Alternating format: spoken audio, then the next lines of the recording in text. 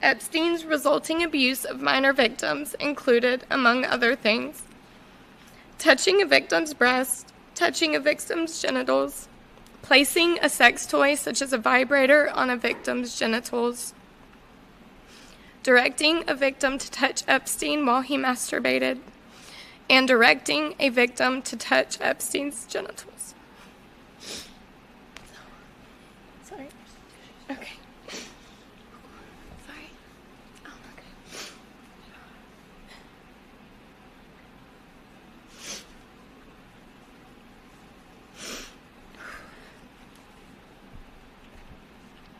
Among the victims induced or enticed by Ghislaine Maxwell, the defendant, were minor victims identified herein as minor victim 1, minor victim 2, minor victim 3, and minor victim 4. In particular, and during time periods relevant to this indictment, Maxwell engaged in the following acts, among others, with respect to minor victims. Maxwell met minor victim 1 when minor victim 1 was approximately 14 years old. Maxwell subsequently interacted with minor victim 1 on multiple occasions at Epstein's residences, knowing that minor victim 1 was under the age of 18 at the time. During these interactions, which took place between approximately 1994 and 1997, Maxwell groomed minor victim 1 to engage in sexual acts with Epstein through multiple means. First, Maxwell and Epstein attempted to befriend minor victim 1, taking her to the movies and on shopping trips. Maxwell also asked minor victim 1 about school, her classes, her family, and other aspects of her life. Maxwell then sought to normalize inappropriate and abusive conduct by, among other things, undressing in front of minor victim 1 and being present when minor victim 1 undressed in front of Epstein. Within the first year after Maxwell and Epstein met minor victim 1, Epstein began sexually abusing minor victim 1. Maxwell was present for and involved in some of this abuse. In particular, Maxwell involved minor victim 1 in group sexualized massages of Epstein. During those group sexualized massages, Maxwell and or minor victim 1 would engage in sex acts with Epstein. Epstein and Maxwell both encouraged minor victim 1 to travel to Epstein's residences in both New York and Florida. As a result, minor victim 1 was sexually abused by Epstein in both New York and Florida. Minor victim 1 was enticed to travel across state lines for the purpose of sexual encounters with Epstein, and Maxwell was aware that Epstein engaged in sexual activity with minor victim 1 after minor victim 1 traveled to Epstein's. Maxwell interacted with minor victim 2 on at least one occasion in or about 1996 at Epstein's residence in New Mexico when minor victim 2 was under the age of 18. Minor victim 2 had flown into New Mexico from out of state at Epstein's invitation for the purpose of being groomed for and or subjected to acts of sexual abuse. Maxwell knew that minor victim 2 was under the age of 18 at the time. While in New Mexico, Maxwell and Epstein took minor victim 2 to a movie, and Maxwell took minor victim 2 shopping. Maxwell also discussed minor victim 2's school, classes, and family with minor victim 2.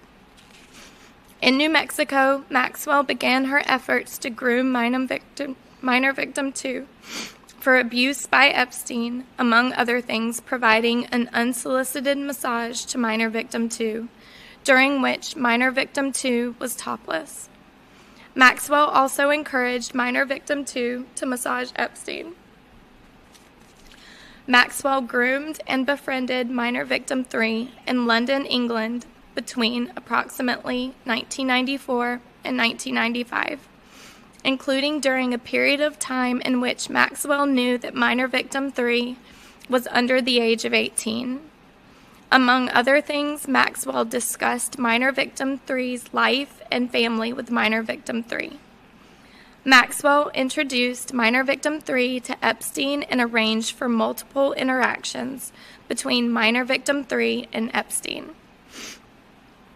During those interactions, Maxwell encouraged minor victim 3 to massage Epstein, knowing that Epstein would engage in sex acts with minor victim 3 during those massages. Minor victim 3 provided Epstein with the requested massages, and during those massages, Epstein sexually abused minor victim 3. Maxwell was aware that Epstein engaged in sexual activity with minor victim 3 on multiple occasions, including at times when minor victim 3 was under the age of 18, including in the context of a sexualized massage. Minor victim 4 was recruited to provide Epstein with sexualized massages for which minor victim 4 was paid by Epstein and or one of his associates, including at times Maxwell at the Palm Beach residence beginning in or around 2001. Maxwell met minor victim 4 at Epstein's Palm Beach residence when minor victim 4 was approximately 14 years old. Maxwell subsequently interacted with minor victim 4 on multiple occasions at Epstein's Palm Beach residence, knowing that minor victim 4 was under the age of 18 at the time. During these interactions, which took place between approximately 2001 and 2004, Maxwell groomed minor victim 4 to engage in sexual acts with Epstein through multiple means. For example, Maxwell asked minor victim 4 about her family and other aspects of her life. Maxwell also sought to normalize inappropriate and abusive conduct by, among other things, discussing sexual topics in front of minor victim 4 and being present when minor victim 4 was nude in the massage room of the Palm Beach residence. On multiple occasions between approximately 2001 and 2004, minor victim 4 provided nude massages to Epstein at the Palm Beach residence, during which Epstein engaged in multiple sex acts with minor victim 4. Epstein's employees, including at times Maxwell, called minor victim 4, including from New York, to schedule appointments for minor victim 4 to massage Epstein. After each massage, Epstein or one of his employees, including at times Maxwell, paid minor victim 4 hundreds of dollars in cash. At some point during this period, both Epstein and Maxwell invited minor victim 4 to travel with Epstein and offered to assist minor victim 4 with obtaining a passport for purposes of such travel, but minor victim 4 declined the invitation. On multiple occasions between approximately 2001 and 2004, Epstein's employees, including at times Maxwell, sent minor victim 4 gifts, including lingerie, from an address in Manhattan to minor victim 4's residence in Florida. Epstein and Maxwell also encouraged minor victim 4 to recruit other young females to provide sexualized massages to Epstein.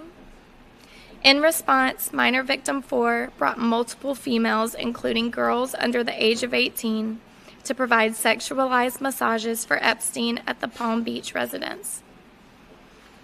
On such occasions, both minor victim 4 and the girls she brought were paid hundreds of dollars in cash. In or around 2016, in the context of a deposition as part of civil litigation, Ghislaine Maxwell, the defendant, repeatedly provided false and perjurious statements under oath regarding, among other subjects, her role in facilitating the abuse of minor victims by Jeffrey Epstein, including some of the specific events and acts of abuse detailed above. From at least in or about 1994 up to and including in or about 2004, In the Southern District of New York and elsewhere, Ghislaine Maxwell, the defendant, Jeffrey Epstein, and others known and unknown, willfully and knowingly did combine, conspire, confederate, and agree together with each other to commit an offense against the United States. 2. With enticement in violation of Title 18, United States Code, Section 2422. It was part and object of the conspiracy that Ghislaine Maxwell, the defendant, Jeffrey Epstein, and others known and unknown would and did knowingly persuade, induce, entice, and coerce one and more individuals to travel in interstate and foreign commerce, to engage in sexual activity for which a person can be charged with a criminal offense, in violation of Title 18 United States Code, Section 2422. In furtherance of the conspiracy and to effect the illegal object thereof, the following overt acts, among others, were committed in the Southern District of New York and elsewhere. Between in or about 1994 and in or about 1997, when the minor victim 1 was under the age of 18, Maxwell participated in multiple group sexual encounters with Epstein and minor victim 1 in New York and Florida. In or about 1996, when minor victim 1 was under the age of 18, minor victim 1 was enticed to travel from Florida to New York for purposes of sexually abusing her at the New York residence, in violation of New York Penal Law, Section 130.55. In or about 1996, when minor victim 2 was under the age of 18, Maxwell provided minor victim 2 with an unsolicited massage in New Mexico, during which minor victim 2 was topless. Between in or about 1994 and in or about 1995, when minor victim 3 was under the age of 18, Maxwell encouraged minor victim 3 to provide massages to Epstein in London, England, knowing that Epstein intended to sexually abuse minor victim 3 during those massages. Between in or about 2001 and in or about 2002, when minor victim 4 was under the age of 18, Maxwell and Epstein invited minor victim 4 to travel from Florida to a place outside of Florida with Epstein. The grand jury further charges. The allegations contained in paragraphs 1 through 9 of this indictment are repeated and realleged as if fully set forth within.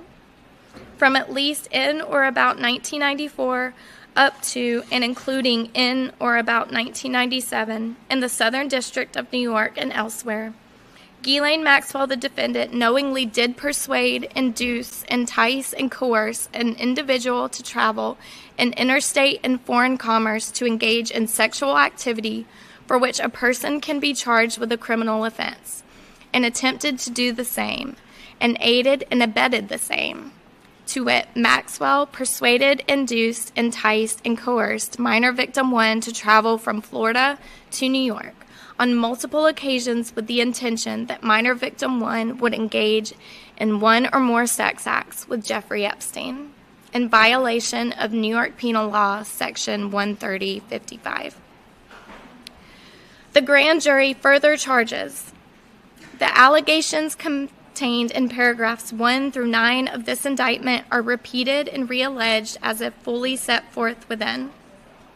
From at least in or about 1994 up into and including in or about 2004 in the Southern District of New York and elsewhere, Ghislaine Maxwell, the defendant, Jeffrey Epstein, and others, known and unknown, willfully and knowingly did combine, conspire, confederate, and agree together and with each other to commit an offense against the United States, to wit, transportation of minors, in violation of Title 18, United States Code, Section 2423A. It was part and object of the conspiracy that Ghislaine Maxwell, the defendant, Jeffrey Epstein, and others known and unknown would and did knowingly transport an individual who had not attained the age of 18 years in interstate and foreign commerce, with intent that the individual engage in sexual activity for which a person can be charged with a criminal offense in violation of Title 18 United States Code Section 2423. In furtherance of the conspiracy and to effect the illegal object thereof, the following overt acts, among others, were committed in the Southern District of New York and elsewhere. Between in or about 1994 and in or about 1997, when minor victim 1 was under the age of 18, Maxwell participated in multiple group sexual encounters with Epstein and minor victim 1 in New York and Florida. In or about 1996, when minor victim 1 was under the age of 18, minor victim 1 was enticed to travel from Florida to New York for purposes of sexually abusing her at the New York residence, in violation of New York Penal Law, Section 130-55. In or about 1996, when minor victim 2 was under the age of 18, Maxwell provided minor victim 2 with an unsolicited massage in New Mexico, during which minor victim 2 was topless. Between in or about 1994 and in or about 1995, when minor victim 3 was under the age of 18, Maxwell encouraged minor victim 3 to provide massages to Epstein in London, England, knowing that Epstein intended to sexually abuse minor victim 3 during those massages. Between in or about 2001 and in or about 2002, when minor victim 4 was under the age of 18, Maxwell and Epstein invited minor victim 4 to travel from Florida to a place outside of Florida with Epstein.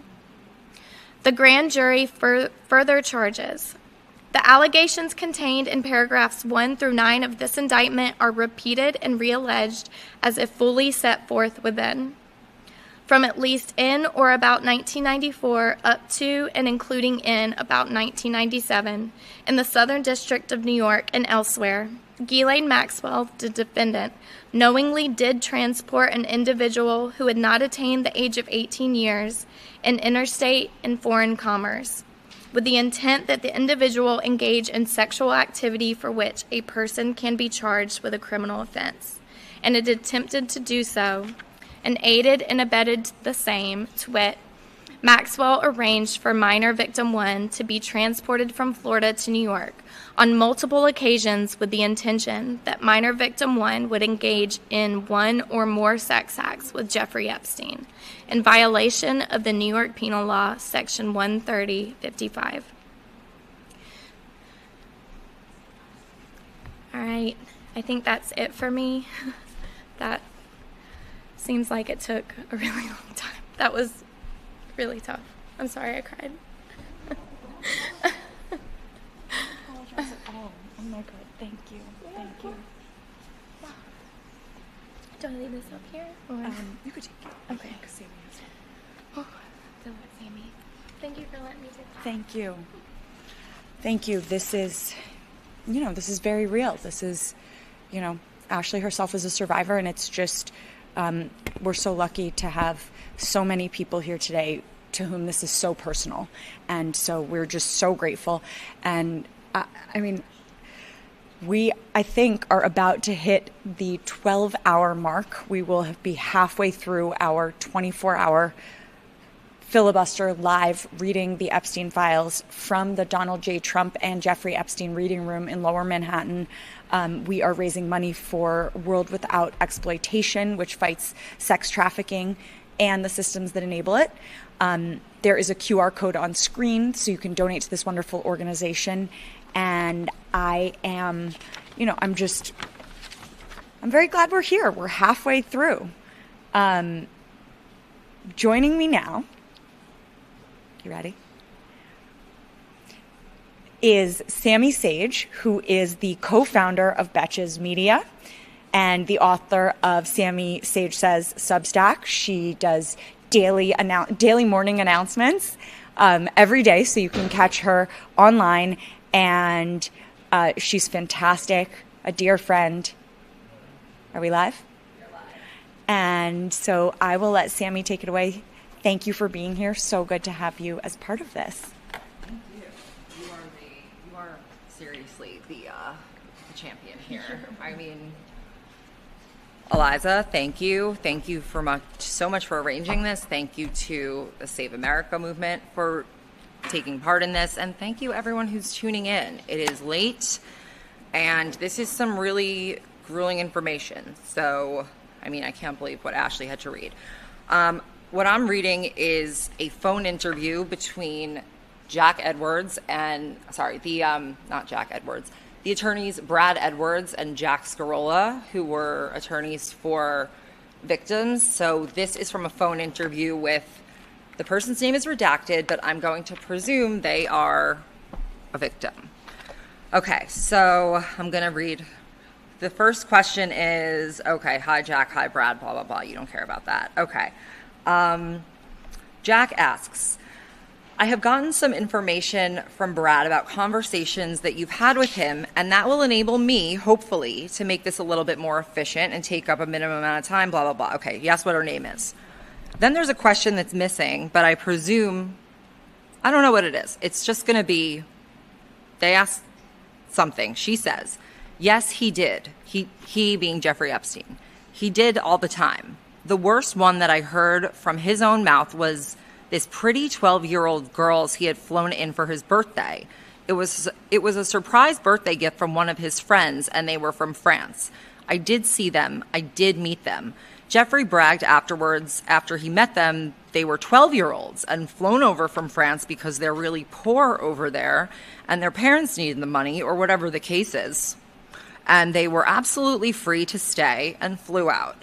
Those were the worst ones. He was constantly bragging about girls' ages or where he got them from or their past and how terrible their past was and how good he is making it for them. I have a feeling I know whose interview this is.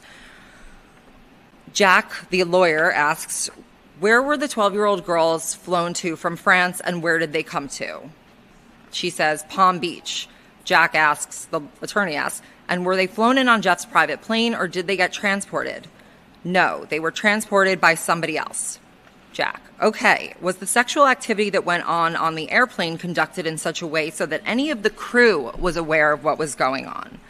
She answers, they were told to knock if they had to come out, if the crew had to come out. They were told, to come out as little as possible. If you see something, don't say something. She didn't say that, I'm saying that.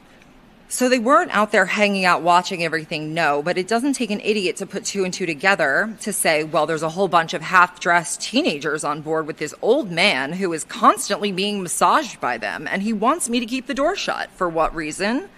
I mean, only they could put that together, but yeah, they knew. The attorney asked, did Mr. Epstein ever talk to you about people of power and influence owing him favors? She says, he would laugh about it, I never really knew what to take serious from Jeffrey because he was such a funny character at times. You never knew if what he was saying was true or not. Yeah, lots of people owed him favors from what he told me. He's got everybody in his pocket, and he would laugh about how he helps people for the sole purpose in the end they owe him. If for the sole purpose in the end they owe him something. That's why I believe he does so many favors in the first place. The attorney asks, when and how did you first become aware that Mr. Epstein was in trouble with the law? She says, I was first informed by, I think someone from the FBI called me first and started to ask me questions, and I started to answer the questions, but then fear took over, and I just said, look, I don't know what's going on. I got a young family, and I don't want to risk, please don't bother me about this again. It was real short, simple conversation, and within a week or two, I had gotten a call from Jeffrey's attorney, then a week later, Jeffrey himself. Okay, I think we know who this is and when this is. The attorney asks, okay, well, let's back up before we get to those conversations and tell me approximately when it was that you were contacted by the person who you believe was with the FBI. She says, okay, it's hard for me to pinpoint, but if I had to pinpoint it, it would be 2007 sometime. Oh, we know that, okay, we have some clues. This was entered onto the docket, FLSD. What is that? What does SD mean? What, FLSD? Florida Southern District. Okay, January 20th. Oh, look at that. 2015. So this is a later half of the aughts case. Okay. Okay. All right, and you were living in Redacted at that time, correct? She says, correct. He says, you were contacted by telephone? Question mark. She says, that's correct, by my cell phone. He asks, okay, and do you have any idea how your name came up leading to that contact? She says, no idea whatsoever. When I did ask, I was told that some girls had revealed my name, I guess, and that's how everybody, the FBI, knew to contact me. He says, okay. But I don't know offhand or sorry, I just walked into the wrong room. He says, okay. She says, sorry, go on. He says, yes, and I'll never tell her you said that. Blank. How long was it after that phone call from the FBI person were you contacted by Mr. Epstein's lawyers? She says, like a week. It was back to each other. I remember being so scared after talking to the FBI thinking, what's happening? What's going on? It's been like 6 years, 7 years at that stage. How did they find me? And what do I have to do with this? So yeah, I do remember that very well. And it was only about a week later I was called by his attorney. The attorney asked, who was it that contacted you? Do you remember? She says, and this is ironic, I want to say Bill Riley, but he might have been from the FBI. No, it was Bill Riley. Bill Riley. Not sure if that's his correct name, but that's what's coming to mind. The attorney asks, what do you remember about that conversation? She says, I remember a Mr. Goldberger as well. I remember there might have been two of them. He says, all right. She says, I can't remember which one it was. I want to say Bill Riley is the good one. The attorney asks, all right, so either Bill Riley or a Mr. Goldberger or both of them contacted you, and what do you remember about that? She says, I don't know if it was the same guy who contacted me that week later who put me in touch with Jeffrey. I think he was on the phone and he put speakerphone on with Jeffrey. So he connected me with Jeffrey. I don't know if it was the same guy or different, but I definitely know that Bill Riley was the first guy to contact me. I'm pretty sure about that. The lawyer asks, okay, tell me about that conversation.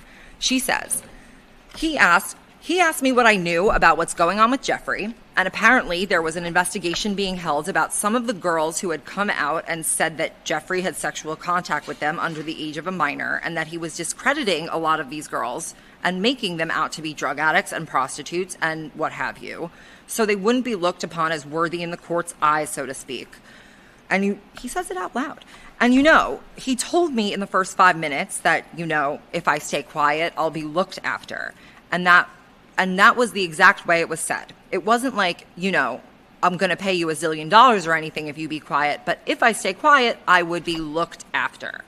And I remember saying, I don't want any part to do with this.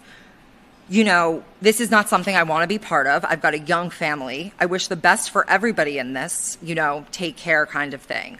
A week later, I wish the best for everybody in this, take care kind of thing. She pushes him off. A week later, I was called after the hearing by one of Jeffrey's lawyers.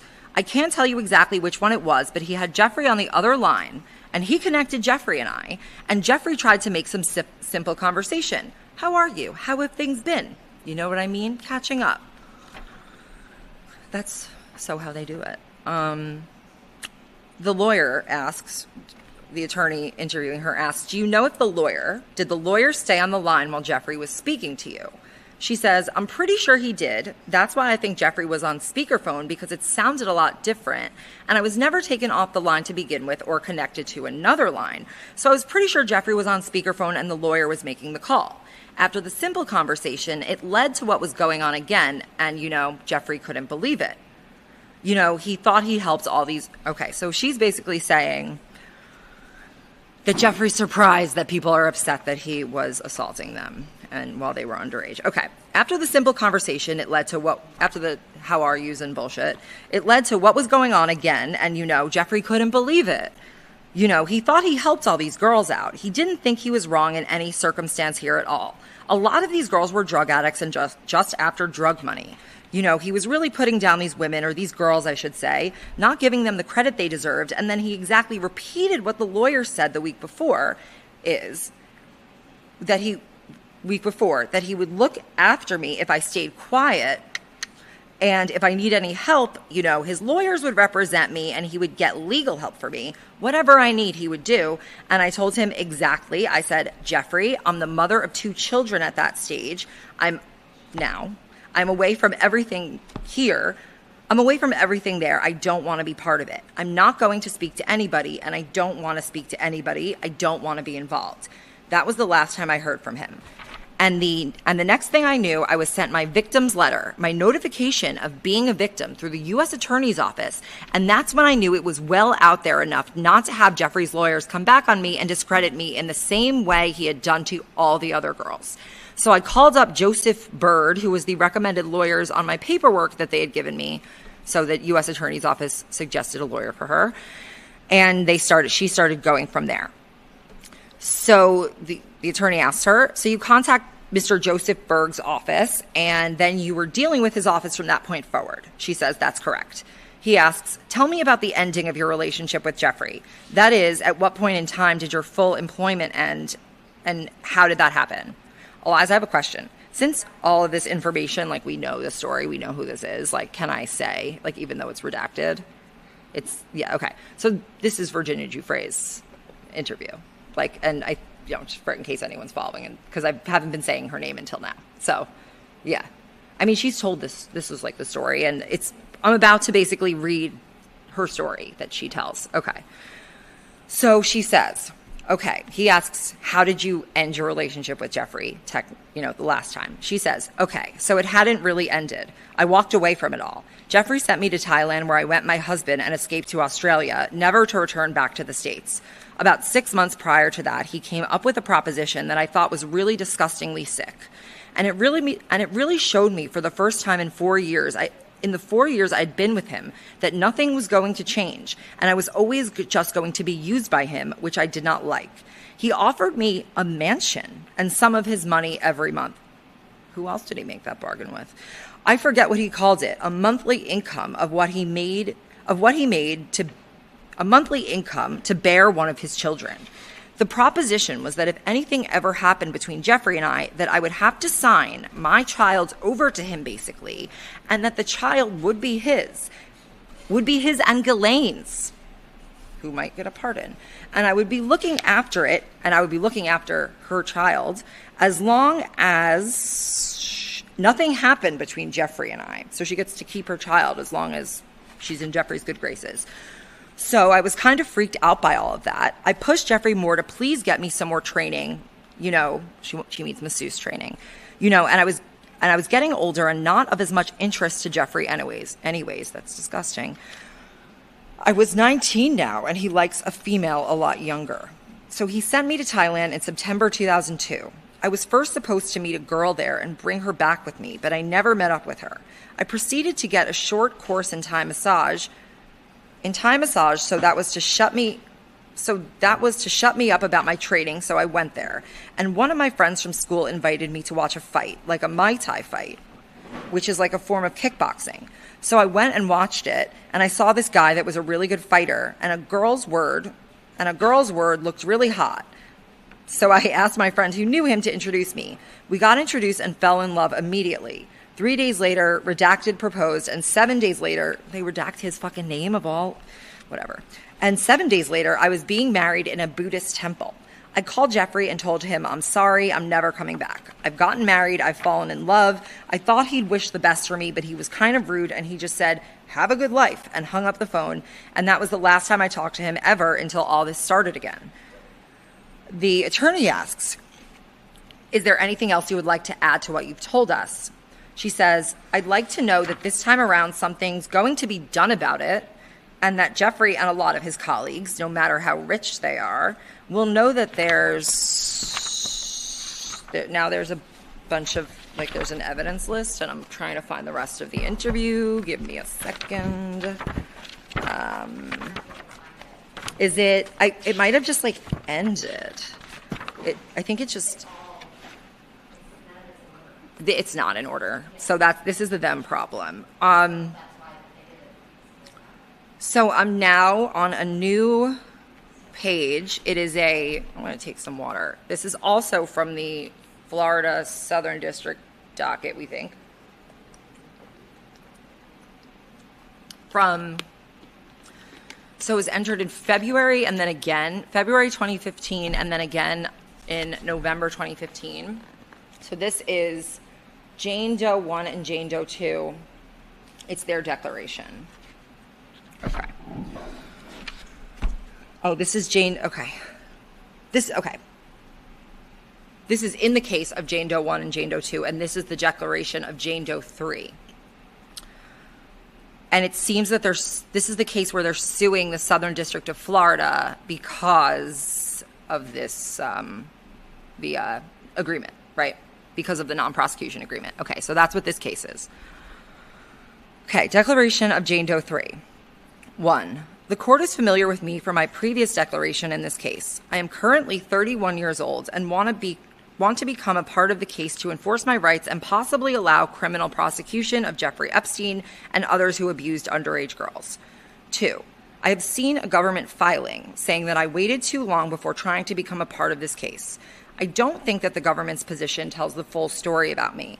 In fact, I believe the government is hiding some of the things that it knows about me and about other powerful people involved in this case. I am filing this declaration so that the court will have more facts to make the decision about whether to let me come into the case. Okay, so they're telling her she can't be part of this survivor's case to come after the terrible non-prosecution agreement, and she's trying to say, here's why I should be part of it. 4. Okay. 3. In its latest filing, the government seems to be questioning why I was afraid and did not come forward to speak more quickly, since the issue is that she came forward too late. To understand my reasons, it's important that I share at least some additional information about why I was so fearful after my abuse by Epstein and others. 4. The court can best understand my situation by looking at my previous declaration and then understanding why I was afraid of Epstein, how I eventually escaped from him, and how I was forced to hide from him and others. By the way, I don't think this is the same as the last person's thing I just read. Just want to be clear. It might be, but don't assume that it is. Okay. 5. I first met Epstein when I was 15 years old. I've told the court about some of my sexual and physical abuse in my earlier declaration. 6. As a result of that abuse and my considerable interactions with Epstein and his friends, I knew that Epstein was connected to some of the most powerful people in the world, including a member of the British royal family, a former president of the United States, and other very powerful lawyers, politicians, and businessmen. I was afraid of what would happen if I tried to escape from Epstein and report him to law enforcement. It goes from 6 to 13. I'm just gonna let you know. So I don't know what 7, 8, 9, 10, 11, 12 say, but they're not there. So we're going to go to 13, I guess. Okay. 13. Part of my fear comes from physical abuse that I suffered when Epstein forced me to have sex with other people. Without going into the details of the sexual activities I was forced to endure, there were times when I was physically abused to the point that I remember fearfully thinking that I didn't know whether I was going to survive. 14. Jeffrey Epstein knew about this physical and sexual abuse because I would detail it for him as part of my debriefing. Epstein didn't care. Epstein said things like, "You get that sometimes." I told him how much I hated having to be with some people, but Epstein still sent me back. I had no choice. I think I know who this one is too. 15. I give the court this information so it can better understand why I was so afraid of Epstein and what he could do to me. I could provide more details to the court if the court needs more details on this issue. I also wanted to provide this information to the court because I have been accused of being a serial prostitute. I don't think that's a fair way to describe my situation, given that I was so young and so many powerful people were forcibly abusing me. They skipped 16, and now we're on 17. After years of abuse and being lent out, I began to look for a way to escape. I had first been forced into all of this because I wanted to be a massage therapist. Epstein had taken me into his clutches through promises and talk, but once he had me under his control, I felt trapped. Oh, okay. This is the same person as before, actually. Okay. 18.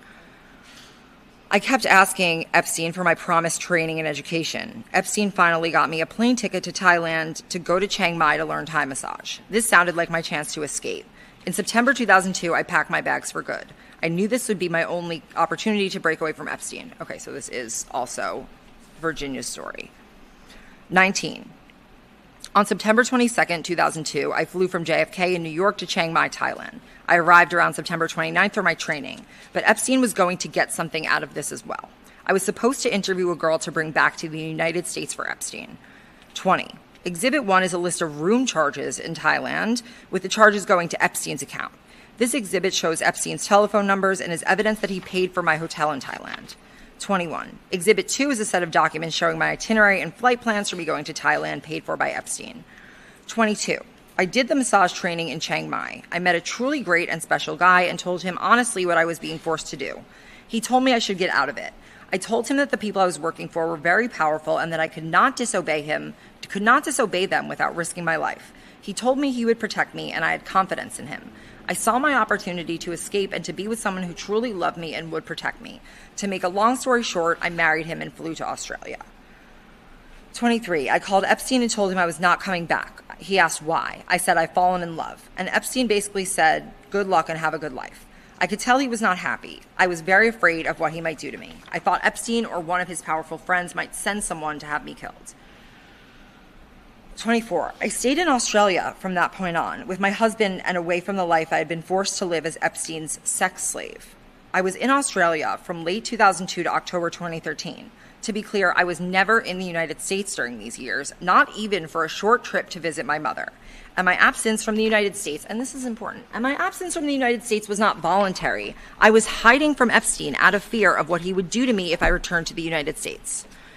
In around 2007, after not hearing from anyone for years, out of the blue, I was contacted by someone who identified himself with a plain-sounding name and claimed he was with the FBI. It seemed very odd for someone doing an official criminal investigation to just call up on the phone like that.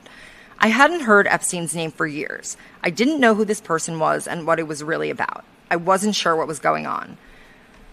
The man said he was looking into Jeffrey Epstein. The man asked if I had been involved with Epstein. My first instinct was to say nothing because I wasn't sure he was really with the FBI or any authorities. I did answer a few basic questions, telling him that I knew Jeffrey Epstein and met him at a young age. The whole conversation didn't feel like it was right. This man never offered to come and meet with me in person. He instead asked me right off the bat about Epstein's sexual practices. I thought it would be strange for a real law enforcement officer to behave that way. I became increasingly uncomfortable and suspicious about who was actually calling me.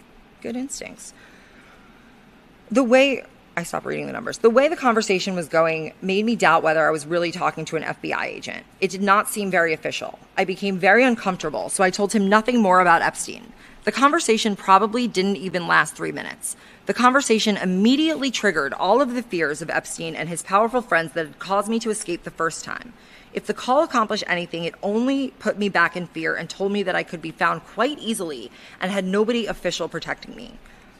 I suspected that the man who called me was working for Epstein or one of Epstein's powerful friends. If the man who called me was really an FBI agent or was interested in what I knew about Epstein, I thought he would have made some effort to see me personally. I believe that if this was really an agent who was investigating Epstein, that he knew who I was and how I fit into Epstein's sexual crimes in many different places. Such an agent would send someone to meet me in person and would provide potential protection from Epstein. He never did. I don't know if they would have done that, clearly. Getting a call from this supposed FBI agent made me feel very scared. I had left that old life behind me and started a new life in a new country in hopes that the powerful people whose illegal activities I knew all about would never find me. And now I had been tracked down by someone and was frightened. Shortly after this purported FBI call, I was contacted by someone who was clearly working for Epstein. This person discussed an investigation into Epstein and said that some of the girls were saying Epstein had sexual contact with them. After they made those allegations, they were being discredited as drug addicts and prostitutes. But on the other hand, if I were to keep quiet, I would be looked after. The fact that this call came in right after the FBI call reinforced my concern that the man I talked to earlier was not really working for the FBI, but was really working for Epstein. I didn't think that the FBI and Epstein would both be working together and would both get my phone number at almost exactly the same time. I played along and told this person that I had gotten a call from the FBI, but I didn't tell them anything. The person was pleased with that. A short time later, one of Epstein's lawyers, not Alan Dershowitz, called me and then got Epstein on the line at the same time. Epstein and his lawyer basically asked again if I was going to say anything. The clear implication was that I should not say anything. The way they were approaching me, I was afraid what would happen if I didn't keep quiet. My thought was that if I didn't say the right things, I might get hurt. I promised Epstein and his lawyer that I would keep quiet. They seemed happy with that, and that seemed to me the way to most likely keep me and my family safe. I did what Epstein and his lawyer told me. I kept quiet. I now understand that Epstein reached a non-prosecution agreement with the federal government in 2007 and pled guilty to 2 state crimes in June 2008. She didn't even know. She didn't know about that. No one told me anything about those events until much later. In fact, nobody called or came to see me to explain what a non-prosecution agreement was, what crimes Epstein could have been charged with, why he was not being charged with the crimes he committed, or anything whatsoever about the case. I was never offered a chance to meaningfully confer with a prosecutor for the government, and I was never notified of any hearing that would affect me or my rights as a crime victim to ever bring charges. On September 3rd, 2008, the FBI sent a victim notification letter to me. This was the first written communication I had received from the FBI. The letter was attached as Exhibit 1 to my earlier statement. This kind of written communication on official FBI stationery is the way that I thought the FBI really communicated with people that they wanted to talk to. The fact that I got this official letter from them made me wonder even more whether the call that I had received earlier was really from the FBI. The letter that I got did not mention that anyone from the FBI had ever called me before. The letter started off with a sentence, quote, "By virtue of this letter, the United States Attorney's Office for the Southern District of Florida provides you with the following notice because you are an identified victim of a federal offense." That sentence, among others, made it seem like this was the first time the FBI was officially contacting me. That was the first time I was told about my rights as a crime victim. I did not know what was happening about any criminal prosecution of Epstein at this time. I wanted him prosecuted, and given his constant illegal sexual behavior, I thought it was obvious that he should be prosecuted. Yeah. But after reading the letter, I was confused. The letter did not explain what was actually happening or what role, if any, that I could play. In fact, the letter thanked me for my assistance during the investigations, yet it wasn't clear what that was referring to. Also, the letter did not directly say that Epstein's crimes against me were not going to be prosecuted. It just said that, quote, "The United States has agreed to defer federal prosecution in favor of this state plea and sentence." I did not know what that meant. I don't either. The letter did not inform me how it applied to me. The letter also said that there was, quote, "litigation between the United States and 2 other victims regarding the disclosure of an entire agreement between the United States and Mr. Epstein." Understanding more about that case now, I realized that the letter did not explain that the real purpose of that litigation was not to get disclosure of the entire agreement, but instead to get criminal charges filed against Epstein and to uphold the rights of Epstein's victims. I wish the government had told me that was what was really going on. I saw on the letter that I could call a lawyer. The letter also mentioned Jack Goldberger, who I knew to be Epstein's attorney, which scared me. What the hell? I first got in touch with the attorneys at the Podhurst Orsic firm. My lawyers filed a lawsuit against Epstein for me, which mentioned that I was abused by Epstein and other powerful people. I was hoping that the information I gave as part of my lawsuit might help to put Epstein away in prison where he belongs. But the lawsuit ended up just being about money which Epstein paid to settle. They skipped number 39. 40. Sorry, I haven't been reading the numbers. At this point, since nothing else seemed to be working to get Epstein and his associates held accountable, I wanted to try by myself to get a message out to the public about what terrible things Epstein and his friends had done to me and other girls. I was very disturbed about how no one was prosecuting Epstein for these crimes. I was also very scared. It seemed that law enforcement was not doing anything with the information they knew about me, which left me and my family more vulnerable and scared. The journalist printed an article using some of the information I told her. Shortly after that article was published, I talked on the phone to Marie Villafana, a federal prosecutor from Florida. I had seen her name on the official letter from the FBI, so she seemed legitimate. Villafana seemed very interested in my case and seemed like she really wanted to do something. Within a few weeks of the newspaper article being published, 2 FBI agents also called me in Australia and then came to meet me. In around March 2011, they met me at the U.S. consulate in Sydney. They seemed to be very professional and hardworking. I thought to myself that I had finally gotten the attention of the people that I wanted and that these people would do the right things against Epstein and other criminals. I also thought that they could protect me. When I met with the agents, they mainly focused on Epstein. But while there, I provided them some information about some of the others who were involved in illegal acts as well. I was aware that a false statement to these law enforcement officers was a crime, and I told the truth, giving them the information that I could recall at the time about the individuals they inquired about. The agents were clearly prepared to meet me and already knew a lot about Epstein's crimes. The agents appeared to be very good at investigating and seemed like they really knew how to piece together the whole story. But at the same time, they seemed like they were being blocked from doing what they want to do, which I thought was to arrest Epstein and his powerful friends for all of their illegal sex crimes. During my interview with the real FBI agents, I told them about my contact from the purported FBI agent. They did not tell me that it had been a legitimate call from the FBI. So they didn't confirm nor deny her. Okay. The interview I did with these FBI agents was very stressful for me. My meeting lasted for several hours. It was not easy to talk about all of these difficult things, but I went through it. I was crying at points in the interview. The interview also placed stress on my marriage because my husband had to listen to all the terrible things that happened to me. It was very difficult for me to have to discuss being passed around as a sex object among powerful people. It was very hard for both of us. The agents had come from Florida to meet with me in Australia and took my information, which gave me reason to believe that Epstein could still be prosecuted for the crimes he committed against me.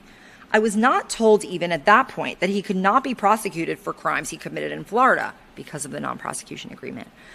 I was not told about the CVRA case, Crime Victims' Rights Act case, or that there was any other option for me to enforce my rights. In fact, by the agents meeting with me, I believed I was doing exactly what I needed to do to enforce my rights and assist in the prosecution. I have seen the government's recent brief trying to keep me from joining this case. In the brief, the government says about me, quote, "The government is aware that petitioner's counsel have been representing her," that is, me, "since at least as early as March 2011. This is completely untrue, and I think the government knows it's untrue. I was not represented by legal counsel in March 2011. The government has to know that I didn't have an attorney then, because I didn't have an attorney when I met the agents in Sydney. I don't understand why the government is giving false facts to the court." They skip number 49.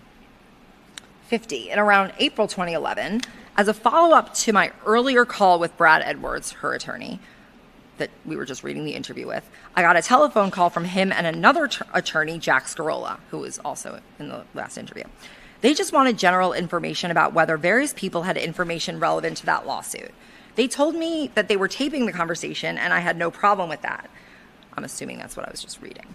I cooperated with them and gave them information about which people had information relevant about Epstein's crimes. Because it was over the phone and we did not know each other very well, they were very polite and did not ask me a lot of details about specifically who I had sex with and what sexual activities I was forced to participate in.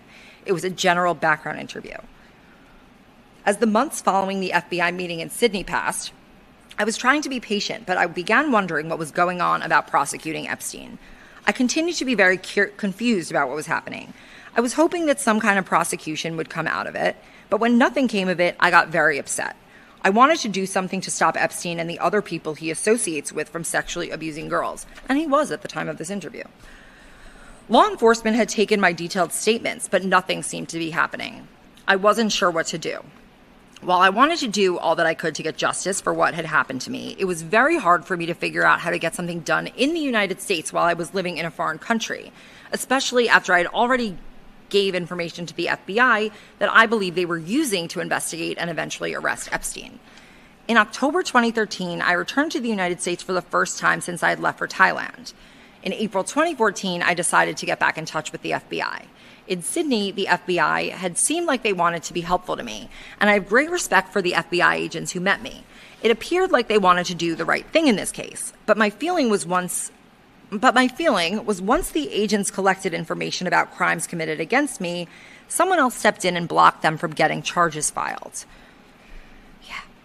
I also thought that Marie Villafana really wanted to do the right thing and hold Epstein accountable for the horrible crimes he committed, but it seemed like the hands of Villafana and the FBI were always tied by someone else with more authority. I have never been able to figure out who was, and still is, stopping a prosecution. I also haven't been able to figure out who is trying to stop me from being able to participate in a court case to have a judge determine whether my rights have been violated.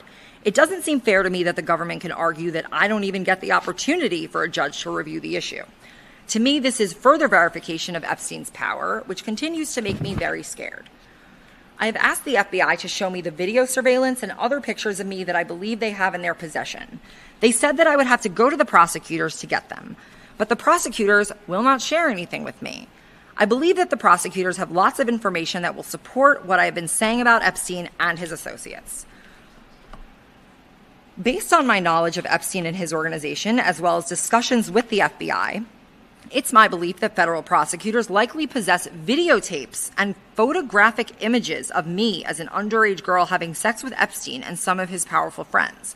I don't understand why they aren't moving forward with what the FBI has given them. I also don't understand why these pictures haven't been given to me, nor why law enforcement officers from any other jurisdictions have never contacted me.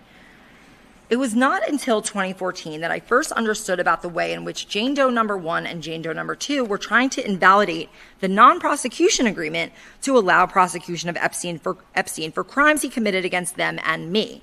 I had never really heard anything significant about this case while I was in Australia, and it was hard to get information about what was happening in Florida while I was overseas. Once I heard about the case, I quickly wanted to become part of it. In light of the way everything has played out, I believe that my rights as a crime victim have been violated. It was never my choice to become the victim of crimes by Epstein and the people he forced me to have sex with. Epstein dragged me into his web when I was very young, and after that, it was hard for me to escape.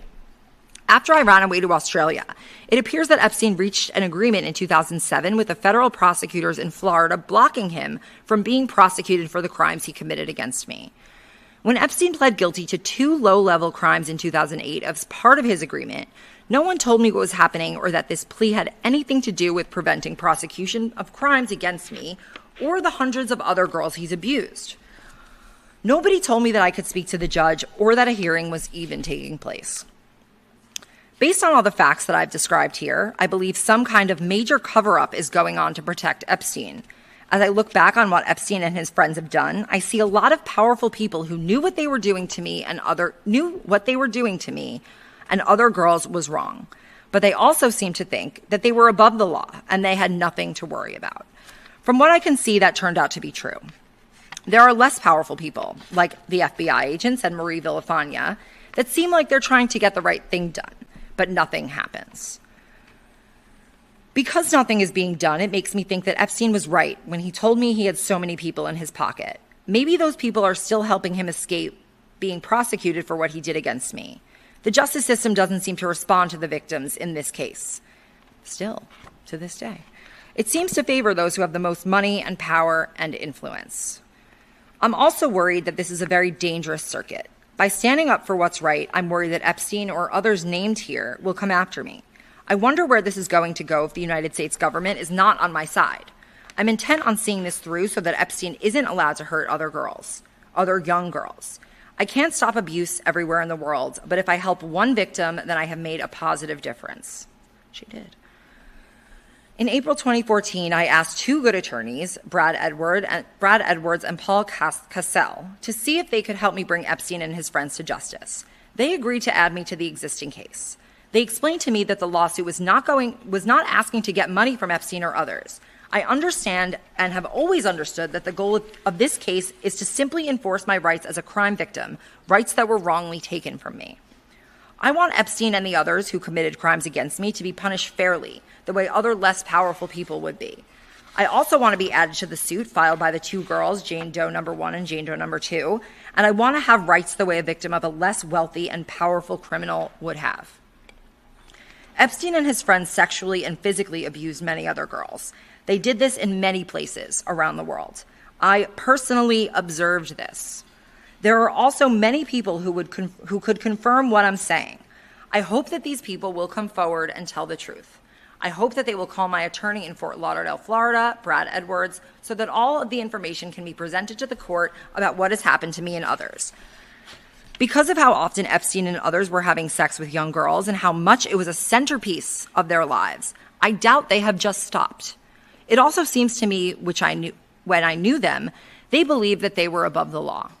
Too powerful to be prosecuted. That feeling has no doubt been reinforced by the fact Epstein has escaped real punishment with his plea bargain, and the others with whom he traveled have completely escaped. I hope that I can join this case and try to bring them to justice. I declare under penalty of perjury that the foregoing is correct and true. And then we have some room charges, some bills, taxes, plane tickets. Am I still going? You? Okay. How much more do you want me to do?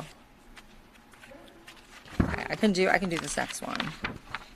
Okay, I think this is actually, no. Okay, this is from Florida Southern District Docket, February 2016. Declaration of Redacted. My name is Redacted, and I was born redacted. Too young for Jeffrey Epstein. 2. I was molested by Jeffrey Epstein as a minor on dozens of occasions in his mansion in Palm Beach, Florida, from around 2002 to 2005. I understand that evidence collected from Mr. Epstein's home showed conclusively that I was there as a minor, along with many other underage girls. Given how many girls Epstein was abusing, there could not have been any doubt in anyone's mind that he had access to the testimonial and other evidence that Epstein molested me and many others. I cooperated fully with the FBI while they investigated Epstein's illegal activities with minors. Water's so good. During the investigation, Epstein had investigators following and harassing me. I continued to cooperate with the investigation despite this intimidation. In late 2007, FBI agents met in person with me. During this meeting, the agents explained that Epstein was also being charged in state court and may plead to state charges related to some of his other victims. I knew the state charges had nothing to do with me. During this meeting, the agents did not explain that an agreement had already been signed that precluded any prosecution of Epstein for federal charges against me. I did not get the opportunity to meet or confer with the prosecuting attorneys about any potential federal deal that related to me or the crimes committed against me. My understanding of the agent's explanation was that the federal investigation would continue. I also understood that my own case would not move forward towards prosecution of Epstein. Confirming my understanding in about January 2008, I received a letter from the FBI that told me that, quote, "This case is currently under investigation. This can be a lengthy process, and we request your continued patience while we conduct a thorough investigation." My understanding of this letter was that my case was still being investigated, and the FBI and prosecutors were moving forward on the federal prosecution of Epstein for his crimes against me. At this time, I was not told about any non-prosecution agreement or any potential resolution of the federal criminal investigation I was cooperating in. If I had been told about a non-prosecution agreement, I would have objected. Criminal prosecution of Epstein for crimes against me was extremely important to me. I wanted to be consulted by the prosecutors before any resolution. In light of the letter I had received, I had confidence that I would be contacted by the federal government before it reached any resolution of the investigation into my case, and that I would likely be needed to testify if the case went to trial, which I was willing and anxious to do. When I had not heard from the prosecuting attorney for a while, I met with attorney Brad Edwards, wanting him to find out when Epstein was going to be federally charged and prosecuted for the crimes he committed against me and others. Epstein's investigators were harassing me, and that interfered with my life dramatically. My attorney, Mr. Edwards, was hired to make sure the prosecutor knew how eager I was to have Jeffrey Epstein prosecuted, and I understand that he did convey that to the prosecutors numerous times in around June 2008. At some point, I understood that Mr. Edwards was getting responses from the prosecutor that were making him suspicious of the motivations of the U.S. Attorney's Office in Florida. I then understood that Mr. Edwards' suspicions were that the prosecutors were conferring with Epstein and not with me and the other victims. I authorized Mr. Edwards to do anything possible to ensure that Epstein was prosecuted and that I was able to meet with prosecutors and participate in the process. I agreed to file a lawsuit against the U.S. Attorney's Office in Florida to get them to speak with me about any possible case resolution or the terms, and to answer questions about the case and generally treat me fairly, to notify me about any court hearing, and to otherwise enforce my rights as a crime victim. Towards the end of June 2008, I did not attend Jeffrey Epstein's guilty plea hearing in state court involving another victim of Epstein's abuse.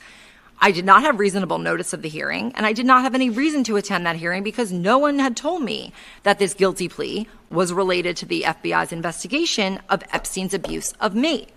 I had always understood generally that the state and federal criminal systems were different. I thought so too. And that one had nothing to do with the other. Based on what the FBI had been telling me, I thought they were still investigating my case. If I had been told that this plea had some connection to blocking the prosecution of my case, I would have attended and tried to object to the judge and prevent that plea from going forward. Many other victims would have done the same. I think that after hearing from me and some of the other girls who were abused by Epstein, a judge would not have allowed such a plea deal to go forward. I think they would. It is my belief that the U.S. Attorney's Office and Epstein's attorneys conspired to prevent my attendance at this hearing, as well as the attendance of many other victims. I learned about the existence of a secret non-prosecution agreement only in July 2008, after my lawyer had filed court pleadings trying to give me a chance to talk to prosecutors about my case. I would never have learned of that agreement if I had not authorized my attorney to sue the United States. Nobody would have. I wanted to cooperate in the prosecution more than anything else in my life. I was scared of Epstein. I was scared of what he had done to me and others, and of how he was continuing to harass me, and also what he could do to me and others. The criminal case against Epstein was my main focus in life. When I attended a court hearing with Mr. Edwards in federal court, I learned for the first time that my rights had been extinguished through a secret deal between the prosecutors and Mr. Epstein. I received no explanation about exactly how the deal occurred or about whether my rights were gone forever. The prosecutors were at that time trying to even keep me from seeing a copy of the secret plea deal. I wanted to meet with the prosecutors and tell them why they should prosecute my case. But it became clear that without ever talking to me, they had bargained my case away. In about 2010, I had the chance to meet with U.S. Attorney Mr. Wilfredo Ferrer. I told him all about how I had been mistreated in the process. Mr. Ferrer seemed to be interested in this, but nothing ever came of that meeting. And unfortunately, it seems to me that Mr. Ferrer's office is continuing to try to block me and other girls from learning anything about the secret deal with Epstein or how our rights were violated, even though they know what they did was wrong. I later came to understand that crime victims in the federal system have the right to meaningfully confer with the prosecutor for the government in the case, with the prosecutor for the government in the case, which at least means to explain how my case would be concluded, the right to be heard at important hearings, and the right to be treated with fairness. I strongly believe that the way I was treated was unfair and violated my rights. I think that the secret non-prosecution agreement should be declared illegal, and that I should have the right to have crimes against me prosecuted by the U.S. Attorney's Office, and that Mr. Epstein should be treated the same as other defendants with less money and connections, are treated for these crimes. I declare under penalty of perjury that the foregoing is true and correct to the best of my knowledge and belief. Okay, let's see what we got. You want? Okay, great. All right, thank you. This has been a doozy. Eliza, thank you for being here. I'm going to leave this for you. Amazing. Thank you. Oh my God. You're incredible. I can come back in the morning. Oh my gosh. The morning announcements. Adios, everybody. Sammy is just amazing. How lucky are we? That was incredible. You really know so much about this, and so the editorializing was just cracking me up in the corner there. I mean, like, you know all the things. So here we are almost 13 hours in, well over the halfway mark now. And so next up, I am very excited to introduce Lauren Paritra. Lauren is the host of her own show, The Lauren Paritra Show, where she has built a powerful, engaged audience by being sharp, smart, funny, and completely herself. And congratulations, Lauren, because she just hit 100,000 YouTube subscribers. She got her button. It's huge and so well-deserved. But what I really love about Lauren is that she uses her platform with purpose. She understands why showing up matters, why using our voices matter, and why this moment deserves public accountability. And so here in the middle of the night in New York and in the late night in California, she is here to help us read the Epstein files into the public record to make sure these documents are seen, heard, and impossible to ignore. Lauren, thank you so much for being here, and congratulations on 100K. Amy, for staying up late and doing this important work. I'm starting off on page 300, and we'll get right into it. So it starts with an answer, which is yeah, and then it goes into question. There's two lines that look a little redacted. It says, right about that same time, he quickly identified a potential problem, and that was the commitment for the blank or the agreement that the U.S. Attorney's Office would identify the representative for the victims. Do you recall him raising that? So that was the question, and it follows by line 7, answer. I don't recall him raising that as an issue, but I know it was an issue. Then it goes to question. All right. It was an issue, and it was one that he raised as soon as he came back. So there was an effort, which he conducted then and then there's a block of text that is blacked out, space, and a longer block of text blacked out, absence to craft an NPA addendum to address that issue. Then there's a new line.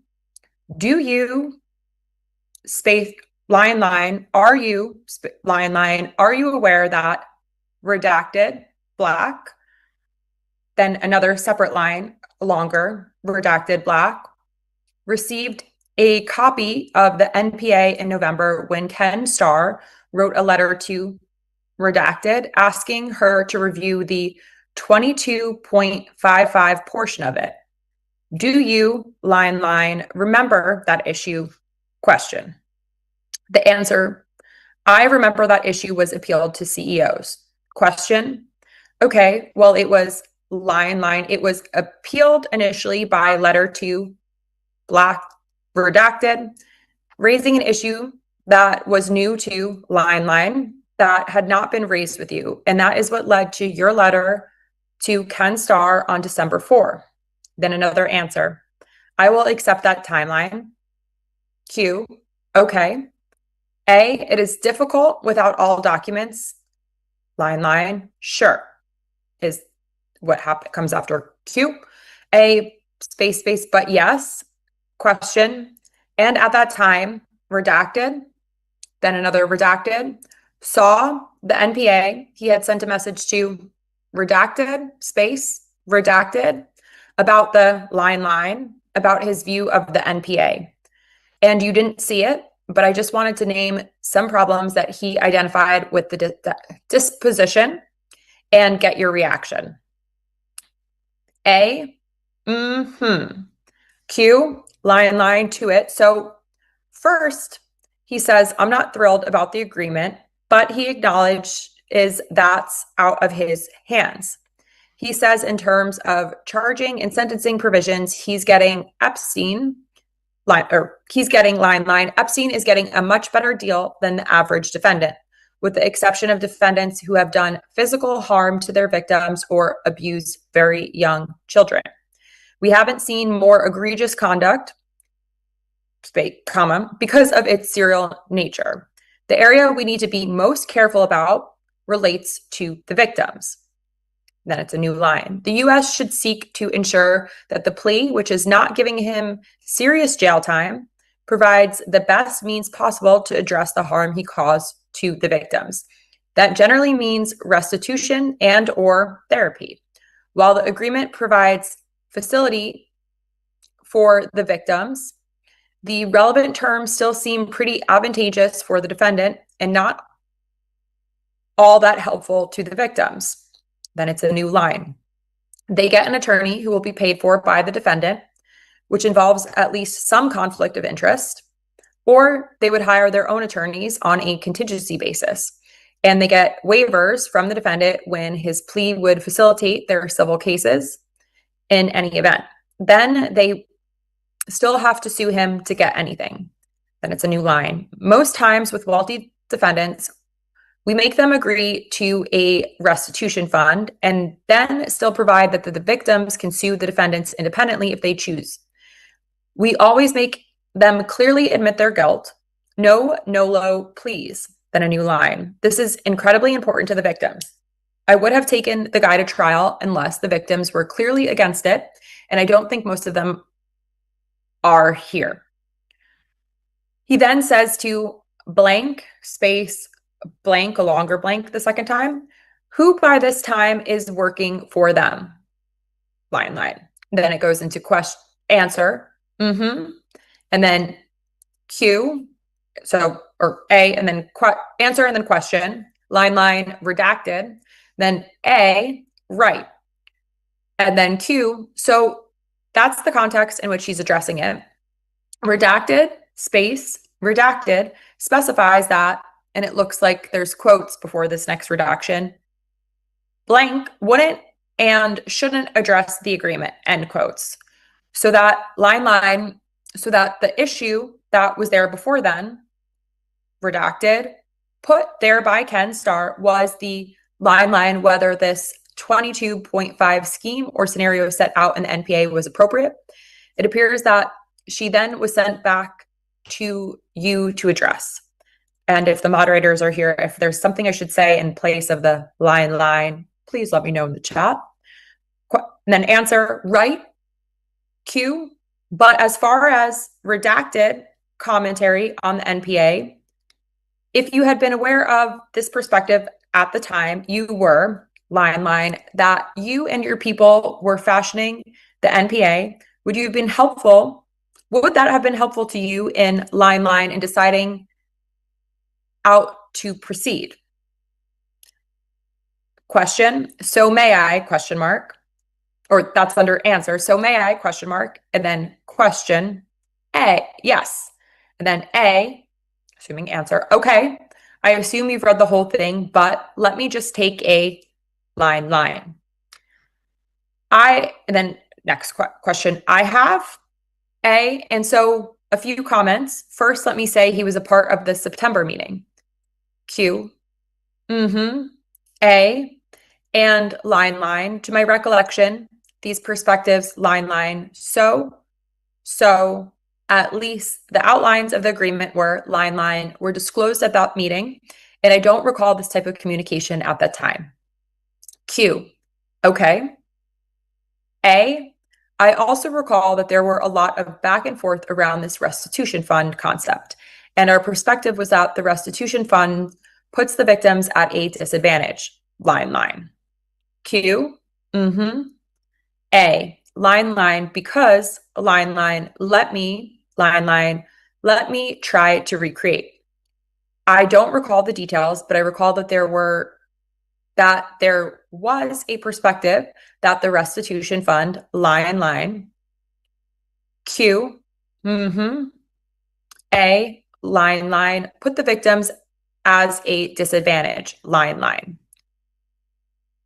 Q, A, line, and there is some reference to line. Q, it's the line. Was it an Alaska case? Question mark. Q, it's called the redacted or blacked out case. Mr. Blank, then blank. The witness, I'm sorry, question mark. Mr. Blank, then another blank. The witness, blacked out, redacted, question mark. Mrs. Redacted, then redacted or redacted, period. Then another line. The witness, redacted, question mark, by Mrs. Redacted, parentheses.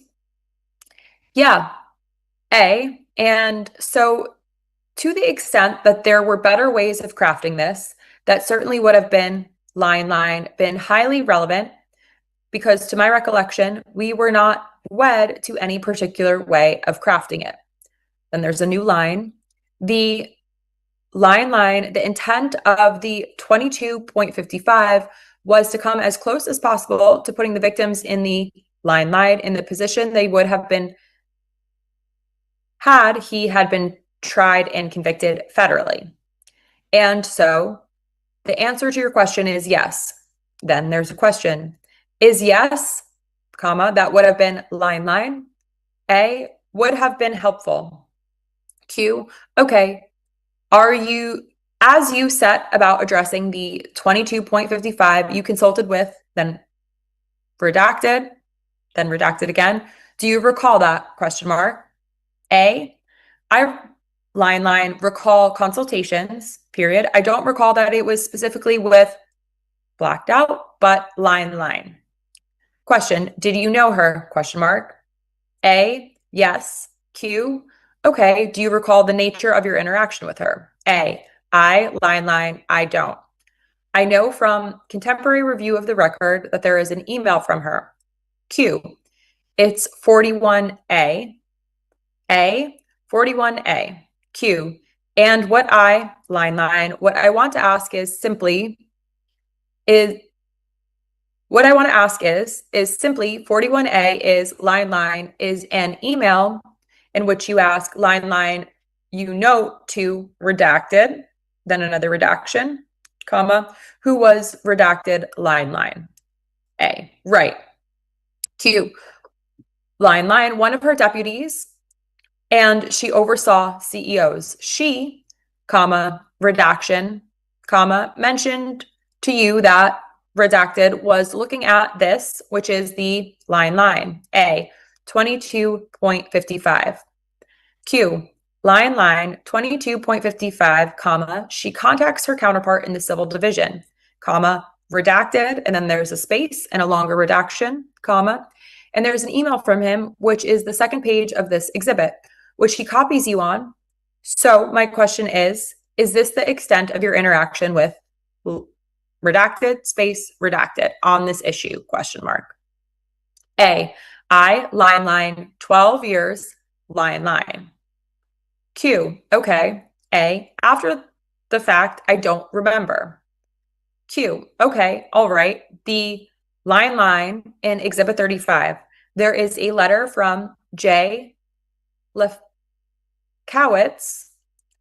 spelled Lefkowitz, in which line, I'm sorry, it's an email from J. Lefkowitz.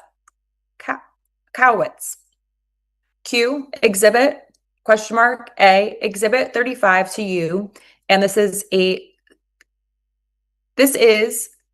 substantially later, comma, but it has a sentence that line, or a phrase that we'd like to ask you about, comma, and line, all right. It's highlighted at the top.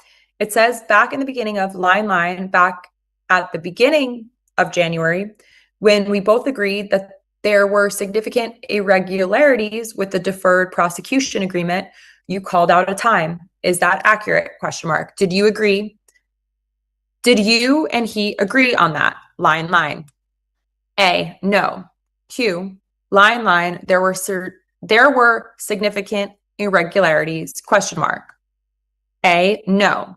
Q, okay. A, and if I could, there are line, several instances where not just comma to me, comma, but to other people as well, J recharacterizes conversations. Q recharacterizes them inaccurately, question mark. A, inaccurately, period. Q, or misleadingly, question. A, or misleadingly. Q, all right. All right, two different words. A, what I recall agreeing to at some point is there was an appeal to the DAG, or there was an appeal in place, and I basically said, line. I think there was a letter that I sent saying, if you want to appeal, go ahead. We're not concerned about this. Q, A, but that doesn't mean I agree there were irregularities. Line. Q, all right. A, line, or that there was a timeout. That's line. I'm part of a department. I'm part of a hierarchy. If somebody wants to overrule me, that's okay by me. Q, all right. So the NPA addendum was worked out, and the defense team continued its sort of multi-pronged assault. In the middle of the negotiations between Redacted and Lefkowitz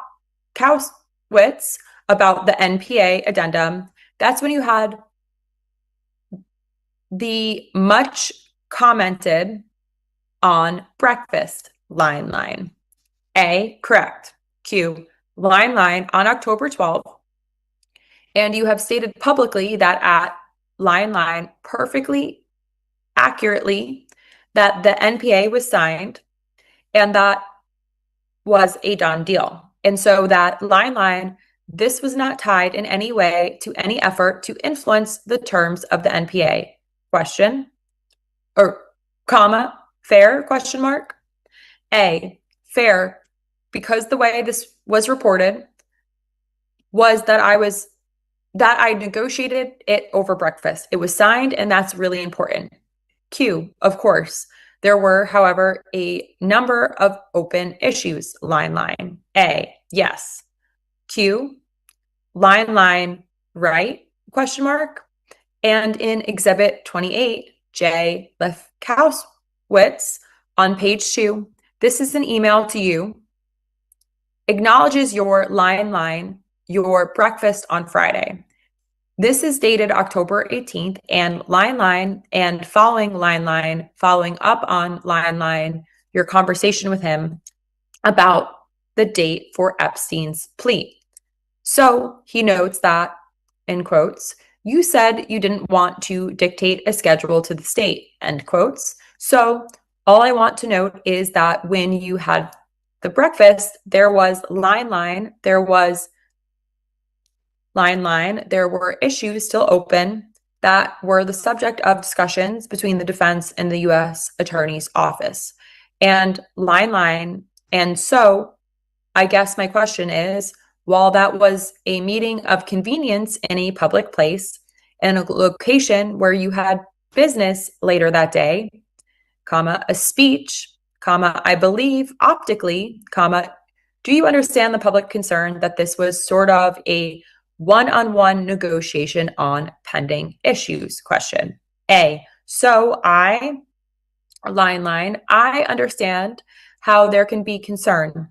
This, it is line. It was not unusual, line. In this case, I was actually very intentionally weighted and tried not to have one-on-one meetings. But there are other instances where I might, from time to time, have one-on-one conversations with the opposing counsel. I don't remember the breakfast. I can speculate that one of the issues that was informing this was somewhere around that time. And I can't say with certainty that this was what it was, but somewhere around this time, there arose allegations that blank redacted had directed the designation to her boyfriend's partner or something along those lines. Q, I believe it was a former law school classmate of her former line of her then boyfriend. A, I don't line, yeah. And so I don't remember what the details line. Q, okay. A, line were, but I know that there was a topic that he wanted to raise. Line. Q. A, line with me. Q. Did he at that breakfast? A, I honestly don't recall the breakfast. Q. Okay. A, you asked me about one characterization of what I said in the record, of that breakfast. I think I responded, line. Q. A, line through, or my counsel responded, and they're pointing out that I seem fairly perturbed at how he inaccurately characterized something that I said. And so we don't need to revisit that, but line, Q, all right. If you look at Exhibit 27, another sort of point just to kind of line. A, all right, Mr. Redacted, could we line before we line? Miss, MS, redacted, yes, question mark, Mr. Redacted, line, leave, line, are we leaving the breakfast meeting? Question mark, Miss, MS, redacted, no, this is line, the witness, okay. Ms., redacted, line, this is directly related. Mr., redacted. Okay. By Ms. redacted. Q. And that is Exhibit 27. Exhibit 27 is the second email down, is from blank, redacted space, longer redaction, to J. Lifkowitz. The date is October 12th, so that's the same day as your breakfast. A, right. Q. And the date of it is not line. I'm sorry. The time is 9:48 a.m. Your breakfast was at 7. So this would have been pretty shortly after your breakfast. And redacted writes to J. Lifkowitz with a copy to you, and redacted, then a long space and a longer redaction, stating that he just got off the phone with you. That is blank, redacted, just got off the phone with you. And then he furnishes a revised paragraph 1, which suggests line. I mean, I infer from that shortly after the breakfast, you had a phone conversation with redacted space, longer redaction, about a revision to this paragraph. And that line, that was likely something that you talked to him about. Again, I'm not line. A, right. Q, line, suggesting that this line. A, again, I, line, I don't, line, I don't recall the breakfast, so I can't say one way or another. I, line, I take, line, I take your point. I don't recall seeing this. Q, all right. Well, it was line, A, but line, Q, line, you were copied on it. Okay, all right. Redacted, comma, you wanted to line by Mr. redacted. Q, I just wanted to point to Exhibit 30. A, can line, we back up for a second. Ms. redacted. Sure. The witness redacted, comma.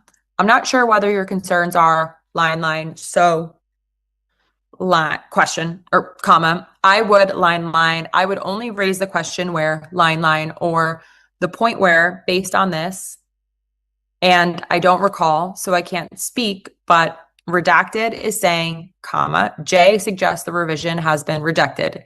Here is our latest, comma, redacted, period.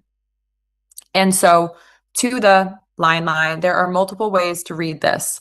One is that this was raised.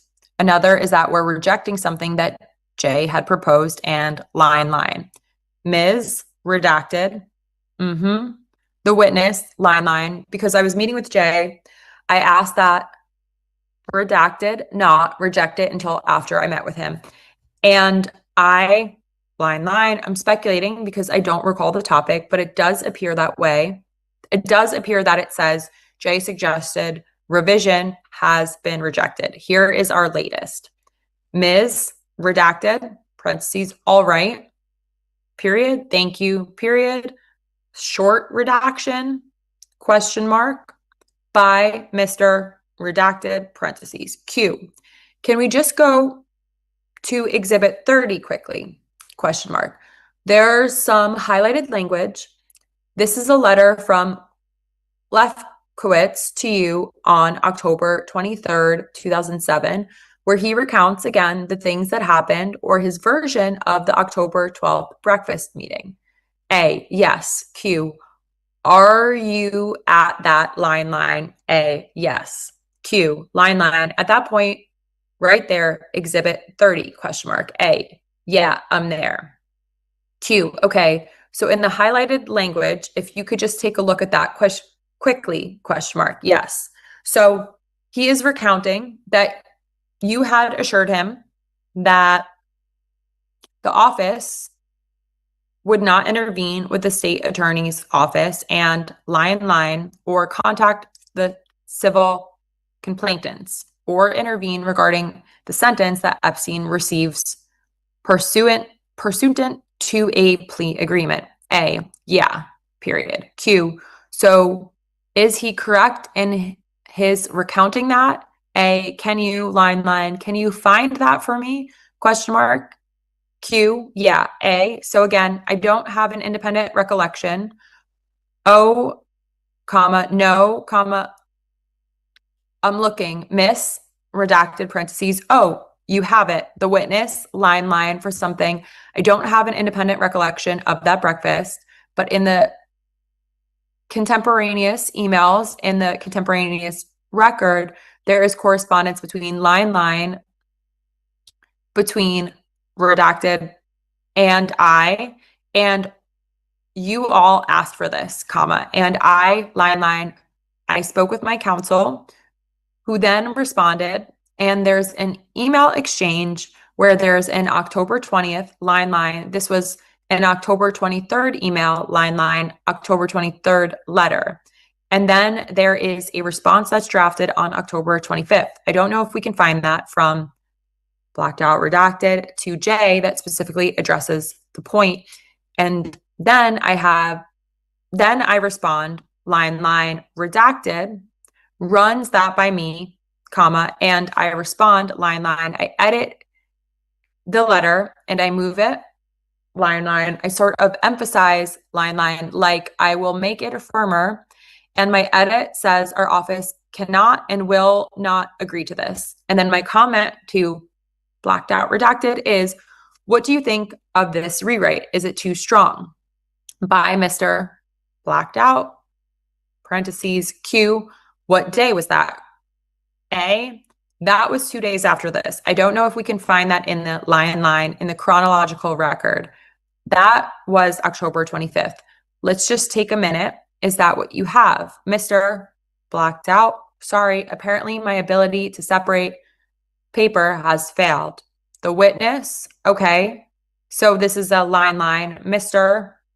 Blacked out, parentheses. Oh, I see. The witness, so line, Mr.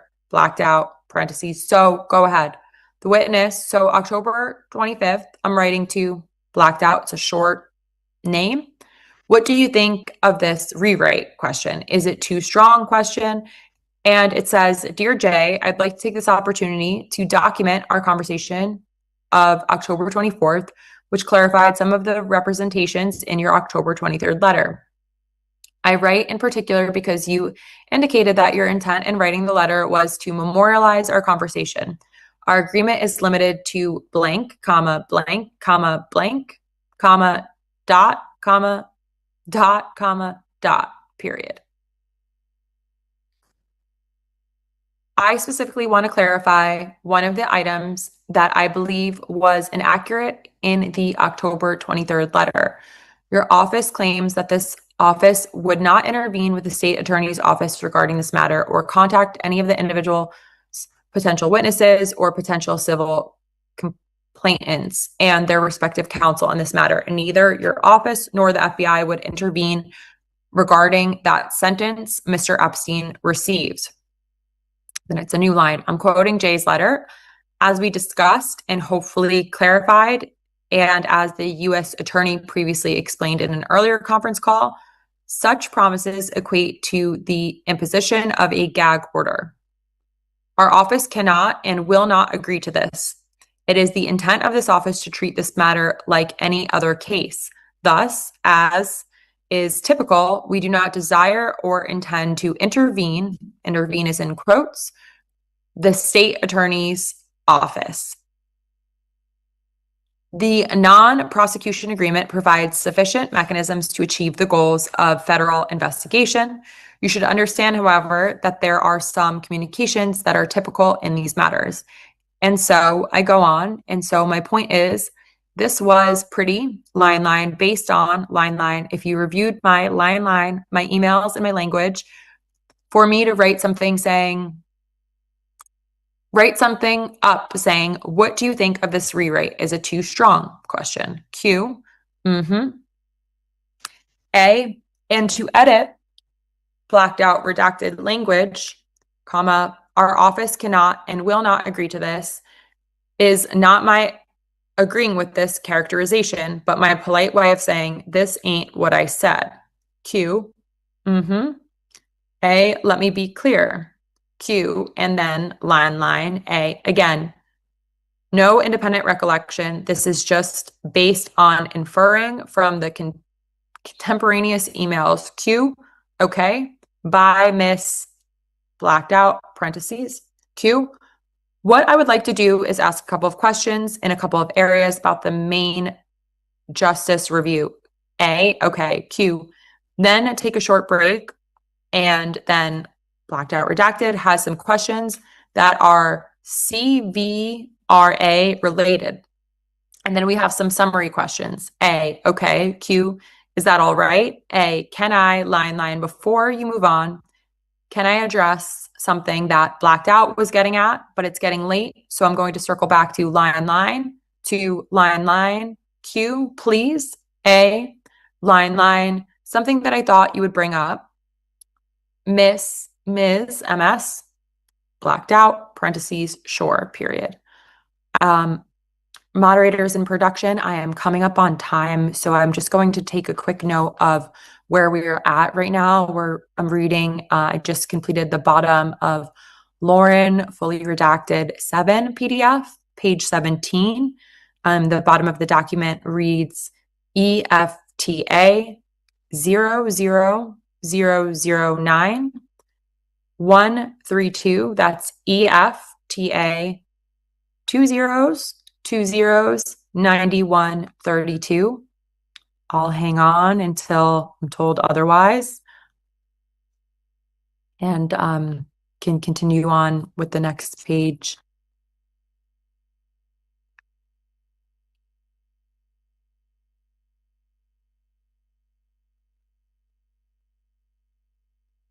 Okay, thank you. So I'm continuing on the document I'm getting a little of an echo. Thank you. The document reads page 317. The witness, I think something to talk about is pre-agreement and post-agreement, I think are different. And one concern that I had, and I certainly shared with line with Mr. redacted, blacked out, was once it was signed, line, we had the initial issues with the case. Once the agreement was signed, we now have an overlying issue of, is there line, is the agreement binding, ? To what extent it's binding? And so you, line, your question was, why this level of process after the agreement was signed? And I said, I think you'll get back to that. And I think to some extent, there are two parts to that. One is the office shouldn't be afraid of review. We're part of the Department of Justice, and review, whether it's by main justice or now you all, is line, is part of the process. And so to the extent that they want to appeal to Maine, it would be unseemingly to sort of say, don't review us.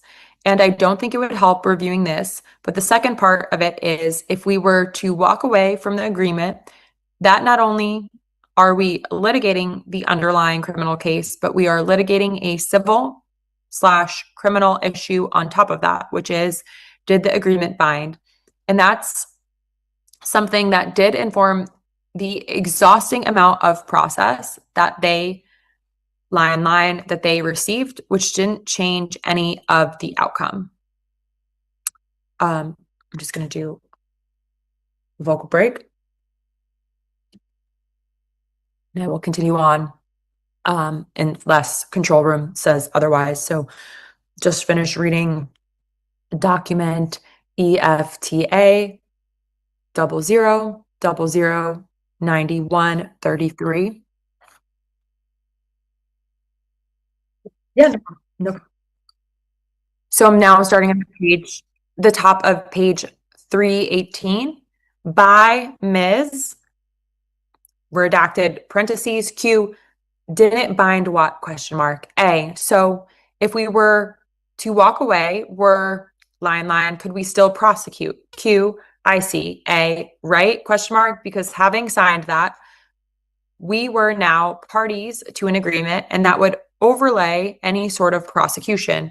And so you had these collateral issues coming by Miss redacted parentheses, Q, just to make sure we're clear, are you saying that there is, there would have been difficulty in declaring a breach so that way you could then indict? Okay. I'm ending on line 10 on page 19 of 33 of the Lauren fully redacted and handing it off to the next reader. Thanks for the opportunity.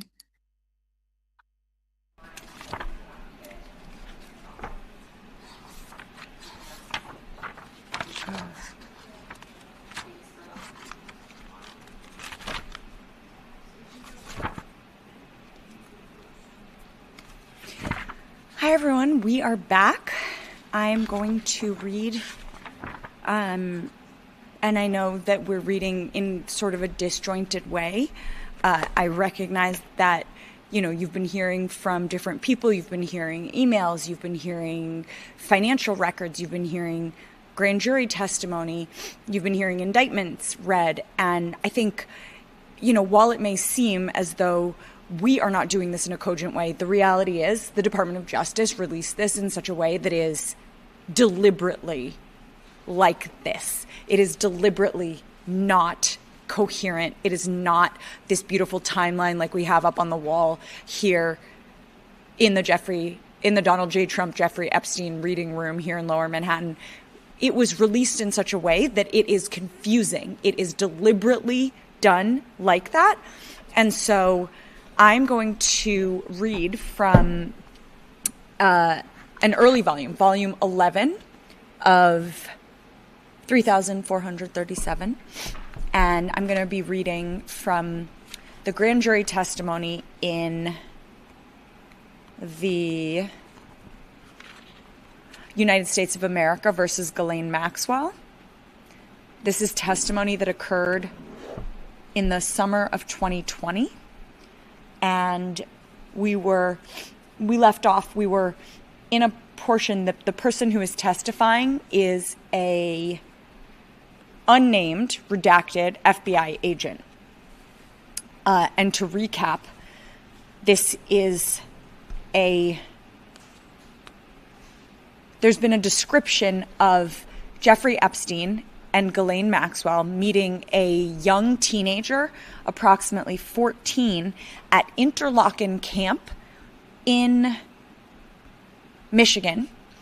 And Jeffrey Epstein was a major donor to Interlochen. There's a letter that thanks him for donating. He flies on a private jet. We already went through the Traverse City, Michigan airport, which is 25 minutes from the camp. And Ghislaine Maxwell, initials GM, was on that flight. And then they meet a young girl at the camp and invite her mom in. And, they start the mom starts calling him a godfather. And we were getting into the part where she was talking about grooming. And so I want to pick back up. I think it's around here, page 635, but it was really, partially through this testimony. So we were talking about how he would give her cash, and how Ghislaine Maxwell was like a cool older sister, and she wanted to be an actress and a model.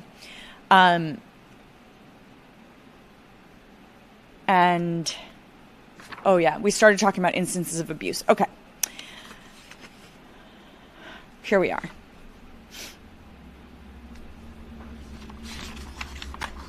Question. Now, did blank also describe that once the abuse started, Epstein would also bring her into his massage room in the house?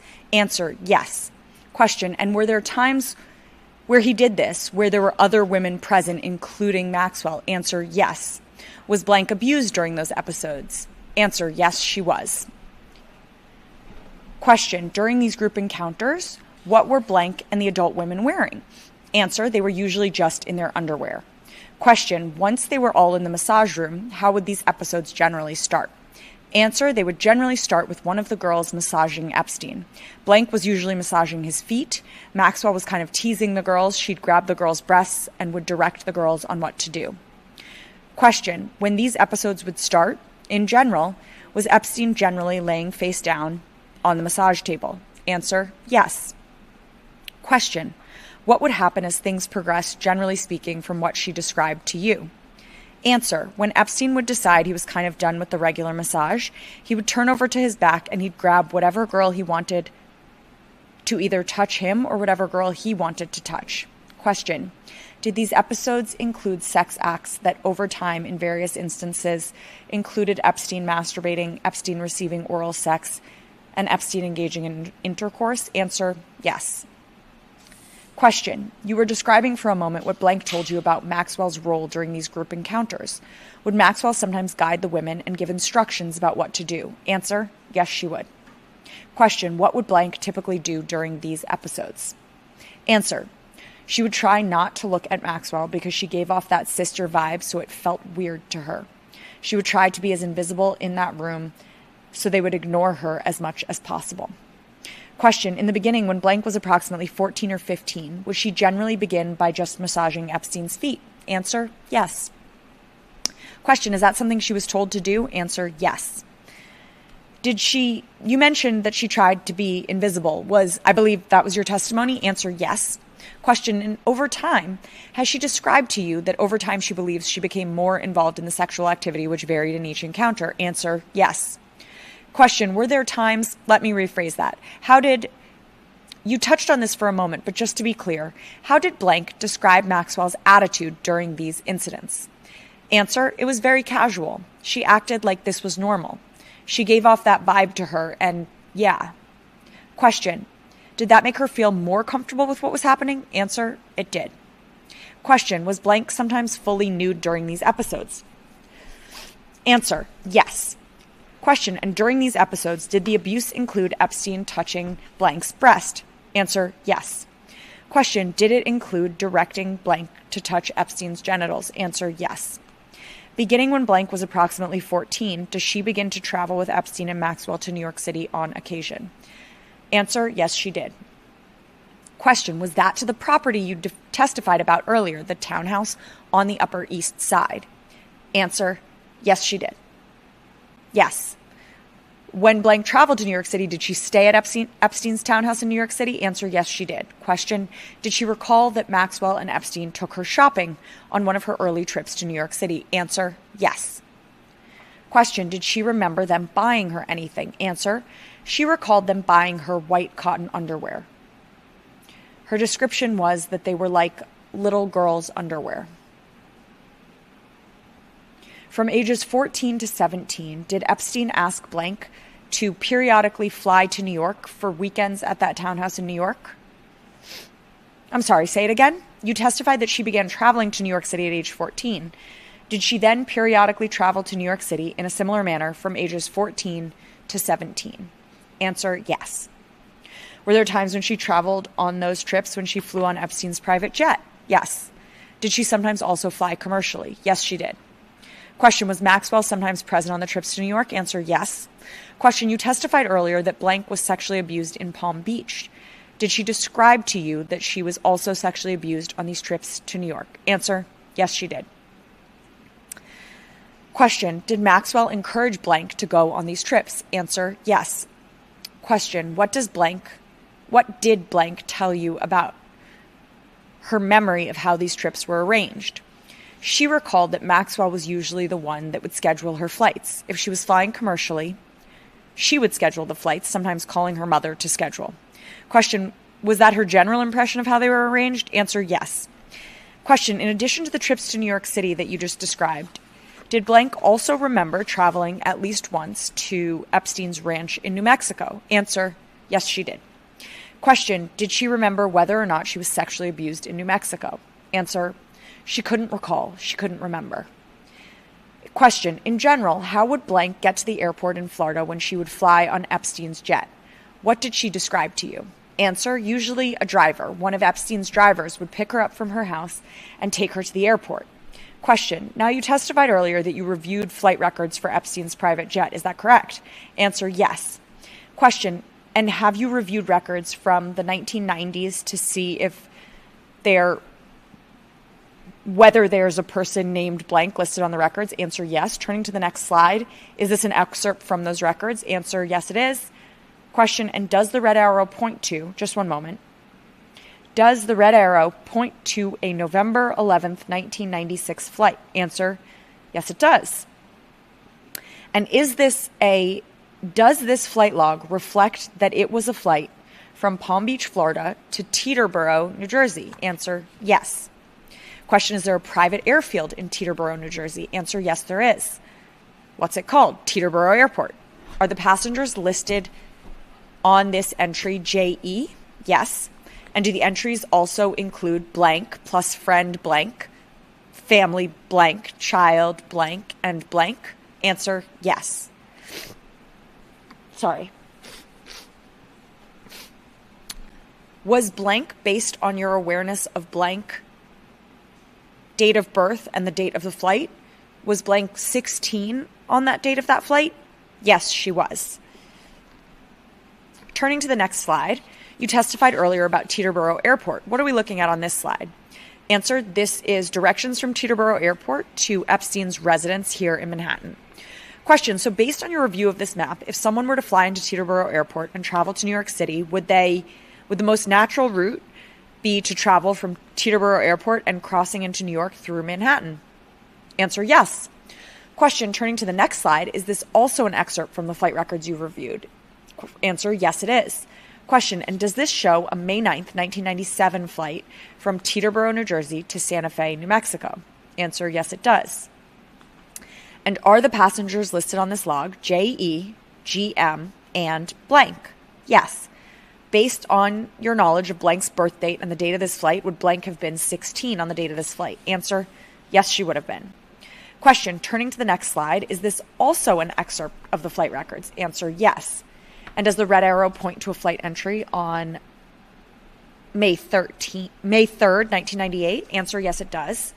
Question, based on the airport codes, does this reflect that there is a flight on that date from Palm Beach, Florida to Teterboro, New Jersey? Yes. And are the passengers listed JE, GM, ET, blank, Glenn, blank, blank, Manny, blank, blank? Yes. Based on your knowledge of blank's birth date and the date of this flight, would blank have been 17 on this date? Answer, yes. Question, am I correct that you testified earlier that in addition to sometimes flying on Epstein's private jet, she also traveled commercially on commercial airlines? Is that correct? Yes, it is. Based on your review of these flight logs, does every flight entry list the name of every single passenger, or are there times when a passenger is noted female? There are times when a passenger is just noted female. I'm going to talk to you about two examples of that. Turning ahead 2 slides, looking at slide 18, does this reflect a January 3rd, 1995 flight where the flight log says JE, 2 females? Yes, it does. And do the 2 entries below also just list female next to the initials JE? Yes, they do. Turning to the next slide, slide 19, is this another example of an entry like that, focusing on the entry on February 12th, 1995? Yes. Does that entry also say female? Yes, it does. Now, you testified that blank sometimes flew on commercial airlines and that arrangements for her travel were made for her to fly commercially for these trips. Is that right? Yes. Have you been able to obtain commercial flight records? We tried. We were unable to obtain those records. Why is that? Airlines do not keep records past a certain year. Does blank recall group sexualized messages involving Epstein and Maxwell in both New York and Florida residences during the time period we've been talking about? Answer, yes. Question, you testified earlier about the time that Epstein and Maxwell would spend together and the activities they were involved in. During this time period, did blank have occasion to talk with Maxwell? I'm sorry, can you ask the question again? Question, during the beginning when she was 14, spending time with Epstein and Maxwell, and through the years, did blank often have conversations with Maxwell about her life? Answer, yes. Question, did they talk often? Answer, they did. Question, did Maxwell ask blank about her family, her classes, and other aspects of her life? Answer, yes, she did. Question, you testified earlier that just before she turned 18, blank moved to New York City. Is that right? Answer, yes. Question, did she go to school there in New York City for her senior year? Answer, yes, she did. Question, what school did she go to? Answer, she went to blank, blank, blank, blank, blank. The rest of the line is redacted. Question, what is blank, blank, blank, blank, blank? Answer, they cater to individuals who want to pursue careers in the arts. Question, have you reviewed records from blank, presumably the school? Answer, yes. Question, if you could turn to slide 17, can you please explain for the grand jury what we're looking at here? Answer, this is an excerpt from blank application to blank, blank, blank. On it is listed who is financially responsible for her, and that is Jeffrey Epstein. From what blank told you, did Maxwell encourage blank to accept Epstein's financial help? Answer, yes. When blank moved to New York City, who was she living with? Answer, she lived with her mother and brother in blank, blank. Question, did Epstein help pay for her rent? Answer, yes, he did. Question, during that year, her senior year of high school when she was in New York City, did blank remain in contact with Epstein? Answer, yes. Question, what was the nature of their contact like during this time period? Answer, during this time, he was still sexually abusing her. Question, did that continue to occur in his townhouse in Manhattan that year? Answer, yes, it did. Question, what happened at the end of her senior year of high school? Question, she moved to Los Angeles to pursue a career in acting. Question, did she get a job as an actress when she was 18? Answer, she did. Has blank lived in Los Angeles and worked as an actress on television ever since then? Answer, yes. Question, after she moved to Los Angeles, did she continue to being in touch with Epstein? Answer, for a short period of time. Question, did she ultimately break contact with him? Answer, yes, she did. Question, is blank currently pursuing a civil lawsuit against Maxwell and Epstein's estate? Answer, yes. Question, have you talked with blank about whether, when she was a teenage girl, when all of this was happening, whether she told anyone she was being sexually abused? Answer, yes. She said she didn't tell anyone. She felt like she couldn't. Nothing was talked about outside of that room, so it made it so that she couldn't talk about it. And then her mother is Middle Eastern, and her mother raised her that women are supposed to do what they're told, even if someone is beating you. And when she was 13 and her father passed, she went to a guidance counselor at school to talk about it, and her mother found out about it and smacked her. So she felt like she couldn't talk to anyone about it. Did blank's mother encourage her to accept Epstein's financial assistance? Yes, she did. Have you become aware that in 2005, police officers from the Palm Beach Police Department executed a search warrant at Epstein's house at the El Brillo Way address in Palm Beach? Answer, yes. Question, have you reviewed some of the materials seized during that search? Answer, yes. Question, did they find massage tables and sex toys? Answer, yes, they did. Question, did they find any photographs of blank, blank? Yes. Was one of the photographs signed by blank? Answer, yes, it was. Question, did it say 2 lines redacted? Answer, yes. During your interviews with blank, did blank tell you how she felt about Epstein and Maxwell in the 90s when she was a young girl? Answer, she did. She expressed that she felt like they loved her. She felt like they were her family, that they supported her, and that she felt she was made to feel like that she needed to be grateful to them. Okay, did she tell you that she felt like they were trying to help her? Yes. Have you talked with blank about how she feels about this now? Yes. What was blank's demeanor like when she described to you what Epstein and Maxwell had done to her? Answer, she was upset. She recognized that now. It's affected her life to a great degree. She has struggled in relationships with opening up to people and trusting people, both personal and professional relationships. Question, did she tell you that she struggled to tell anyone what happened to her for most of her adulthood? Answer, yes. Question, when was the first time that you interviewed her? Answer, last fall. Question, was that the first time she'd ever reported this to law enforcement? Answer, yes, it was. Question, now, you testified earlier about your interviews with blank blank, who worked at Epstein's Palm Beach house. Did he remember a girl named blank coming to the house during that time? Answer, yes, he did. Question, did he recall blank, Maxwell and Epstein being in the Palm Beach house together? Answer, yes. Question, what was his understanding of why blank was there? Answer, he thought that Epstein was helping her. That's what Epstein had told him, and blank had told him that Epstein was helping her. Question, did he ever observe Epstein interacting with blank physically? Answer, yes. Question, what did he see? Answer, he saw Epstein kiss blank's cheek and pat her on the bottom. Question, did he have any knowledge about what was happening with Epstein or Maxwell when he was not present? He didn't. Did blank ever recall picking up blank from her house? Answer, yes. And when he would pick her up from her house, would he bring her back to the Palm Beach house? Yes. Did he remember who in general would tell him to pick up blank from her house? Maxwell would be the one to tell him to pick her up. Did he recall ever driving blank to the movies? Yes. What did he tell you about that? That it would usually be Epstein, Maxwell, and blank. They'd go to the movies, and it would usually be late at night. Did he tell you about what his memory was about how old blank was? Answer, he said she was young, and that he knew that because he picked her up from school, and he knew that she was too young to drive. Switching gears, I want to talk to you about a different aspect of your interviews with blank blank. Based on what he told you about his job duties, were there ever times when he would have to clean Epstein's massage room? Yes.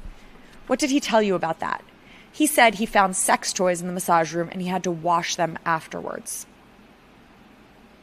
Aside from those experiences, was he aware of there being sex toys in the house? Answer, yes. There was a basket of sex toys that were in Maxwell's closet.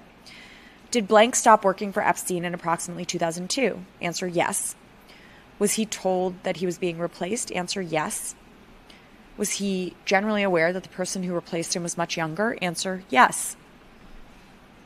Did blank tell you that for a few months after he left working for Epstein, he became suicidal because of issues in his marriage? Answer, yes. Did he tell you that he went to Epstein's house and tried to take Epstein's gun? Yes, he did. Did he tell you that he took several $1,000s? Yes. Did Epstein discover this and confront him about it? Answer, yes, he did. Question, did blank admit to Epstein and the police what he'd done? Answer, yes. Question, did Epstein also tell the police that his gun was missing? Yes. Were there ever any charges filed? No. Was he ever arrested? I don't believe so. And did Epstein ever pursue any charges about this incident? No, he didn't pursue anything. Have you interviewed one of Epstein's former pilots? Answer, yes. Is that pilot named blank blank? Yes. Was he one of the pilots for Epstein's private jets in the 90s? Yes. Did he remember blank blank traveling on the jet in the 90s? Answer, he remembered her traveling, but he didn't remember specifics. Question, so just to be clear, it's your testimony that he didn't remember the specific dates of the flights, but he remembered her traveling on the jet during the 1990s? Answer, yes. And he did remember specifically blank as a person who traveled? Answer, yes. Do you want to pass me my notes? Question. Did you discuss with him the flight records that we talked about earlier that lists a person named blank as a passenger? Answer, yes. Did he have a specific memory of those exact flights? Answer, no. Question, but was he aware of any other blank flying on the jet besides blank blank in the 90s? Answer, no, no other blank at that time. Are we good? Okay.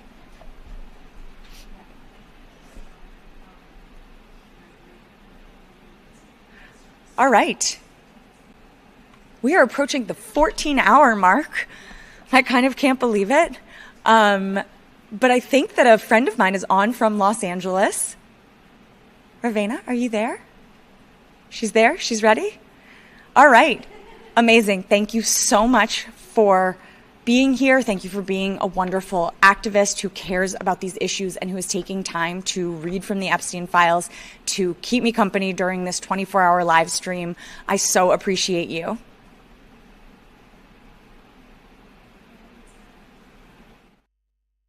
Thanks so much, Eliza. Hi, you guys. Like Eliza said, my name's Ravena Coe. I'm a mother, an activist, a survivor, and I'm really glad to be here with you guys. Thanks for holding space and bearing witness with me.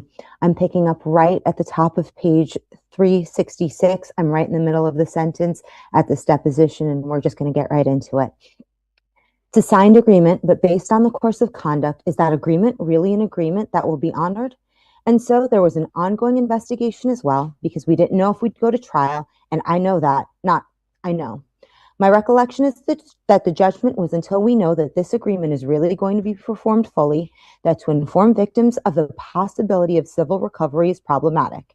And I can't say that that judgment's incorrect, that I think that's a valid judgment. Question. Fair enough. And then the last question on this email is at the bottom. Miss Redacted invites you to attend interviews with 4 of the girls who would be coming in on the following day.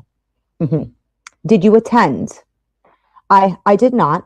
And as a U.S. attorney, I don't think I attended.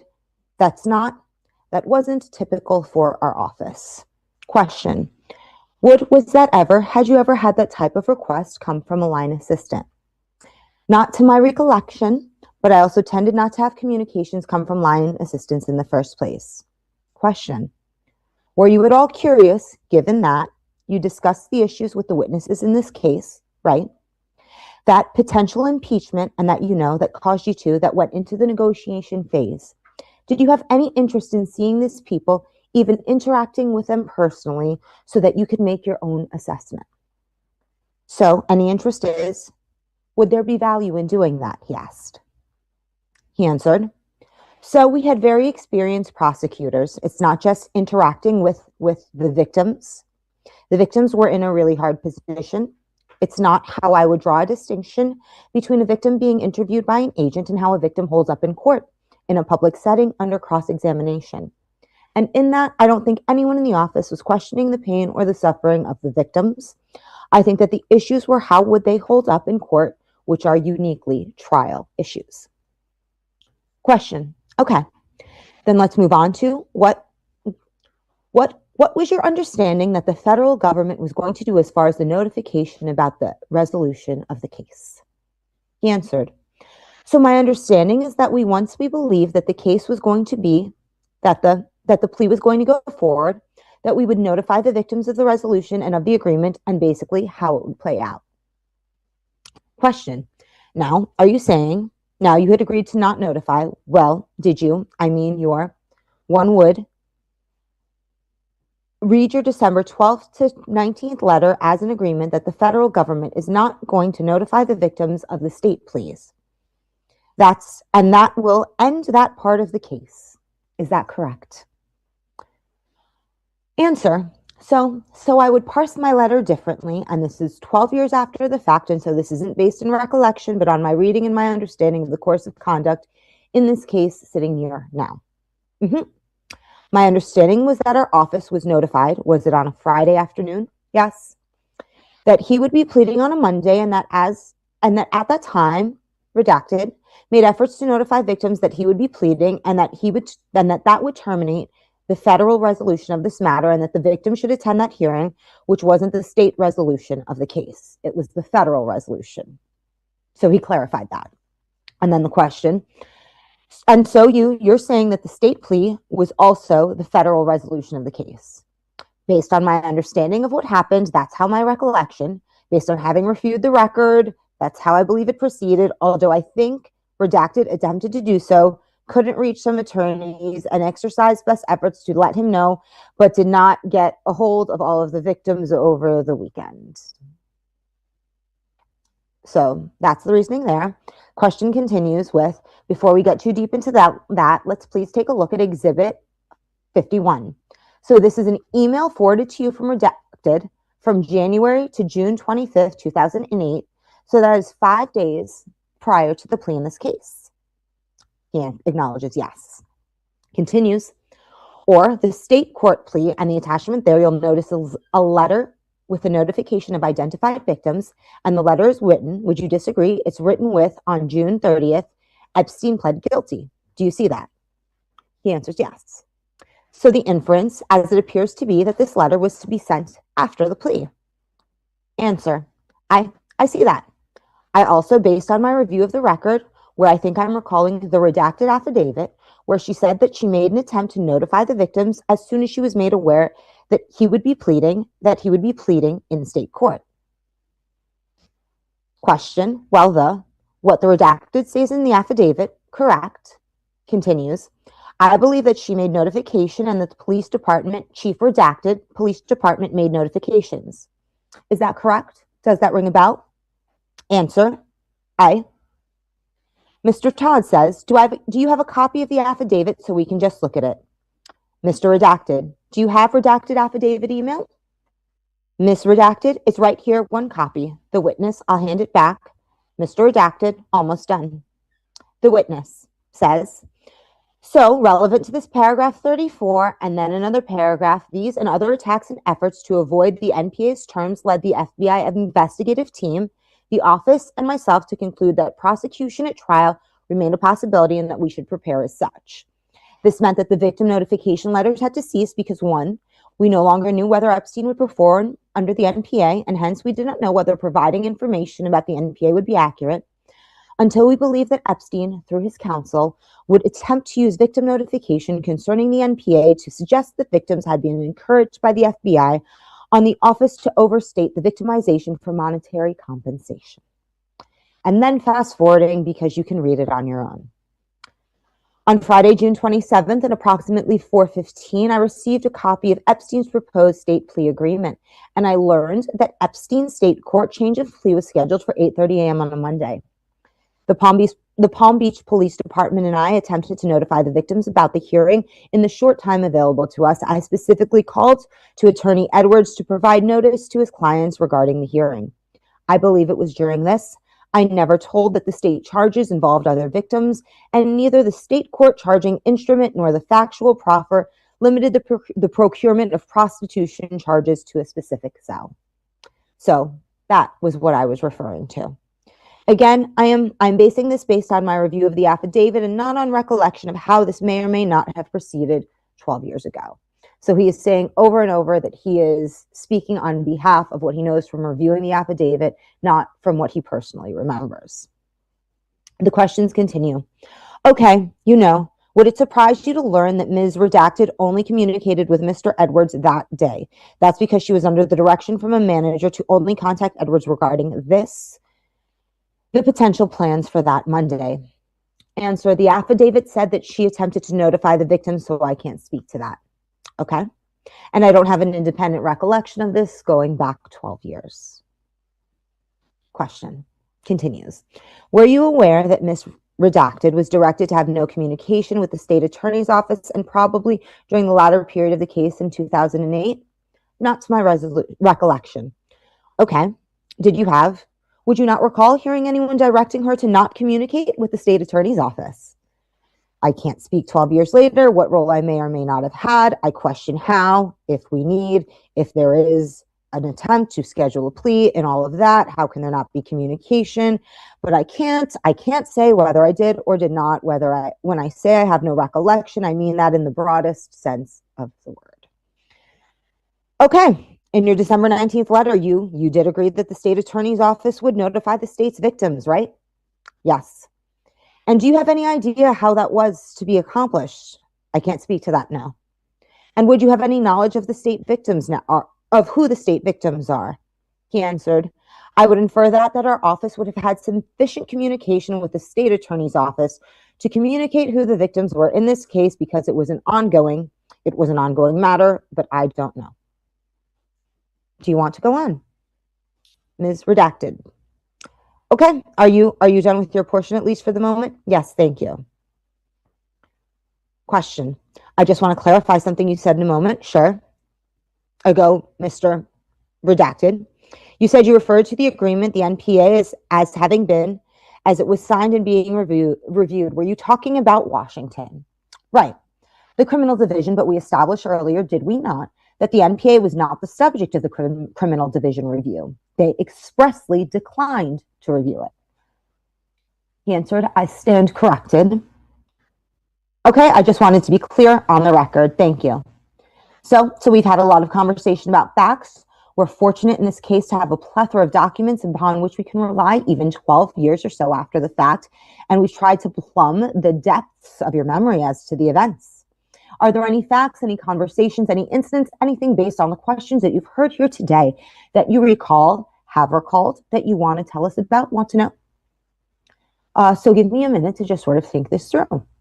Of course. I think we've covered most of the issues pretty well. I guess I would have two general comments. The first is whether folks agree or disagree with the initial 2 years, registration and restitution. The office's focus was on having Mr. Epstein go to jail at a time when, from our perspective, these cases were at least presented with these facts federally at least unusual, and at most, trafficking cases involved a different sort of nexus. It involved bringing individuals into the country or holding individuals against their will or doing something like that. And this will go to my second point, which is, sitting here, we now see several high-profile individuals who've used power and have now been prosecuted, who were known at the time to abuse drugs, like Bill Cosby. Why is he talking about Bill Cosby? And there were rumors at the time, and so looking back, maybe it was the right call.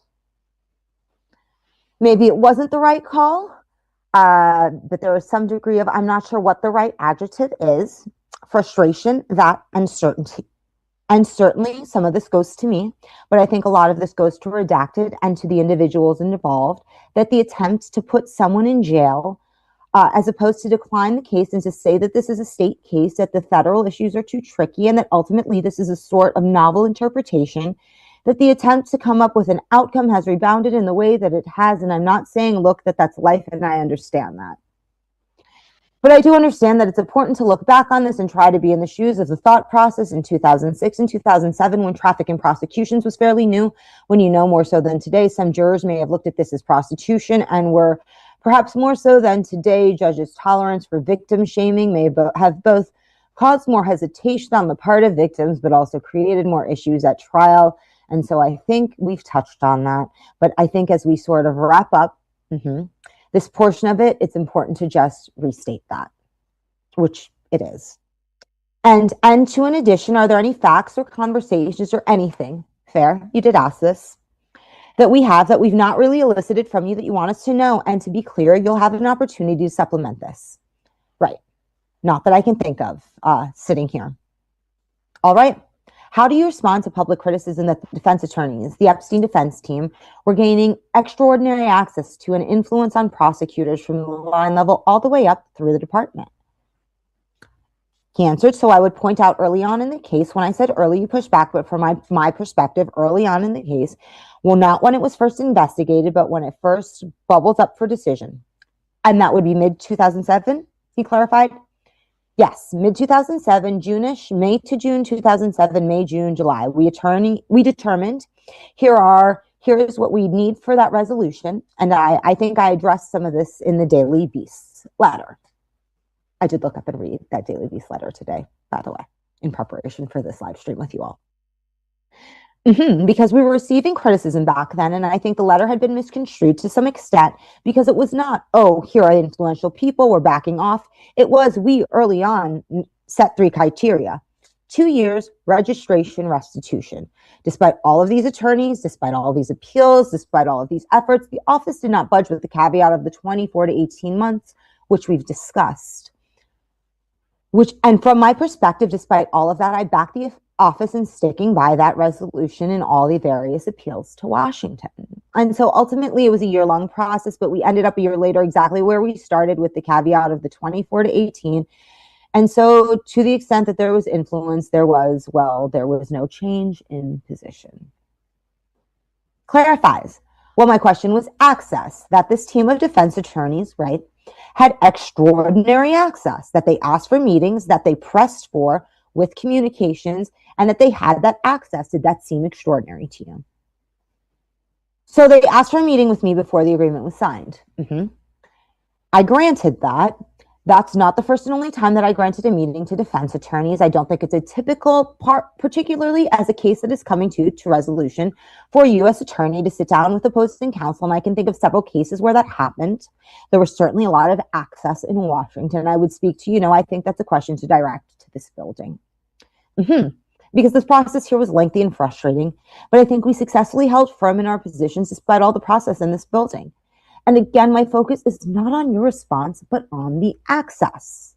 And based on the prominence of the defense attorneys, if this had been local attorneys, your sort of average criminal defense attorney from, right where they hang out in, right, Miami, coming to you and pressing you for this, writ large the department, do you believe they would have had the same amount or comparable level of access? So I don't know the answer. I'm asking. He answered, yeah, so I guess I'd respond this way. If an attorney, after meeting with my management staff, asked for a meeting with me, I believe I did and would have granted it. And I could think of several matters on which these type of meetings were granted. And so that was not unusual. All right. With respect to the back and forth after the agreement was signed, this was an usual agreement, and to some extent, as a result, the back and forth quickly elevated, particularly because matters would elevate in particular when they were being addressed at main justice. That would be one natural way for matters to elevate within the office. And so the fact that they were being addressed and reviewed and the letters were coming here would naturally elevate the way the matter was treated in Miami. Continued with question. In particular, Jay Lefkowitz, who had ready access to, of course, he was involved in the negotiations with Redacted, directly in creating the NPA, but after that, it appears from the record that he was often contacting you and running or going above the people who worked for you, and on numerous occasions, you, again, my characterization, reprimanded him or instructed him not to do that and to direct his communication to the line attorney or her supervisors. Is that a fair characterization? Yes, on I think several occasions I said direct them, and again, that was after the agreement that was signed, yes. But there were many issues still pending, correct? He answered yes. Okay, and that was his ability to reach out to you, and that was a function of your personal association. Is that fair? So I don't think that's a fair characterization. I think you could also say that it was the ability of, or a function of his assistance in not doing what we asked, and the fact that this was a typical course. A Miami attorney would not have done this because they would have had to interact with the office on an ongoing basis. And so the repeat litigator behaves very differently than the one-time raised earth litigator. Raised, R-A-Z-E-D. He spells for clarification on the vocabulary choice. He answers correct. Is it reasonable for us to understand that you've followed the media coverage of what happened in the Epstein case over the years? He answers yes. In your view overall, in whatever specific respect you wish to address, has it been accurate or not so? I think it has been inaccurate in several ways, and we can go through them, but he clarifies, if you could just take those off. So I think it's inaccurate in that it has been characterized as our approving a state plea, and the complexity of this case was a state plea, and we were deferring to or in favor of a state prosecution has been lost, and it's something that I've attempted to correct, but it's very difficult to sort of explain that in the media. And this is a bad analogy, and so I haven't used it in the media, but I've thought about it, and so I'll share it.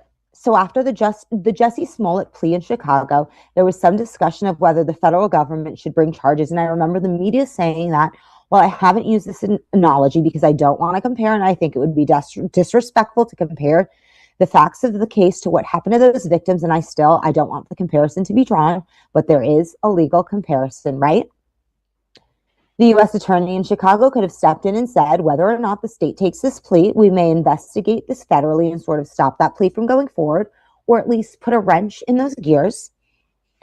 And the U.S. attorney could have pursued that under the petite policy and did not. And so our stepping into this sort of reminded me of how many times cases are viewed as a manifest injustice. Cases that are viewed as a manifest injustice do occur, and yet the federal government does not step in. And the fact that we stepped in, it has been construed as this became a federal prosecution, and sort of instead going to, is it redacted, or he clarifies with the redacted. And then two words are redacted, sort of questioned earlier in the distinction between it was not manifest injustice versus if this was the right outcome, is something that I think has been lost in the coverage of the matter. I think the second issue that's been lost in the coverage of the matter is there were references to Prince Andrew and Alex Dershowitz and Governor Richardson and Bill Clinton and the thing happening in London and the so-called Lolita Express, where things may have happened on airplanes. And so this is viewed from the public as this international matter where the victims were local, the actions, to my recollection, were local. And so the distinction between this Palm Beach incident and what the media likes to cover, which is, did Mr. Epstein force a minor to have sexual relations with Prince Andrew, is a very different fact pattern, both in terms of the public perception of forcing a minor to have sex with a third party that they have, that is outside the solicitation matter.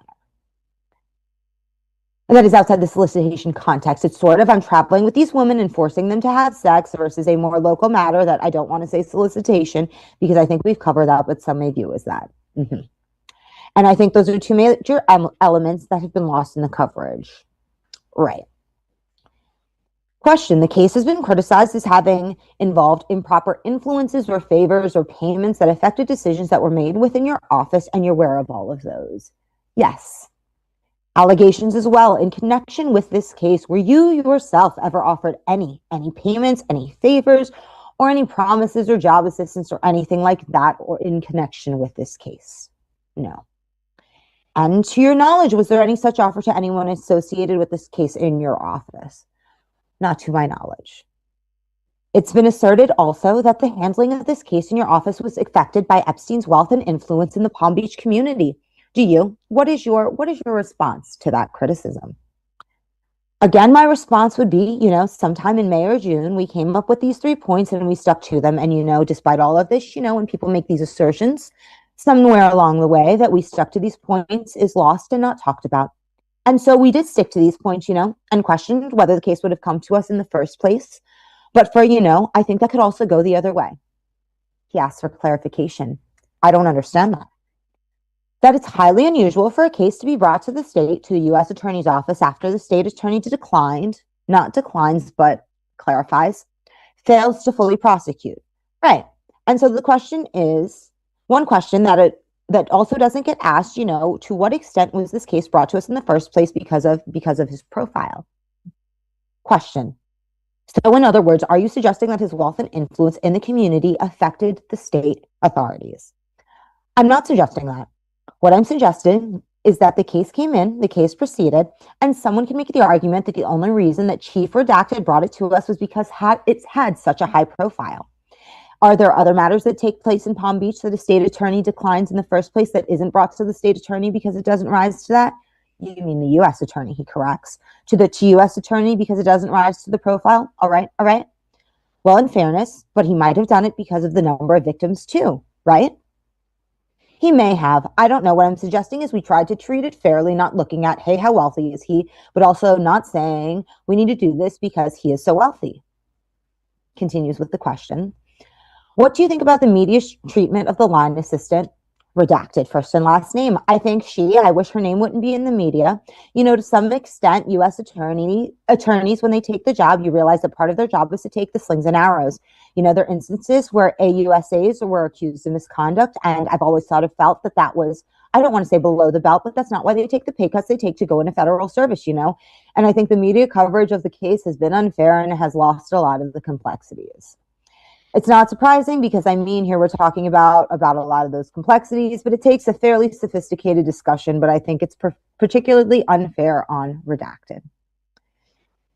The question continues. In your attorney's written response, he used the term relentless to characterize the team of lawyers, the defense lawyers, and in that Daily Beast article that you wrote, you referred to the year-long assault on the prosecution and the prosecutors. You noted that the defense was more, open quotes, more aggressive than any which I or the prosecutors in my office had previously encountered, close quotes. You noted that the defense investigated prosecutors and tried to disqualify 2. And I believe that those 2 are first and last redacted and first and last redacted. Is that he affirms that is correct? All right. Yeah. And you also noted or asserted that there were investigations into the family lives of individual prosecutors, accusations of bias and misconduct against individual prosecutors, and even the threat of a book on prosecutorial zeal. Do you still regard that characterization as accurate? He answers, I do. You know, whether I would use those same words now, we can spend a lot of time talking about it, and I want. So he does his best to excuse it away. And we move on. He says, all right. To think about, but I do think that's accurate. I think this really was a raised earth type of matter. And in the office's typical interactions, the prosecutors know that they have to come back to the office. And so they would not, sorry, that not the prosecutors. It's getting late, though, the defense counsel. So he clarifies that he is referencing the defense counsel, not the prosecutors, and that he's misspoken. And so I'm at the top of page 388 for those following along with me. And so it's not just the accusations against the attorneys, but the mischaracterization. I could go through the record, and there's several instances with my words or other AUSA's words are being mischaracterized, or we're going back to one of the redacted emails. People walk out of the meeting believing that they have an agreement, and then that's unwound. And that is not, I don't know if that's typical in Washington, but it's certainly not typical in the Miami office. Questions continue. All right. In that Daily Beast article, I think you also used the term picadillos. Yes. What did you mean by that in particular? Could I see that? I was afraid you'd ask that. I have it right in front of me, and I don't at the moment. Clarification, are you talking about the to whom it may concern letter? Yes. The witness confirms yes. The court reporter confirms yes. Yes, thank you, and it's reference to the second numbered page of this copy to personal picadillos in the middle of this page. Also, individual prosecutors and their families looking for personal picadillos that provide so one word redacted, was to my recollection, she wasn't investigated, 2 lines redacted, and I haven't encountered that in other cases. I recall it at one point, they also looked in redacted, which seems to be a location or city, and at redacted family and his background, and I thought that was a little out of line. I just finished line 7, the entire remainder of the page to line 25 is redacted. We move to page 390, where the first 4 lines are redacted, where I resume. At this point, I was trying to convey, is this not typical behavior by defense counsel? And despite all of this, my point was, despite all this, we did not budge. And again, that's not the focus of this question, is clarified. Then we have 8 more lines redacted, 1 question and answer before we resume with a question on line 20. All right, are there any other examples where defense counsel came to you that have not otherwise been addressed with allegations about someone? I'm hesitating just because I'm trying to think through, and again, not to my recollection, no. Continues with the questioning, did they ever raise or imply that there was information regarding you of whatever respect that was in the nature of sort of a threat or a veiled warning? So the book reference was that I might be personally embarrassed by pursuing the matter because I would be the subject of a chapter in a book on prosecutorial overreach. And who is going to write that book? Do you know? Professor Dershowitz. Okay, do you consider him a professional friend at all?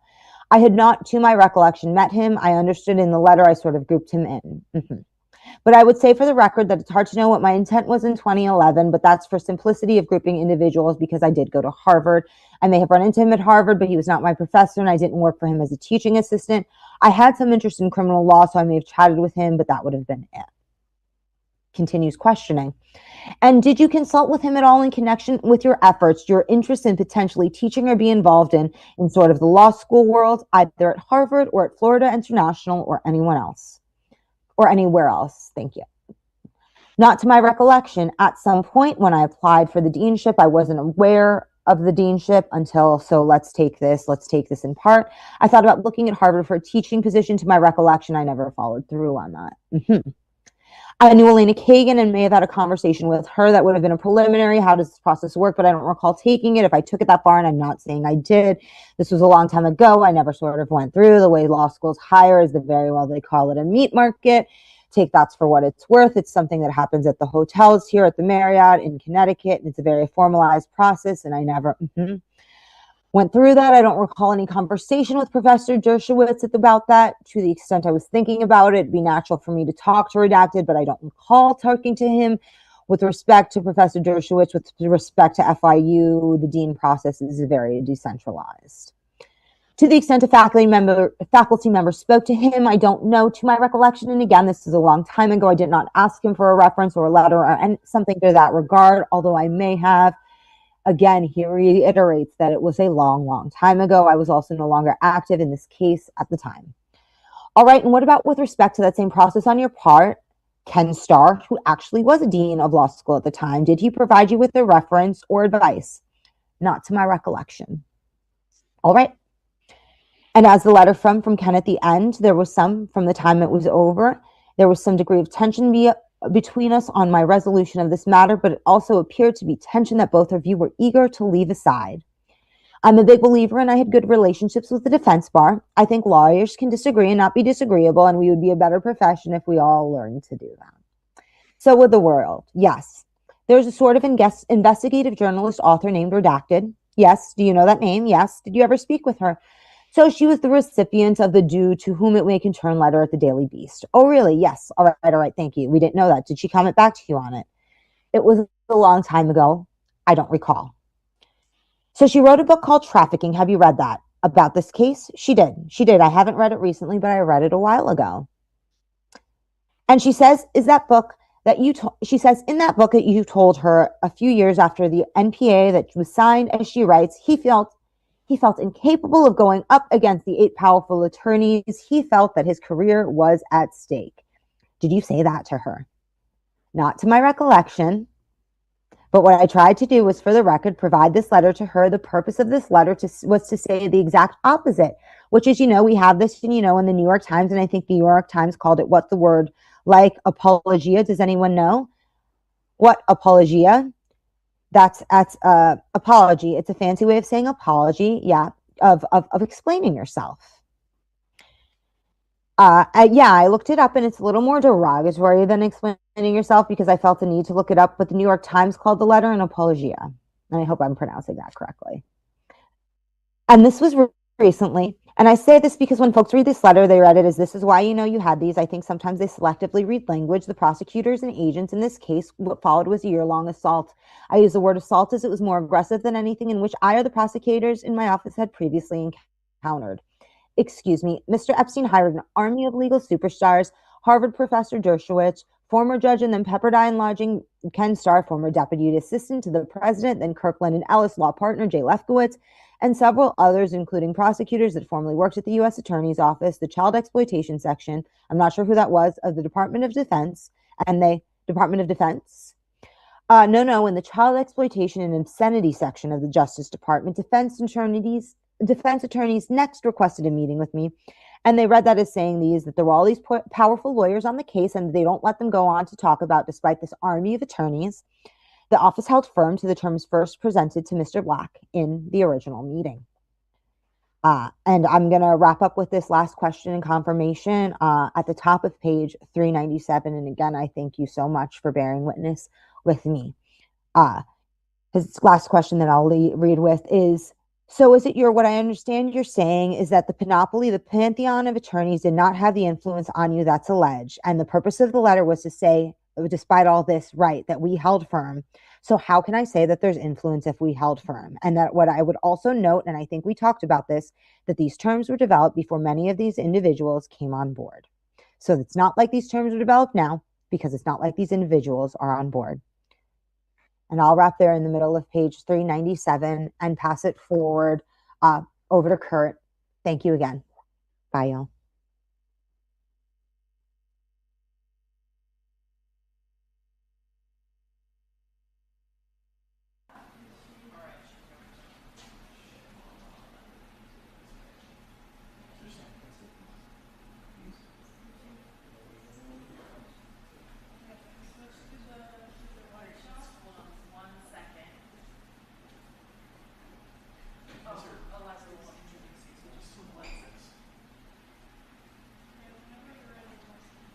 I'm not.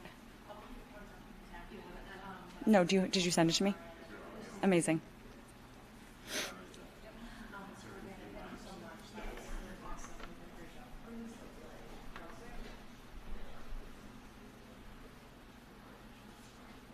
Yeah? Oh my gosh, we are almost 14 and a half hours in. Less than 10 hours to go. We are really making progress, and I am still here at the Donald J. Trump Jeffrey Epstein Reading Room in Lower Manhattan, where we are in the midst of our 24-hour live stream, reading the Epstein files. Thank you, everyone who has joined me thus far. Thank you for everyone who is going to continue to join me to get me through this terrible, long night. But I am, it's so important, and we are really trying to bring attention to this. So continue sharing, continue donating. There's a QR code on screen for World Without Exploitation. But I am joined now by Kurt Mullett, political commentator and author of the Substack hoosierblue 63. Kurt, thank you so much for being with me here late into the night. I am tongue twisters. Words are escaping me now, but thank you for being here. Truly, I really appreciate you. Well, thank you, Eliza, for having me. I appreciate you sending out an invite and allowing me to be part of this. My name is Kurt. I'm hoosierblue63 on social media. Eliza and I are part of a chat group together. And when I saw that she was asking for help with this project, I said, this is something I can do. So I volunteered. I'm a feminist. I'm a son, a brother, a father, a husband. I'm an old boomer from Indiana, and I just couldn't pass this up. So thank you for having me, and I'm glad to be part of this project. So an excellent job to all of you. So I'm going to start on page 333. The first question, but there was nothing you could do to stop their appeal, right? Except indict. Answer. And so the department shouldn't stop an appeal to Main Justice by threatening. Question. Fair enough. Answer. Because Main Justice has a right to review. Question. I should have said that this appeal process was stymieing progress in resolving the Epstein case. Answer. It was. Question. And you had no way, you had no recourse other than, at least theoretically, you could have just said, we're answer. Right. Question. Going to tear it up and indict because you're in breach, in effect. Answer. Which would have raised civil litigation. Question. Litigation. A. Answer. Overlays, which is the point that I thought merited. Question. All right. Answer. At least flushing out by Miss redacted name. Question. So short of the department itself getting a move on and getting this thing through exponentially, do you feel like you just had to sit there and wait for everything to get done? Answer. I'm not sure sit there and wait, but ultimately the case did not get better with time, and there was frustrations on our part about the witnesses are not getting better, time. Question. They're not getting older. A. Answer. They're getting, which goes back to how a juror may see them. Miss redacted name. Right. The witness, and I do recall conversations of they're getting older. This case is not getting better. We now have the civil overlay that we need to deal with. And so, yes, that there was process. But while there was, should we just call it a day? All of that factored into, well, if the department is receiving, the department is reviewing by Miss redacted name. Question. Okay. What is your view of whether the criminal division's review encompass the MPA itself? Answer. So the criminal division, by its terms, did not encompass the MPA. I would say that's different than the deputy's review that encompassed the totality of the circumstances. Question. Okay. Did you discuss this? Did you have conversations with the DAG, with Mark Phillip about this case? Answer. Not to my recollection. Question. Okay. And we've already talked about the submission that redacted name, two redactions, it's a name, made on behalf of your office. Answer. Which Yes, which I thought was a fulsome submission and included the draft indictment, the MPA. I believe it included the term sheet and other documents. Question: did you or anyone else, to your knowledge, ask ODAG to review or assess the MPA or approve it? Answer: not to before its signature, not to my recollection, but it was part of the ultimate review when submitted. The matter of the deputy, he included the question. It was answer: the agreement. Question: it was included. Their very brief letter, you remember? Answer: mm-hmm. Question: the letter that two redacted. Answer: yes. Question: authored, that he authored, addressed really only the issue of the appropriateness of the case for prosecution in your office. It did not in any way reference the disposition, the plea agreement, or the MPA. Answer: so it was a brief letter based on redacted name submission. I would have read that letter as they had all the material in front of them and they were saying that there was no misconduct or abuse or discretion. Question: that's correct. But they did not say that they contacted, that they addressed or assessed, reviewed even. They didn't say they reviewed or approved the MPA. Answer: they, again, I, if the letter is here, I don't know. But question: yeah, I have it right here. It's not marked as an exhibit, but this is redacted name, letter to J. Lefkowitz and Ken Starr, dated. Answer: right. Question: June 23rd, 2008.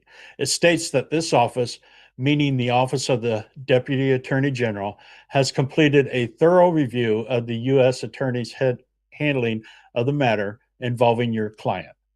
Answer: and question: and addresses the or states that they've received and reviewed submissions from the parties, and then states that the Deputy Attorney General will intervene in the most unusual of circumstances.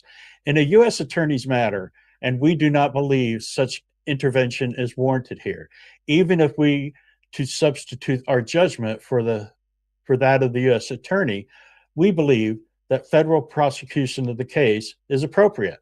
Moreover, having reviewed your allegations of prosecutorial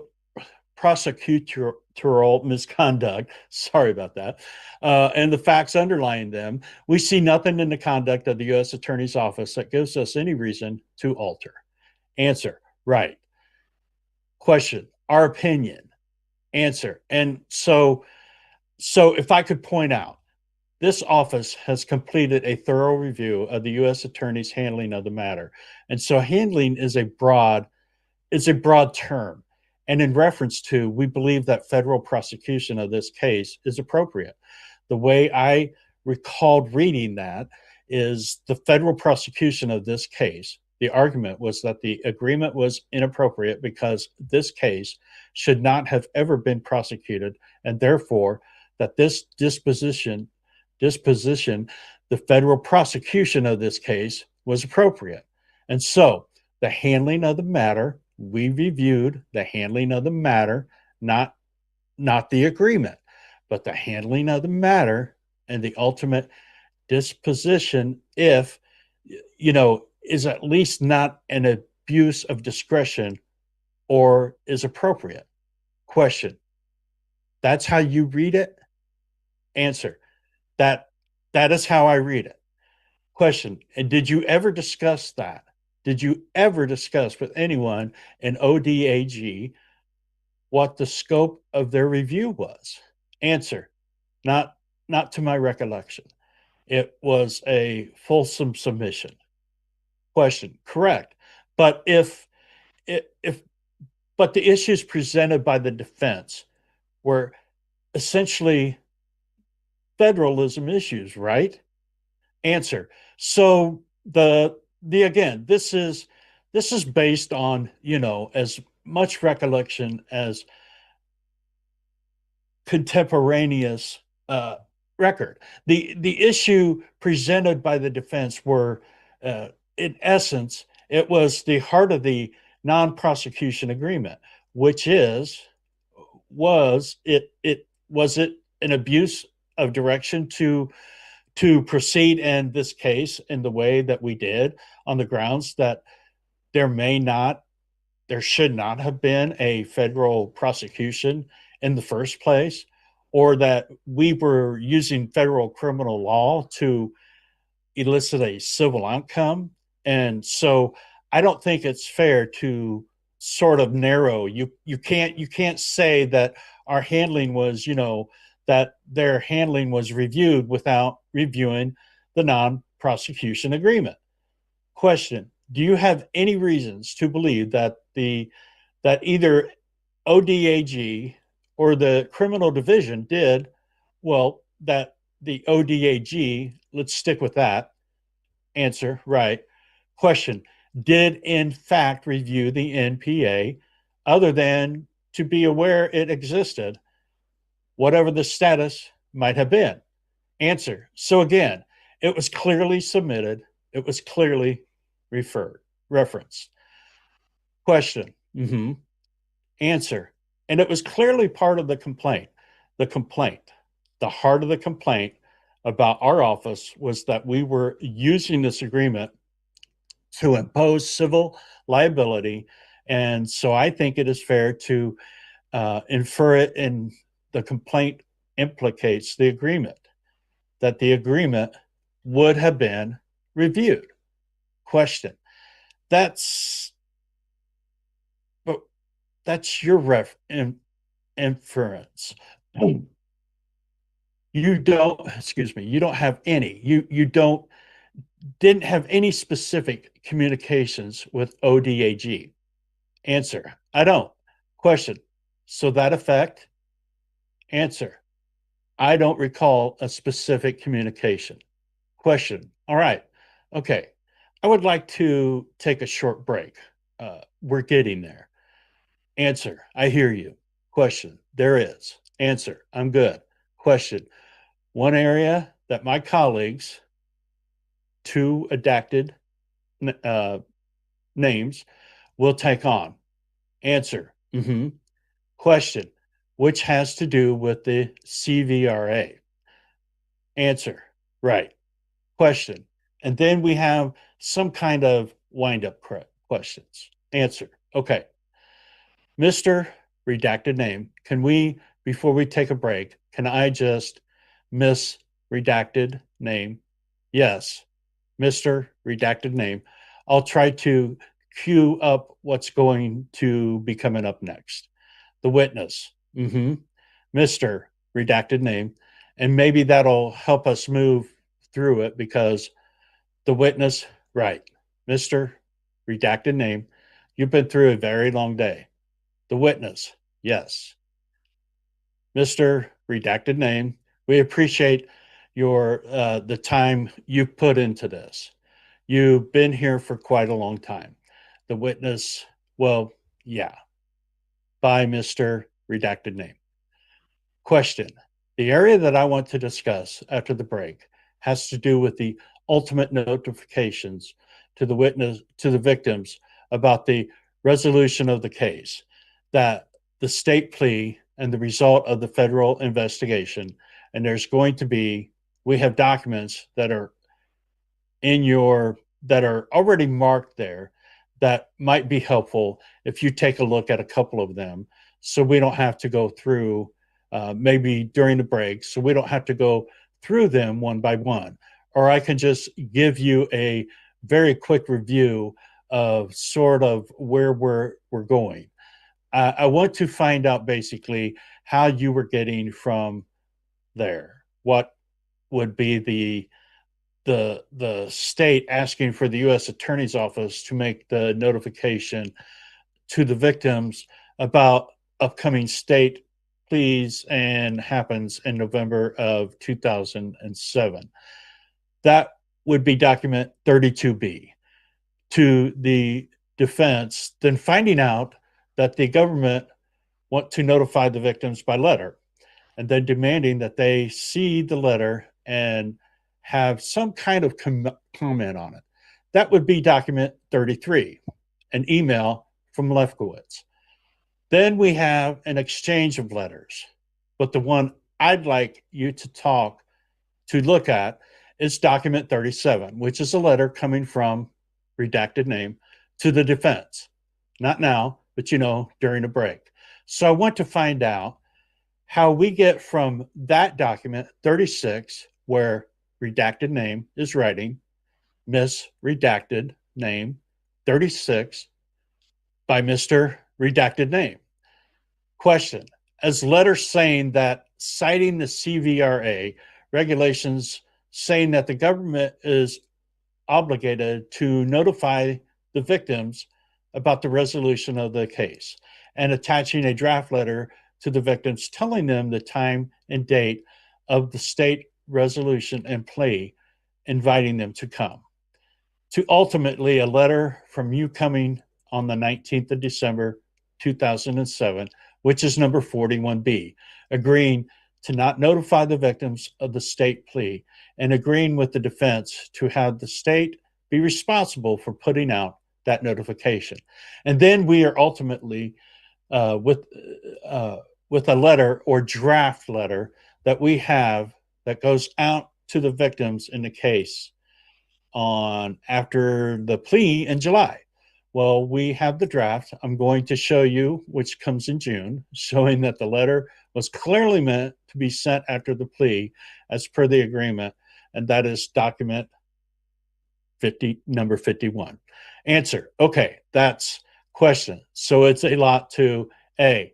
That's a question. Unpack there. A. That's a lot to unpack. We probably take it a step at a time. Yeah, this is a lot to unpack. Question: yes, I just wanted to. Answer: all right. Question: give you an overview because I think that some of what you have mentioned earlier, and I know it's. Answer: yeah. Question: been a long time. So answer: yes. Question: I'll try to orient you for the timeline. So if you just have I have highlighted the sections of those letters that we want to talk about. And if you have a chance while we're taking a break to look through them, that may help orient you and that we're not. Answer: right. Question: spinning our wheels on this. I don't want to waste any of your time. Answer: fair. Miss Redacted Name. All right, off the record. And then off the record is in parentheses. Miss Redacted Name. All right, back on the record. Mr. Redacted Name. Are we back on the record? Miss Redacted Name. Yes. By Mr. Redacted Name. I hope that made sense to you guys because anyway, question. Okay, great. So I know I gave you a lot to unpack over the short break we just had. One, basically, what we're trying to get to find out is how your decision-making process regarding the victim's notification issues. So maybe if you could just give us anything with your December 19th decision. Could you give us an explanation about how you got there? Answer: so I think we should probably take this in stages. Question: okay. Answer: as a general matter, I recall that there was back and forth regarding, after the agreement, regarding how to notify the victims. And there was back and forth between Redacted Name, and Jeffrey Lefkowitz and Redacted Name around all of that. Sorry, I'm losing my voice. I recall that was in the file. That wasn't me saying that. I recall there was an issue in particular that was raised that I tried to address in the letter. And I recall at the end of the day, it was my impression that once there was an agreement for him to plead, that there was an attempt by Redacted Name to provide notice to the victims. But it was it was, I think, on a Friday, and he was pleading on a Monday morning or something along those lines. And finally, I recall that the view of the office was that the CVRA did not apply. And so that this was a discretionary balancing that included consideration of what impact notification of the 22.55A would have at trial, the 22.55 provision if we had to go to trial. So we can unpack that, but those are my general recollections. Question. Okay.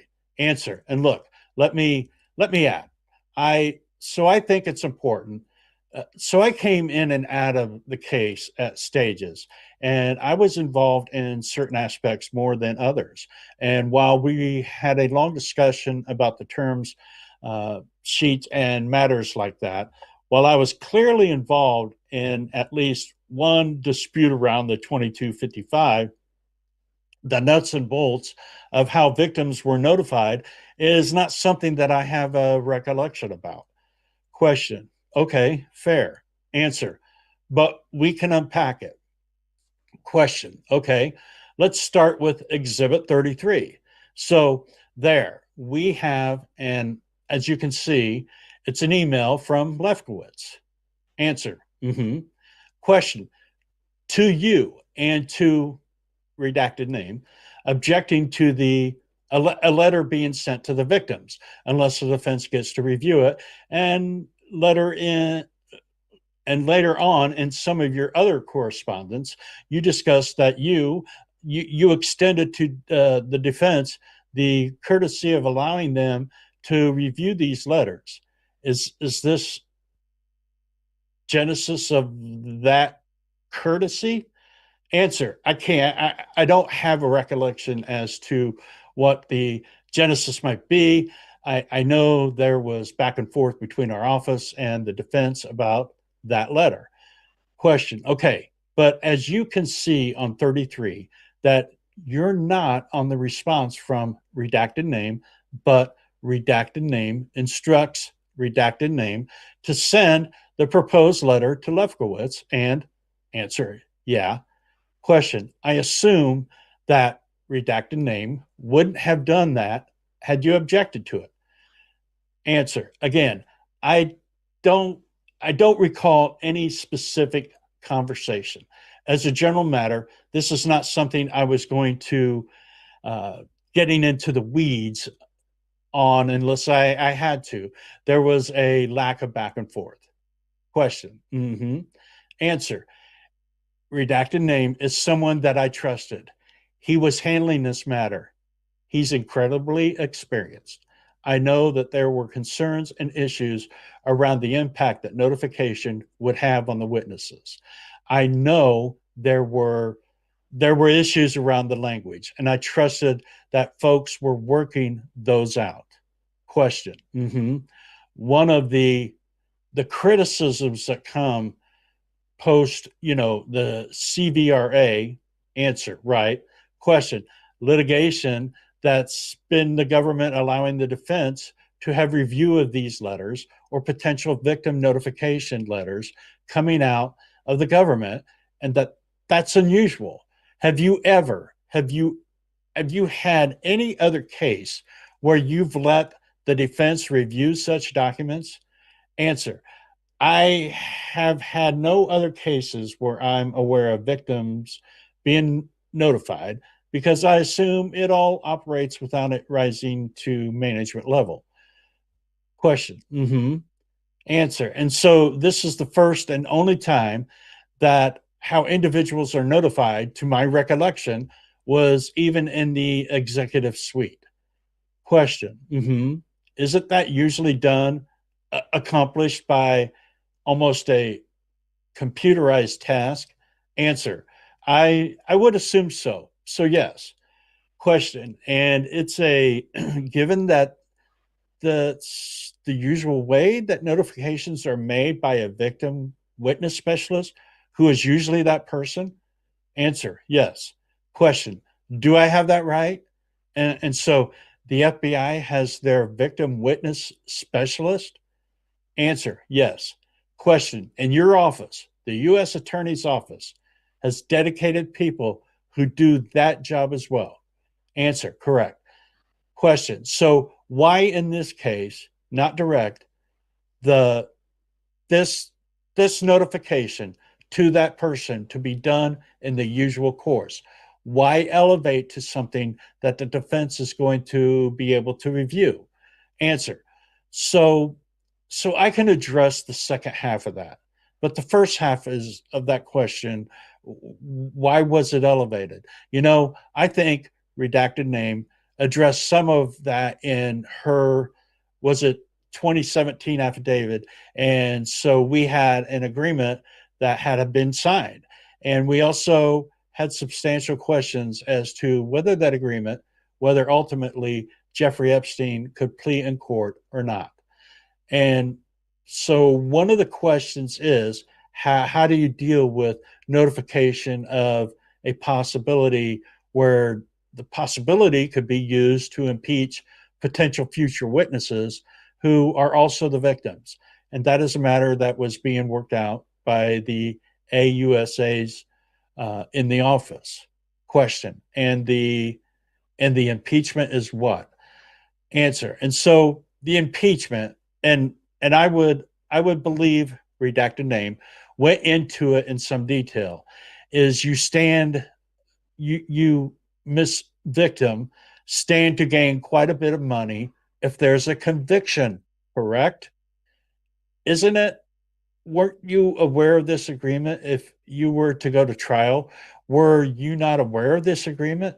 And this isn't based on my recollection. This is based on the redacted name affidavit, where she says that she had concerns that the impeachment go along somewhere along the lines of, were you aware that if Mr. Epstein's convicted, you stand to receive substantial sums?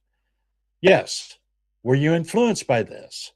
And there was some, according to her affidavit. This isn't my independent recollection. This is according to her affidavit. There has there had already been dispositions of the victims, of at least some of the victims, that raised these issues. And so I do think it was a valid concern by the AUSAs how these notifications took place. Question. Okay, but isn't that type of line of cross-examination the same for any case when there's a super wealthy defendant? Answer, it may be. The 22.55 make it a little different because it's automatic, but ultimately these are the judgments that line attorneys make. And as U.S. attorney, I think it's appropriate to back up their judgment unless there was some reason for me to believe it was incorrect. Question. Was there any thought ever, by just giving the victims notification, that there will be proceeding that still in federal case, just separating that in a maybe a later notification about the 22.55? And this is where I'm going to end it. I hope I was clear enough for you. I know this is confusing to understand, but I want to thank everybody for inviting me and letting me be part of this process. And so now I'm going to turn it over to Julie and Brandy. So thanks a lot for having me. I appreciate it.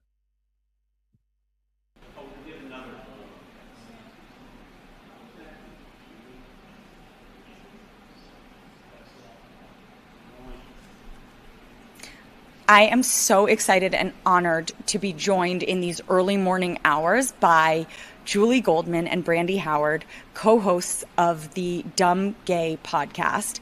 Julie and Brandy, thank you so much for being here and for reading for this incredibly important cause.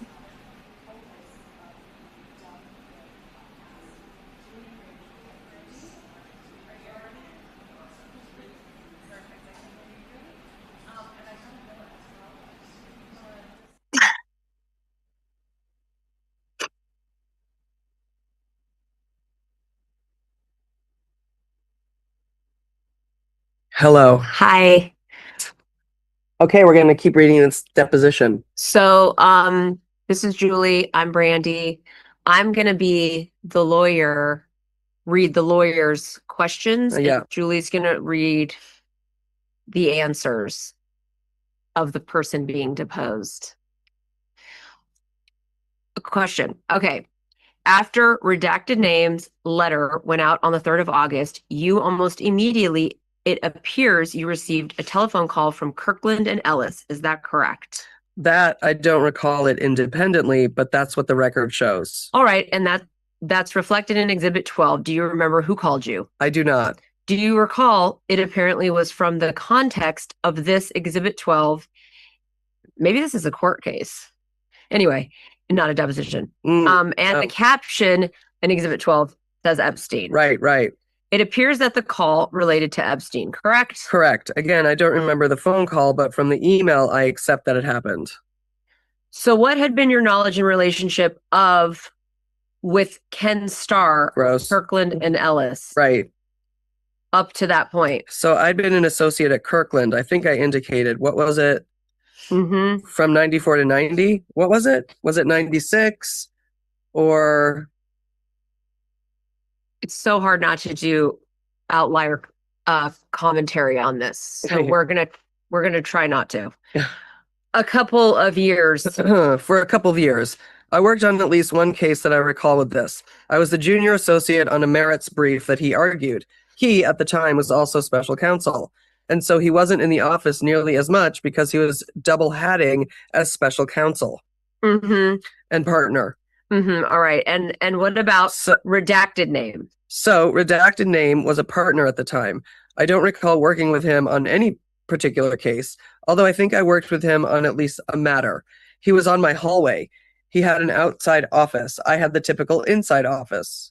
Had you had any interaction, any contact with them in the intervening years, socially or professionally? Off and on, I was in Washington.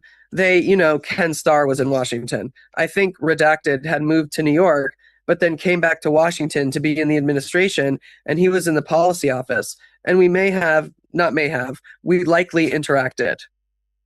And while you were here at the Civil Rights Division? Correct. All right. And were you friends? Were you professional acquaintances? Were you what? How did you characterize that? We were professional acquaintances that had worked together several years ago that continued to interact. Is that true as the two of them? The two of them? Well, it's hard to characterize these things. I think that's fair to say. Did Ken Starr know who you were? Yeah. And obviously redacted name knew you as well. Yes. Okay, so what was your reaction to being contacted by them, by their firm, and then presumably one of them, perhaps? So I don't know who called based on the email. I can infer that it was one of them. And, and I think my reaction is captured, but not my email, but by Jeff's comment.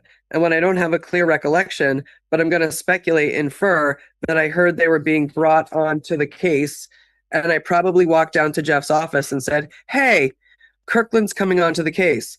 I bet they're going to come on to try to take this up to DC. And then I get a phone call and then I tell Matt, who tells Jeff, I didn't know, maybe Kirkland made a call to, you're right, unbelievable. And then I say they're likely to go to DC. We should strategize a bit. My concerns behind that are, will DC look at this as sort of legally troubled, going back to the earlier points that I made about the policy issues around the trafficking issues up here in DC. And I really do think he should go to jail. And so I want to strategize a bit. So did you have concern about the fact that that the defense team was sort of appealing you to the big house? I think based on this, I almost predicted this would happen. Yeah. And Jeff is saying you were right. Unbelievable. Where I, in some way, shape, or form, predicted that someone would be hired or something would happen to take this all up to DC. And had you experienced other instances in which defense teams went to DC while you were at the U.S. Attorney's Office, while you were the U.S. Attorney? Yes. Oh. Okay. Well, okay. Shed some light. Was that a concern to you? It wasn't a concern. It was how do we address this so that we can back our position in our office? Did you have concerns about the disposition that was underway, about Main Justice scrutiny of the NPA scheme? So I had no concerns about Main Justice scrutiny of the NPA scheme. In fact, I invited Drew to come down. Right. And he was part of the meeting where we discussed the NPA. And so I say that because if I had concerns, I wouldn't have invited him. If anything, my concern was, is Main Justice on board, or are we going to basically be told to drop this case when it goes up to Main Justice?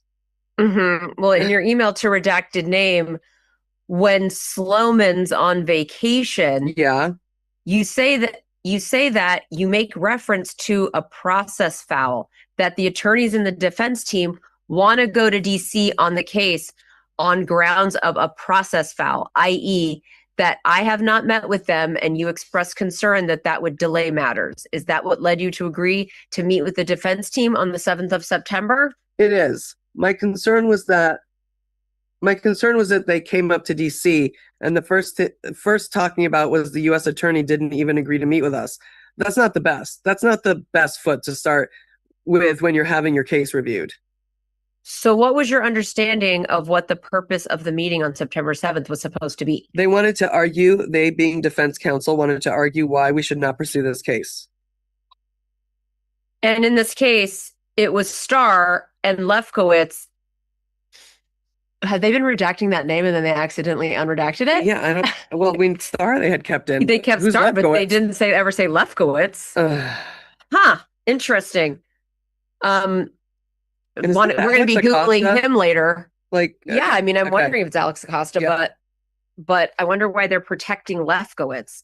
Okay, so in this case, it was Starr and Lefkowitz from Kirkland and Ellis and Lily Ann Sanchez, I believe, who met with you. Fair. I remember it was Starr and Lefkowitz. I don't know if it was Lily Ann. All right, and our information as it was you, Drew Oosterban, Sloman, redacted name, and John McMillan. Do you know John McMillan? Vaguely. All right. He was an AUSA as well. Right. Correct. In West Palm? Right. And if I can just add again, I invited Drew. Mm-hmm. So Drew became fully aware of that. And my concern in getting Drew into the meeting was not to not have them appeal us and then having Drew say not a good case. All right. So were you aware that Drew Oosterban had, in preparation for this, gone to West Palm and actually gone through the evidence and met with the case agent and the line, what is AUSA? Like attorney, state attorney? AUSA? Everyone's like, these idiots. Okay. AUSA. I was not. Drew is an independent actor and could do what? Yeah. What he thought appropriate. Does that seem like an appropriate thing for him to have done in your eyes? Sure. Okay. Would you describe the meeting? Oh, and two other people were there.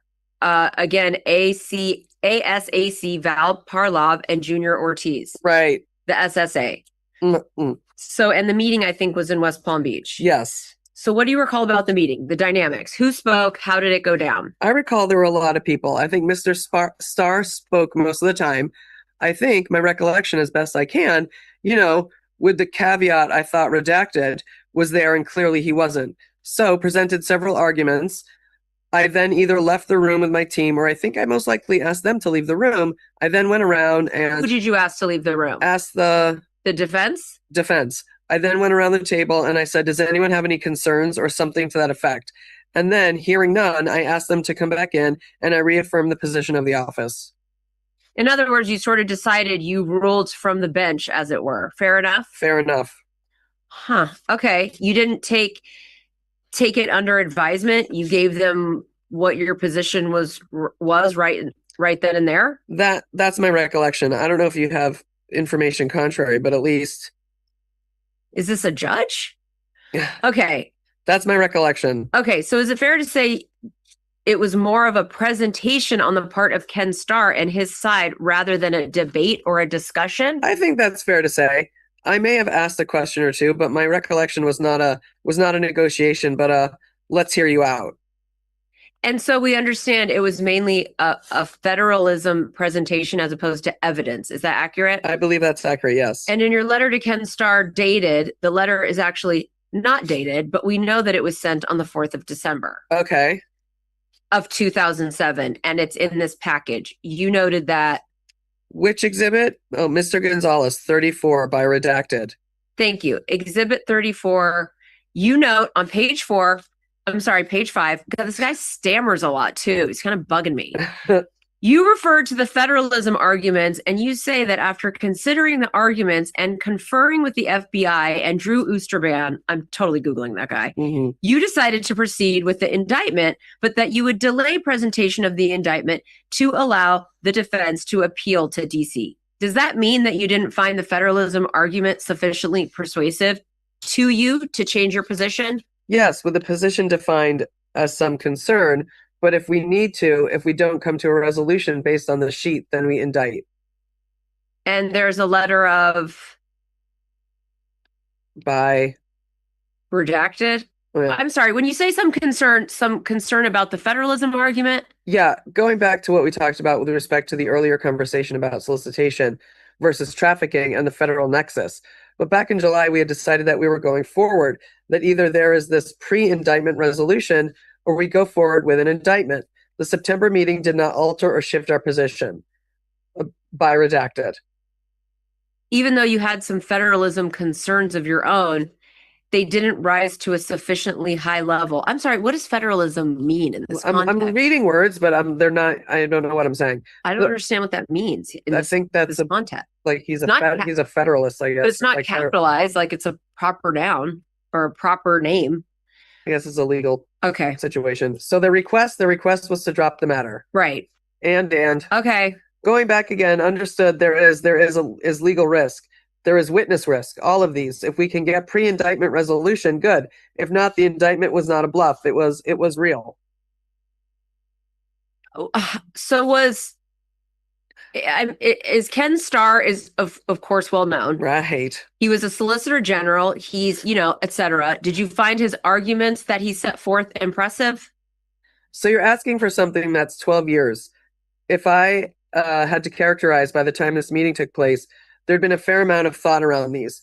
There'd been a fair amount of, and I at least felt comfortable that while there was some legal risk we needed, you've got to balance the legal risk and the precedent risk with outcomes. And Mr. Epstein should go to jail and should register. And I felt comfortable enough to basically reiterate our position that. But my question was with respect to. Right. Did you enjoy and give and take with a man of Mr. Starr's candor? No. Standing? No, not at all? Not at all, because all right, it would have been easier to not have the meeting in the first place. All right, do you recall an exchange? Were you the person to whom he was directing most of his comments? Most likely. And do you recall any exchanges with him about the fact that sort of an observation that the two of you and he, were the only two people in the room who had been presidentially nominated and Senate confirmed to any position, so that the two of you had kind of that commonality? Does that ring? Do you mean a bell? Was he trying to butter me up? Was he? Was he? I don't look. This was 12 years ago. I don't recall. I think as we talk about this, it's important to note that the position did not change. Whatever exchange there may have had, our position did not change. 12 years ago, we were hosting the Vanderpump Rules after show, and I pretty much recall every single thing I said and did up there. So you can remember 12 years lawyers ago. And judges and ASAUs do have good memories. Right. After this meeting, within a few days, in furtherance of the resolution that had been offered, redacted, and redacted, Lori met with, I think, is that one name like the first name? Anyway, redacted Lori met with the state's attorney's office to sit down and try to work out how this thing would work. And mind you, this was well before the NPA is actually formulated. Did you learn what happened at the meeting? Do you know how it devolved? I may have. I don't recall, sitting here today. Of course not. All right. It's at this meeting that somehow the 3 charges that you specified, your office specified in the term sheet, became one charge. So suddenly Epstein was to plead only to one charge, and this was agreed to by the U.S. Attorney's Office folks who were there. Do you know how or why that happened? I haven't the slightest idea. If you had known, if they had called you on the phone sort of mid-trial, right, called to the boss asking what you wanted them to do, what would you have said? So from my perspective, when I said, when I indicated I approved this term sheet, this is the minimum. I meant what I said. I also recognize that AUSAs in the usual course need some degree of discretion to negotiate. And so my assumption after that September meeting, I think I indicated that there was a deadline. Oh man, they are good at jargon, aren't they? Yeah, they are. Words. Okay. Mm-hmm. That was fairly short, was that redacted and redacted in some, working together would go back and work out an agreement based on those terms. And, in the give and take, if they think that this is an important concession, that's within their discretion. But I would have been comfortable sticking to that. With charge sheet, with something that drove me is when I said something, as a general matter, I didn't bluff. I really meant what I said. So in that term sheet, I mean, to be fair, what Menschel's letter says is 2 years. Right. Is the minimum. If the decision to agree to let him plead to one as opposed to all three had no impact on that 2 years, would you have cared? Fair enough. And so going back to where to an earlier discussion, can I get another Red Bull? I mean, going back to earlier discussion, I think I indicated that the state charges I wasn't familiar with. And so if in the give and take those charges changed, my focus was on 2 years registration and restitution, as long as those charges were captured the conduct in some appropriate way. Absolutely vulgar to be discussing this man getting 2 years. It's just absolutely preposterous. Yeah. So later, much later, the defense counsel admitted that at this meeting, they thought that under misinformation from the state's attorney's office, that the charge that they got, the U.S. attorney's office, or somehow the U.S. attorney's office approved, the 79603 charge was not sex offender registerable, and that's a pretty major mistake, right? It is. I mean, that goes to the heart of you and one of your major concerns. And they tried to get us to change that. And I said, no. The defense tried to get you off sex offender registration. Pretty vigorously. Right. But at this point, the focus is on the charge, and the defense is one might characterize it as trying to pull a fast one. Oh, one might. Sorry. Right. But at this point, the focus is on the charge, and the defense, one might characterize it as trying to pull a fast one by agreeing wholeheartedly to plead to one charge, knowing or at least believing incorrectly that it was not registerable as a sex offender, and the U.S. attorney's office not having that belief, but thinking it was registerable. So there's a disconnect. There's an error, and the error stems, as they later learned, from the ASA herself. That dumb bitch. Just kidding. I just added that. So we look at that and wonder whether that shouldn't have raised some concern that this plan to put things back in the hands of the state, which had kind of mishandled the case to begin with, is at the point even not a good idea, because they were at this point even not a good idea because they were continuing to be, well, I won't characterize it, but less than reliable. Was that a fair comment of concern? So one question I would have is, at what point did we become aware that there had been, first, the error was in our favor, not the defense's favor, because redacted got it right as opposed to the ASA? Correct. And secondly, at what point did our team become aware of them trying to pull a fast one? Was it before or after the signing of the NPA? It was well after. Right. But the point here is that the U.S. Attorney's Office were not as familiar with the state procedure, the state criminal procedure, and the ins and outs of the sentencing and incarceration, as you learned later. So didn't this put the U.S. Attorney's Office at a substantial disadvantage in trying to play in the sandbox in which both the defense, local defense counsel, and the ASAs were very, very comfortable? Possibly, although I would point out that it was the AUSA who got it right. Eventually. Not eventually. The AUSA was correct in her analysis. So in this case, she was more familiar than the state attorney. That's me. Oh, That's sorry. my line. Okay, sorry about that. I got mixed up. Right. So in this case, she was more familiar with the state attorney. Not by practice, but by research or by research. And so, right. My point is, we had good people that were able to, if they weren't familiar with something, the research clearly worked. But it took you, as you saw in the process of dealing with the work release and all of that, it took a lot of work to keep up with those errors. It did. Which is why I say, in hindsight, if given all the effort that took place after this defer to the state was reached, if all that had been known, I really think the analysis would have proceeded differently, because that was what was a lot of work. That was probably as much work, if not more, than a trial. Right, right. Meanwhile, we'll talk about the actual text of the NPA in a moment, but following that, actually, no, before it was being finalized, Redacted was working to identify a federal charge, as we discussed before. In that process, we know Redacted is a she came up with a plan that would have resulted in cobbling things together in an 18-month sentence instead of 24 months. Somehow that became the new floor, the new standard. Do you know how that came about? How it went from 24 to 18? I don't. I referenced the one email where I think Redacted says he argued 12. Right. I said 24. We agreed to 18. I assume in the give and take, this was an agreement that was reached.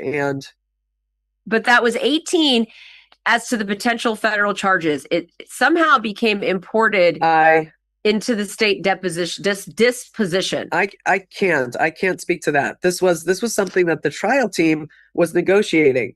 And from my perspective, there were the terms that we wanted. These were the terms that I expected if they came back and said, no deal. Disappointed, but go forward. But they tried to get a deal and. The defense tried? No, but our prosecutors. Oh. And to some extent, they, and the give and take of any negotiation, I don't think it's unfair for an AUSA to give up some things. But you had stated clearly to not only the defense team through the Menschel letter, but also, I believe, at the end of the September 7th meeting, that 2 years was the deal. So did somebody come to you and say, look, it looks like it's going to be 18 months, and allow you to then approve that? It keeps getting shorter and shorter. I don't recall if someone came to me separately or independently of the final language. I clearly approved it at some point. I know. I need a Kleenex too. Okay. Mm-hmm. Wait. Oh, right. And so, no, don't judge us. It's midnight here. And so it's 3 a.m. for some of these people. That's true. And so to the extent it was approved, that's on me. But I would argue that, someone's negotiating. One side says 24, another side says 24, another side says 12. They say, let's agree to 18. So to some extent, as U.S. attorney, I think I have to back the negotiating discretion of my AUSAs. But you explained quite eloquently the reasoning for the 2-year plea as being what Epstein would have faced if he'd been prosecuted. Right. It's so annoying and so frustrating. Absentia by the state appropriately and then suddenly, without any apparent relationship to that analysis, the 18 months pops up from an effort to try to get federal charges. And so how does that not undercut the basis for the 2 years? So I can provide the reasoning for the 2 years.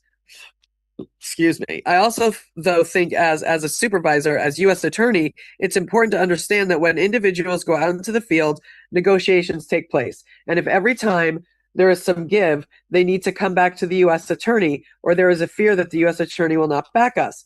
I think there's a management issue there, and that if an AUSA speaking on behalf of the U.S. makes an agreement, as long as that agreement is within a certain range, the U.S. attorney should back that, because they're the ones that are on the line. They're the ones that are managing the case, and it's a sort of unfair to consistently second guess those late night. I don't want to characterize it as a late night negotiation, but those that give and take that happen sometimes in a conference room or on the phone.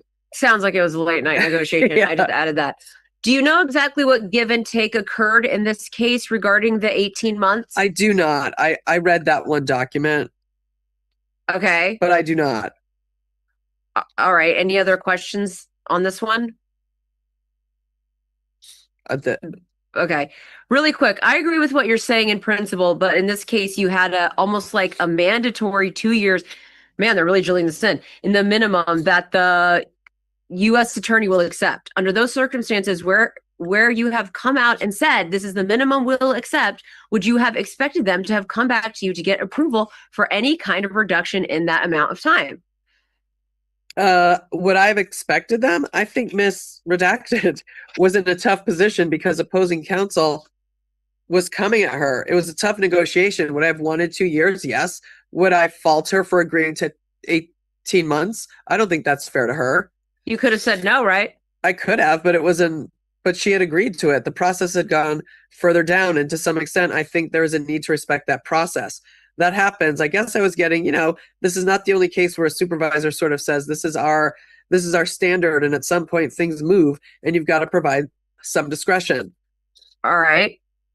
Do you think she misunderstood the priorities, that she thought you wanted to get to a resolution, and so the 2 years could be undercut, versus taking your words literally and saying this is the line in the sand beyond which you should not go, even if it means kill this resolution? So if I had to speculate, I don't think it was a misunderstanding of priorities, as opposed to opposing counsel was exhausting. And if you go through the full record, it really was an exhausting opposing counsel. And this case was very good at taking any slight millimeter and turning it into, oh, so you said we could do this. And in that back and forth, sometimes there is can't we just agree in the middle? Wow. Roy.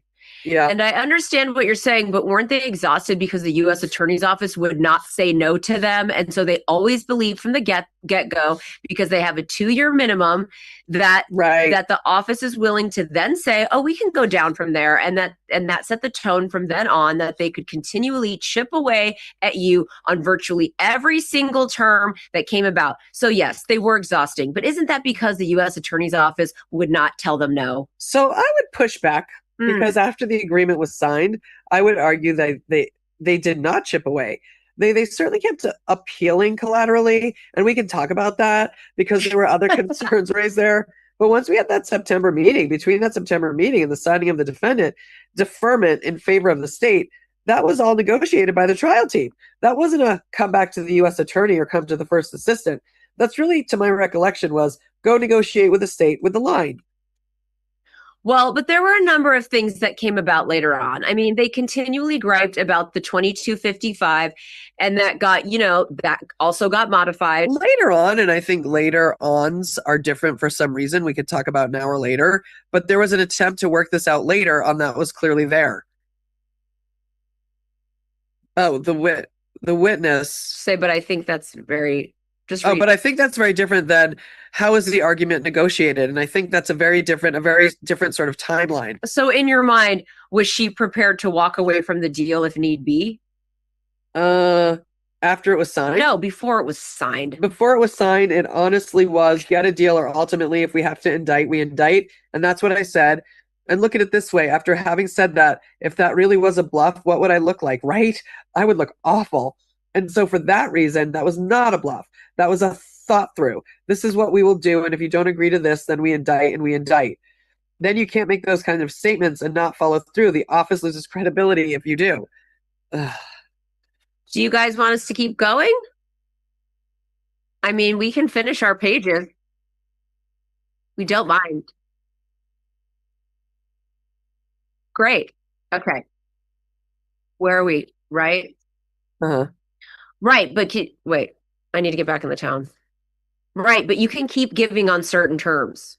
But and my point is, we did not give, with the exception of that 24 to 18. We did not give. Well, you also gave up 2 charges. Again, I'm thinking of a 2 years registration restitution. And so with the exception of the 24 to 18, we did not give. I want to go back. This morning we were talking about our tracks, and we talked about the legal track and a little bit about the evidence track. There's another aspect of the evidence track that is in play here, because there was a substantial type of evidence. And the question is, to what extent were you aware of this? In October of 2005, the local police executed a search warrant on Epstein's residence. And among things, okay, this is good. And among things they found, there were cables and cords where there had been computers, computer equipment, video surveillance, cameras, and CPUs, all that computer-based stuff. It had been removed Forgetting why necessarily, if you look at Exhibit 29, were you aware of that had occurred? I was aware that the state had gathered evidence, but not much more. Beyond that? Beyond that. Okay, so 29 is... I'm sorry, I'm on 21. Wait a minute. This is not the one I'm looking for. 73. Let's do... You know what? Okay. This is not the exhibit I'm looking for, and the numbers are a little bit messed up. Okay. There's an email which I may or may not be able to put my hands on, in which redacted informs you that she really wants to get her hands on important potential computer evidence, that it's important potential evidence, and she had a plan to get it. So the question is whether you knew at the time that there was investigators that had identified this computer evidence as being out there, and that they believed in it contained a potentially very significant evidence against Epstein, computers, surveillance cameras, given his activity in his home. He's not on it. All right. She did not inform you. She informed someone else she informed Sloman and Menschel on July 3rd. My apologies. You're not on this email. Okay. Very, very organized. These people, where she advises them that she wants, quote, "We went to get the computer equipment that was removed from Epstein's home prior to the state search warrant as soon as possible," end quote. So there was stuff out there, and as of July, there was an abiding keen interest in getting it. And the defense team was resisting the prosecutor's effort to get it. Were you aware of that at all? So I think you asked about that in your questions to me. Right, I did. I have no recollection of this computer evidence that... Okay. Did the question say that, without getting into specifics, that there was a grand jury issue around this? It does. I don't have that. Is it addressed in the non-prosecution agreement if you look at the final Yeah, I don't have. It's referred to... The question that you asked, what question was that? The question was whether you were aware that was something that the prosecutors wanted to get. Wait, can I have another Red Bull? Yeah, the computer evidence. I added that. Dick. Okay. Oh God, I don't have a recollection of some computer evidence.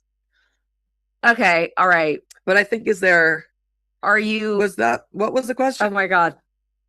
Are you aware that Redacted was instructed by her managers to delay her efforts to get this computer evidence because the defense were resisting those efforts, and it became an issue that was in play in the negotiation? I have no recollection of that. I don't. If you could give me 1 second. I mean, it sounds like you actually need a second. Literally, my note. I'm like having such a... Should I mute this and you blow your nose? This is so embarrassing. Let's just keep going. Okay. Pending federal. And so your question said that there was litigation pending in federal court relating to the U.S. Attorney's efforts to obtain computer evidence. Without going into further detail, I have no recollection of any litigation pending in federal court regarding that. All right. And did anyone suggest to you and your team that getting to a plea deal was premature because you needed to get this evidence first so that you know whether you had potentially some very important evidence against Epstein? I have no recollection.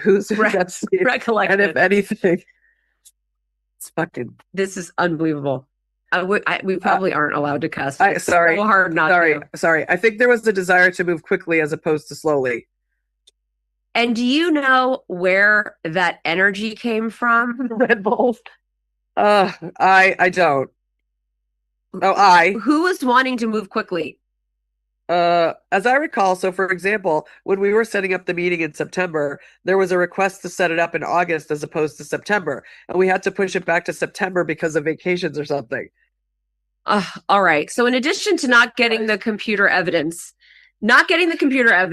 the government curtailed the investigation to a large extent, despite finding more victims. There were witnesses who were not interviewed, things that were not searched, property that was not searched, target letters not served. So these all would have been steps taken by the FBI to enhance the federal investigation, right? As opposed to back to the state case that was sort of being returned to. Right. Was this... Are you asking Alex if he's aware of all the things you just said? Okay. Were you aware of all the steps that were being foregone or foreclosed? No. Alex, is that who that is? It's got to be Alex. It's got to be Alex Acosta. Yes. Oh, great. Amazing. My assumption would have been we may have to go to trial, and so we should continue to develop the basis for trial. So if I could, for example, I think after Drew came on, is it Dr. Drew? I said it's not. I said, if we go to trial, can you be on the trial team? I cite that because I'm thinking we may have to go to trial. Right. Why not get Drew, who's from Miami, on the trial team? Roy. So you're saying that like a rhetorical question. So is it your understanding that the federal investigation, notwithstanding the drafting of this NPA, was still continuing? Yes, my understanding is you run these on parallel tracks. And again, I'm sitting here inviting the head of CEOs to be part of the trial team and thinking about how to formulate the trial team. Okay. That implies that I was clearly thinking we might be going to trial. All right. When you first received the draft of the that's what that means. NPA, non-pros agreement. And this is 16A. It's a draft by Redacted. Do you know, Roy Black, do you know who came up with it sounds like you didn't, but who came up with the name or the moniker non-prosecution agreement? I do not. Do you know what this is modeled on? If anything, what the genesis was? I do not. I noticed from the contemporaneous emails that initially it was done differently. And I think it was Redacted Lori who said, write it as a contract. Or I think there is an email to that effect. Someone may recall it better than I, but this version of September 10, which is the first business day after that. Yeah. Oh, yeah. September 7th meeting from Redacted goes to her management up through you, and you do a rewrite almost right away, adding original state charges, which at that point were all still in play. And you also added, I despise Alex Acosta. I'm sure we all do. Anyway, and you also added, this is Exhibit 16B, a statement that it would be Epstein's job to move the state to add additional charges. And that letter piece is on page 3, just below paragraph 8. So you were... Can I back up a second? Sure. When you say I did a rewrite, is there some indication of what I did a rewrite of? Yes. If you compare the two. Right.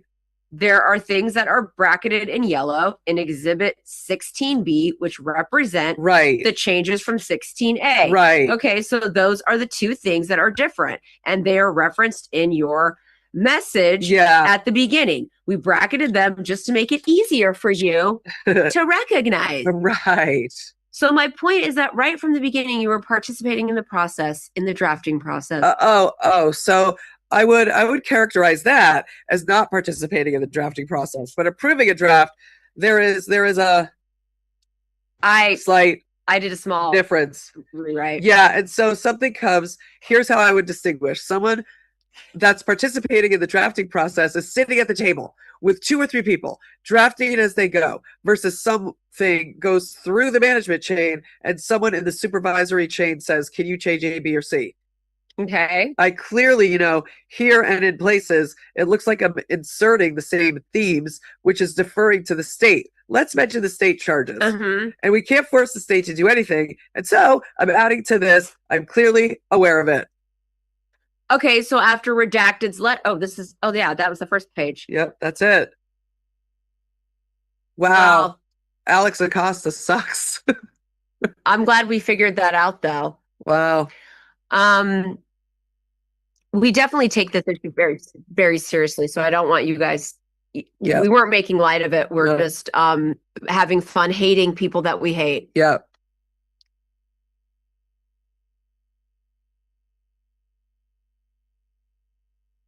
Okay.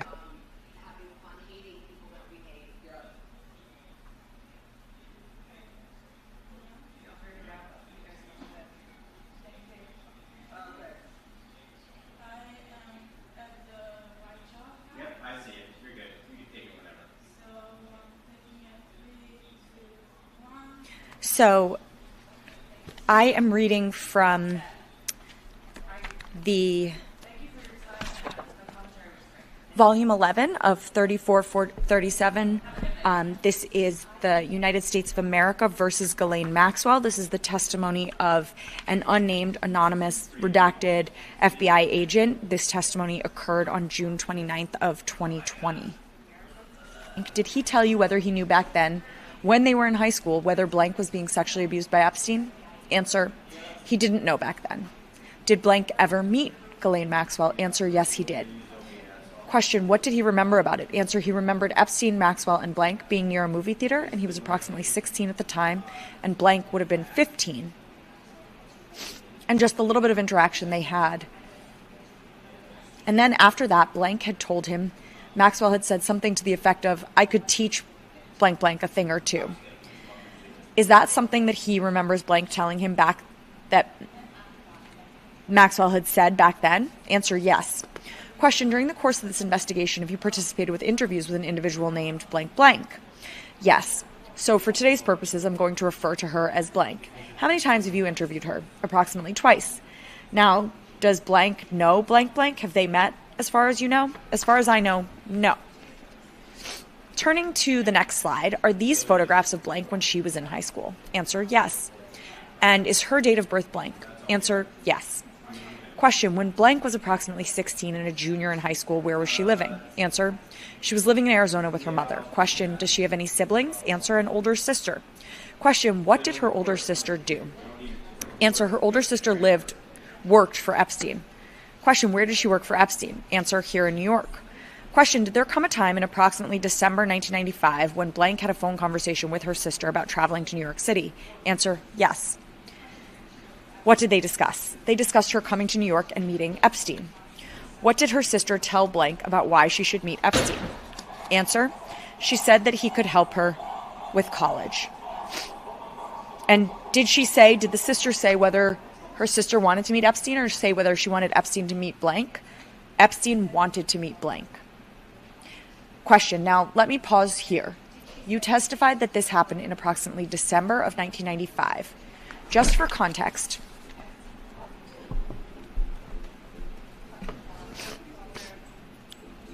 the years that we were talking about with blank blank, that was 1994 through 1997. Answer, yes.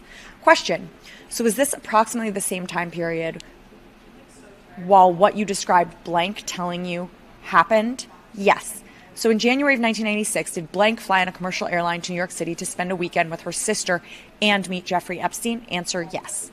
Question, did she tell you that? Answer, yes. Question, during the trip, did blank tell you that she met Epstein at his townhouse in New York City? Answer, yes, she did. Question, did she tell you that Epstein discussed her plans for college applications and offered to help her? Answer, yes. Question, what was blank's first impression of Jeffrey Epstein? Answer, she was very impressed by him. Question, what was her impression based on the conversation of what Epstein was going to do for her? Answer, that he was going to help her with future plans for college. Question, during that trip to New York City, did she stay at Epstein's townhouse or at her sister's apartment? Answer, her sister's apartment. During that trip, did she tell you that she saw Epstein a second time when he took blank and her sister to the movies? Answer, yes. Question, what did she tell you about what happened at the movies? Answer, she said that they were sitting in the theater and Epstein was between her and her sister.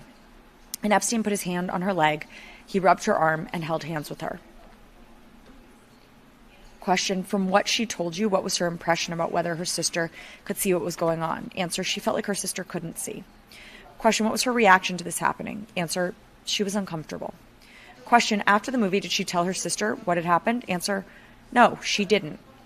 Question, did she say why not? Answer, she said that she knew blank, her sister, really liked Epstein and that Epstein could help them, so she didn't tell her. After this trip, did blank go back home to blank? Answer, yes. Question, did Epstein contact her after? Answer, yes. Did he discuss with her her ongoing college plans? Yes, he did. Did he invite her to a weekend at his ranch in New Mexico in the spring of 1996? Yes. Was she 16 at the time? Yes, she was. From what she told you, what was blank's impression of who would be on this trip to New Mexico? Answer, she knew Maxwell would be there. Was she told anyone else was going to be present on this trip? She said that there would be other students, her kids her age. And what was her understanding of who these other kids were and why they'd be there? Sorry, let me rephrase the question. You testified that she was told that on this trip there would be other students. Was she under the impression that they would also be other young students like her on a trip where they were also being mentored by Epstein? Yes. Now, you testified just a moment ago that she was also told Maxwell would be there. Are you referring to Ghislaine Maxwell? Yes. At the point that she was told Ghislaine Maxwell would be on the trip, had she ever met Ghislaine Maxwell? No, she hadn't. Had she heard her sister talk about her? Yes. From what she described to you, how did her expectation that Maxwell would be on this trip make her feel about the trip? Answer, it made her comfortable. Her sister spoke highly of Maxwell.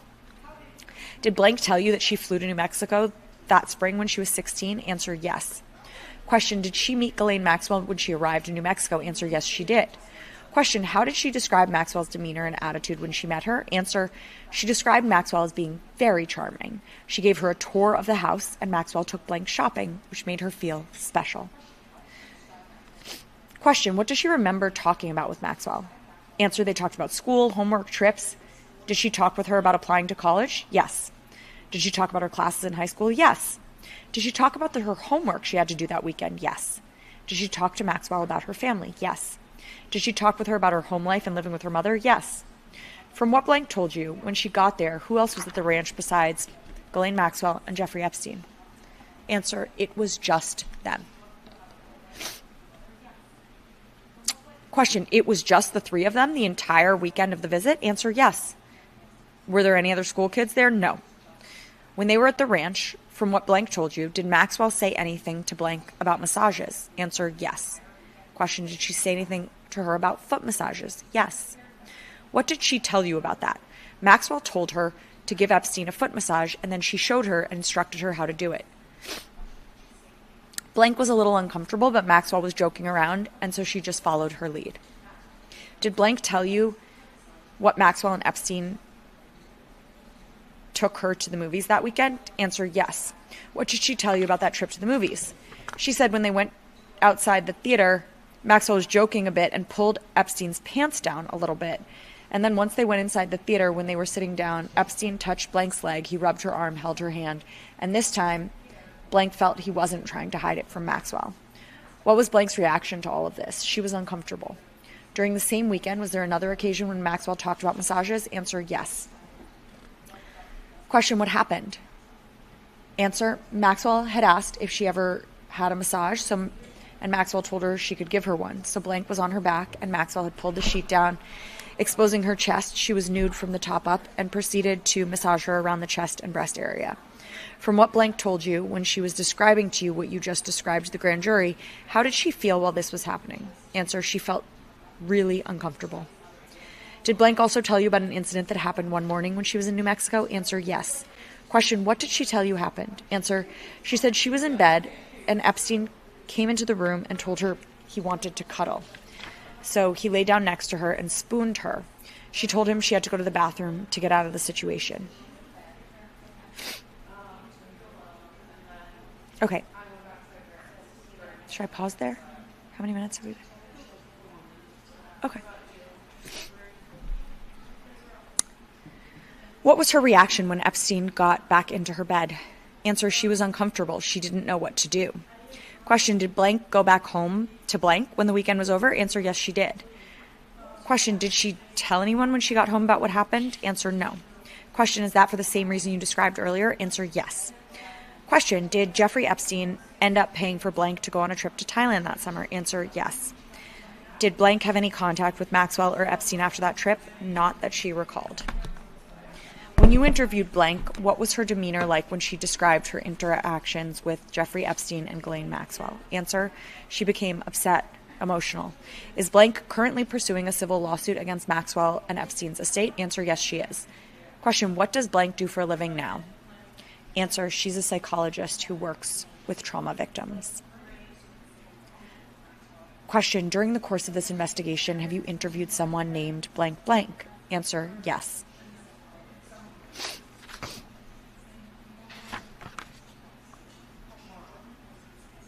Okay. For today's purposes, I'm going to refer to her as blank. How many times have you interviewed her? Approximately 3 times. Turning to the next slide, is this a photograph of blank that she provided to you? Yes. And did she tell you this was taken when she was approximately 16 or 17 years old? Yes. Is blank's date of birth blank? Yes. Did blank grow up in England? Yes, she did. Did she tell you there came a point when she met Ghislaine Maxwell when she was about 17? Yes. Did she tell you how they met? She said they met through a mutual friend. Did she tell you that this would have happened around 1994 or 1995? Yes. Is that the same time period that we've been talking about today? Answer, yes. What happened after she was introduced to Ghislaine Maxwell from what she told you? She said Maxwell treated her like they were sisters. Her quote was, "Like naughty schoolgirls is how Maxwell treated her." Did she tell you that Maxwell seemed to immediately take an interest in her? Answer, yes. Did she tell you they began spending time together in London? Answer, yes. And just to be clear, was Maxwell in her 30s while this was happening? Answer, yes. Did blank ever remember Maxwell talking about having a boyfriend named Jeffrey Epstein? Yes. What did she tell you about that? Maxwell told blank that Epstein was going to like her. Did there come a time when she was 17 that blank described that Maxwell introduced her to Jeffrey Epstein? Yes. How did she describe that occurring? Epstein had flown to London. He was at Maxwell's residence in London, and Maxwell called blank over. So blank went over when she got there. Maxwell was saying to Epstein kind of the words blank used, was giving him a resume of her attributes, saying she's so pretty, she's so strong, and then Maxwell asked her to give Epstein a massage. Now, you testified a moment ago that blank describes you that Maxwell asked her to give Epstein a massage during this first meeting. Is that correct? Yes. Did Maxwell say to her in sum and substance, "Since you're so strong, I'd appreciate it if you give Jeffrey a massage because he needs a massage every day or I get in trouble"? Answer, yes, she said that. Is that what blank said to you in sum and substance? Yes. So we have a number of folks joining us. I am so thrilled that joining us now is Dean Blundell, host of The Dean Blundell Show and co-host of Dead Air with Steve Schmidt. We also have back with us again tonight, writer, poet, speaker, and activist Robert Arnold. We're joined by best-selling author of Hellbent and public theologian Brian Recker. I am also honored to introduce my dear friend Jonathan Penner. You may recall him from Survivor because the two of us starved on an island together in Micronesia, but he is also an actor, filmmaker, writer, works at Tribeca Film Fest. Anyone who knows him knows he brings real heart, intelligence, and humanity to everything he does. So I'm thrilled that he is also going to be doing a reading for us. And finally, I am so excited. We have Gabi Zutro and Edna the Runt here to do a reading. They are phenomenal activists, and how many people have the pleasure of saying that they have a brilliant dog influencer who cares about these issues. Hi, everybody. My distinct pleasure to be here today. I wish it was under better circumstances, but I cannot tell you how grateful I am to represent 1,400 brave, beautiful people that have come forward to tell their story, a story that nobody's willing to listen to that matters. So that's why we're here. I'm going to read to you from the Epstein files. As obviously part of the Donald J. Trump, Jeffrey Epstein reading room in the installation, and just an incredible opportunity. Very humbled to be here today. My name is Dean Blundell from deanblundell.substack.com and the Save America movement, and I am very thankful that I get a chance to be part of this for victims and for America. Answer, redacted. Yes, it did. What happened at the end of her senior year of high school? Answer, she moved to Los Angeles to pursue a career in acting.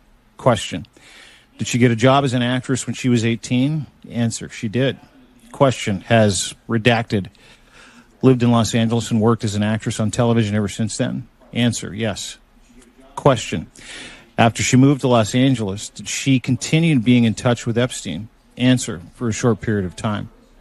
Question, did she ultimately break contact with him? Yes, she did. Is redacted currently pursuing a civil lawsuit against Maxwell and Epstein's estate? Answer, yes. Have you talked with redacted about whether, when she was a teenage girl, all of this was happening, whether she told anybody that she was being sexually abused? Answer, yes, she did. Yes, she said she didn't tell anyone. She felt like she couldn't. Nothing was talked about outside of that room, so it made it so she couldn't talk about it. And then she also, her mother is middle redacted, Eastern, and her mother raised her that women aren't supposed to do what they're told even if someone is beating you.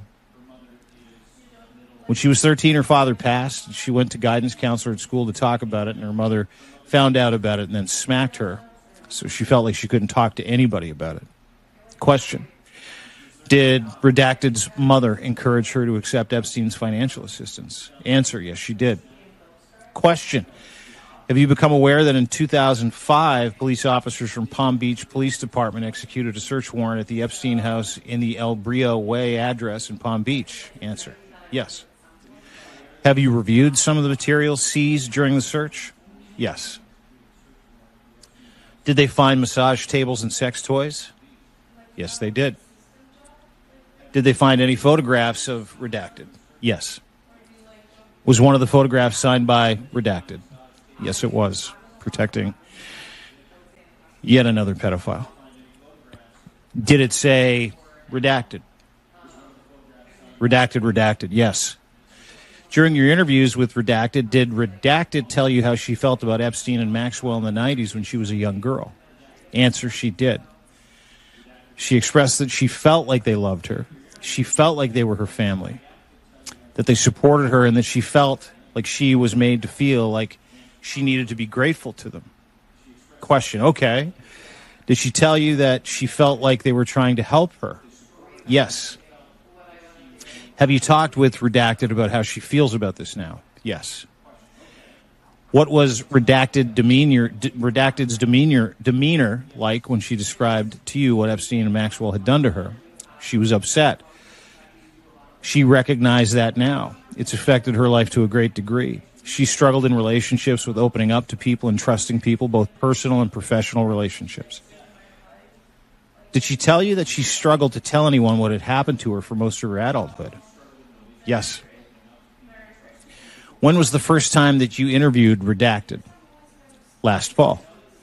Was that the first time she'd ever reported this to law enforcement? Yes, it was. Question. Now, you testified earlier about your interviews with Redacted, who worked at Epstein's Palm Beach house. Did he remember a girl named Redacted coming to the house during that time? Yes, he did. Did he recall Redacted, Maxwell, Epstein being in Palm Beach house together? Yes. What was his understanding of why Redacted was there? He thought that Epstein was helping her. And that's what Epstein had told him. And that Redacted had told him that Epstein was helping her. Question, did he ever observe Epstein interacting with Redacted physically? Yes. What did he see? He saw Epstein kiss Redacted on the cheek and pat her on the bottom. Did he have any knowledge about what was happening with Epstein and Maxwell when he wasn't present? He didn't. Did Redacted ever call picking up Redacted from her house? Yes. And when he would pick her up from her home, would he bring her back to the Palm Beach house? Yes. Did he remember who in general would tell him to pick up Redacted from her house? Maxwell. Maxwell will be the only one to tell him to pick her up. Question. Did he ever recall driving Redacted to the movies? Yes. What did he tell you about that? That it would usually be Epstein, Maxwell, and Redacted. They'd go to the movies, and it would usually be late up at night. Question. Did he tell you about what his memory was about how old Redacted was? Answer. He said she was young, and that he knew that because he had picked her up from school, and that he knew she was too young to drive. Switching gears. Question. I want to talk to you about a different aspect of your interviews with Redacted based on what he told you about his job duties. Were there ever times when he would have to clean Epstein's massage rooms? Redacted. Answer, yes. What did he tell you about that? He said he found sex toys in the massage room and that he had to wash them afterwards. Question. Aside from those experiences, was he aware of there being sex toys in the house? Yes. There was a basket of sex toys that were kept in Maxwell's closet. Question. Did Redacted stop working for Epstein in approximately 2002? Answer. Yes. Was he told that he was being replaced? Yes. Was he generally aware that the person who replaced him was much younger? Yes. Did Redacted tell you that a few months after he left working for Epstein, he became suicidal because of issues in his marriage? Yes, he did. Did he tell you that he took several $1,000s? Yes. Redacted. Did Epstein discover this and confront him about it? Yes, he did. Did Redacted admit to Epstein that the police what he'd done? Yes. Did Epstein also tell the police that his gun was missing? Yes. Were there ever any files charged? No. Was he ever arrested? I don't believe so. And did Epstein pursue any charges about this incident? No, he didn't pursue anything. Have you interviewed one of Epstein's former pilots? Yes. Is that pilot named Redacted? Yes. Was he one of the pilots for Epstein's private jet in the late 1990s? Yes. Did he remember traveling on the jets, redacted, in the 90s? He remembered her traveling, but he didn't remember specifics. Question. So just to be clear, is your testimony that he didn't remember the specific date of the flights, but he remembered her traveling on the jet during the 90s? Answer, yes. And did he remember redacted specifically as a person who traveled? Yes. Did you discuss with him the flight records that we talked about earlier that lists the person named Redacted as a passenger? Yes.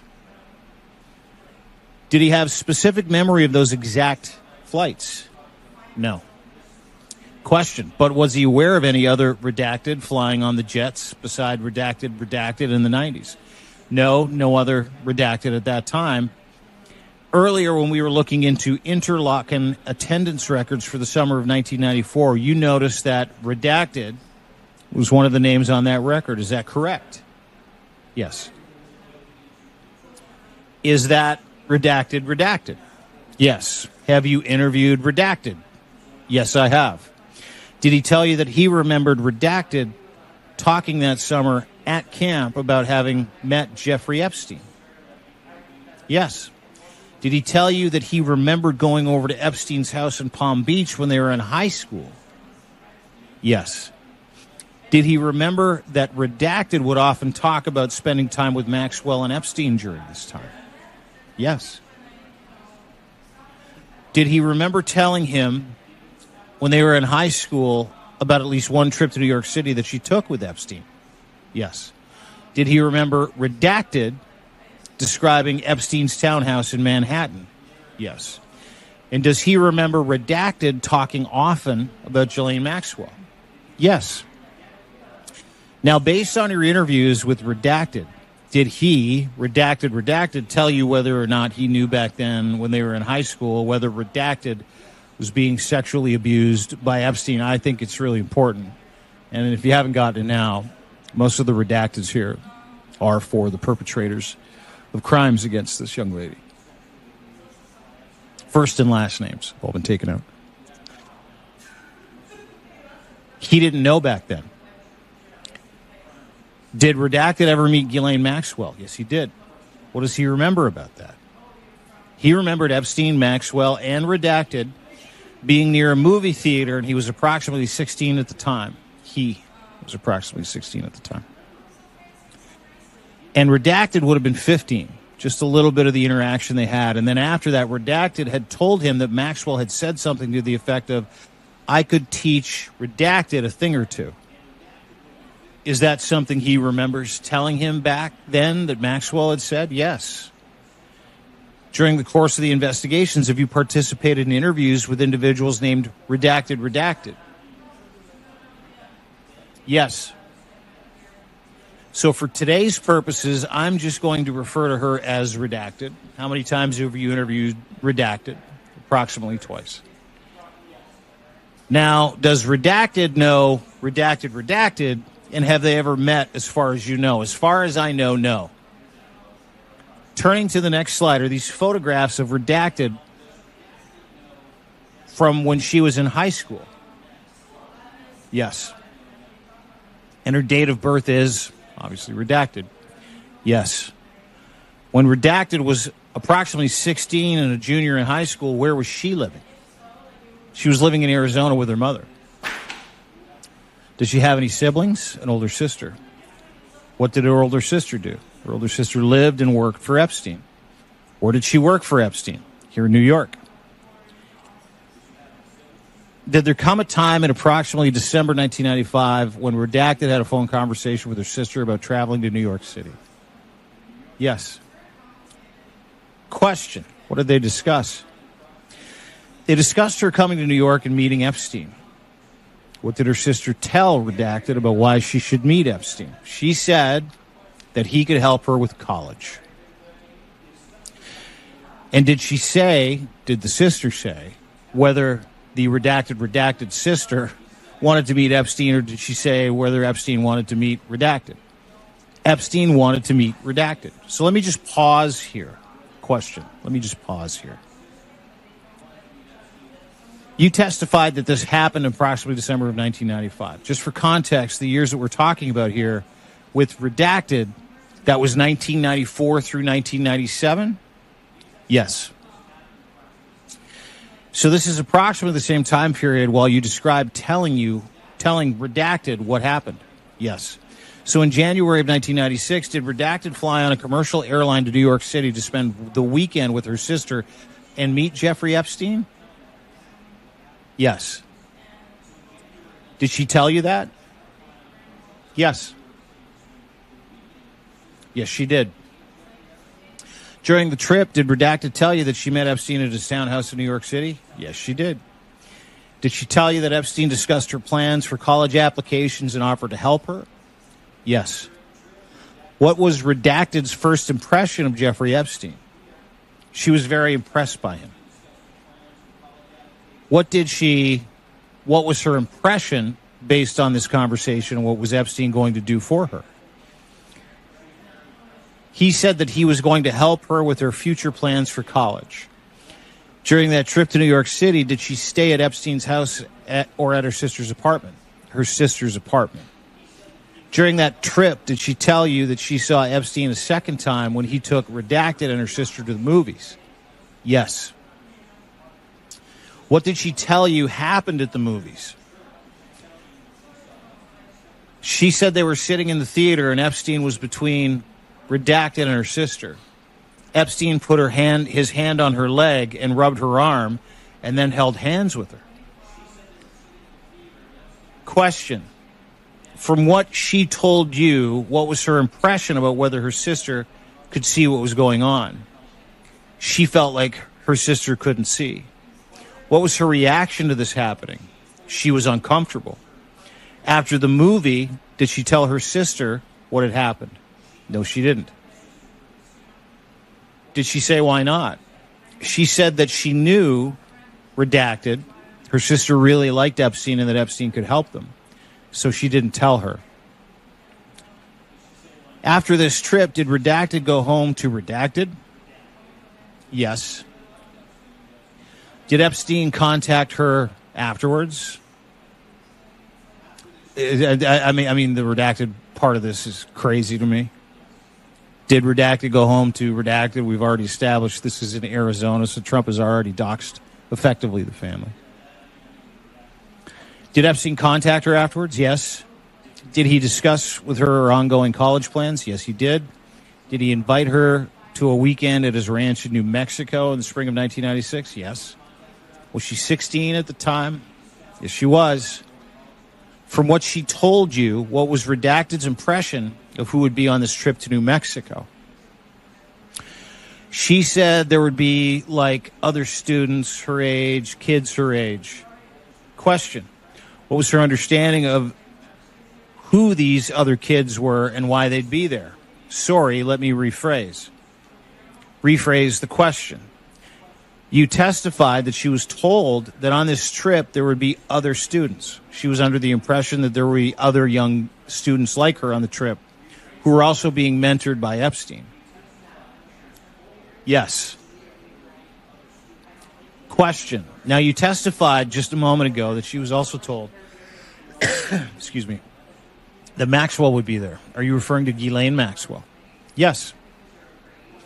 At the point that she was told that Ghislaine Maxwell would be on the trip, had she ever met Ghislaine Maxwell?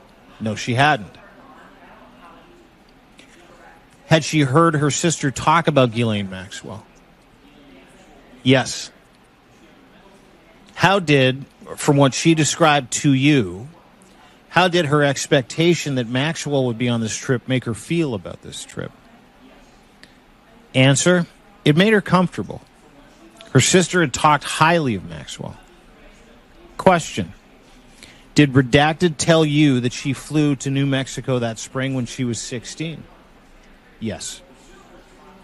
Did she meet Ghislaine Maxwell when she arrived in New Mexico? Yes, she did. How did she describe Maxwell's demeanor and attitude when she met her? Answer, she describes Maxwell as being very charming. She gave her a tour of the house, and Maxwell took Redacted shopping, which made her feel special. What does she remember about talking with Ghislaine Maxwell? They talked about school, homework, trips. Did she talk with her about applying to college? Yes. Did she talk about her classes in high school? Yes. Did she talk about her homework that she had to do on the weekend? Yes. Did she talk with Maxwell about her family? Yes. Did she talk with her about the home life and living with her mother? Yes. From what Redacted told you when she got there, who else was at the ranch beside Ghislaine Maxwell and Jeffrey Epstein? It was just them. Was it just the three of them the entire weekend of the visit? Yes. Were there any other school kids there? No. When they were at the ranch, from what Redacted told you, did Maxwell say anything to Redacted about massages? Yes. Did she say anything about her foot massages? About foot massages? Yes. What did Redacted tell you about this? Maxwell told Redacted to give Epstein a foot massage and then showed her and instructed her how to do it. Redacted was a little uncomfortable, but Maxwell was joking around, so she just followed her lead. Question. Did Redacted tell you what Maxwell and Epstein took her to the movies that weekend? What Maxwell and Epstein took her to the movies that weekend? Yes. Did she tell you about the trip to the movies? Yes. She said that when they went outside the theater, Maxwell was joking around and pulled Epstein's pants down a little bit. And once they went inside the theater, Epstein, when they were sitting down, touched Redacted's leg, rubbed her arm, held her hand, and this time felt like he wasn't trying to hide it from Maxwell. Question. What was Redacted's reaction to all of this? She was uncomfortable. During the same weekend, there was another occasion when Maxwell talked about massages. Yes. What happened? Maxwell had asked Redacted if she had ever had a massage and told Maxwell told her she could give her one. So Redacted was on her back and Maxwell pulled the sheet down, exposing her chest, and she was nude from the top up, then proceeded to massage around her chest and her breast area. Question. From what Redacted told you when she was describing that to you, just described to the grand jury, how did she feel while this was happening? Answer. She felt very uncomfortable. Question. Did Redacted also tell you about an incident that happened one morning when she was in New Mexico? Answer. Yes. She was in bed and Epstein came into the room and told her he just wanted to cuddle. So he laid down next to her and spooned her. She told him she had to go to the bathroom to get out of the situation. What was her reaction when Epstein got into her bed? She was uncomfortable. She's 16. She didn't know what to do. Question. Did Redacted go back home or to Redacted when the weekend was over? Yes, she did. Did she tell anyone when she got home about what happened? No. Is that for the same reason you described earlier? Yes. Did Epstein end up paying for Redacted to go on a trip to Thailand that summer? Yes. Did Redacted have any contact with Maxwell or Epstein after that trip? Not that she recalled.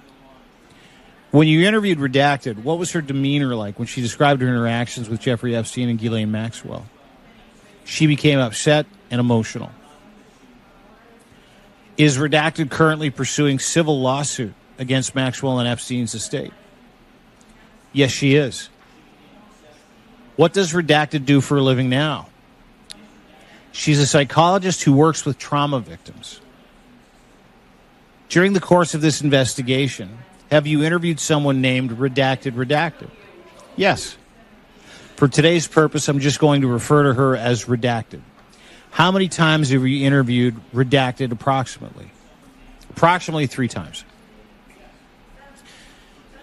Turning to the next slide, this is a photograph of Redacted that she provided to you. Yes.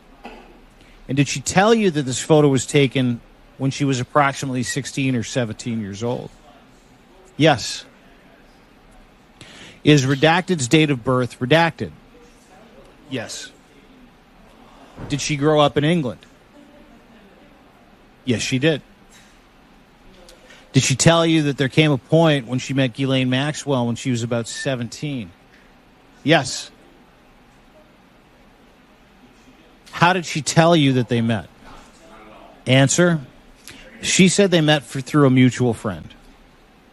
Question: did she tell you that this would have happened in four around 1994, 1995? Yes. And is that within the same period of time we're talking about today? Yes. What happened after she was introduced to Ghislaine Maxwell from what she told you? Answer: she said Maxwell treated her like they were sisters. Her quote was, "Like naughty schoolgirls is how Maxwell treated her."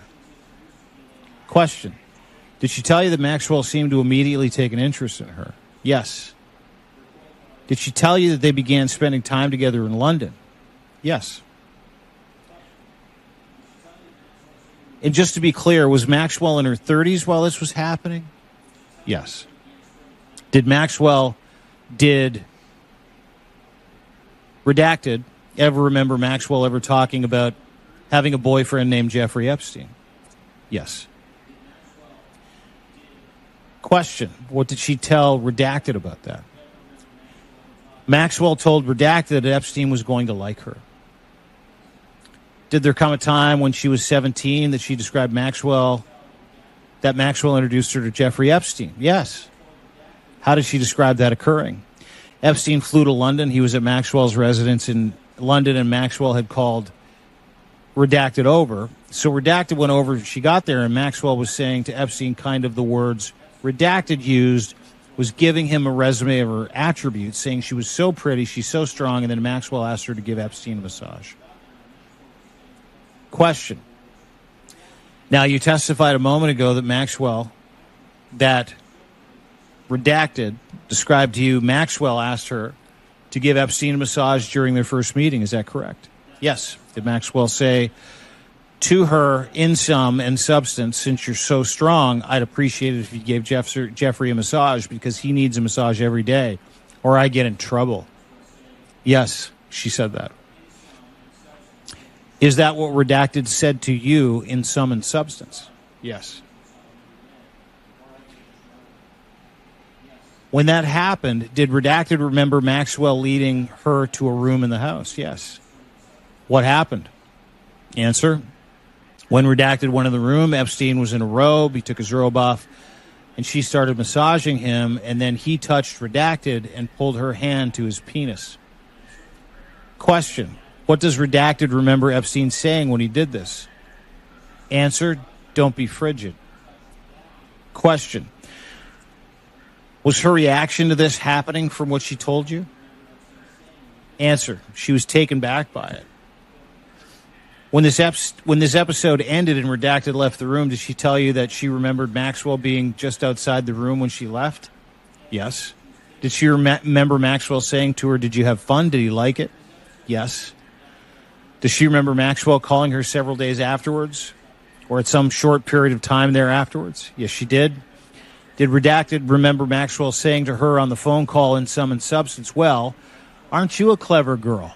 Jeffrey was impressed.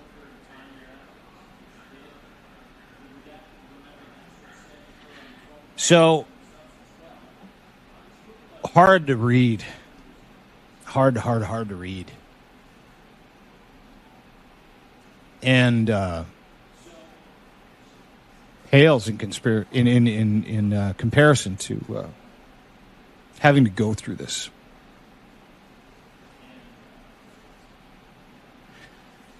I want to thank the victims for their bravery and strength. I want to thank my friends of the Save America movement, Eliza Orleans, and everybody that has put this together for allowing me to share in this.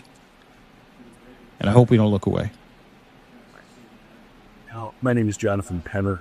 I'm going to be reading from the partially redacted Epstein Files, Volume 28 of 3,437 theirs. These are Epstein accusations from press reporting. I will read the name, the accusation, and the location. Some of this is really tough stuff. Give you a trigger warning. The name is redacted. The accusation is from New York. They were recruited by an unidentified female brunette in her 20s outside of her high school in the fall of 2001 when she was 14. Joint visits with unidentified female for a month, then solo trips to Epstein's house. Regularly gave Epstein massages. Sometimes he masturbated. Manipulated into stripping down to her panties during the massages. Was paid $300 each time. Quote, "He would also like when I would play with his nipples. He used to get turned on by that, and then he would finish himself off, and then that would be the end of it." Over the next several months, redacted visits, followed by a familiar routine. Epstein's secretary would contact her by email, beeper, or her family's landline to set up a meeting, redacted said. When she arrived, she'd be escorted to the elevator and head straight to the massage room once or twice a week for a year. In the fall of 2002, which she was 15, Epstein said, quote, "Why don't we try something a little bit different?" She recalls him saying, quote, "Why don't you do the massage on top of me?" The redacted name said she told him that she wanted to, quote, "stick to the normal routine," but she ultimately removed her underwear. He fondled her privates, she said, and then he, quote, "brought me up there and it was very aggressive. It was forceful," she said. Said she was terrified and told him to stop. Quote, "He was like, 'It's okay, you're fine, you're not doing anything wrong,'" added redacted, who said he did not use a condom. After it was over, redacted said she rushed out of the house, angry and shaken. Redacted names from Los Angeles. Met Epstein 1997 in Santa Monica, Los Angeles. He took her back to his hotel for a Victoria's Secret tryout. There he groped her buttocks against her will, told her to undress. Redacted name, Cape Town, New York City, Paris, New Mexico, and the United States Virgin Islands. Recruited by Redacted and Redacted in South Africa when she was 20. Within 2 weeks, Redacted arrived in New York. A car picked her up from the airport, brought her to an apartment building on 66th Street where Epstein housed some other models who he was abusing. But Redacted was not there for long. Shortly after arriving at the apartment, Redacted, another of Epstein's co-conspirators, called and told Redacted that Redacted was going to the Caribbean. Redacted did not understand why she was traveling to the Caribbean so soon after arriving in New York City, but hoped it was for a modeling job. Redacted was taken on Epstein's private plane, and during the flight, Epstein began sexually touching Redacted's leg. She felt trapped and terrified, feared that she would be killed.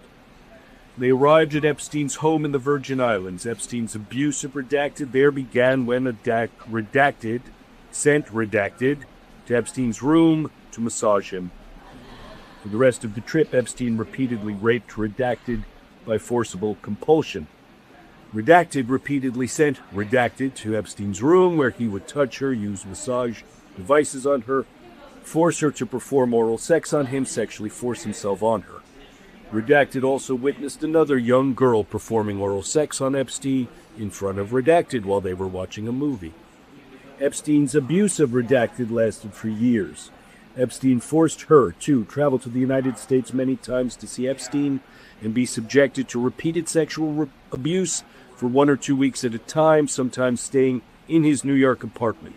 Redacted was also forced to travel to Epstein's home in Paris, where she had to stay with Ghislaine Maxwell, one of Epstein's main recruiters of young females, and where Redacted forced her to be photographed nude for Epstein.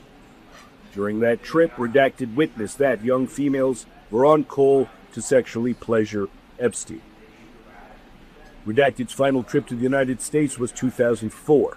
She flew to see Epstein at his New Mexico ranch called, quote, Zorro Ranch.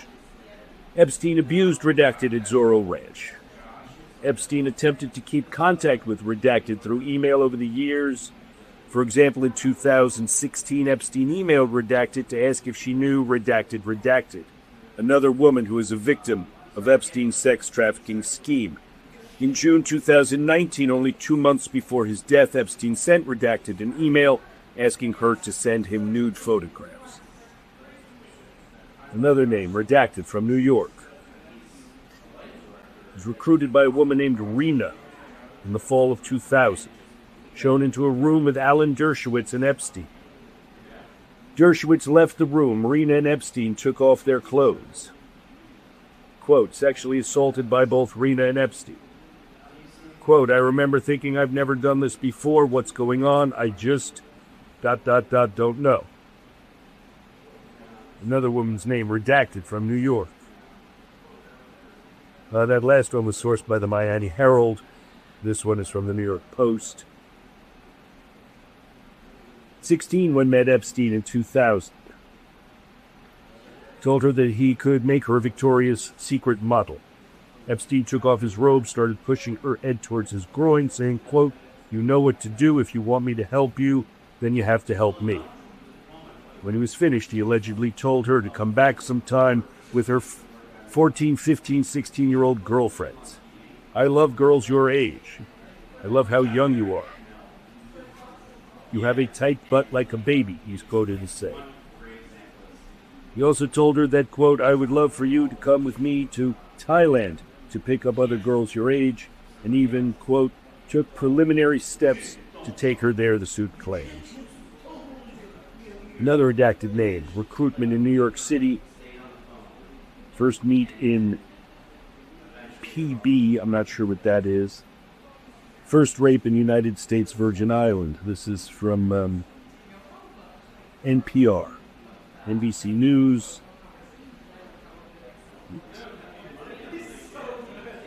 This woman was recruited by Maxwell. 21 when she met Epstein, studying to be a massage therapist, flown down to PB. Redacted told her Jeffrey wanted a massage. In the massage room, he immediately stripped, asked Redacted a lot of questions. Flipped onto his back, asked if he could touch himself. I gave him the okay to touch himself because I didn't know what else to say or do in the moment. He finished, he jumped off the table, he got in the shower. He said, okay, that's all now, thank you. And I left the room, with my head spinning, trying to figure out what the hell just happened. Raped a few months later after a handful of massage sessions. In the United States Virgin Islands, tugged towards bed during massage, unbuttoned her shorts, pulling body onto his already naked body. She said, quote, please stop. He proceeded to rape her. Abuse would continue for the next 3 years, raped 3 or 4 times total. Redacted name, New York City, New Mexico, PB, United States Virgin Island, and Paris. This is from heavy.com news. 17 at the time, introduced in LA. Flew her to New Mexico during massage. He fondled her genitals. Quote, for the next 2 years, Epstein flew her around the world on his private jet, repeatedly raped and molested her at his homes in New York, Florida, the U.S. Virgin Islands, and Paris. Epstein raped her while she was sleeping at his Florida home in December 2002. He allegedly flew her out to Paris in 2003, shortly after her semester abroad ended, raped her again as she slept. Quote, virtually every few days, Epstein would bring Redacted to a different home of his, including his Manhattan townhouse, and throughout the country, where he continued to sexually assault her on a frequent basis. Redacted says Epstein arranged for her to live in an apartment at 301 East 66th Street in 2004, just blocks from his Manhattan mansion. Epstein tried to farm her out to other high-powered men. Redacted. New York City and New Mexico. This is from New York Times. Rubbed hand and leg in a movie theater in New York City. Foot massages in New Mexico with Maxwell. Pointers on how to do it, how Epstein likes it. Another round of movie theater petting and touching in New Mexico. Epstein climbs into bed with Redacted, spooning and touching. Maxwell gives her a nude massage. Epstein does not participate, but Redacted, quote, could feel his presence. Another name from Ohio. This is from the New York Times. On bed with Epstein and Maxwell, asked to give foot massage. Between the two of them, they started groping breasts, commenting on her features, twisting her nipples. Afraid of rape, I ran away. Nude photos missing. I think I've had enough. This is, needless to say, the most terrible thing I've ever read. Quietly or as loud. I don't know what I'm going to do with the rest of my day or week. This is truly appalling. And this is just out of the newspapers, articles. I don't even know what to say. I'm sickened. If you, I want to say if you get a chance to come to the reading room, come. But I'm not sure I can really wholeheartedly recommend that. It's the most upsetting. One of the most upsetting things I've ever done is just to read this out loud and to think about these young women. There's no reason to believe for a second that any of them are making this up. The fact that they were, if not coerced, felt compelled, allowed, needed to continue, if ever more than once, is so horrifying, terrifying, sad, and in terrible indictment. I don't want to indict their parents, but there's somebody needs somebody. I'm not talking about a Justice Department indictment. I'm talking about an indictment of boundaries and how this man violated these young women's boundaries and violated these young women.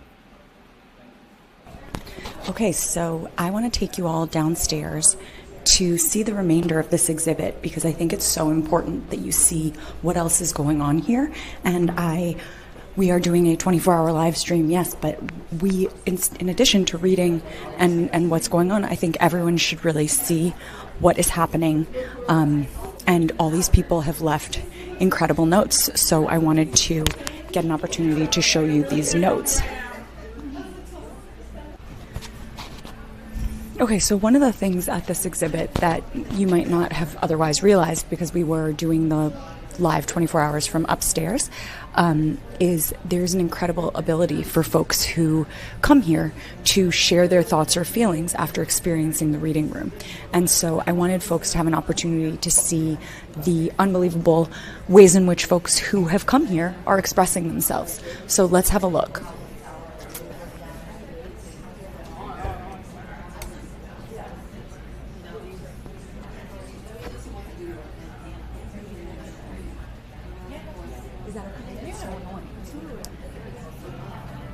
I just kind of want to show some of the things that people have written in these. You know, you have the opportunity when you're here. I don't want them to be on it.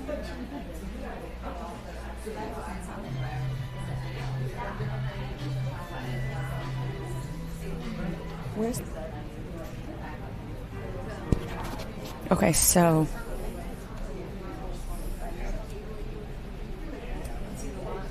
I think it would be meaningful to read some of these. This will go down as one of, if not the single most important things I have ever worked on. It's an honor to be here. Don't stop until he's in prison. Protect survivors, not rapists. To the victims, we hear you. To the ones who made them victims, we see you. Believe women, release the files. Fuck Donald Trump.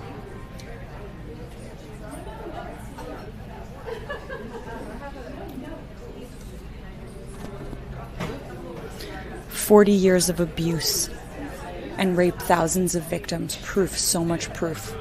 Convict Trump. 40 years of no justice. Justice now. You are not alone. We see you. We believe you. Me too."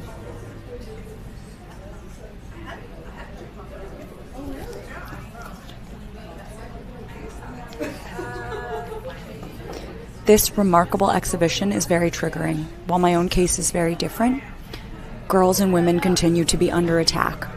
While I was an adult, I lost my career and life's aspirations at age 26 in 1981 on the job at NBC at 30 Rockefeller Plaza. I did not utter a word of what really happened until I was 55 in 2010.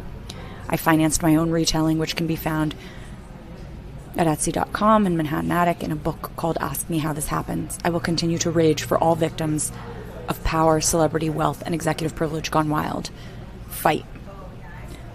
Believe women. Rest in peace, Virginia Giuffre. You are not pro-life if you don't support the living. Protect the Epstein survivors. So-called Christians. Wake up, America. Never expected to grieve a system that I was told I'm supposed to grow in. Speechless. We believe you. We knew. He told us, they told us. He's a rapist, yet here we are.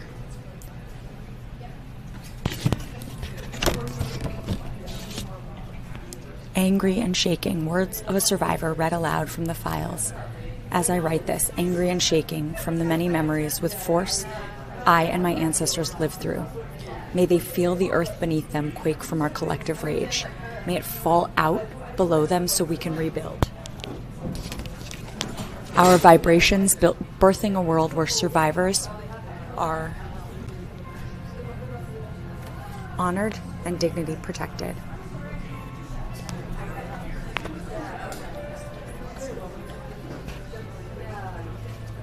This space provides quiet and appropriate dignity for the victims. It is not enough. Wake up and resist. 2005, Trump pushed her, Natasha, against a wall and forced his tongue into her mouth. 1999, my abuser did the same thing to me. To every survivor, thank you for speaking out and showing us who you are and who are still afraid. What bravery looks like.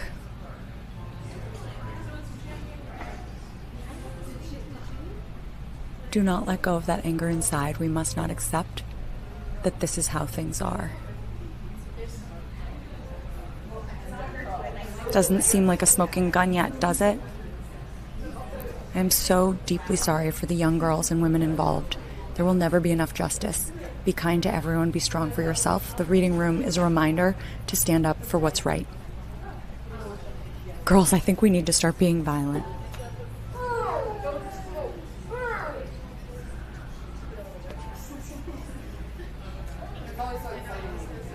What do you need him to do more than this to hold the POTUS accountable and liable for his crimes? He destroyed this country, and you legitimized all of his power-related perversions. He had no consequences, and he will not stop until you make him. Don't be complicit for all of the victims of his horrible crimes, and get him out of this. Get those of his presidency. Please get him out and hold him accountable of his lies and crimes against the American people and the whole world. Hi, everyone. I'm Gabi Zutrow. I am a Brooklyn-based digital strategy advisor, and this is Edna the Runt. She is a dog fluencer, and we're here to read some of the Epstein files today because we can't stop talking about this. I know that I have a lot of people on both sides of the aisle and all over the country following Edna, and what we all have in common is that we love Edna. But also, I think what most of us have in common is that we believe that the DOJ needs to release the unredacted full Epstein files, and we cannot stop talking about this. And we need justice for the survivors, and the people in the files need to be held accountable for their crimes. So we're going to start reading. Subject, read Epstein search warrant documents, Tuesday, the 7th of July, 2020. Great minds, ... Thanks much. Yes, I already told Redacted that we'd take possession tomorrow and FedEx it to him. I'll reply all. Can we offer to do this or have an agent deliver it? It seems rife with problematic possibilities. I'll see what we can arrange. Hello. Our office is not open and I am still working from home. Is it possible to have this data sent to my home? Thank you. Also from the Epstein search warrant documents. Everything with the exception of a couple items are ready. I will get you an actual number before I send it over. We can send it over tomorrow. There will be README files included, so it will be easy to see where the items came from. I'm a little worried about how the email will present. While looking through on spot check, the attachments are not connected to the emails in the forensic tool. I believe this is a function of the email client they were using to begin with. I know that the attachment are a concern of yours. We may have to massage things a bit to get it right. Now that we are working every day and everything has been processed, it shouldn't be too big a deal. So far, the export is about 350 gigabytes. It copies slowly because it's a ton of pretty small files. You are getting a whole ball of wax here. Macs, Windows boxes, loose media, etc. There will be a few iPhone and iPad reports, but unsure if I can get you those tomorrow, as they very often take a long time to copy. Again, lots of small files. If not tomorrow, the next day.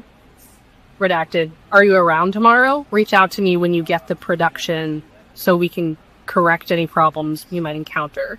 Thanks. Then this is still about Epstein search documents, July 7th. Redacted. I understand that some number of the devices are ready to come to us as early as today or tomorrow. Could you please let us know the following information so we can figure out who the hard drive should go to in the first instance? 1. How many total devices are coming to us in this initial production? Also 1. What are those devices, i.e. type of device, which ones, from the spreadsheets you've sent? What's the total volume of data coming in? What's the total volume of data coming in this round of production? Once we know that, I can let the agents know where the drive needs to go in the first instance. Thanks. All these emails are redacted. Someone responds, redacted, checking in for the estimate of when we can expect to get all the USVI materials. Thanks, redacted. All these emails redacted.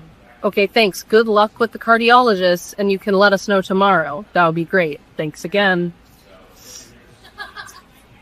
Someone responds, when I'm in the office tomorrow, I will be better able to estimate. I'm at my cardiologist right now. Then somebody writes on June 29th, great, thanks. Is there even a rough estimate of when we will get the USVI materials? Or an estimate of when you'll be able to see how many times to export, so we'll have a better sense when we'll get those? Redacted, redacted, redacted. Also June 29th. Okay, and I'm sorry to ask again, but to make sure, in this production, you're sending us new versions of what you previously sent? The mails are redacted. The response is, you're getting both New York, both NY and USVI. The biggest stumbling block here are the newer Mac items that are in APFS. There are a bunch from the high range, so it is difficult to estimate how long those will take until I see how many items I have to export. Someone responds, okay, thanks. And just to clarify, a few days to finalize the New York materials, and then what about the USVI materials? I think that is quite a bit more. Just looking for an estimated completion date for everything. And on my other question, does this mean you're giving us a new complete copy of everything from both New York and USVI? Thanks. The response is, I'm in the process of exporting the materials, documents, spreadsheets, emails, etc., for your review as per my discussions with Redacted. Most of the New York stuff is done, just Mac items left. This might take a few days, as one item in particular has over 500,000 emails. We will be able to provide discovery once Defense Counsel has provided drives for us to copy items over to. This goes quicker as there is no processing called. I'll let you know when everything is complete. Then the response, following up on this, I understand from Redacted that she was able to provide you with a 12 terabyte drive last week. Could you please let us know when we will be able to get the materials? I expect a judge will ask us about discovery as early as this week. Also, the related critical question that I don't think we have clarity on is whether you're giving us a copy of everything underlined that was collected, including reproducing materials that you previously gave us but which are not searchable. Or have you and Redacted figured out a way to categorize the prior productions so that they're useful for us?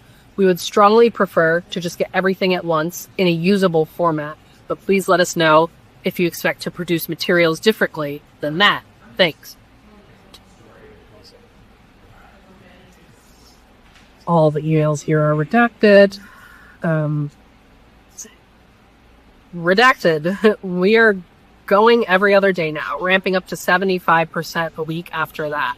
I need drives to put things like Redacted and I discussed earlier. Once I have those drives, it will take me a couple of days to copy stuff.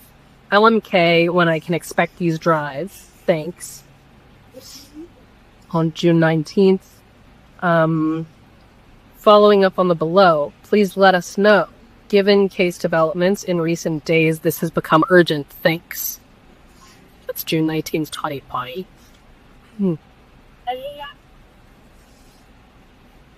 Next email. Redacted. Wanted to circle back on this and check in, particularly because we desperately need to get the results from the July and September searches before moving forward with possible additional charges in the case. I know you had mentioned you needed to push back your prior estimate of complete production by early June. Push back your prior estimate of complete production by early June by a couple of weeks. So wanted to see what the current estimate is. I don't think we've started to get anything yet, but please correct me if I'm wrong. Will do. Redacted. On June 1st, 2020. Understood, and thanks for letting us know. Let's keep in touch, both on timing and also whether there's a way to identify and categorize what's already been produced, or if we'll need to just get all the raw data at this stage and go from there. Unfortunately, recent events and our staffing levels have conspired to put a kink in just about everything. If we can't make heads or tails of the stuff I've already produced, we'll do it again. They have told us that our staffing levels will be steadily increasing over the next few weeks, but I'm going to have to push back my estimate by a week or two. Sorry about that. My next day in the office is Thursday, so I'll be able to see if I can easily identify what I already gave you and marry it to a reliable identifier. Redacted. Thanks for the update. We'll take a look and circle back if any questions. Separately, to follow up on a question from the May 15th email below, the list has just 5 devices as still pending to be transferred to us. And I think it's right that the plan is to reproduce all the materials so that we can get them in searchable format. But just wanted to confirm, currently we aren't able to match any of our prior productions to specific devices. So if we're able to match them up by Bates number now, that might work. But otherwise, I think it makes sense for us to get everything. But let us know if any issue with that. And related to that question, are we still on track to get the full range of data in the next week or so? I don't think we've gotten any updates on that status in the past few weeks, and we're eager to be able to start reviewing. Updated item descriptions. Just side note, many thumb drives and SD cards will not have a serial number visible externally, but will report one through our tools. I included those electronically reported serial numbers. Any questions, let me know.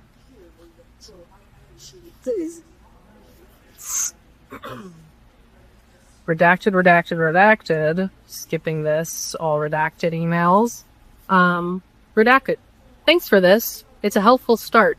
In terms of being able to write our search warrant, one additional piece of information we need is serial number or some other specific identifier, ideally for each device, at least for any devices that there is more than one of the same thing.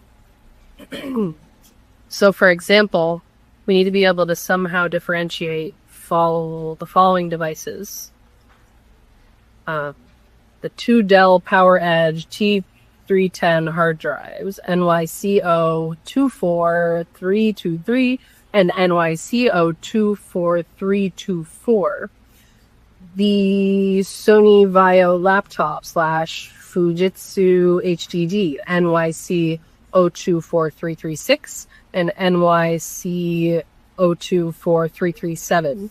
The following loose storage devices: micro SD card, NYCO23402439, flash drive, generic, NYCO24340, thumb drive, MTech, NYCO24341, hard drive, loose, NYCO24342, verbatim thumb drive, NYCO24343. The 4 SanDisk Cruiser thumb drives, NYCO2434447.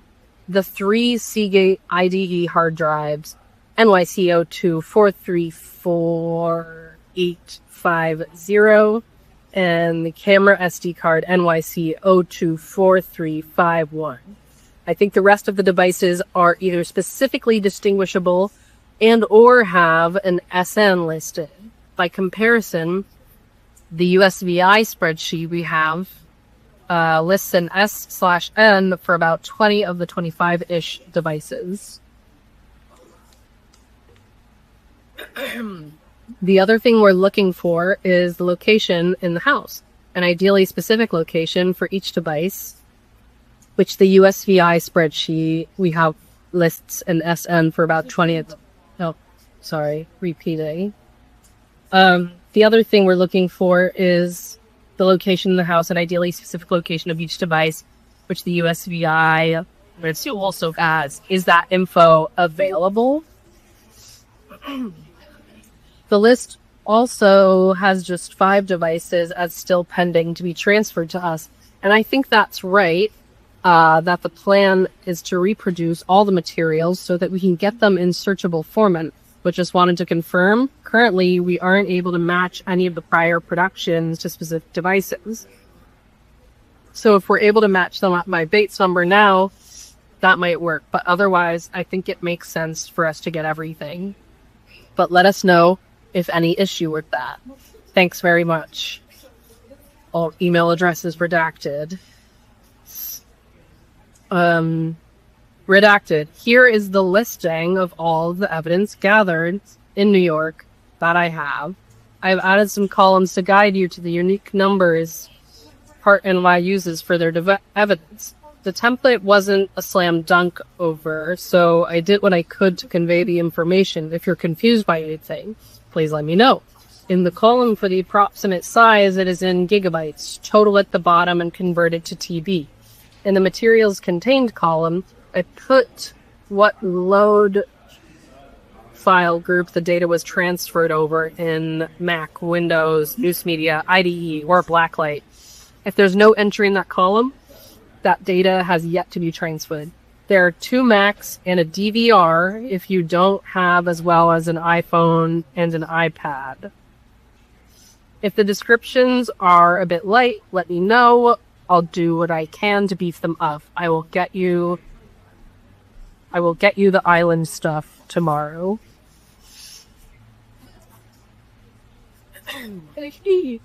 Redacted. Respectfully, I think that there are some miscommunications here. All we have asked is to receive the materials in a format such that we can view them using a system we have access to. We are not able to get web-enabled access through any FBI tool. So we asked for the materials to be transferred in a loadable format so we could put them on Relativity, which both we and the agents can access. We're required to have the files in a format that we can produce them to a defense counsel. I've done that in many other cases, and it hasn't previously been an issue. My understanding from Redacted is that the best way to do it is just for us, the U.S. Attorney General's office, to get the original files, which our vendor will process, by which I just mean converting into file formats that are loadable onto Relativity. It doesn't really have anything to do with the tape review. We have to have access to the docs in our systems for discovery purposes. And we were happy to get the materials as they were processed, but when we received 1.1 million documents earlier this year, they were in a format that wasn't usable for the reasons described in the email I sent on March 9th. Again, I understand that from Redacted, the best way forward is just to get copies of the materials in their original formats. I understand will be segregated and designated by device. That should work for us. I was just trying to understand the approach as well as the timeline. That's it for my time.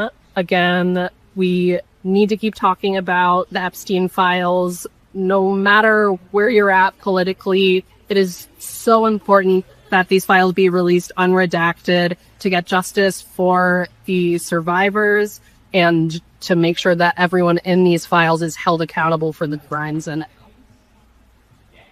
hi, my name's Robert Arnold. I'm going to be reading from a transcript with the participants of Jack Scarola, Brad Edwards, and one redacted person from April 7th, 2011. Hi, Jack. Hi, Brad. How are you guys doing? Jack Scarola. We're doing fine, thank you. I'm sorry for all the trouble, and before we go any further, let me tell you, if I had your permission, I had started a tape recorder, and I want to be able to tape this conversation in the very beginning. Is that all right with you? Redacted person, sure. That's fine, Jack, no problem. Jack Scarola. Okay, good, thank you. I appreciate that. Let me start off by introducing myself. I know that Brad has spoken to you about me, and I'm Brad's lawyer, and I assume that you can confirm that you and I have never had any communication before. Is that right? That's correct. Scarola, all right. I have, however, gotten some information from Brad about our conversations that you had with him, and that will enable me, hopefully, to make this a little bit more efficient and take up a minimum amount of your time while still getting the information that we think is going to be helpful to us and to any jury that might ultimately have to hear these facts. So let me begin by asking you first to tell us what your full name is. Redacted person. That's my maiden name. My married name is Redacted. Yes, he did. He did all the time. The worst one that I heard from his own mouth was this pretty 12-year-old girls he had flown in for his birthday. It was a surprise birthday gift from one of his friends, and they were from France. I did see them. I did meet them. Jeffrey bragged afterwards after he met them that they were 12-year-olds and flown over from France because they're really poor over there and their parents needed the money and whatever the case is, and they were absolutely free to stay and flew out. Those were the worst ones. He was constantly bragging about girls' ages and where he got them from, or their past, or how terrible their past was, and good he is making it for it. Scroll up. Where were the 12-year-old girls flown in from? Where were the 12-year-old girls flown to from France? Where did they come to? Palm Beach. And were they flown in on Jeff's private plane, or did they get transported? Redacted. No, they were transported by someone else. Scrolla. Okay, was there sexual activity that went on in the airplane conducted in such a way so that any of the crew was aware what was going on? Redacted person. They were told to knock if they had to come out. If the crew had to come out, they were told, to come out as little as possible so they weren't out there hanging out watching everything. No, but it doesn't take an idiot to put two and two together to say, well, there's a whole bunch of half-dressed teenagers on board with this old man who is constantly being massaged by them, and he wants me to keep the door shut. For what reason? I mean, only they could put that together, but yeah, they knew. Scorolla. Did Mr. Epstein ever talk to you about people of power and influence owing him favors? Redacted person. He would laugh about it, I never really knew what to take serious from Jeffrey because he was such a funny character at times. You never knew if what he was saying was true or not. Yeah, lots of people owed him favors from what he told me. He's got everybody in his pocket, and he would laugh about the helps people from the sole purpose in the end they owe him something. That's why I believe he does so many favors in the first place. Scorolla. When and how did you first become aware that Mr. Epstein was in trouble with the law? Redacted person. I was first informed by, I think someone from the FBI called me first and started to ask me questions, and I started to answer the questions. But then fear took over, and I just said, look, I don't know what's going on. I've got a young family, and I don't want to risk, please don't bother me about this again. And it was a real short, simple conversation, and within a week or two, I had gotten a call from Jeffrey's attorney, and then a week later, Jeffrey and Shell. Scorolla. Okay, well, let's back up before we get to these conversations and tell me approximately when it was that you were contacted by the person you believe was with the FBI. Redacted person. Okay. It's hard for me to pinpoint. If I had to pinpoint it would be in 2007 set time. Scorolla. All right. You were living in Redacted at that time, correct? Correct. Scrolla. You were contacted by telephone? Redacted person. That's correct. By my cell phone. Scroll up. Okay, and do you have any idea how your name came up leading to that contact? Redacted first. No idea whatsoever. When I did ask, I was told that some girls had revealed my name. I guess that's how everybody, the FBI, need contact. Scroll. Okay. Redacted person. But I don't know offhand or sorry. I just walked into the wrong room. Scroll. Okay. Sorry, go on. Scroll. Yes, and I'll never tell her you said that. Redacted. How long was it after that phone call from the FBI person were you contacted by Mr. Epstein's lawyers? Like a week.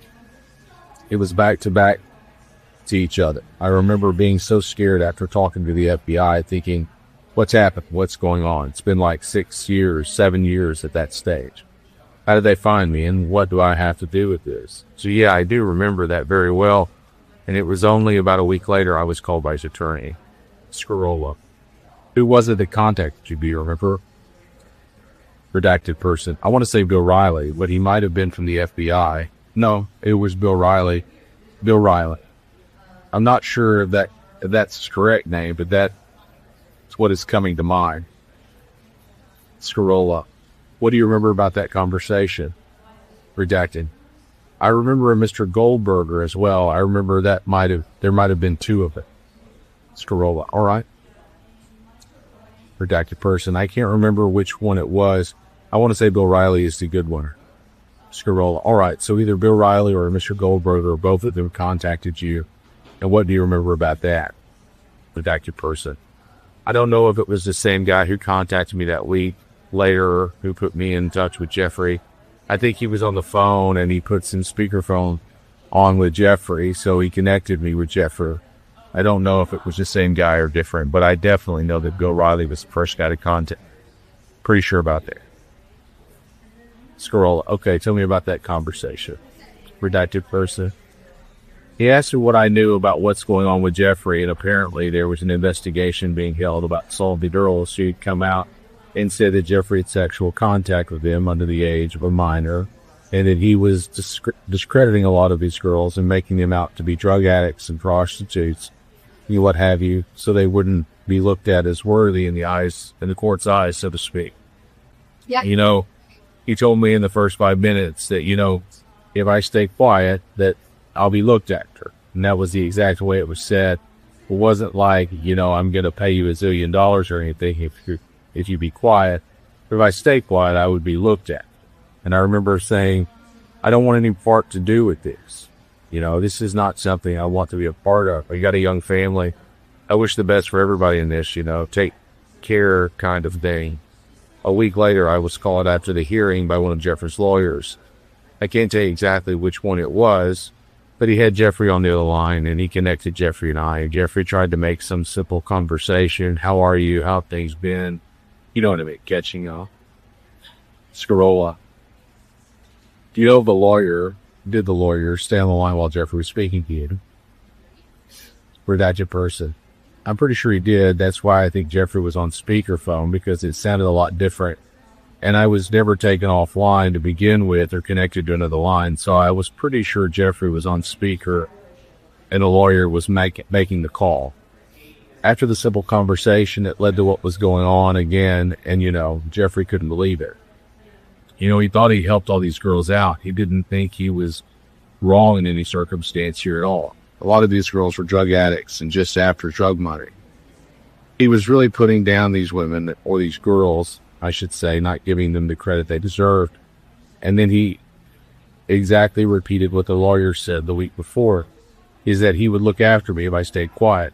And if I need any help, his lawyers would represent me and he would get legal help for me for that. Whatever I needed, he would do. And he told him exactly. I said, Jeffrey, I'm the mother of 2 children at that stage. I'm away from everything there. I don't want to be part of it. I'm not going to speak to anybody. I don't want to speak to anybody. I don't want to be involved. And that was the last time I heard. And the next thing I knew, I was sent my victim's letter, my notification of being a victim to the U.S. Attorney's Office. And that's when I knew it was well out there enough not to have Jeffrey's lawyers come back on me and discredit me in the same way he had done to all the other girls. So I called up Joseph Bird, who was on the recommended lawyers on my paperwork that they had given me, and it started going from there. Scarola. So you contact Mr. Joseph Bird's office, and they were dealing with his office from that point forward. Redacted person, that's correct. Scarola. Tell me about the ending of your relationship with Jeffrey. That is, at what point in time does your full-time employment end, and how does that happen? Redacted person. Okay, so it hadn't really ended. I walked away from it all. Jeffrey sent me to Thailand, where I met my husband and escaped to Australia and never returned back to the States. About 6 months prior to that, he came up with the proposition that I thought I was really disgustingly sick. And it really showed me for the first time in 4 years I had been with him, that knowing that nothing was going to change and I was just going to be used to it, which I did not like. He offered me a mansion and some of his money every month. I forgot what he called it, a monthly income of what he made to bear one of his children. The proposition was that if anything ever happened between Jeffrey and I, that I would have to sign my child over him, basically, and that child would be his and Ghislaine's, and I would be looking after as long as nothing happened between Jeffrey and I. So I was kind of freaked out by all of that. I pushed Jeffrey more to please get me some training. I was getting older and not of as much interest to Jeffrey anyways. I was 19 now, and he likes a female a lot younger. So he sent me to Thailand in September 2002. I was first supposed to meet a girl there and bring her back with me, but I never met up with her. I proceeded to get a short course in Thai massage, so that was to shut me up about my training. So I went there, and one of my friends from school invited me to watch a fight, like a Muay Thai fight, which is a form of kickboxing. So I went and watched it, and I saw this guy that was really good fighter, and a girl's word, I looked really hot. So I asked my friend who knew him to introduce me. We got introduced and fell in love immediately. 3 days later, redacted, proposed, and 7 days later, I was being married in a Buddhist temple. I called Jeffrey and told him I'm sorry, I'm never coming back. Just got married, I've fallen in love. I thought he'd wish the best for me, but he was kind of rude and he just said, have a good life, and hung up the phone. And that was the last time I talked to him ever until all this started again. Okay. Is there anything else that you would like to add to what you've told us up to this point in time? I'd like to know that this time around something's going to be done about it, that Jeffrey and a lot of his colleagues, no matter how rich they are, will know that there is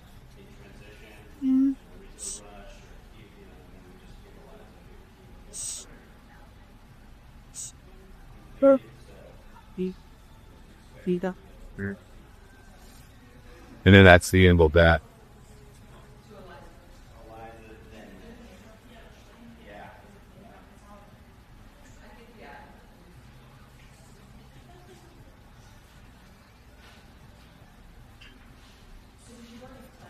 This is the declaration of Jane Doe 3, United States District Court, Southern District of Florida, case number 08-807-36-CIB-MARRA, M-A-R-R-A.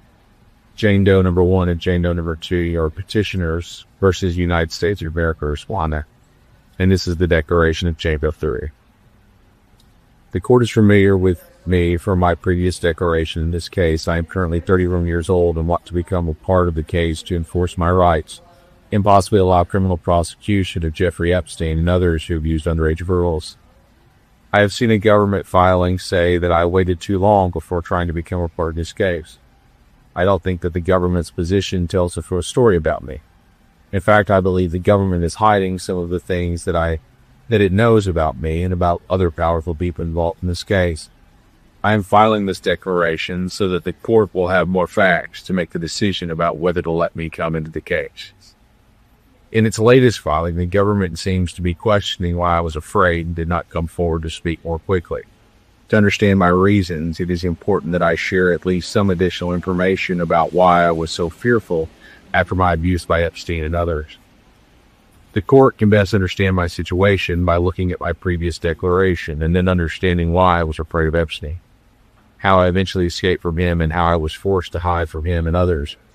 I first met Epstein when I was 15 years old. I've told the court about some of my sexual and physical abuse in my earlier declaration.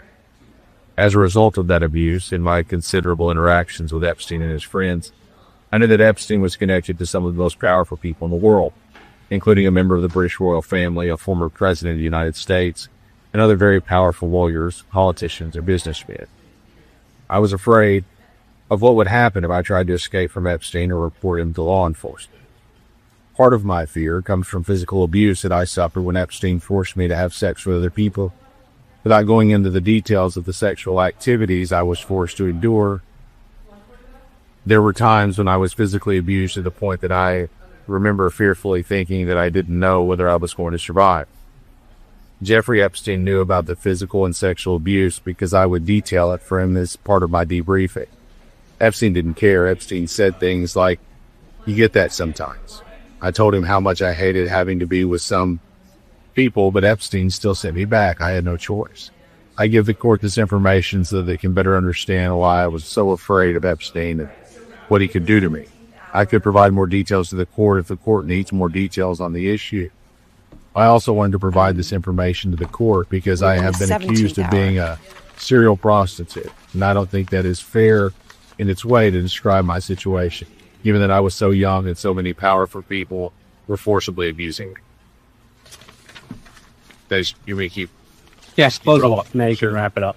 Well, there's like 30 more in this section. You're good. You could wrap it up. Just say something into the camera to kind of quiz it out. That's the first 16 statements by Jane Doe number 3 in that case. There are 65 more of them. Well, straight back. Okay. Yeah. There's 65 more of them. And Kind of give me a one clean wrap there. How do you win it? I just said there's more of this. Yeah. We're gonna keep reading it. Yeah.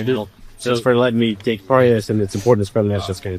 There are several more statements. Thanks for letting me be a part of this, and we'll continue to read this throughout the day.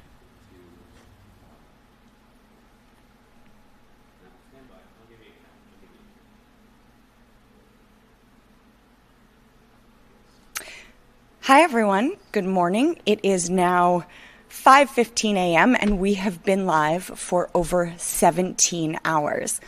Less than 7 hours to go to make it to our full 24-hour live stream. I'm so grateful for all the folks who have joined me to read and all the folks who are coming on imminently in these bright, early, not quite bright, it's almost sunrise here in New York, on these early morning hours. But we are live from the Donald J. Trump Jeffrey Epstein reading room here, reading the Epstein files live for 24 hours because it is so important that we continue to shine a light on everything in these files. We are not going to get through all of them, obviously, but we thought this 24 hours was extremely important because this is how we show the world what is actually taking place. We are also supporting World Without Exploitation. There's a QR code on your screen. Scan it. Donate if you can. It's an organization taking on sex trafficking and the powerful networks that protect it, networks that look a lot like what is in these pages. I am now joined by Mitch Ivan, journalist and author of the Xenocracy Substack. Mitch, you are here with me bright and early. Would you mind introducing yourself and telling everyone why you are joining and getting into the reading? Thank you so much for being here.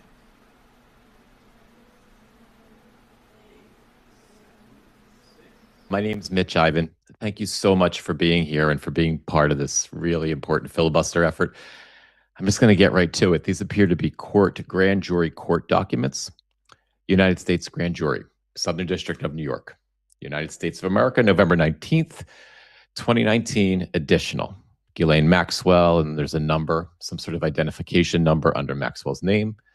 United States Courthouse, 300 Quattropi Street, White Plains, New York, June 29th, 2020, 10:04 a.m. Appearances, redacted, 2 words, somebody's name. The title of that person is Assistant United States Attorney.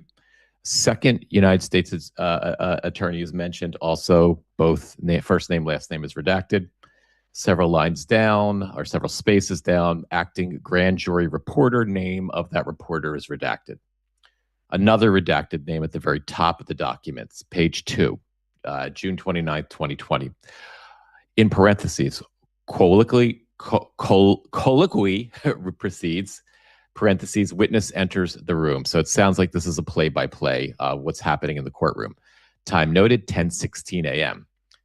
First name, last name is redacted. Called as a witness, having been duly sworn by the 4 persons of the grand jury, was examined and testified as follows by Ms. somebody's name, last name is redacted. Question, good morning. Answer, good morning. Morning. Question, can you please state your full name for the record? Answer, redacted, that's the person's name. Question, so I recognize that you are wearing a mask and behind plexiglass. There's a microphone in front of you. If you could just make an effort to speak into the mic and keep your voice up, that would be great. Answer, no problem. Question, where do you currently work? Answer, the Federal Bureau of Investigation. So it's an FBI agent. What is your title? Question, answer, special agent. Question, how long have you worked as a special agent? Answer, about 3 years. 3 years now. Question, are you currently assigned? Answer, I work for the violent crimes against, go to the next page, page 3, two redacted names, I think, at the top. Continuing on with the answer, I'll just read the whole thing again. I work for on the violent crimes against children squad. Question, what are your duties and responsibilities as a special agent on the squad? Answer, we investigate crimes that have to do with child sexual abuse material, sextortion, exploitation, and enticement of minors, sex trafficking. Grand juror, maybe if she could take the mask off. Is anybody else having difficulty understanding her? That was a grand juror question. The grand juror is not identified. Ms. Redacted, thank you for letting me know. Would that be okay with you if the witness took her mask off? Grand juror, we're okay with the plexiglass, right? Grand juror, yeah. Ms. Redacted, thank you very much. Thank you. By Ms. Redacted. Question. All right. So I'm just going to go back and ask a few of those questions again, just to make sure that everyone can hear. You testified earlier that you're a special agent with the FBI. Is that correct? Answer, yes. Question. Where are you currently assigned? Answer, I work on the Violent Crimes Against Children Squad. Question. And what are your duties and responsibilities as a special agent on that squad? Right above that line, there's two redacted words. No idea what they could be. Answer. We investigate crimes that involve child sexual abuse material, sextortion, enticement, and exploitation of minors, sex trafficking, international parental kidnappings. Ms. Question. Let me just pause here. Can everyone hear the witness? Grand juror responds, yes. Ms. Redacted. Okay, thank you. And special agent, the name is redacted. If you could just try to keep your voice up, I really appreciate it. It's a little difficult under the circumstances. By Ms. Redacted. Question. Have you participated in an investigation of Ghislaine Maxwell? Answer, yes, I have. Question. Have you spoken to other people, including law enforcement officers, about the investigation? Answer, yes. Question. Have you reviewed reports and documents prepared by others regarding this case? Answer, yes. Question. Is your testimony today based in part on those conversations with other law enforcement officers and documents that you have reviewed? Answer is yes. We're going to page 5 now. Again, at the top of the page, like every page, there are two words that are redacted at the very top of the page. By the way, the date on this document is June 29th, 2020. Ms. Redacted, ladies and gentlemen, let me just give you a brief introduction. Some of the testimony that you'll hear today will include what's called hearsay. As you know, that means that the witness will not be testifying solely from her own observations, but she'll also be reporting to what others have told her and what she's read in reports and documents prepared by other people. Hearsay evidence is admissible in these grand jury proceedings, and you're free to rely on it in determining whether there's probable cause to indict the proposed defendant. If, however, you would like to hear the testimony of any other witness, you have the right to request it, and we will make reasonable efforts to bring that witness before you. By Ms. Redacted. Question, Special Agent Redacted. We placed on the desk in front of you a PowerPoint that is Grand Jury Exhibit 2, which we're entering into the record. Do you recognize this? Answer, yes. Question, what is it? Answer. It's a PowerPoint presentation to assist in testifying today. Question, did you participate in preparing this exhibit in connection with your testimony? Today, we're on page 6, same two words redacted at the top of the page that we've seen consistently. Answer, yes, I did. If you could, please turn to the first slide. Who are the individuals depicted in these photographs? Answer, the picture on the left is Ghislaine Maxwell, and the picture on the right is Jeffrey Epstein with Ghislaine Maxwell. Question, based on your participation in this investigation and your review of public source materials, have Maxwell and Epstein been photographed together many times over the years? Answer is yes. Question, based on your participation in this investigation and your review of public materials, where is Maxwell from? Answer, Maxwell was born in France. She grew up in the United Kingdom and was educated in Oxford and is from a wealthy family. Question, is she a citizen of France, the United Kingdom, or the United States? Answer is yes. How old is she currently? Answer, 58. Has the FBI investigated Maxwell and Epstein's conduct with minors during the 1980s? Answer is yes. We're on page 7 now. Same two redacted names at the top of the page. Question, generally speaking, what have you learned about the relationship between Maxwell and Epstein during the 1990s? Answer, Epstein and Maxwell had a romantic relationship, and she also worked for him managing his homes, hiring and firing individuals. Question, during that time period, was she one of his closest associates? Answer, yes. Question. During the course of this investigation, have you learned where Epstein maintained properties in the 1990s? Answer is yes. Question. Where did he maintain properties? Answer, New York, Palm Beach, and New Mexico. Question. Turning to the next slide, did he maintain an address in Manhattan located at 9 East 71st Street? Answer, yes. Question. Does this slide fairly and accurately depict the residence? Answer is yes.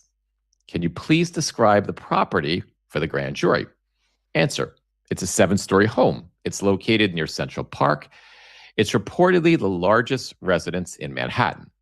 Question. Based on your participation in this investigation, we're heading over to page 8 of this grand jury document. Did that house include a room that was used a massage room? Answer, yes, it did. Question. All right, we'll talk more about that later. But for now, moving on to the other properties. Did he maintain an address in Palm Beach, located at 385 El Brio Way? Answer is yes. Question. Turning to the next slide. Does this slide fairly and accurately depict that residence? Answer, yes, it does. Question. Could you please describe that property for the grand jury? Answer. It's a waterfront estate. It has an in-ground pool and a detached dwelling or pool house on the property as well. Question. And from your participation in this investigation and your review of other materials, did the house include a room that was used as a massage room? Answer, yes. Turning to the next property, did Epstein also own a ranch in New Mexico? Answer, yes, he did. Question. And turning to the next slide, was the property located at 49 Zorro Ranch in Stanley, New Mexico?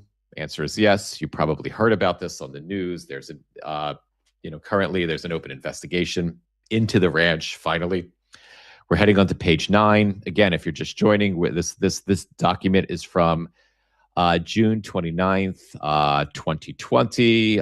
Same redacted 2 words at the top of the document. Question. Looking at the photograph on the slide, does this accurately depict that property? Answer, yes, it does. Question. And we've been talking about the properties that Epstein owned during this time. Did he also own a private jet? Yes. Question. Is it fair to say that he was a multimillionaire during this time period? Answer, yes. Question. During the 1990s, did Epstein have an employee, first name and last name of the employee are redacted, who ran his house in Palm Beach? Answer, yes, he did. What was his job? Answer. His job was making sure that everything in the house ran smoothly. He described that Epstein liked to have his house run like a 5-star hotel, that everything had to be in its proper place. So he was responsible for managing that. Question. Have you interviewed first name and last name of that person redacted? Answer, yes. Question. How many times? Answer is twice. Question. And is the information you're about to provide based on your interviews with, again, first name and last name of that person is redacted, page 10. Question. Did blank, redacted name, begin working for Epstein in the early 1990s? Let me just make sure I've read that correctly. Doesn't make sense. Did redacted begin working for Epstein in the number 3 1990s? Answer, yes, he did. Question. At that time, redacted came to work for Epstein in Palm Beach. Was Epstein dating Ghislaine Maxwell at that point? Answer, not at that time. Question. Was it a few years before Epstein began dating Maxwell after redacted started working there? Answer is yes. From what, and this time the first name and last name is redacted. In the previous few sentences, it was just the first name.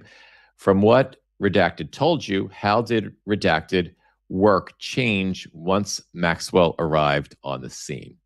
Answer. Redacted, first name only, described Epstein as being more pleasant to work with prior to Maxwell coming into the picture. Once she came into the picture, he said things became more secretive. He wasn't allowed to be in the room with guests, wasn't allowed to talk with them, associate with them. It became a different environment. Question. You talked about some of the rules that were placed changing. Were there any rule changes about eye contact once Maxwell began staying in the Palm Beach house? Yes. Blank, redacted, wasn't allowed to make eye contact with Epstein and others. Question. In general, how did he describe what it was like to work for Maxwell? We've hit page 11 now of this grand jury testimony. Answer. He said she was very demanding. She was on top of him all the time. He described her as, quote, bitch. Question. Is that the word he used? Answer. That is the word he used. Question. Shifting gears. I want to talk to you about someone else that you've interviewed during this investigation. During the course of this investigation, have you participated in interviews with an individual named redacted, first name and last name redacted? Answer. Yes. Question. So for these purposes, I'm just going to refer to her as redacted. One name, first name only, I would assume. Is that okay? Answer. Yes. How many times have you interviewed redacted? Answer. Approximately 5 times. Question. If you could please just page through the next 2 slides in front of you. Are these photographs of redacted? Answer. Yes. Question. Is it your understanding that these photographs depict redacted from approximately ages 13 to approximately 17? Answer. Yes, it does. Question. Okay, let's take a look at some of these photographs. I'm going to publish them. I'm going to publish the next slide. Is redacted, date of birth, and then the date of birth is redacted. We're on page 12. Answer. Yes. Question. Are these 2 photographs of redacted? Answer. Yes, they are. If you could turn to the second slide of photographs, are these photographs of first name and last name, both redacted? Answer. Yes. Question. Based on your participation in this investigation and your interviews with redacted, first name only, where was she living when she was approximately 14? Answer. She was living in Palm Beach, Florida. Question. Who was she living with when she was 14? Answer. Her mother and her siblings. Question. What was her whole life like at that time? Answer. At that time, her father had passed away the year prior. So the family was struggling financially and having some difficulties. Question. Where did her first name only father do what? I'm sorry, let me reread that. What did redacted father do before he passed away? What was his profession? He was involved in redacted, and then there's a period, and then there appears to be a second brief sentence that is completely redacted. Question. Was redacted involved in redacted? Yes, she was. Were her siblings? Yes. What kinds of redacted were they involved in? We're heading to page 13 now. Same 2 things redacted at the top of the page that we've seen on every page. Question. Singing. She was a singer. Question. Like what kind of singer? Answer. Opera. Question. In the summer of 1994, how old was redacted? Answer. She was 13, going on 14. Question. You testified earlier that her birthday is in redacted date. So did she turn 14 in redacted of 1994? Answer. Yes. What did she do that summer? She attended an arts camp, and looks like there are several words redacted. There's another sentence underneath redacted, another, quarter of a sentence underneath redacted. Next line goes to probably a word redacted. No way to determine what that is. Question. Did redacted meet Jeffrey Epstein and Ghislaine Maxwell that summer? Answer. Yes, she did. Did she meet them at summer camp? Answer. Yes.